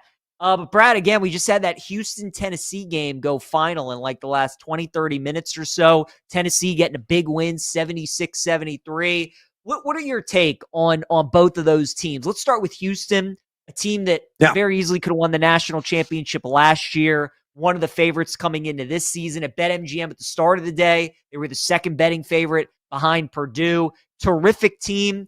Do you like Houston a lot this year? Do you think they are more than capable of winning a national championship? Yeah, I think they're going to be in the conversation. And, I'm not going to go out there and predict, that's an automatic Final Four team. That's an automatic national title contending team, because you got to see the draw, right? And when it comes to the NCAA tournament, I think a lot of people are quick to the gun, quick to the shoot on that team being a Final Four squad. I think they have the potential to be there, but you got to see the path of what kind of resistance, if there is any, or whatever their draw is once the regions do come out on Selection Sunday. But they got the goods. It's Kelvin Sampson. You know the name of the game of Houston. They're the zombie horde is what I call them. They are relentless and tenacious when it comes to defending the basketball. They're going to be probably top 5 the entire year, and a lot of defensive categories, including adjusted defensive efficiency. They have to shoot the three consistently tonight. Not too bad. A 9 of 24 from distance at 37.5%. And remember thy name, folks. I mean, you got Uzan there, obviously. He's been around. Tugler's been around as well. Emmanuel Sharp has been around. But the outstanding freshman, and I've said this before, PJ, this is the best freshman class maybe in the history of college basketball, and Houston's got one of those guys. And Kingston Flemings, he led the team and all scores in the game with 25 tonight. That guy can absolutely fill up the bucket, and he is a guy that also defends just relentlessly. So fits that Houston team to a T. And ultimately, I think, again, they have all the characteristics to make a deep run, and a very deep run come March. Yeah, I mean, this freshman class is just absolutely absurd, like you were talking about. I do like Houston as well. They would be my pick to win it as of today if I had to pick a team. I know they lost today, but look, in March, it's about guard play, and you're not going to find maybe a better combo than Uzan and Sharp. They've been through so many battles together. They're both terrific players, great defenders, great shooters. Sampson's one of the best coaches. You know how good their defense is always. So I do like Houston a lot. And Tennessee, Brad, was my pick to win the SEC coming into the year. Everybody was so high on Florida and Kentucky. I just thought Florida lost way too much with all those great guards. Kentucky, I wasn't quite sold on. Yes, they had such a great offseason in the portal. I just didn't know if Mark Pope could bring it all together. And I think you've seen it early on in the season where Kentucky has a lot of great individual defenders, but Mark Pope isn't a great defensive coach. And I think you're starting to see kind of those two things butt heads a little bit. And you've seen them struggle, obviously, against Michigan State and Louisville. And I just like Tennessee because Tennessee, you know what you're getting from Rick Barnes. You know they're going to be good defensively. And I love the combo of Jacoby Gillespie coming over from Maryland and another one of those great freshmen that you were talking about, Nate Ament, as well. And you saw it in full display today with those two guys. I think they're going to get better and better as the season goes on. So I don't know if I'd bet Tennessee to win the national title. I think maybe they can get to the Final Four, but I really think the bet with Tennessee, Brad, I think they got a great shot at winning the SEC this year. Yeah, they most definitely do. And the other key takeaway, too, is they're just killing people in the glass. They just get so many second chance opportunities. I mean, coming into the night, I think their offensive rebounding percentage was north of 40%. It's actually at 46.2%. That's absurd. That's outlandish. Yeah. It seems like an exaggeration. So for people that follow the advanced analytics, I'll break it down for if you don't speak Ken Pom, 46.2% of their possessions, Tennessee's possessions, results in a second chance. That's nuts. It's almost a coin flip every time they have the ball in their hand that they are going to get another chance on that same possession. That's just crazy. And that number will probably come down.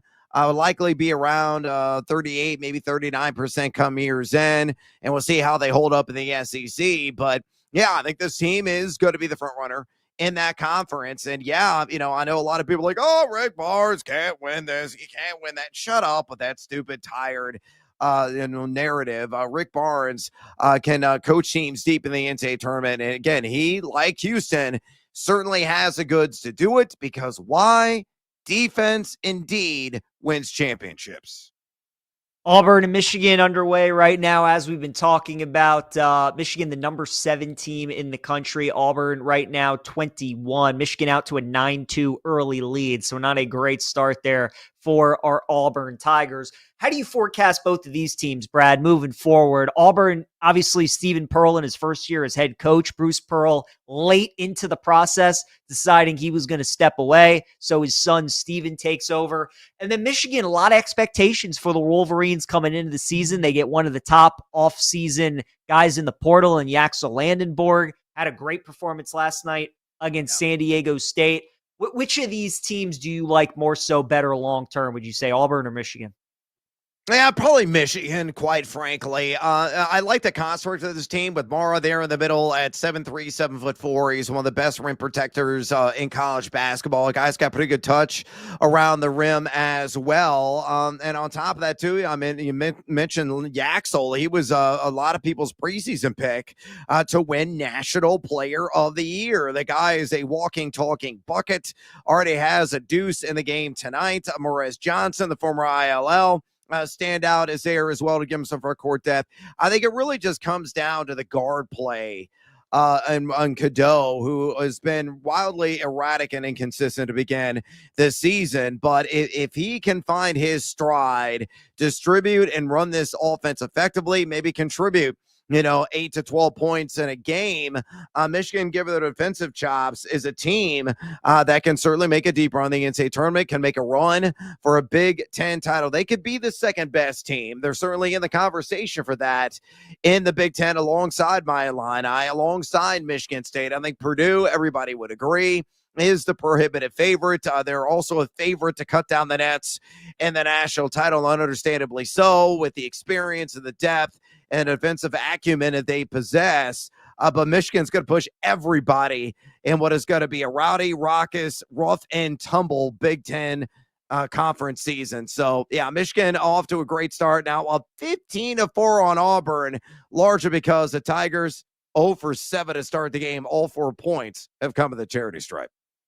Yeah, heck of a start for Michigan in that game out in Vegas. Brad, let's keep it with these teams that have been playing in Feast Week. And so far, some of these teams that have had some great results. Gonzaga with the win over Bama last night. Iowa State beating St. John's. And then Seton Hall with the big upset over NC State. Which of these teams are you buying the most stock moving up, would you say? The Zags, the Cyclones, or Seton Hall?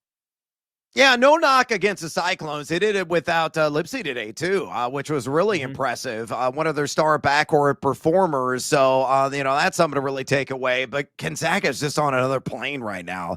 As you mentioned before, they're old, man. Again, they can buy their own liquor. They don't get carded 25, 24, 23, 22, 22. I mean, it's insane how a lot of these guys, so some of them play professionally overseas.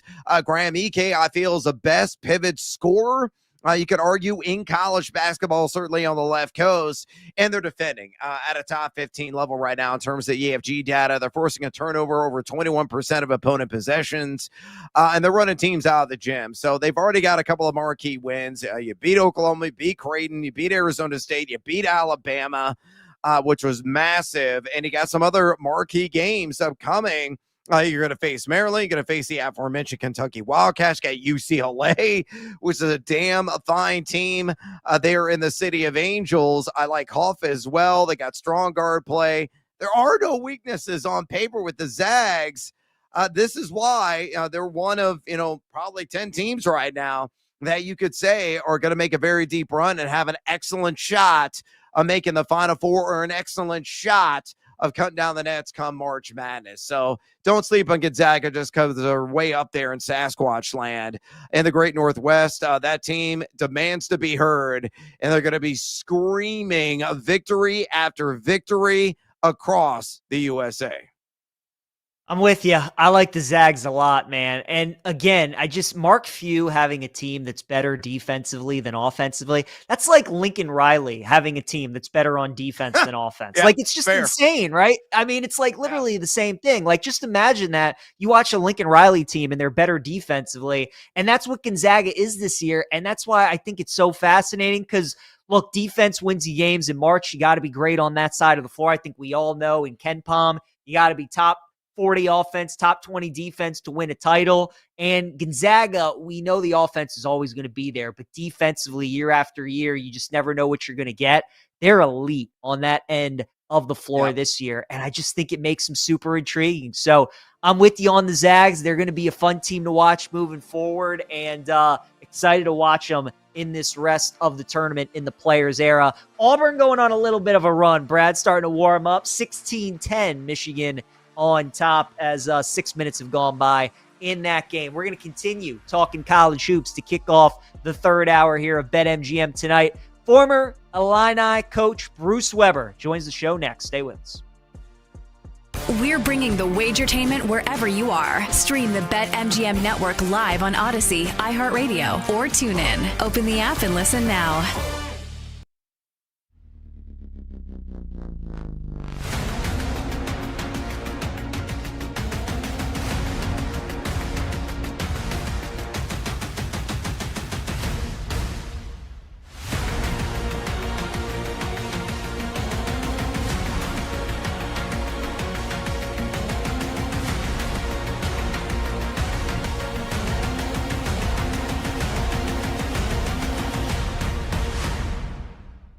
The top teams that are vying for a national championship, who is the one team maybe that's right there on the edge that we don't give enough credit to that has a real shot here? Is it Texas Tech, a team like that? There's two teams that I think absolutely can fit this description. Texas Tech, I think, is a really solid example. Being higher up, they're kind of in the forefront of the mix of expectations for teams that can go on to compete for the Final Four at the very least.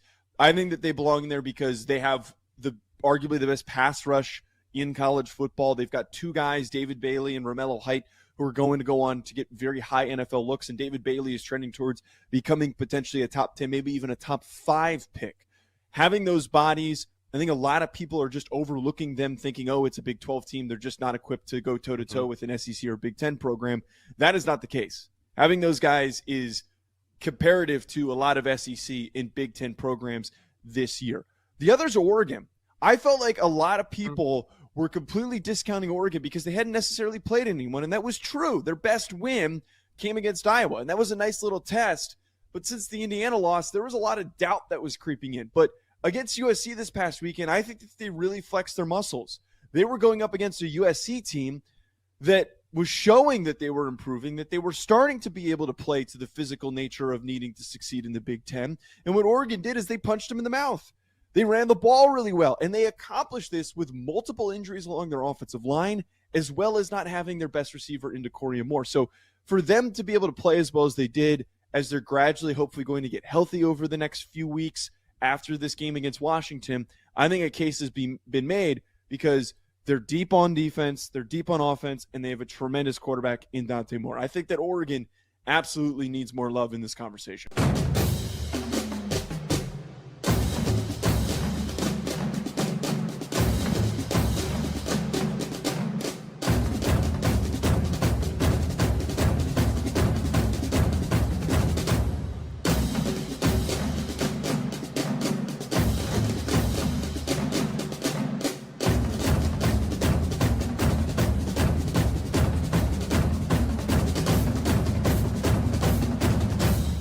If Ohio State beats Michigan this weekend, I understand it's the game. It's a rivalry. Anything could happen, especially in Ann Arbor, especially as Ryan Day has shown us over the last 4 years.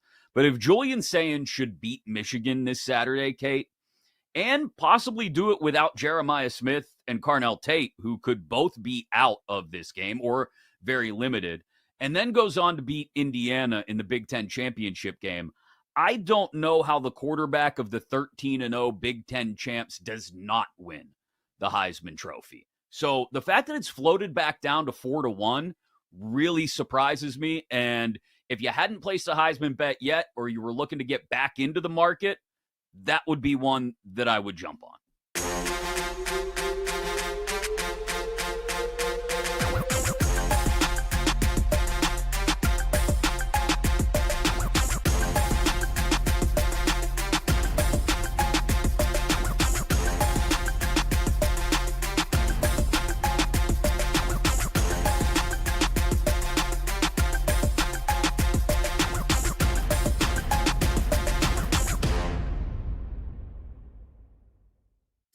You just go with the best price out there, and that is the Chicago Bears, which is crazy to say that they're even, I mean, they're leading the division right now, not in terms of odds to win, but they are winning the division.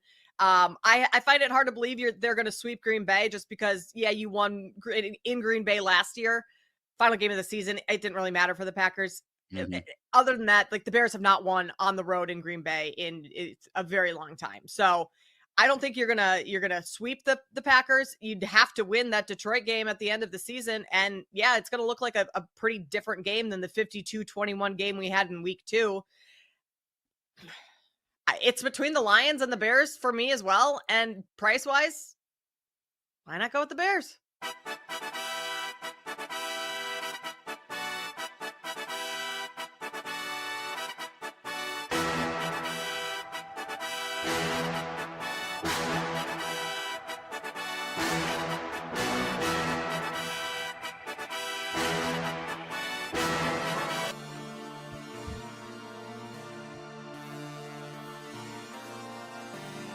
Bruce Weber calling upon just that one more time, as he has since he took over head coach of Southern Illinois, came to Champaign, wasn't the most popular choice for the Illini alums, but they love him to a man and woman today. He's delivered 61 wins in 2 years, the winningest team ever at Illinois. He's drawn up the defense. Lute Olson, a Hall of Famer at the other end, has suggested the offense. 10 seconds. Shakur. 8 seconds. Adams with 3. He's got to hurry. Finally forced to shoot. And the ball game is over. Illinois in overtime advances to the Final Four. Oh, Brad, that just never must get old listening to that. PJ Glasser, Brad Evans, BetMGM tonight. Presented by BetMGM. I think we can all relate as sports fans of our certain teams. There are just certain highlights, certain calls. You almost know verbatim, you know? You can listen to Dick Enberg call that. You probably know all the words he's about to say. It's just, it's awesome. And always awesome to welcome on former Illini coach Bruce Weber joining us here. 6-time conference champion, 2005 Final Four Coach of the Year. And you can follow Coach on X at Coach Bruce Weber. Bruce, always appreciate the time. And I just want to start with this week specifically and all the great college basketball that's going on. As a former coach, when you were out there on the sideline, what were the biggest things that you wanted to see, that you were looking for this early on in the season when you're trying to learn about your team? Well, I think these high-level matchups are good for, programs, and especially if you have older guys and you have ambitions of getting to the Elite Eight or whatever.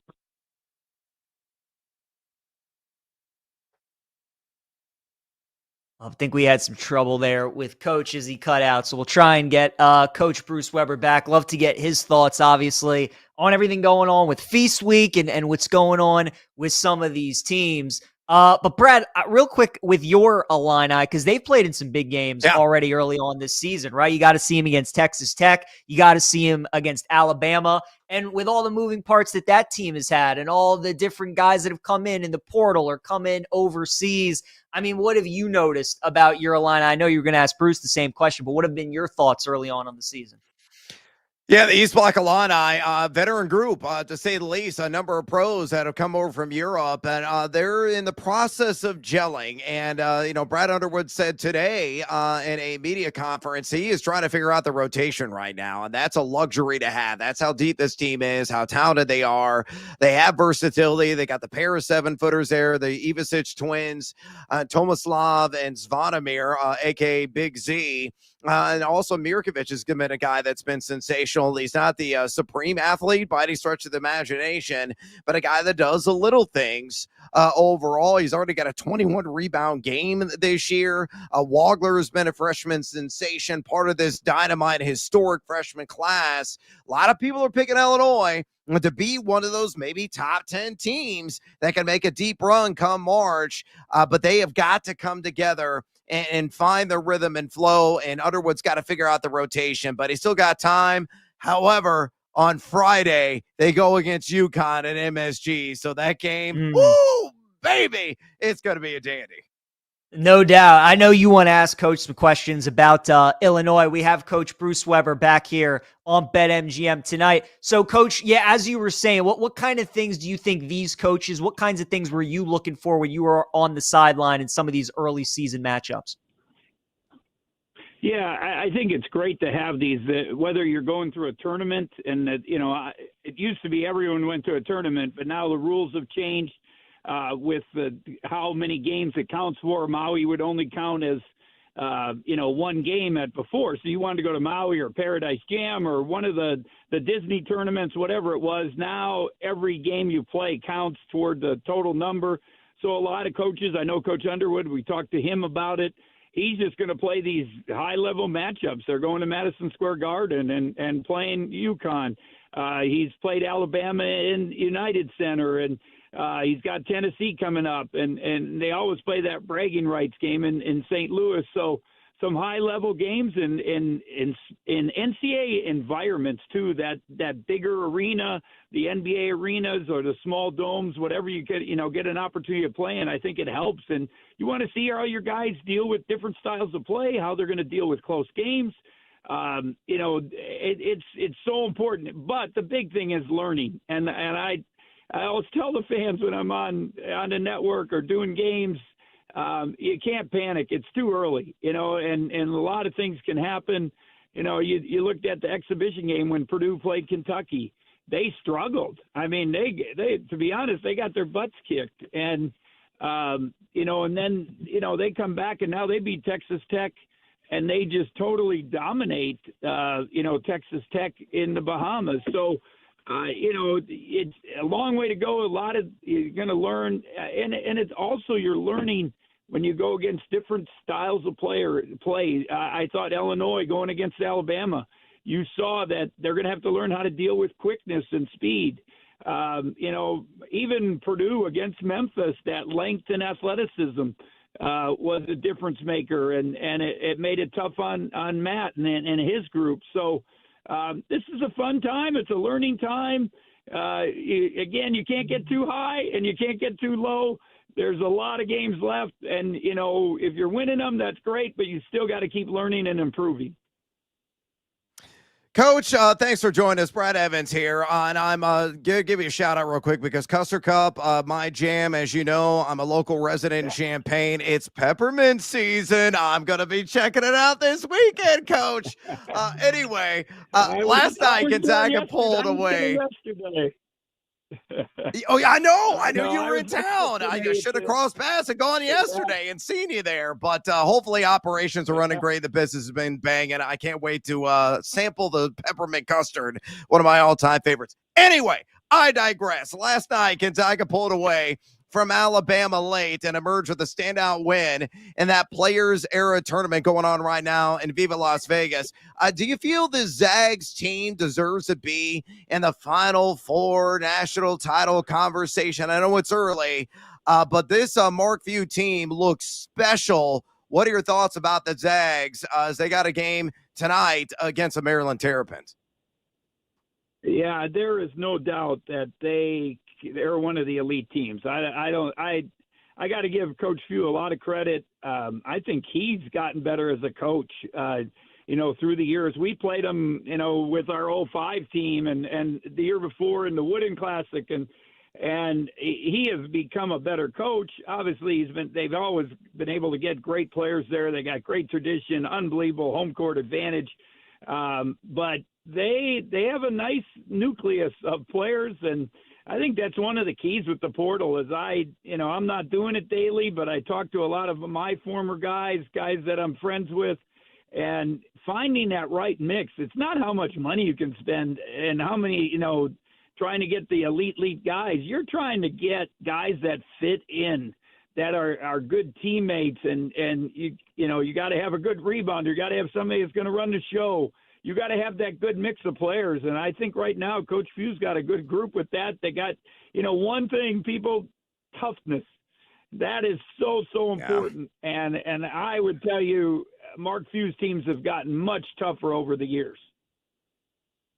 Coach, you were in Champaign sampling the Custard Cup last night, as you already mentioned, because you were on the call for the UT Rio Grande Valley and Illinois game last night. The Illini kept the Vaqueros at arm's length the entire night, though largely played sloppy ball. What's your take on this year's Orange and Blue? What's their upside, and what must they do if they want to score the victory at MSG against UConn on Friday? Well, first of all, they're still figuring things out. And, I was there 3 weeks ago, their opener, and three of the main guys weren't playing at all. And one played for the first time, and he hadn't really practiced. So, 3 weeks later, they're still, they got Stojakovic. He seems like he's going. Petrovic has got some more minutes last night and trying to get in shape. Big Tommy, Ivisic is still kind of getting in shape and has kind of struggled with, just coming back from different illnesses and injuries. And so I think their big thing is how they're going to mesh this group together. They got great pieces. I heard you talk about Merkovich and Wagler, two really, really good freshmen. But I think their upside is mainly because they have great depth. Their length, they're, I think, second tallest team in the country. That length is so different.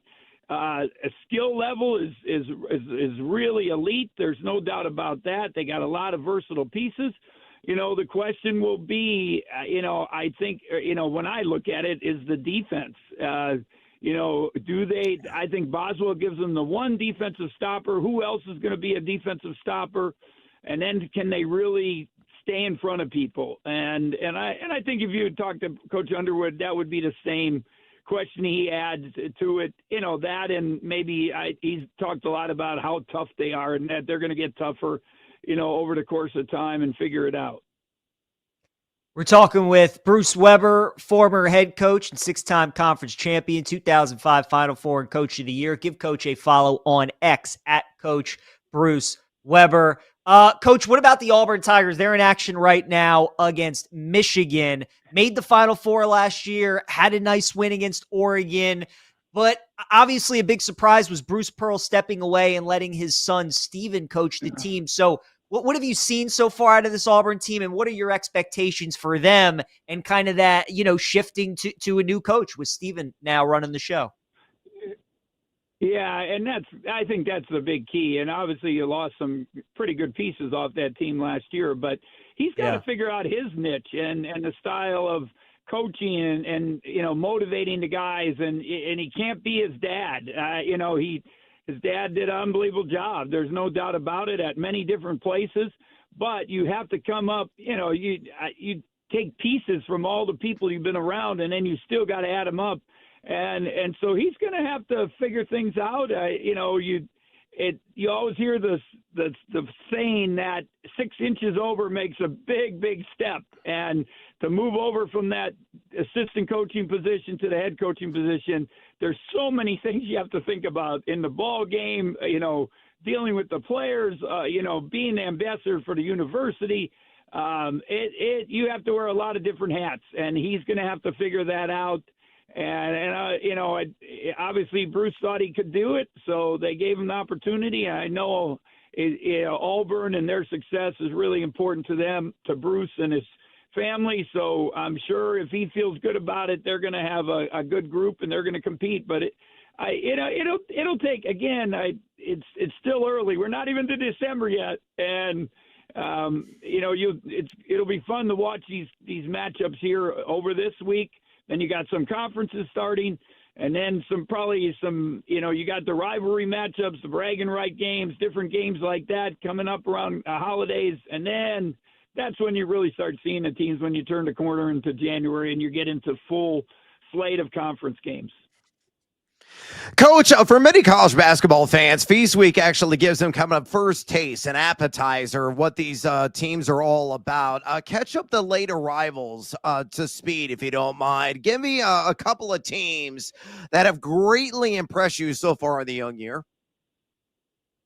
Well, I mean, I mostly deal with the Big Ten, but Michigan, they beat San Diego State today by 40 points. And I know San Diego State isn't quite what they have been, but that's an impressive win. And then Tom Izzo is definitely got – I did not think they'd be able to score, but he's got them guarding, playing hard, and slowly but surely their big guys are better. Fears is a top-level point guard. I love Iowa State. He's done a great job there. Just the toughness, the defense. Seems like they're scoring a little bit. A huge win today against St. John's for them. The old school. I talk about Coach Izzo, and now you talk about Coach Barnes. Those old guys, they're still doing okay.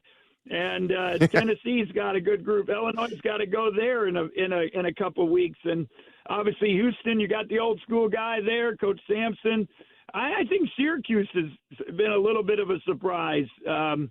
That they lost today, but you're talking about an overtime game that was pretty impressive that they're able to stay with them, and they might be a little better than people thought. Those are just a few of the teams that I'm kind of looking at. That we you feel that maybe they got a chance to be contenders, Sweet 16 teams, and once you get there, you never know what can happen. Great stuff. Bruce Weber, give him a follow on X at Coach Bruce Weber, former head coach, 6-time conference champion, 2005 Final Four, and Coach of the Year, joining us here on BetMGM tonight. Coach, great catching up with you. We appreciate the time. Happy Thanksgiving. Hope to talk to you again soon. Same to you. Have a great Thanksgiving. Enjoy all the basketball. We got some good football. This is no better time if you're a sports fan, right? Amen. Amen. Coach. Great time of the year. Absolutely love 15 hours of college basketball today. I think 16 tomorrow. Oh, spectacular, Brad. Spectacular. Coach talked about it. Football. We're going to talk about that next. Our all-turkey team. Who have we loved so far this NFL season? Brad and I talk that next. We're bringing the Wagertainment wherever you are. Stream the BetMGM network live on Odyssey, iHeartRadio, or TuneIn. Open the app and listen now.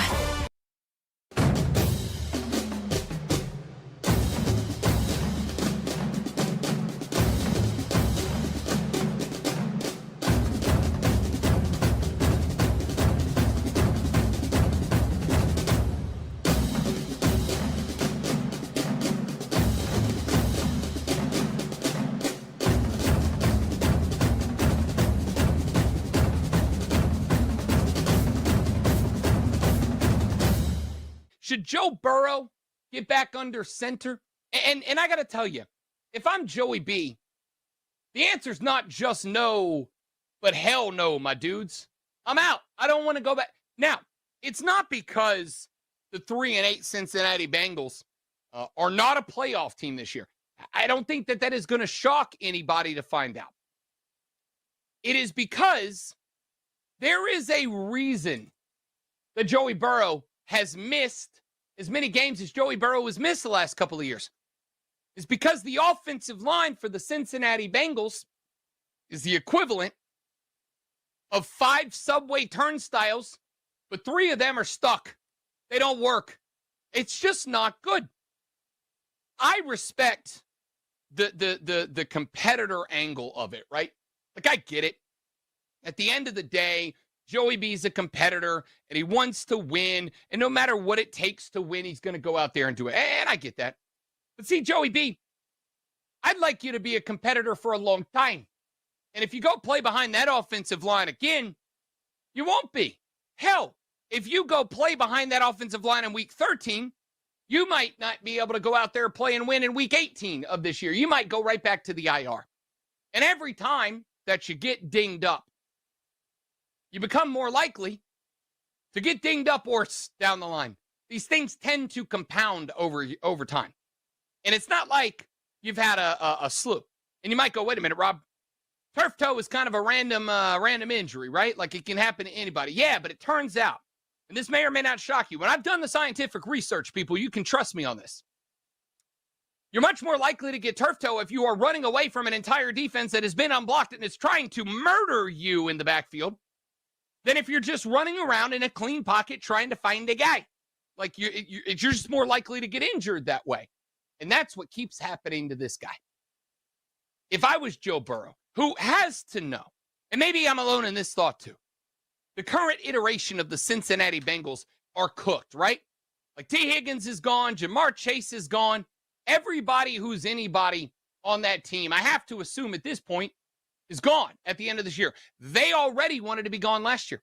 I am convinced, I don't have the proof of this, but I'm already convinced the only reason that those guys are still on this squad is because Joe Burrow had to have begged them to be, right? Like, hey, guys, we're putting up historic numbers. Come back and let's do it one more time. Like, let's give this thing a run. And what they did not account for, because how could they? I think this offseason, all of us had one assumption about the Cincinnati Bengals, and it would be that they would invest in the offensive line so that Joe Burrow didn't literally die on the football field, and they would invest in the defense under a defensively minded head coach. They did not do either of those things. In fact, not only did they not invest in the defense, they were this close to letting their best and only consistent defensive player stay on the team. Like they were ready to let the guy go. I don't know what the game plan was here, man. Like I don't get what the Bengals were attempting to do in this spot. So they didn't invest. Joey Burrow, listen to me, my guy. All right? Don't do this. You know what I feel like? You know how in those in those movies there's that guy and like he loses all his investments on the stock market and he's standing on the ledge of the big tall building and there's a cop down at the bottom and he's got a megaphone and he's yelling up and he's like, "Don't jump. There's so much to live for. People love you." I feel like that right now for Joey B. I'm like, don't jump. And by jump, I mean play for the Bengals anymore. Like, don't do it. You want out. There's going to be teams willing to throw a treasure trove at the Cincinnati Bengals to get you. Let them do that.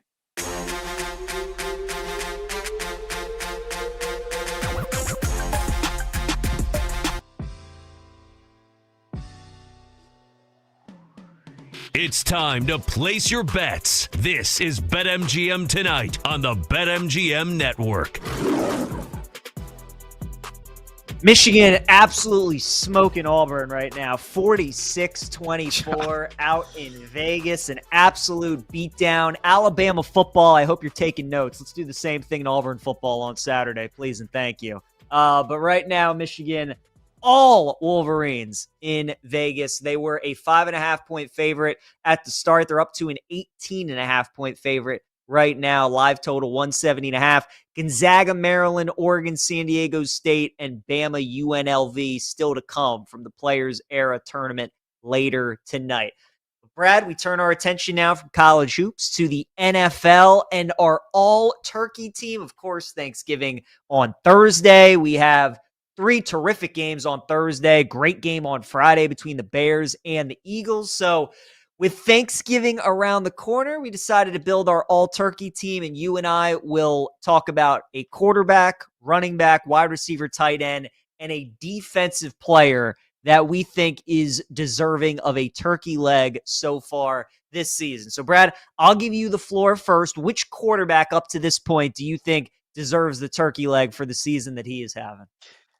Yeah, let's qualify this real quick. We're not talking negatively about these guys. We're not saying, oh, that guy's a turkey. We're saying they have earned a leg this year, and that's why they're on the all-turkey team. And it's all matter of preference. You can pick from a plethora of players, to say the least. But a quarterback, I know a lot of people are in on Matthew Stafford, very deserving of the MVP award. But Drake May has been quite the sensation this year. Really, Stafford has been because he had the bad back. Remember, they had like a truck on site during training camp, and he was going in there and disappearing for hours on end. They get treatment, and nobody wanted him in fantasy as a result. Boy, are they regretting that. And a lot of people were passing up on Drake May, though he was on a few sleeper lists, and he is a major reason why New England right now could be the front runner to take the AFC and possibly represent that conference in Santa Clara in this year's Super Bowl. But look at May, he's number one in the NFL in total pass yards. He is number one in true completion percentage. He's number 4 in deep ball completion percentage, number 11 in red zone completion percentage, top 5 in rating, whether against man coverage, zone coverage, it doesn't matter. And what's crazy about what he has done this year, now you got Stephon Diggs. Yeah, Hunter Henry's a good, a solid, not outstanding, not like a Gronk-like tight end, but still a good tight end. Who else does this team really have at wide receiver? A little Kayshon Boutte, Demario Douglas. You got the 1-2 punch, and it took an eternity for Travion Henderson to emerge, but he is splash on the scene. Ramondre Stevenson was good here and there, but largely wildly inconsistent. The reason why New England's been so successful, A, their defense has been outstanding. B, got to give credit to the offensive line. But C, it's Drake May. He has been picking defenses apart with regularity. So he deserves all the turducken, all the legs. And that's why he's going to lead off the conversation as my quarterback pick. It's a great pick, Brad. I mean, before this season, Drake May had only won 1 game as a starting quarterback. And I know New England was awful last year. Their O-line was terrible. They didn't have any weapons. Gerard Mayo was the head coach. I mean, they had all these different things going for them. It was his rookie season. But for him to go from winning 1 game to now being 10-2, pretty incredible, and he's been awesome. So that's a great pick. Mine is going to be Matt Stafford, who you mentioned. He's the heavy favorite right now to win MVP. 30 touchdowns, 2 interceptions so far this season. But Brad, it's not just the way he's playing, but it's everything you talked about, how uncertain we were of his status at the start of the season, right? I mean, we were all talking about the Rams to miss the playoffs, or betting Puka and Devontae Adams season-long unders because we didn't think he was going to play, all these sorts of things. And for him not only to play, but to play this well, I mean, it's been incredible. And that's why the Rams right now are the favorites to win the Super Bowl. So I think both of our guys are probably the 2 most deserving up to this point, Drake May and Matt Stafford. Both their teams, the current 1 seeds in their respective conferences. So my pick for a turkey leg will be Rams quarterback Matthew Stafford. Brad, let's go towards the running backs now. Which running back do you think gets a turkey leg and be a member of the all-turkey team up to this point? Yeah, you got to crank the CMC music factory there in the background. Gonna make you sweat, baby. On a guy that's certainly to make you sweat if you drafted him in fantasy football this year. It's a CMC football factory, Christian McCaffrey. Remember how everybody was like, I don't want him on my fantasy team. How many games are we realistically going to get from him this season coming off that bilateral Achilles tendonitis in which he had to get that experimental treatment across a pond in Germany, Sprechen Sie Deutsch, but he has defied the odds. He has been a king of consistency for the Gold Painters this year. Everybody else is dropping like flies around him. Brock Purdy missing time with that turf toe injury. Juwan Jennings missing a couple of games due to the ribs that he's been dealing with and a pain threshold that he has tolerated here of late. Brandon Ayuk hasn't registered a single snap this year, recovering from his knee injury. I don't think you're going to see him on the field at all based on the recent void of his contract, guaranteed money from him missing team activities and some of the meetings. Ricky Pearsall missed time. George Kittle missed time. Injury, but not to CMC. And the guy's been utterly outstanding this season. He's not necessarily killing it on the ground. He's only averaging 64.3 yards per game. But through the air, 66.5 receiving yards per game. I mentioned earlier on the show, he almost has as many receiving yards this season as Justin Jefferson. That is mind-blowing. That is bananas to me. ultra efficient on a per touch basis, 5.4 yards per touch. He's number 12 in yards created per touch.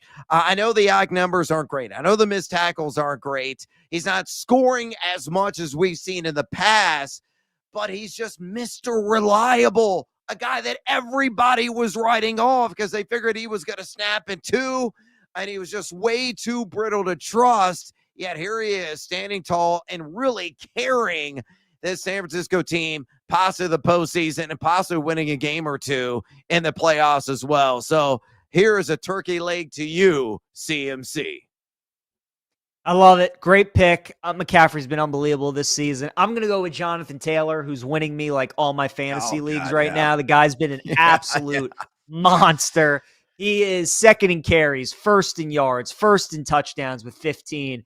Man's been a beast. He's been a workhorse, and he just gets stronger and stronger as the game goes on. The Colts have obviously been one of the big surprises this year in the NFL. Daniel Jones has been great, but it all starts with number 28. So Jonathan Taylor for the Colts, man. I mean, if they're going to want to win the division, if they want to make any noise in the playoffs, they're going to need him to be the center point of all of that. It's been unbelievable for Indy, and the workload, Brad, that this guy has endured the last couple of years, and the stability and the durability that he has is incredible. So Jonathan Taylor, unbelievable season. He'll be my pick for the running back. What about over to the wide receivers, Brad? Who would be your team? Who gets a turkey leg and a member of the all-turkey team? Well, a guy that could do something and nobody's ever done it before, it's got to be JSN, Jackson Smith in Jigba from wide receiver U. That is the Ohio State, just cranking out a godly amount of talent. I can't even imagine what Jeremiah Smith's going to do at the next level. Even Carnell Tate, who's got a lot of Emeka Egbuka tendencies, also a fine graduate of that program. But JSN this season is on pace right now, PJ, for 124 catches and 2,029 yards. No receiver in NFL history has ever gone over 2,000 yards in a single campaign. JSN could be the first. A beautiful chemistry they've established, and it is bubbling. It's boiling over with Sam Darnold. He's top 5 in total air yards. He's already got over 1,300 receiving yards, 80 catches, and 7 touchdowns. He's number 1 in yards per route run. He's averaging 16.4 yards per catch. Number 7 in explosive rating is tracked at playerprofiler.com. Number 12 in contested catch rate. He's got a 117.5 passer rating when targeted. I could go on and on and on with the sick stats that he has accumulated this season. He has just been the ultimate breakout candidate and a guy that deserves not just a turkey leg, the entire damn bird, especially if he gets over 2,000 yards for the first time ever by a wide receiver in NFL history. I mean, hard to argue with that. JSN's been unbelievable this year. He leads the league in receiving yards, as you said. The guy that's right behind him is going to be my pick, and that is Pickens, George Pickens, Brad, who's having a heck of a season for Dallas. He's been unbelievable so far this year for the Cowboys. The consistency is what stood out to me. He's had every game this season except for 2, he's had 68 receiving yards or more. He's had 144 and 146 in his last 2 games. He has been unbelievable so far for Dallas this season. CeeDee Lamb, one of the top wide receivers in the NFL, and we kind of forget him at times with the way that Pickens has been playing so far for Dallas this season. So they're going to need him because they got the Chiefs on Thursday and then the Lions upcoming next week as well. So a tough little stretch for Dallas, but Pickens has been unbelievable, exactly what they were hoping for when they traded for him, and he's going to be my pick at the wide receiver position. Brad, what about at tight end? Who's your selection? Yeah, historically, we've seen a lot of tight ends struggle their first year. Now, I think that trend is long dead and over based on what Brock Bowers did last year and said that NFL rookie tight end receiving yards record over 1,100 broke Mike Ditka's long-standing record. So it's not taking 2-3 years for guys to develop anymore. And just look at Tyler Warren and what he has been able to achieve this season in a sterling campaign for one of the surprise sensation teams in the Indianapolis Colts. He's averaging close to 7 targets per game. He's already accumulated 55 catches, 662 yards, scored 3 times. He's number 1 in yak yards after the catch among plus-size targets. He's number 4 in yards per route run, a 117.6 passer rating. He's on pace to have one of the all-time great first-year tight end seasons in NFL history. That's 85 catches and 1,023 receiving yards if he stays on that pace. I think that would be the 3rd best all-time behind Iron Mike Ditka and Brock Bowers. So Tyler Warren, he gets a turkey leg. He's been unreal. And you want to talk about a value in fantasy? He picked up a lot of steam during the peak of fantasy draft season. But if you draft him in early August, man, did you get a steal of a deal.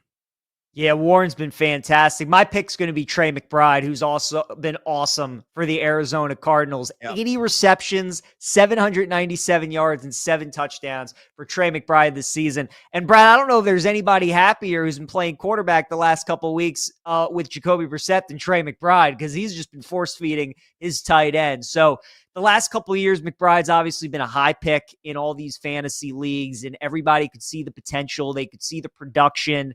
And this year, it's just all coming together, especially from a touchdown standpoint, because he didn't score any last year. He's scoring them this year, and he's still got the receptions and the yards to go with it. So Trey McBride's had a fantastic year. He's been the most consistent tight end by far this season. And with Brissett in there, he's just only been putting up better and better numbers each and every week. So my pick for tight end will be Trey McBride. All right, Brad, last up.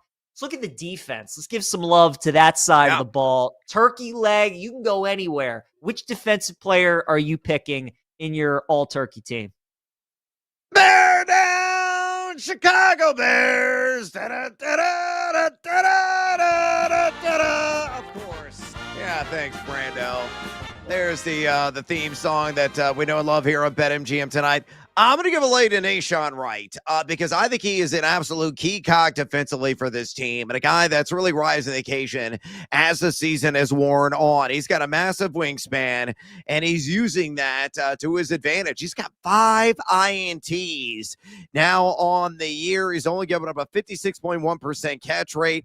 He's top 5 in the NFL with 6 breakups as well. And he's done that on 348 routes defended. So, again, I think he is an absolute key player for the Bears down the home stretch because they have got to solidify and be consistent defensively, particularly on the back end. And it starts with Nahshon Wright. So I'm going to give him a turkey leg, hopefully get the protein in the system, and that will carry him to an elite level the rest of the year, and the Bears hopefully make the playoffs as a result. I'm not overthinking this. I mean, it's Myles Garrett. The guy's got 18 sacks. He's played in 11 games this season. I mean, he has been unbelievable. That game against the Raiders on Sunday, it's every week with Myles Garrett. He's having multiple sacks. He is a complete wrecking ball. He's absolutely wrecking havoc in every game that he plays. It's just been unbelievable to watch.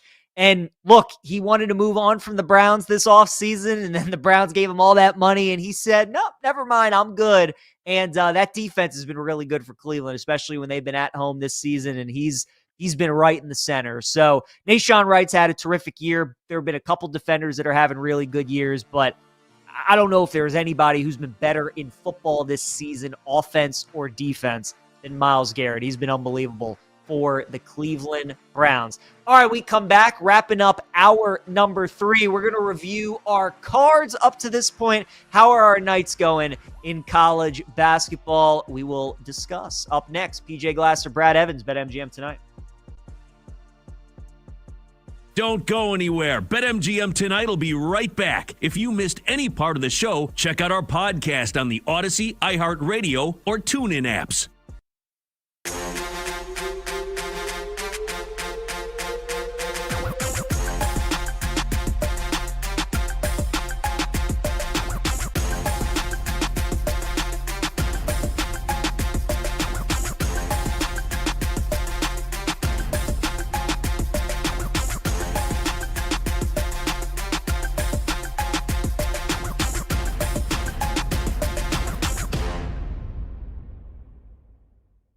I don't think that they're warranted, and it's been one of the most frustrating things being a Notre Dame fan this year. Hearing those claims, as soon as they lost to Texas A&M, it was just immediately brought up. Notre Dame's going to get in no matter what. If they win out, they'll be in the mix because they're a big brand. The College Football Playoff Committee wants to have them represent. I mean, last year, I understand that there were certain conference tie-ins, but they threw SMU in there. I really don't think that there is this much of a desire to put in one of the top brands. If that were true, Alabama would have been in over SMU, and we wouldn't, this conversation would be completely different.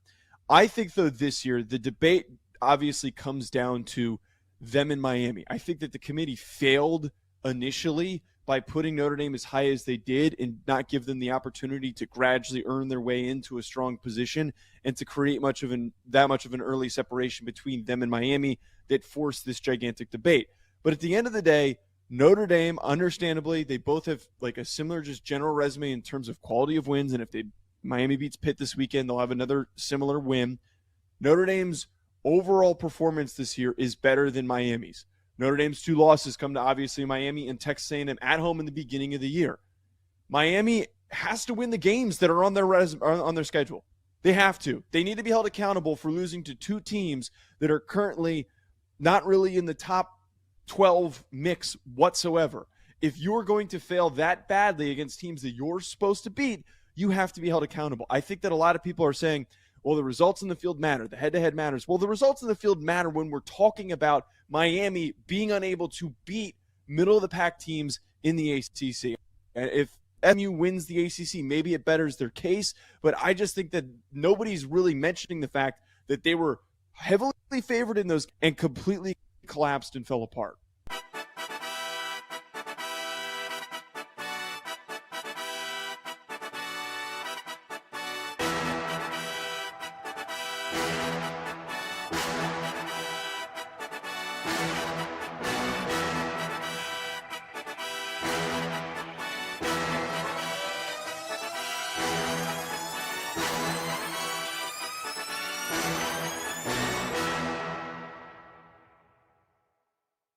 If Pitt loses to Miami and the door opens with an SMU or Virginia loss, then we start to talk about Miami getting into the ACC championship game, which I think the committee would really like that to happen. They would like to see Miami not back their way in, but work their way into the ACC championship game via some convoluted scenario, and then just win the ACC championship game.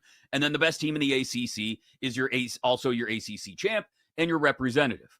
But I don't know how likely that is, again, given that SMU is playing a Cal team that just fired their head coach, and Virginia is playing, like you mentioned, a 3-win Virginia Tech team.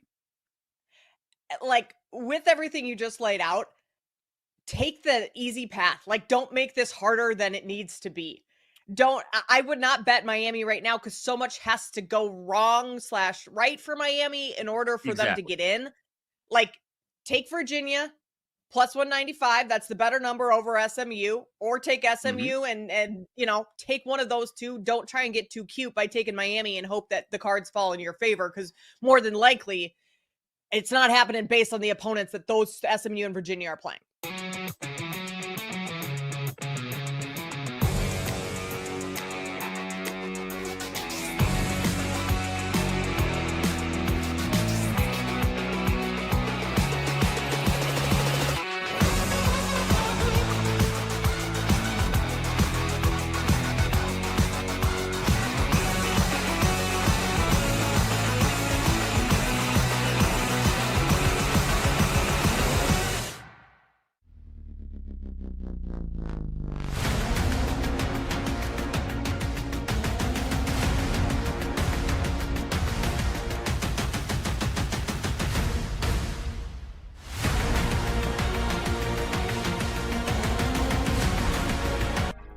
It's time to place your bets. This is BetMGM Tonight on the BetMGM Network.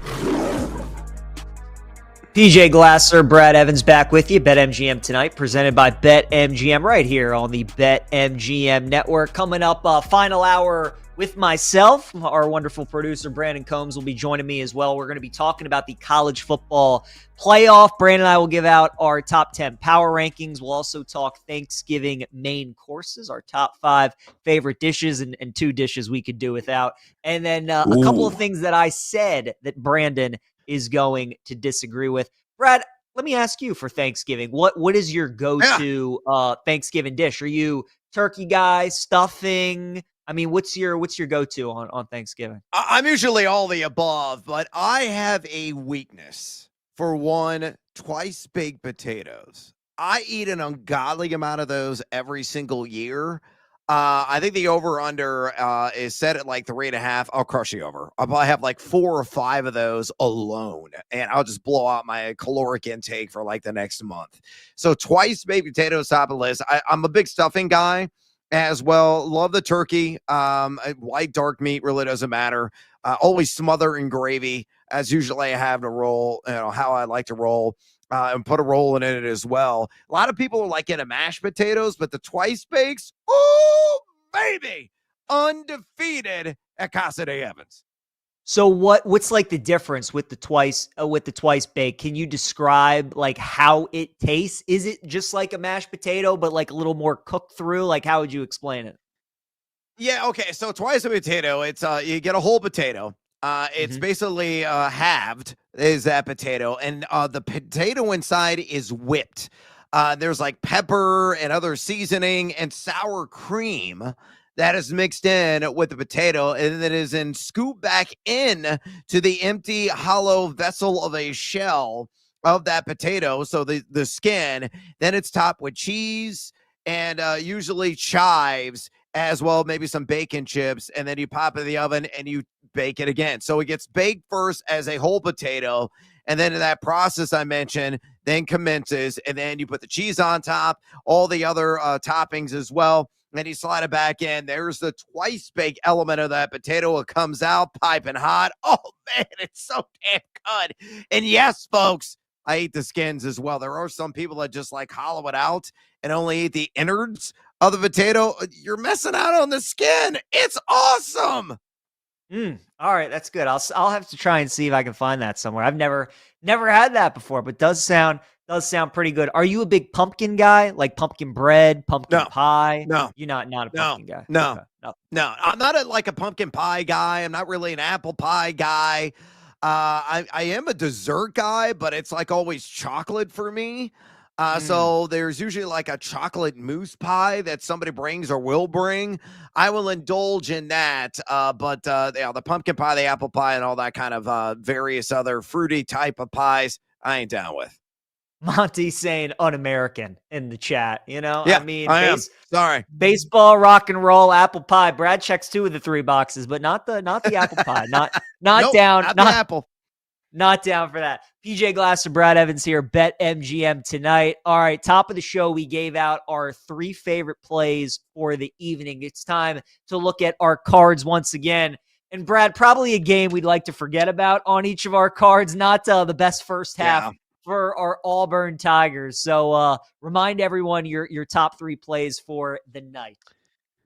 Yeah, I'm on a roll and smoke out this ticket because Auburn sucks. I mean, what's the score now? 59-31. Are you kidding me, Auburn? With just points. starting the second half. I mean, it's ridiculous. A live line right now is like 26.5 at BetMGM. Get the hell out of here, Auburn. Get the heck out of my tournament, possibly down the regular season stretch as well, but a long way to go. Number 2 is about to get underway. Monty's talking smack because I'm somewhat fading his Iowa Hawkeyes. Same game parlay, Ole Miss plus 8.5, and the over, they all total 137.5. Unfortunately, there is only 6 points scored, and we're nearly 4 minutes in. Pick it up, boys. Come on, Iowa and Ole Miss. Put the ball through the basket. It's fundamental last I checked. And then I'm on the under San Diego State, Oregon at 143.5. And that number is now lower. So, a little CLV. It's at 141.5. So, could be a 2-1 night on the card. Could be a 1-2 night. It could be 0-3. We shall see. But Auburn, trash. I think Iowa's got one of the next coaching stars in the sport, and Ben McCullum. I'm a Yep. big fan of his. What he was able to do at Drake Friend of the last show. year. Oh, he's terrific. He's terrific. Ben McCullum, friend of the show, absolutely. And he's just, he's put the people on, PJ. Monty, I'm telling you. I'll go as far to say, Brad, they might have the next Kirk Cignetti in college basketball. Like what Cignetti was able to do for Indiana. I think McCullum has a potential. I think he has the potential to be that good. So I'm interested to see what the Hawkeyes do this year. But that's a great coaching matchup with Chris Beard and Ben McCullum. So those are Brad's 3 plays for tonight. I also had Auburn plus the 5.5. So that play was doomed from the beginning. Once we both loved Auburn, should have known. Congrats to Michigan. Yep. 59 points in the first half. I mean, my goodness. That's the thing. Auburn scored 31. I mean, they haven't played great. They have had some sloppy turnovers. They haven't shot the ball all that well. But they have scored 31 points. It's not like they're playing crazy bad, but Michigan with 50, I mean, they nearly doubled them in the first half. Insane. Then for my other 2 plays, Brad, I took a couple of team totals. I took the Maryland team total under at 70.5. That's looking good so far. They only got 6 points in 6 minutes up to this point against Gonzaga. Brad, I'm telling you, I think Gonzaga might be my team this year. Just because of how different. It's not your father's Gonzaga. They're so good on defense. It's like crazy. And I kind of love it because maybe this is the kind of team that gets Mark Few over the hump. He's had all these great teams with these great offenses and these great players. But this year, like, they don't have any lottery picks. They don't have any dynamic guards. Like, it's kind of a collective unit, and we've talked about it all show. They just got grown men playing college basketball on their team. So I think I'm going to be betting a lot of team total unders on opponents that Gonzaga plays this year. I thought Maryland was a good spot for it tonight, so I like their under 70.5. And then Alabama's team total over 98.5. Brad, I learned a long time ago in betting, when a total is that high or it's, low, maybe like a total's in the 50s, it's usually that high or it's that low for a reason. And, being an Alabama fan and watching every game, Nate Oates, when he goes up against these kinds of teams, like when they're out of the Mountain West or their mid-majors or their low-level Power 5 teams, whatever it may be, when they try and run with Alabama, it doesn't end well. And UNLV plays at one of the fastest tempos in college basketball. They're not going to change how they play. They're going to try and play their game. And it's just not a good idea to do with Bama. And they didn't shoot the ball well last night like they have been in their previous couple games. So I think a bounce-back performance tonight, they shoot the ball well. And I think they score like 111, 112 points. So Bama's team total over 98.5. I like that as well tonight against UNLV. Brad, that is a game you haven't really had much thoughts on, Bama and UNLV. I know you were kind of talking yourself into some things at the break. Did you end up pulling the trigger on any of those plays and hoping that you wake up to a winning ticket with that game tipping off after midnight? Yeah, I would just lay with Alabama. And honestly, what you could do is get creative with the Cheese Whiz here and build a same-game parlay. Maybe take Bama down to like -9.5 from the standard line to -13.5, and then take the total down to like 169 nice and a half, which you can do. Put those hands together. You're probably going to get low plus money as a result. And honestly, I think that's probably the best way to approach it. You mentioned it, and here's the evidence to back it up. At KenPom, UNLV is number 28 in the country in adjusted tempo. Right. And as you, double down on, if you try to run with Alabama, they're going to run you out of the gym. Phylon and Holloway and the scores that they have, they just fill up the damn cup. They're shooting over 39% from distance, over 61% from inside the arc.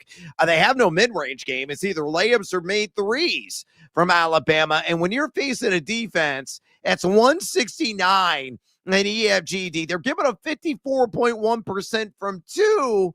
Alabama is going to have a field day. So I agree. I love the team total over at 98.5. I think they're going to ultimately put up probably 110, 115. Really what I should just do is bet the standard over in the game. They could set it like 199.5, and I may still take the over on that because UNLV will probably score at least 80. 85. So Alabama wins like 110 to 85. It's a blowout. But my God, over and over again. If you like points, that is a game perfectly manufactured for you on the late night tip. So either brew another pot of coffee, crack open that third bottle of tequila, swallow the damn worm, and try to make it through Alabama UNLV in that midnight tip out east. Brad, so far, one of my favorite things this season has been watching Alabama totals open up in like the mid or high 170s, and they don't go down. They just keep going up, you know? Right. I mean, the Gonzaga game yesterday opened up 173.5. It closed at like 178.5. UNLV today opened up 179.5. It's up to 182.5. To your point, I mean, you can't set a total high enough when Bama plays, especially in a game like this. So, again, for us here, for people like me on the East Coast, it is a late night tip. But if you do want to see some exciting ball, up and down, furious pace, a lot of points, that's going to be the game for you with Alabama and UNLV.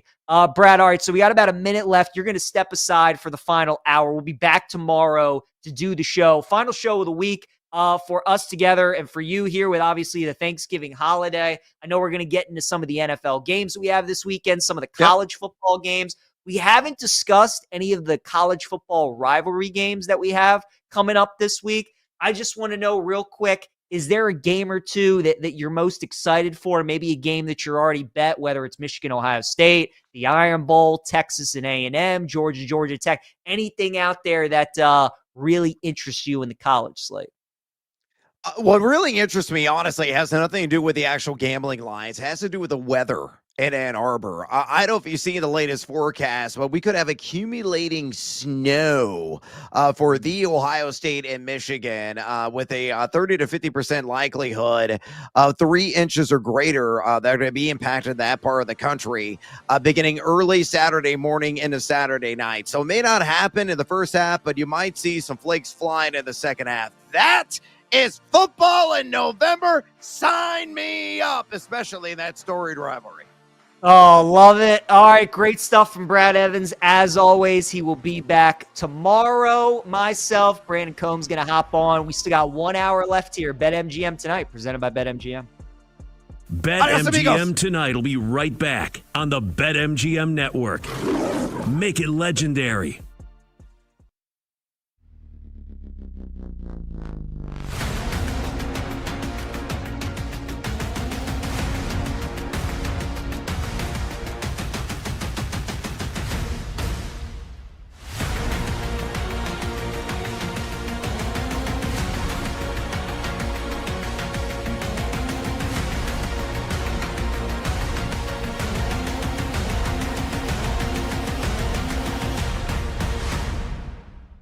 You know, the top teams that are vying for a national championship, who is the one team maybe that's right there on the edge that we don't give enough credit to that has a real shot here? Is it Texas Tech, a team like that?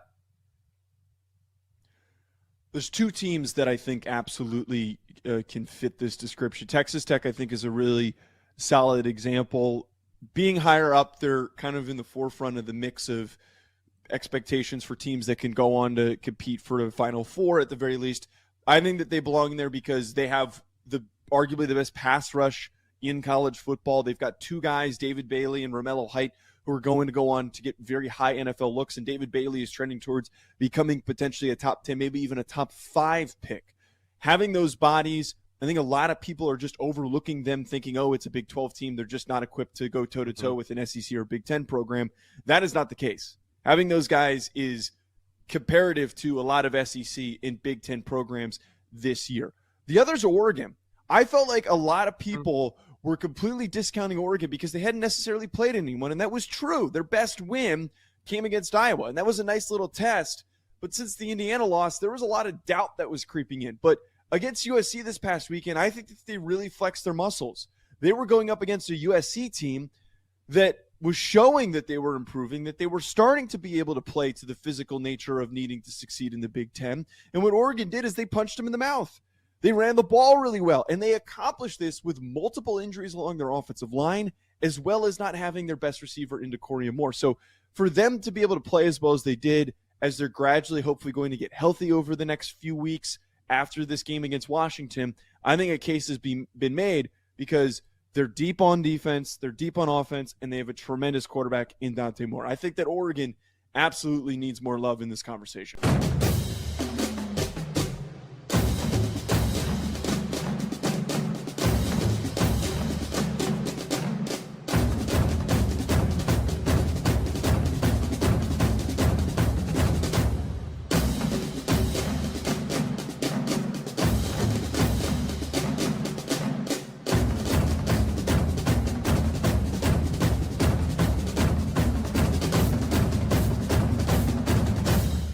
if Ohio State beats Michigan this weekend, I understand it's the game. It's a rivalry. Anything could happen, especially in Ann Arbor, especially as Ryan Day has shown us over the last 4 years.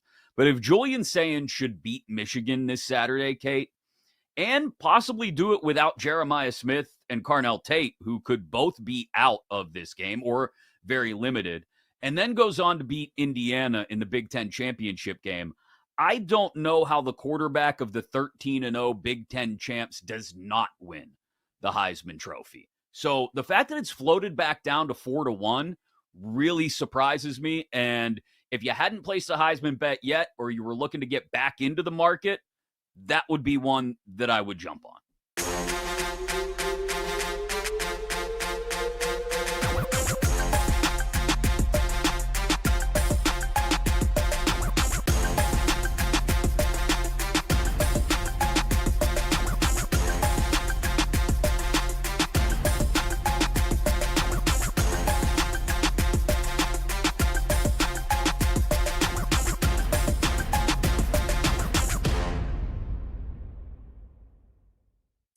You just go with the best price out there, and that is the Chicago Bears, which is crazy to say that they're even, I mean, they're leading the division right now, not in terms of odds to win, but they are winning the division. I find it hard to believe they're going to sweep Green Bay just because, yeah, you won in Green Bay last year. Final game of the season, it didn't really matter for the Packers. Mm-hmm. Other than that, like, the Bears have not won on the road in Green Bay in a very long time. So I don't think you're gonna sweep the Packers. You'd have to win that Detroit game at the end of the season. And yeah, it's gonna look like a pretty different game than the 52-21 game we had in week 2. It's between the Lions and the Bears for me as well. And price-wise, why not go with the Bears?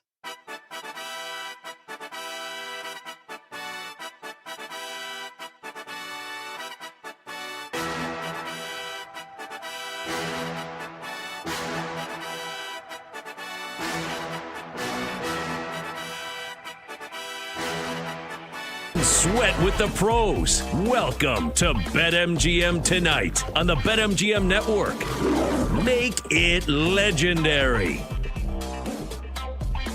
And welcome into BetMGM Tonight After Dark. PJ Glasser here with you. Brandon Combs going to join me here in a second and all throughout this final hour. We're going to dive into our top 10 power rankings for college football. We had bracket reveal a couple of hours ago with the new top 12 and the new matchups that we would get in the first round. So Brandon and I are going to discuss our top 10 power rankings for college football.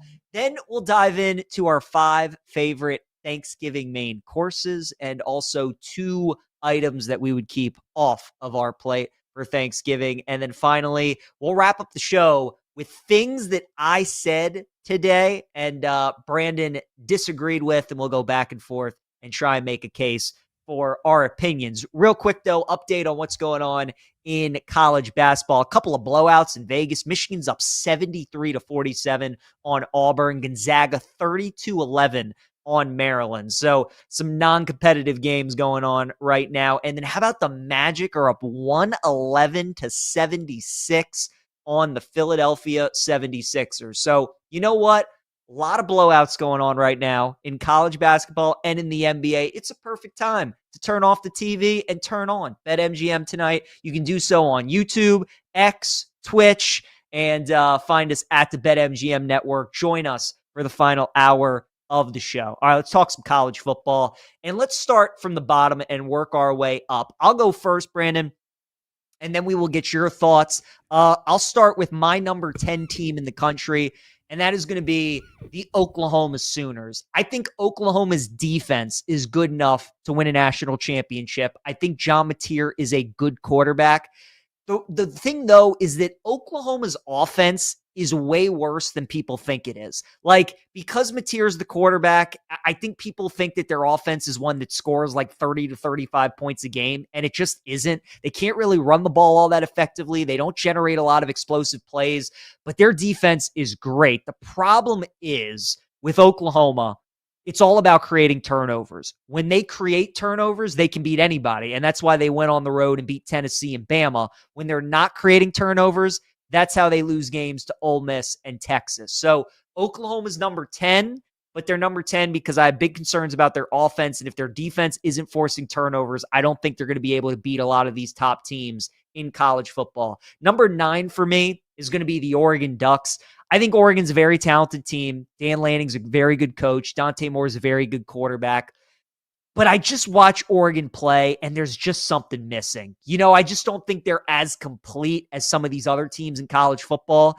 And I think all the other 8 teams ahead of them, I would pick them to beat Oregon in a head-to-head matchup. So it's really just that simple. I think Oregon's better than Oklahoma. But after that, I don't think any of the teams above them, I would pick Oregon to beat. So they have the nice win over USC. They had a last-second field goal against Iowa, but we all kind of see what happened when they went up against one of the top teams in Indiana and how that game looked. Number 8 for me is going to be Ole Miss. I still have major question marks about the Ole Miss defense, but offensively, they're awesome. And maybe it was a blessing this season that Austin Simmons got hurt and Trinidad Chambliss came in and was able to play quarterback because he has been terrific for the Rebels. Awesome dual threat quarterback, terrific athlete, and their offense is really tough to stop. And that Oklahoma win, keeps aging really, really well. And keep in mind that they had Georgia beat, man. They were pretty much winning that entire game. So Ole Miss very easily could be undefeated right now. I'll put them at number 8. And then number 7, and I think the biggest sleeper, if they're able to get into the college football playoff, is Texas Tech. Brandon, I think because Texas Tech is a member of the Big 12 and they're not Oklahoma or Texas, obviously, who are old members of the Big 12, we just kind of assume that Texas Tech isn't a very good team. But I think if this team was playing in the Big 10 or SEC, we'd look at them a little bit differently. Their defense, and specifically their front four, is elite. It's as good as anybody's in college football. It's all going to come down to the offense for Texas Tech. But look, when their quarterback, Baron Morton, has played this season, they've won every game by at least 23 points. So they're not just beating teams, they are smashing teams. I think Texas Tech is underrated. I think they're a dark horse, and I think they're going to surprise some people if they do get in to the playoffs. So that's my 7 through 10, Brandon. Texas Tech 7, Ole Miss 8, Oregon 9, and Oklahoma 10. What say you, sir? What's your 10 through 7? Yeah, so we are actually in synergy on a little bit on our 10 through 7, right? Like, we both have Ole Miss and Oregon 8 and 9. I have the same exact 8 and 9. The difference we have is just Texas Tech and Oklahoma, where you have Texas Tech at 7 and Oklahoma at 10. I have that reversed. And here, the reason why isn't so much because that Texas Tech is in the Big 12, but it's more about the opponents that Texas Tech has beaten compared to the opponents that Oklahoma has beaten. You know what I mean? Like, when you're talking about wins versus Alabama, wins versus Tennessee, wins versus Auburn and Michigan, as opposed to you look at Texas Tech's schedule and their big wins are Utah and BYU, doesn't move the needle for me as much as the wins for an Oklahoma squad. And that win versus Alabama for me, that does it, because when I look at Alabama and people like, I am not an SEC guy. I can't stand the SEC bias, but Alabama's, their strength of schedule and their resume is impressive. So that win for Oklahoma over Alabama, to me, says a lot. So that's why I have Oklahoma at 7 over Texas Tech, who I have at 10. All right, fair enough. So again, Brandon and I, the same 4 teams. If you're going 7 through 10, he's got Oklahoma 7, Texas Tech 10. I have Texas Tech 7 and Oklahoma 10. All right, Brandon, next up, we'll go 6 through 4. My number 6 is actually going to be Texas A&M. Look, they're undefeated. They're an SEC team. But Brandon, they have played as easy a schedule as any SEC team could play. They haven't played Bama. They haven't played Oklahoma. They haven't played Ole Miss. They haven't played Georgia. All these teams that are in the playoff, somehow Texas A&M hasn't played them. They haven't played Vandy either, who could be in the college football playoff. So Texas, who is a 3-loss team, they're on the outside looking in. It would take a miracle for them to make the playoff. They play them, obviously, on Friday night. But I just, I think, Brandon, you're going to make an argument, for some of these other teams and how they haven't played anybody. And that's really what it is for me and A&M. Obviously, they went on the road and beat Notre Dame, and that win has aged really well. It was a last-second win. They won it in the last 15 seconds, but a win's a win. They scored 41 points. They looked great doing it. I just want to see A&M go up against more elite competition. And that's what is exciting about the SEC championship game. If they're able to play in that game, they're going to get either Georgia or Bama. And either of those games is going to be a pick 'em. And we're going to learn a lot about A&M. I think we're going to learn a lot about them on Friday. I like Marcel Reed a lot. I think he's a good quarterback. Some of those weapons they have on offense are awesome. Under Mike Elko, you're always going to have a good defense.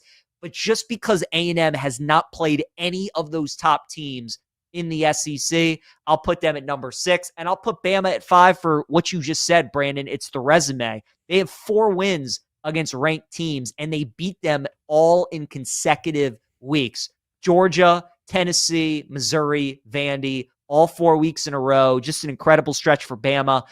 But the problem with them, again, is they struggle on the road against these unranked teams. We saw them lose to Florida State. We saw them struggle and barely beat South Carolina. That's why the Iron Bowl on Saturday, I think, is going to be close. So the good thing about Bama is that if they make it to the playoff, they're going to play against really good teams. And those are the kind of games and the kind of teams they tend to play well against. DeBoer is very good against ranked teams and good competition. So I think that's why Bama's 5. It's because they struggle against the bad teams. But when you get them against the good teams, and that's who they're going to play if they get to the playoff, they're very good. I'll put them at 5.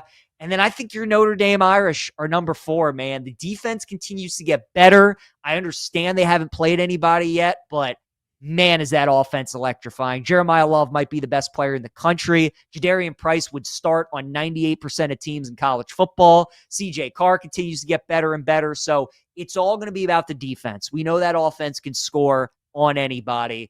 But Marcus Freeman has shown us his teams get better and better as the season goes on. And I think the Irish are a team that nobody wants to play. So Notre Dame 4, Bama 5, A&M 6 for me. Brando, what say you? I love the fact that you have Notre Dame at 4 because I also have Notre Dame in my top 5 and people are calling me a homer, but you have them higher than I do. So I love that you have them up there. So for me at 6, look, people are going to argue with me. People are going to think I'm crazy as you did during the break when we talked about this. I have Ohio State. I have Ohio State at 6. And here's why. For the same reasons where you talked about Texas A&M and how that win over Texas didn't look so great and how Texas hasn't been all there, right? Like, that is the signature win for Ohio State this year. And that was in week 1, with having Manning not at his best. That team was not very good at the beginning of the season. They showed that in the first, 4 weeks of the season. Everybody was like, oh, what's wrong with Arch Manning? Maybe he's not very good. And maybe this Texas team isn't very good. I know they were ranked number 1 at the time, but ranked number 1 in the preseason, whatever. Then you look at Grambling, Ohio, Washington, Minnesota, Illinois, Wisconsin, Penn State, Purdue, UCLA, Rutgers, the Perkins School for the Blind. Everybody else that this Ohio State team is playing, they haven't shown me enough with the 54th ranked strength of schedule in college football for me to sit there and put them in the power rankings above the other teams that I have ahead of them. And that includes at 5 where I have Notre Dame. Like, I think Notre Dame, look, people are going to talk about the teams that Notre Dame has beaten too, but their strength of schedule is ranked 32nd, which is 24 spots higher than where Ohio State is at. And yes, they lose that game in a monsoon with CJ Carr in his first game as a true freshman. They lose that game against Miami. And then they lose the game to Texas A&M, the only undefeated SEC team left in the country. For me, Notre Dame is ahead of Ohio State, and I think that they would beat them on a neutral field. And then when you look for me at 4, that's where I have Georgia. And we talked about Bama already. You know I have Bama up high, which means now I have them higher than Georgia. And the reason why is Georgia's schedule compared to Bama's schedule, plus the head-to-head loss to Alabama, for me, puts Georgia just below Alabama. All right, so you have Georgia, Notre Dame, and Ohio State as your 4, 5, 6. I'll go through my top 3, and then we can discuss, and you give your top 3 as well. I have Georgia as my number 3 team, and the reason I have them ahead of Alabama is, Brandon, we just know that Bama has Georgia's number. It doesn't matter whether it's Nick Saban or it's DeBoer. It's just something about Bama that gives Kirby Smart problems. But seriously, ask yourself, and I encourage everybody listening and watching the show, if it's a tie game with 5 minutes left and Georgia's playing anybody not named Alabama, there's a good chance you're watching that game and you're figuring that Georgia's probably going to find a way to win it. And they're playing so well. They're peaking at the right time. Gunnar Stockton, very quietly, is playing as well as any quarterback in the country, and their defense continues to get better. So Georgia, I'll put them number 3. And then I'll go Indiana 2 and Ohio State at 1. And obviously, let's hope we get to see those two teams play each other in the Big Ten title game. I think Ohio State's better. Neither team has really played anybody up to this point. Certainly Indiana went to Oregon. That was an impressive win, going on the road and taking care of the Ducks. But I'm excited to see them against Ohio State. Cignetti has lost 2 games as a head coach at Indiana, and it was to the 2 teams that won the national championship last year. Notre Dame and Ohio State went to the national championship. And a lot of people, myself included, think Ohio State's going to the title game this year. So can Cignetti beat one of the top upper echelon teams in college football? We shall see. But until he does, I'll go Buckeyes 1, Indiana 2. Brandon, what's your top 3? Yeah, so I'm going to go with Alabama at number 3. I know you talked about Gunnar Stockton, but Ty Simpson has also been incredible. He's got 500 yards, more yards passing than Gunnar Stockton does. He's got 3 more touchdown passes than Gunnar Stockton does, and the same amount of interceptions as Gunnar Stockton, 22-4 for Ty Simpson, and the head-to-head win against Gunnar Stockton. So that's why I have Alabama ahead of Georgia. Then at 2, I have Texas A&M. I think Texas A&M as the undefeated team in the SEC, you just can't go against that. And I know you talk about like the easier schedule in the SEC and the way that they haven't played teams like Alabama or Georgia have. It for me, Texas A&M is still undefeated, and that counts for something. And then I'm going to go with Indiana at number 1. Look, I just think Curt Cignetti and the boys are there. They're that team, and I think he's got this team believing that. I think they're going to win the Big Ten title. I think they beat Ohio State in the Big Ten title game. I think Ohio State loses this weekend to Michigan. Wow. Okay. Brandon's really down on Ohio State. Maybe you're right, because, again, we really haven't seen the Buckeyes play anybody. At this point, we're just all going off eye tests, but I think Ohio State's really, really good. I think they're going to go back-to-back and win the national championship again, but this is why they play the games, and certainly they got to get over the Michigan hump, and they play them on Saturday in Ann Arbor. All right, when we come back, Thanksgiving coming up on Thursday. Brandon and I are going to dive into our favorite courses and some of our not-so-favorite courses. Stay with us. BetMGM tonight. PJ Glasser here with you.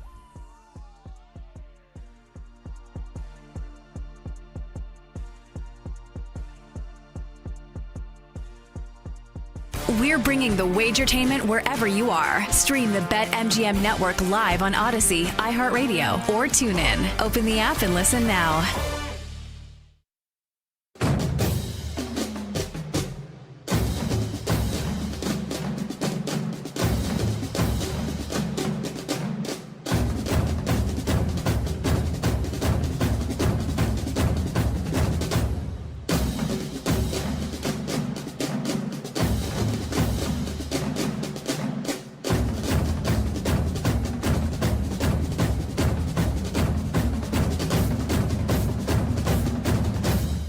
Should Joe Burrow get back under center?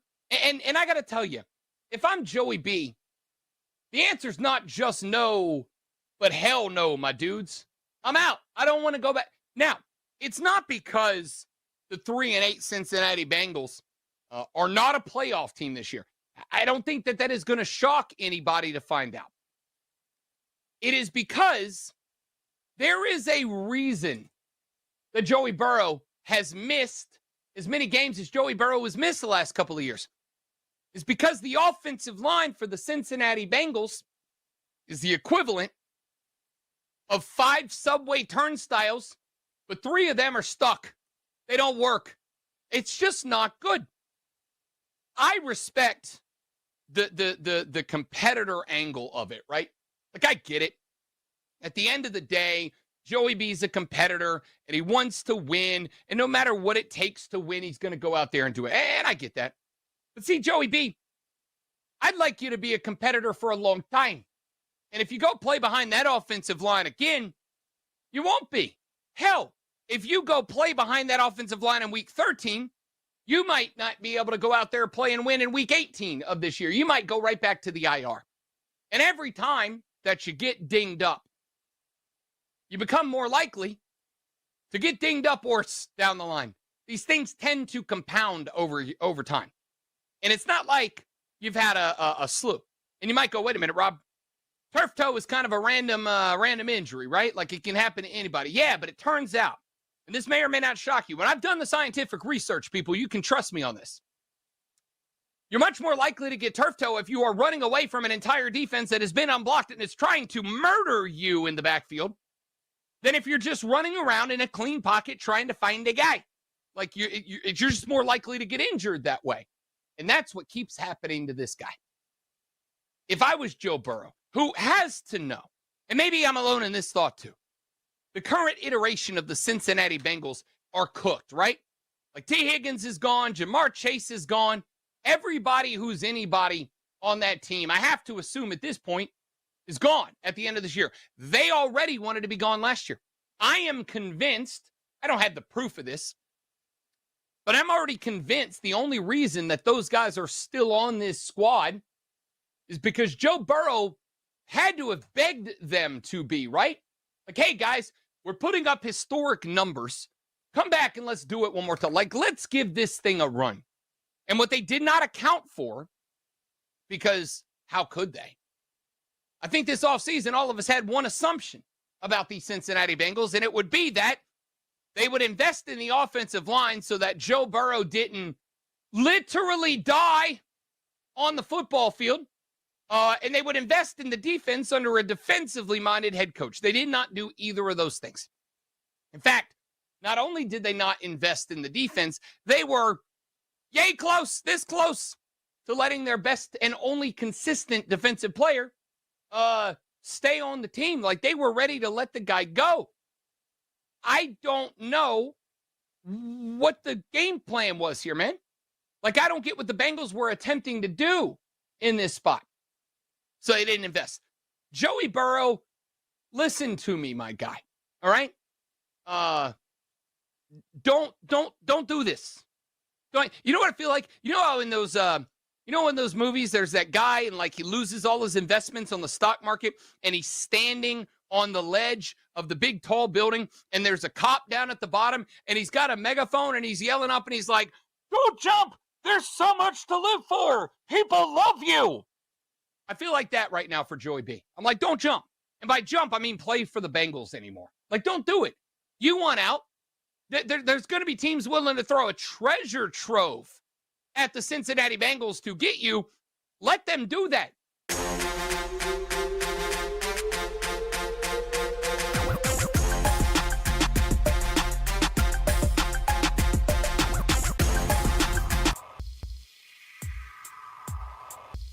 It's time to place your bets. This is BetMGM Tonight on the BetMGM Network. What kind of a Thanksgiving dinner is this? Where's the turkey, Chuck? Don't you know anything about Thanksgiving dinners? Where's the mashed potatoes? Where's the cranberry sauce? Where's the pumpkin pie? We're supposed to be served a real Thanksgiving dinner. Oh, Brando killing it tonight with the Sounders. Welcome back to BetMGM Tonight. PJ Glasser and Brandon Combs here with you. A couple segments left to go in the show. And of course, we do have Thanksgiving upcoming on Thursday. So it's time to dive in, have some fun here on BetMGM Tonight. Dive in with some of our favorite courses on Thanksgiving. And also a couple of dishes that we don't really care for, that everybody else can have on their plates. But Brandon and I, no interest. Brandon, let's start things with you, sir. What is one of your 5 favorite courses, one of your favorite dishes that you enjoy every year on Thanksgiving? All right, I'm going to start with 5 and work my way up to 1. We'll go back and forth, though. My number 5 is deviled eggs. Gotta have grandma's deviled eggs, man. I love me a good deviled eggs. And it can't be like the deviled egg that's made with like Hellman's mayonnaise, right? It's gotta be the deviled egg with Miracle Whip and a little bit of like honey mustard in there. And yeah, you've got to really, really doctor it up. I've got my grandmother's recipe. She passed a few years back, so I make those every year. Just because I have to have them on Thanksgiving. So yeah, that's number 5 for me is those deviled eggs. Such a great call. I do love me some deviled eggs. That's on my list, but a little bit higher up. My 5, I'll go mac and cheese. It's certainly not one of mac and cheese, everybody has it every day. You have it year round. It's not one of those that you only have on Thanksgiving, but I still do love mac and cheese, and it just goes well with everything else on your Thanksgiving plate. So mac and cheese, I'll put it at number 5. When Thanksgiving rolls around, again, because I have it so often, it's not one of those things that I'm like, oh, Thanksgiving's here. Like, can't wait to have mac and cheese. But I still definitely do enjoy having it on the plate. And anytime it's out in the spread, always grabbing a chunk of the mac and cheese. So that will be my number 5. Brandon, what is your number 4 on your Thanksgiving list? Yeah, the mac and cheese, my family is never, that's why it's never on my like Thanksgiving list, is because my family has never had mac and cheese on Thanksgiving. Like we have it so, and I love a good mac and cheese. Trust me, I make it at least once a month. So I love a good homemade mac and cheese. But yeah, Thanksgiving's just never been a time where we have it in our family. Strangely enough, because I hear a lot of people do that. But I'm gonna go number 4, baked beans. And man, look, I love to cook. I'm the cook of the family at home. My wife makes me cook any day that I have off, and when she cooks on days that I work, I tend to have McDonald's. So I'm the cook of the family, and I make a mean baked beans, man. There are so many different variations of baked beans, and I don't think I've ever had a bad variation of baked beans, but man, I have to have them. I make them every year. Big old pot of them. Love the leftovers for like 3 days after that. Absolutely have to have baked beans. Love it. Yeah, baked beans, really, really good. My number 4, man, deviled eggs. I'm right there with you. So good. I was at a Friendsgiving last week, Brando, and a friend of mine made the deviled eggs. And, it's one of those things that I don't have it like every year. It's like maybe an every other year thing, or it's only at certain people's houses when you have them. But you're so right, man. They are so good. I just and like you said, it's got to be a certain way. I don't want the Hellenaise mustard, but if you get like a honey mustard in there with the whipped cream, delicious. And big fan of the deviled egg. So I'm right there with you. You put it at 5. I'll put it even higher. Number 4. Love the deviled eggs for me. What is your number 3? It's got to be the green bean casserole, man. If you don't like green bean casserole, you've just never tried it. There's so many people I know that talk about green bean casserole, and they're like, oh, who makes green bean casserole? That stuff's so gross. Have you ever tried it? Well, no. What's in it? Well, yeah, exactly. Green bean casserole, especially a good green bean casserole, just fantastic. You got the French onions, the fried onions on top of it, man. Just unbelievably good stuff. So much flavor in a good green bean casserole. So definitely going to be on my plate at Thanksgiving. All right, my number 3. I'm sticking with the casserole, but I'm going sweet potato. Oh my God, so good, Brando. The candy, it's just delicious with the marshmallows. Oh, fantastic. Sweet potato. See, my top 3 are things that I only have on Thanksgiving, and the sweet potato casserole is just so good. Get something sweet and savory, just kind of melts in your mouth. I'm not the biggest like sweet tooth guy. I do like candy, but I don't have it all the time. I like cookies and desserts and all those kinds of things. But sweet potato casserole is just delicious, and it complements everything else so well. So I do love it. Big fan. My number 3, sweet potato casserole. Brando, what's your number 2? My number 2 is stuffing, man. And look, it's got to be cooked inside the turkey. Like, I see people doing their stuffing on Thanksgiving, just doing it on a stovetop like they do it for a normal dinner any other time. No, You're cooking a big old turkey, 17, 18, 19, 20-pound turkey.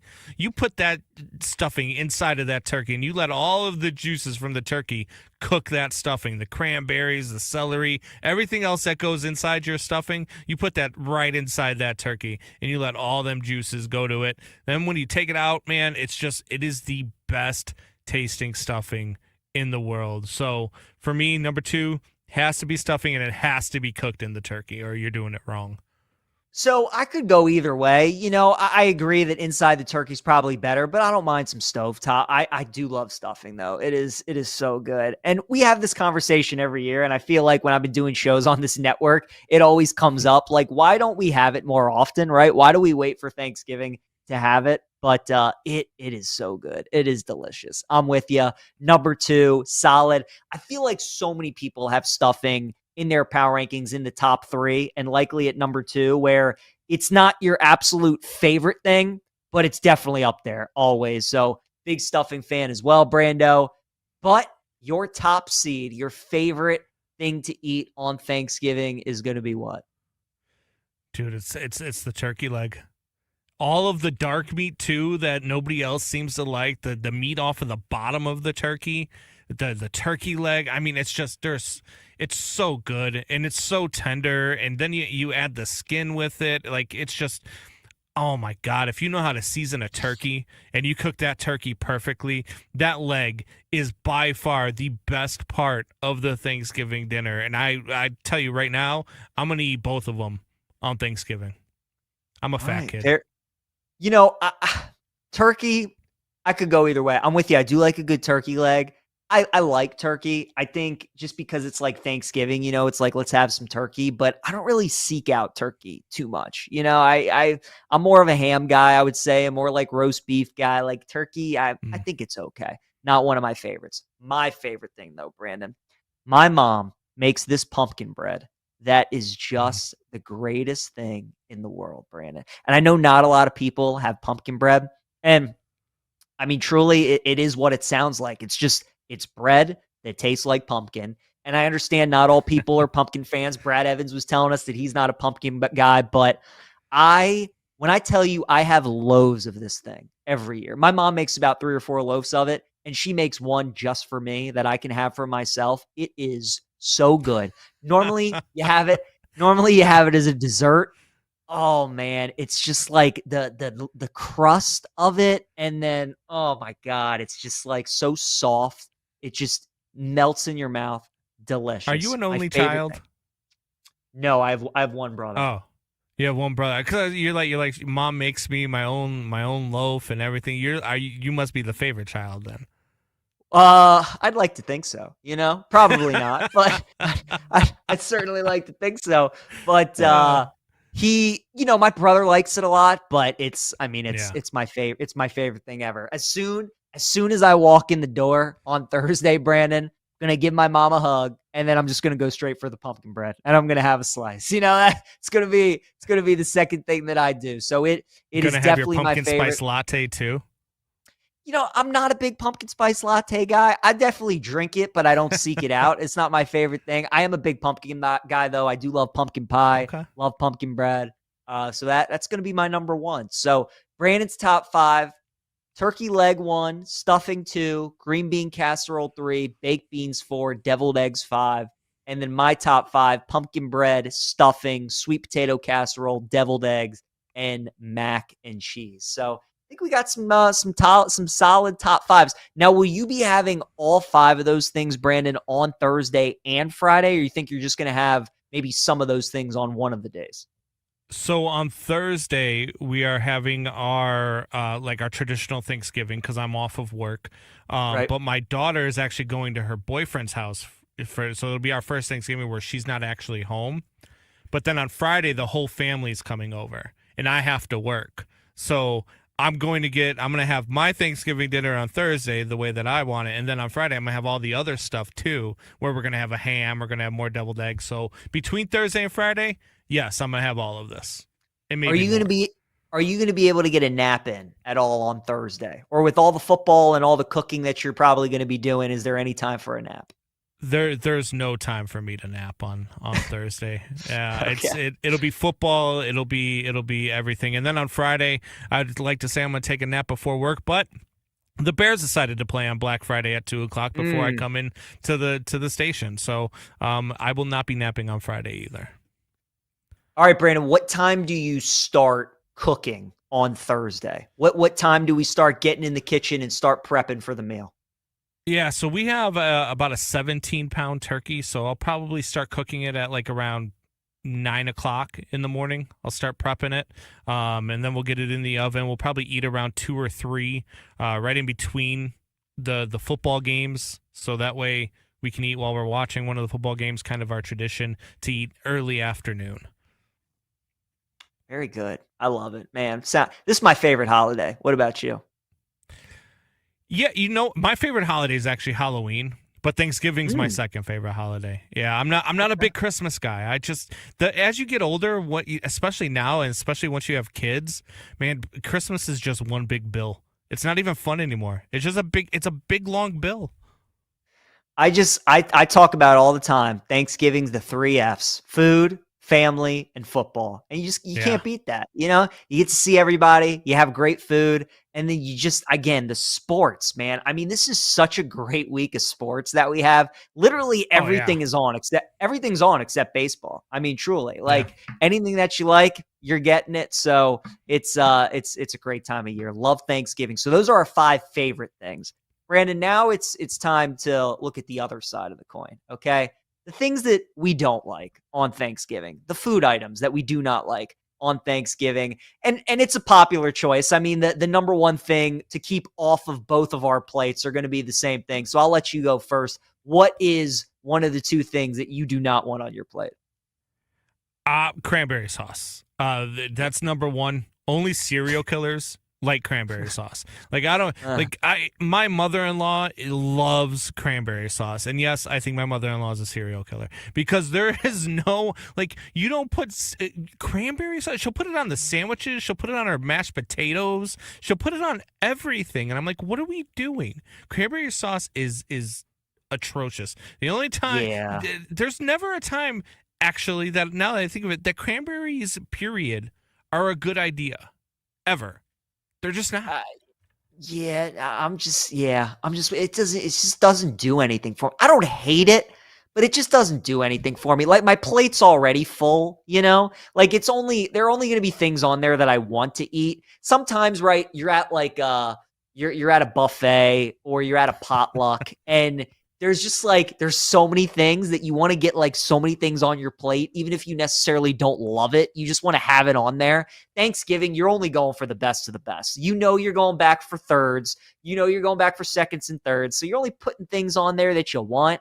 I don't want any cranberry sauce. I don't need to do that. So I'm with you. That's on my list. And then what's funny enough is we're going opposite of we both had casseroles on our list. And then for us, the other kind of casseroles that we don't like are going to be things that we're keeping off our plate. So, Brandon, what is it about sweet potatoes that has them off of your plate? Potatoes aren't supposed to be sweet, PJ. They're just not. Good, and then you throw marshmallows in and you do all this weird stuff with these potatoes that already aren't very good.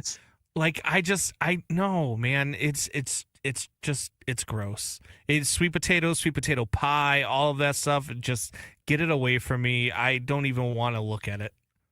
More for me. I mean, I think it's fair that potatoes aren't supposed to be sweet, but they're good. They're good. Mine's going to be the green bean casserole. And Brandon, you said if you haven't tried it, you probably don't like it. But I have tried it, and I'm just not a fan. And I like green beans. I think green beans are fine. Green bean casserole, though, I don't know, man. I can't. I just think you haven't tried a good one.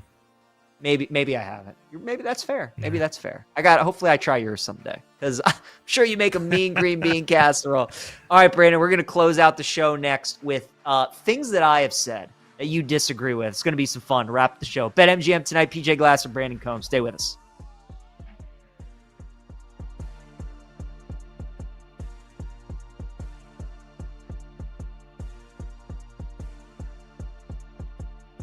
On the move? Take the BetMGM network with you. Catch live Wagertainment anytime on Odyssey, iHeartRadio, or TuneIn.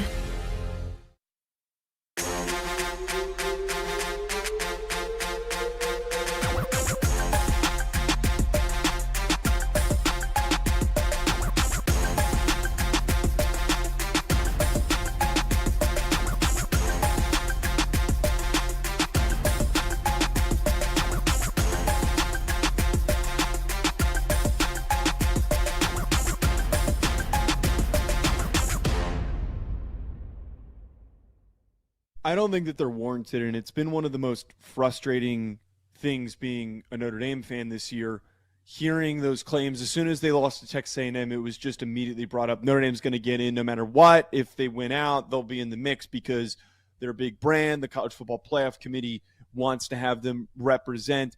I mean, last year, I understand that there were certain conference tie-ins, but they threw SMU in there. I really don't think that they're is this much of a desire to put in one of the top brands. If that were true, Alabama would have been in over SMU, and we wouldn't, this conversation would be completely different.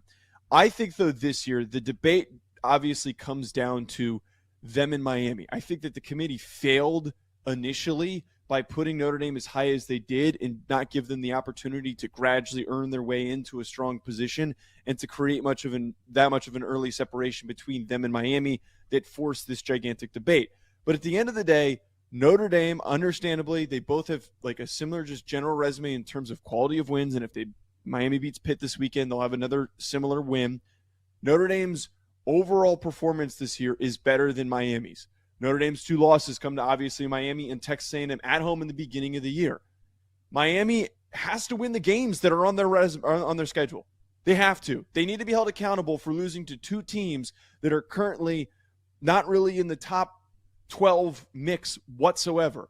If you're going to fail that badly against teams that you're supposed to beat, you have to be held accountable. I think that a lot of people are saying, well, the results in the field matter. The head-to-head matters. Well, the results in the field matter when we're talking about Miami being unable to beat middle-of-the-pack teams in the ACC. And if SMU wins the ACC, maybe it betters their case, but I just think that nobody's really mentioning the fact that they were heavily favored in those and completely collapsed and fell apart.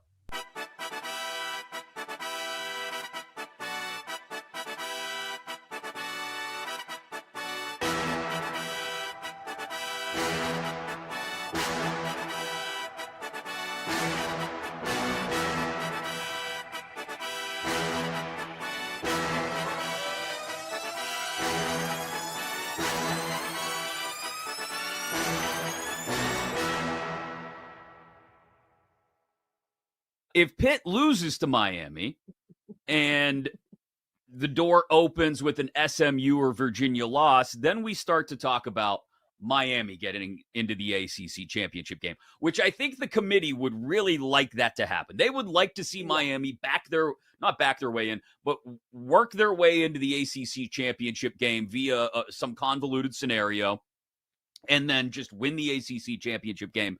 And then the best team in the ACC is also your ACC champ and your representative. But I don't know how likely that is, again, given that SMU is playing a Cal team that just fired their head coach, and Virginia is playing, like you mentioned, a 3-win Virginia Tech team. Like, with everything you just laid out, take the easy path. Like, don't make this harder than it needs to be. I would not bet Miami right now because so much has to go wrong/right for Miami in order for them to get in. Like, take Virginia plus 195. That's the better number over SMU, or take SMU and take one of those two. Don't try and get too cute by taking Miami and hope that the cards fall in your favor, because more than likely it's not happening based on the opponents that those SMU and Virginia are playing.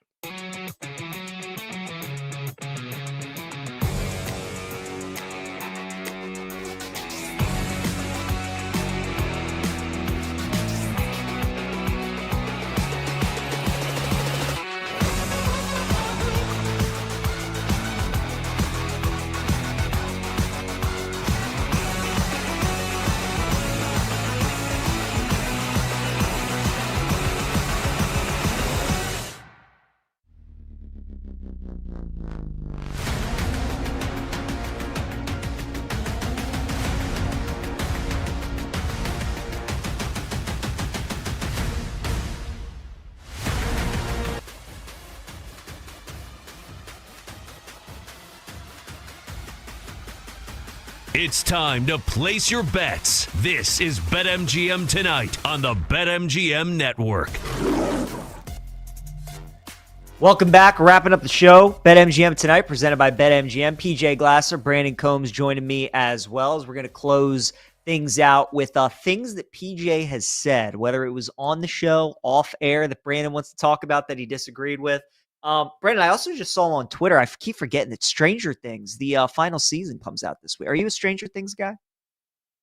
So I watched the first 2 seasons and I really enjoyed it. I have not gone back for I think there's 5 seasons now. I have not gone back and seen any of them.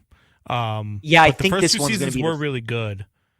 I think this is going to be the 5th one. So yeah, I think you have 3 and 4 to watch, which are good. I mean, look, some people love it. Like some people, it's like their favorite show. I think it's good. But yeah, like I'm excited for it. It's just one of those shows that it's kind of like Game of Thrones, where it's just gone on for so long, and this final season has taken so long. They're just like, they're not even kids anymore.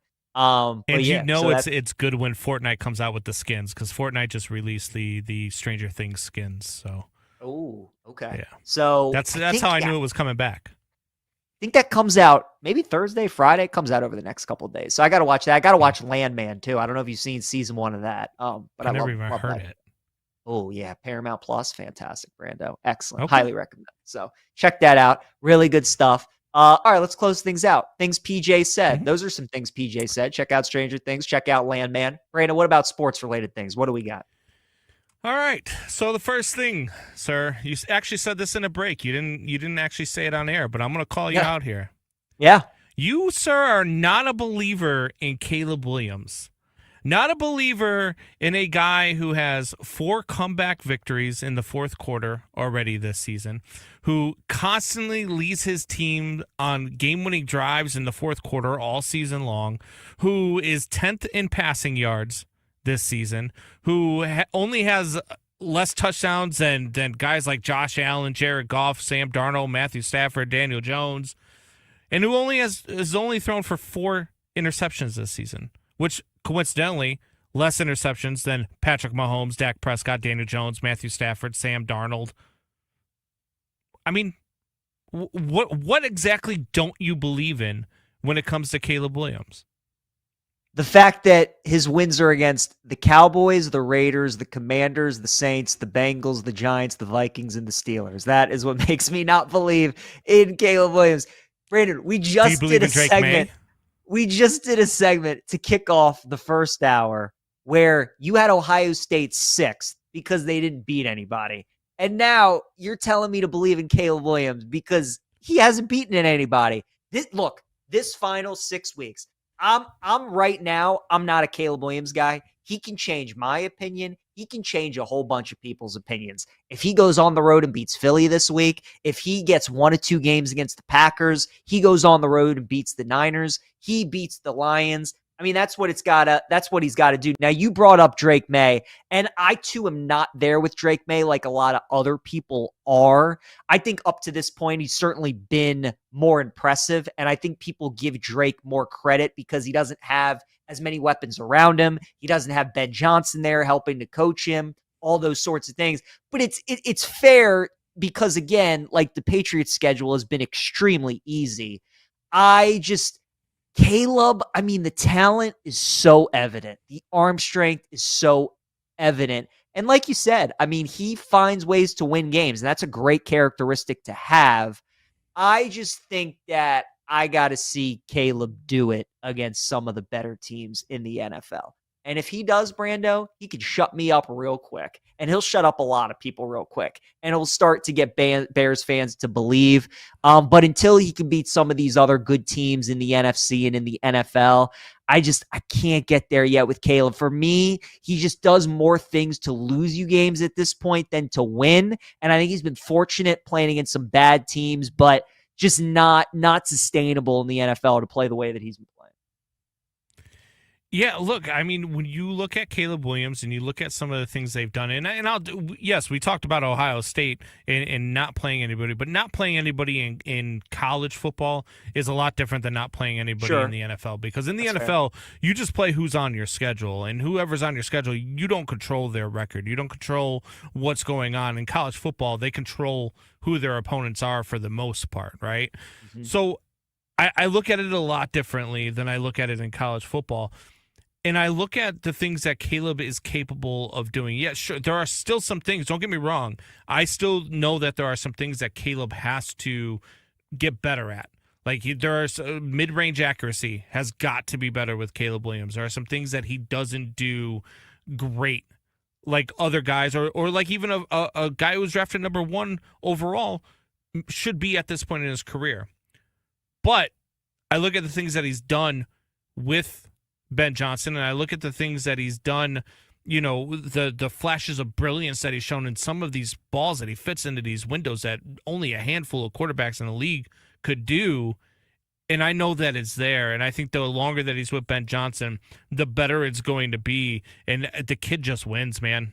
He just knows how to win. And he shows it week after week after week. I'm one of the first ones to tell you, as a Bears fan, I'm so hard on this organization, and I have what I call BTSD, which is Bears Traumatic Stress Disorder, where I won't believe that this team can be good and be successful. But I believe, man, this Ben Johnson era, it's a different era, man. They've changed the culture in this locker room. The Bears now have a winning culture in their locker room, and it's showing with Caleb Williams. So yes, there's room for improvement, but to not believe in the kid, man, that's just, things PJ said. All right. Another thing, look, this one's just going to go quickly here because I threw it in the rundown, PJ, and I work hard on this rundown. Like you do. I work 2.5 jobs. I've got to make time to do this stuff, and I just put it in there under both coaches, to ask what they like to eat, what their favorite thing to eat on Thanksgiving is, and you didn't ask either coach, PJ. Disappointed. I know. I didn't. I apologize. With Herm Edwards, I could have gone that route. Instead, I asked him if he had ever played on Thanksgiving. Maybe there was a story there if he enjoyed it. So we got it. We got a nice answer from that. Would have been good to ask him what his favorite Thanksgiving dish was. Bruce, we were running a little short on time, right? He had great answers, a little long-winded, wanted to squeeze in another question. Could have gotten it in there. But we got 2 great guests tomorrow, Brandon. So I will squeeze in a Thanksgiving question for you to one of, if not both, of the guests tomorrow and ask them what their favorite dish is. So I got you. Appreciate you reminding me on that. You did throw it in the rundown, so I'll get to that tomorrow. I appreciate you, PJ. You did a great job today, by the way. All right. Next thing, you don't like green bean casserole, but you like sweet potatoes. So PJ, I have to ask you, are you a serial killer? I might be. You never know. Watch your back. Watch your back. I will say I do love murder mystery TV shows, like detective TV shows. Like, I don't know if you've ever seen Monk or you've seen The Mentalist or if you've seen like Chuck, like anything dealing with like spies or like cops or like any of those kind of like TV shows, I'm a big fan of. So, even though none of those people are serial killers, I have seen the TV show Dexter, though. Have you ever seen that one? I love Dexter. Dexter was fantastic. I haven't seen the new one yet, though. I plan on watching it. But the original, it's so good. So good. I mean, he's a serial killer, but you root for him. It's crazy. Yes. Yeah. Because he's killing the bad guys. I like it. Exactly. I agree. All right. This next one here, we'll go a different route with it because we already argued about it. You have Ohio State at the top of your power rankings. I think that's wild. I don't know how anybody can look at this Ohio State team and say that they're better than some of these other teams in those top 5. And it's okay. I mean, you're the 6th best team in the country. It's not a slight. You know what I mean? So my question to you is going to be, do they beat Michigan this weekend? It's been 2,157 days since since Ohio State last beat Michigan. 6 years, PJ. Now, they did have the COVID thing in there where they didn't play, but it's been that long since they've beat Michigan. Do they get it done this year? I think they do. But here's what I'll say. I'm a firm believer, Brandon, in sports that when you have a big rivalry like this and there's a big streak or there's a curse that somebody's trying to break, whatever it may be, it's never easy. And there's going to be a part in this game on Saturday, whether it's in the beginning where Ohio State gets off to a slow start or whether it's in the second half where Michigan's mounting a comeback. But there's going to be a part of the game when people are on Twitter or we're watching the game and we're going to ask ourselves, is Michigan really going to do it again? Like, are they really right? Maybe they get like an early interception or they get a kickoff return for a touchdown. Or again, like Ohio State's up 17 and Michigan scores 2 quick whatever it may be. There's going to be a portion of the game where Ohio State struggles, but I do think they find a way to win. That's why that Tennessee-Florida game this past week was so shocking to me because Tennessee hadn't won in the swamps. It's 2003. And they went in there and they just beat up Florida from the jump. And they never, I mean, you didn't have to sweat a second if you were a Tennessee fan in that game. That doesn't happen often. So if you're a team that's like Ohio State and your rival is OU and you're trying to beat them, it's just never easy. So I think Michigan plays them tough. I'm not going to bet the 10 either way, but I do think Ohio State wins. I think Michigan by a field goal. All right, last one. We got about a minute left. Last problem I had with you tonight. Buttering up Monty with the Iowa basketball talk as if they might be good. One night into your 2-night stretch here on BetMGM tonight, and you're already giving my VP false hope on his basketball season. What's going on? Brandon, I learned a long time ago, you got to be nice to your producers, your engineers, your VPs. You know, you got to make sure these people are looking out for you. They put you on air. They make you look good. So I got to make sure Monty's feeling good. He's in a good mood. But I actually do like Iowa hoops this year. I'm telling you, man, that Ben McCollum, that guy can coach, dude. That Drake team last year, it was all D2 players, and he got them he won 30 games. They won a game in the tournament. They nearly upset Texas Tech in the round of 32.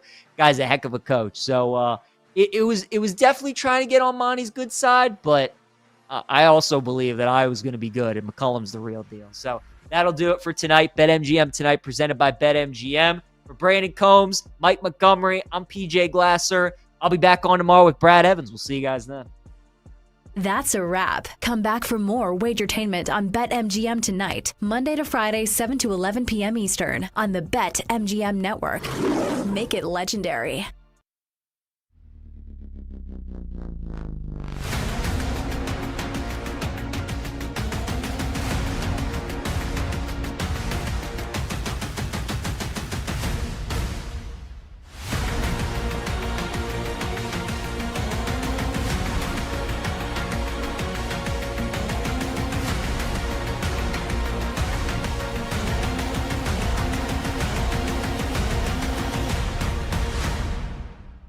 You know, the top teams that are vying for a national championship, who is the one team maybe that's right there on the edge that we don't give enough credit to that has a real shot here? Is it Texas Tech, a team like that? There's 2 teams that I think absolutely can fit this description. Texas Tech, I think, is a really solid example. Being higher up, they're kind of in the forefront of the mix of expectations for teams that can go on to compete for the Final Four at the very least. I think that they belong in there because they have arguably the best pass rush in college football. They've got 2 guys, David Bailey and Romello Height, who are going to go on to get very high NFL looks. And David Bailey is trending towards becoming potentially a top 10, maybe even a top 5 pick. Having those bodies, I think a lot of people are just overlooking them thinking, oh, it's a Big 12 team. They're just not equipped to go toe-to-toe with an SEC or Big 10 program. That is not the case. Having those guys is comparative to a lot of SEC and Big 10 programs this year. The others are Oregon. I felt like a lot of people were completely discounting Oregon because they hadn't necessarily played anyone, and that was true. Their best win came against Iowa, and that was a nice little test. But since the Indiana loss, there was a lot of doubt that was creeping in. But against USC this past weekend, I think that they really flexed their muscles. They were going up against a USC team that was showing that they were improving, that they were starting to be able to play to the physical nature of needing to succeed in the Big Ten. And what Oregon did is they punched them in the mouth.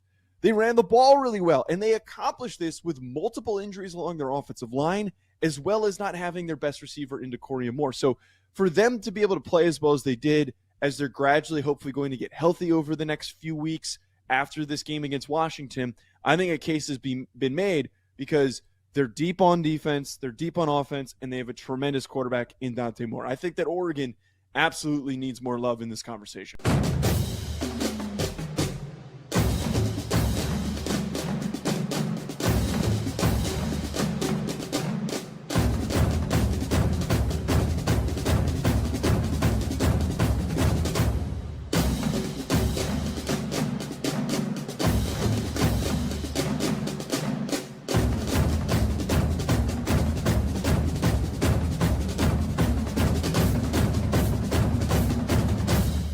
If Ohio State beats Michigan this weekend, I understand it's the game, it's a rivalry, anything could happen, especially in Ann Arbor, especially as Ryan Day has shown us over the last 4 years.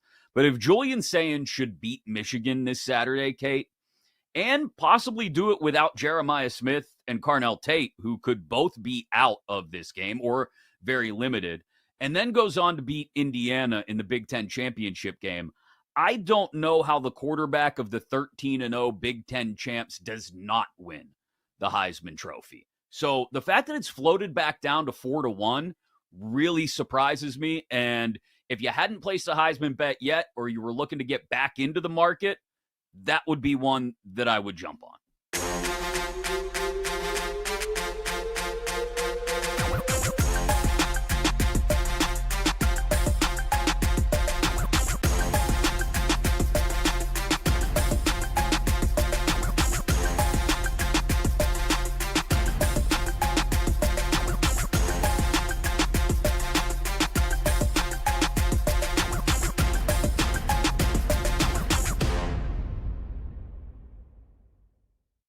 You just go with the best price out there, and that is the Chicago Bears, which is crazy to say that they're even, I mean, they're leading the division right now, not in terms of odds to win, but they are winning the division. I find it hard to believe they're going to sweep Green Bay just because, yeah, you won in Green Bay last year. Final game of the season, it didn't really matter for the Packers. Mm-hmm. Other than that, like, the Bears have not won on the road in Green Bay in a very long time. So I don't think you're gonna sweep the Packers. You'd have to win that Detroit game at the end of the season. And yeah, it's gonna look like a pretty different game than the 52-21 game we had in week 2. It's between the Lions and the Bears for me as well. And price-wise, why not go with the Bears?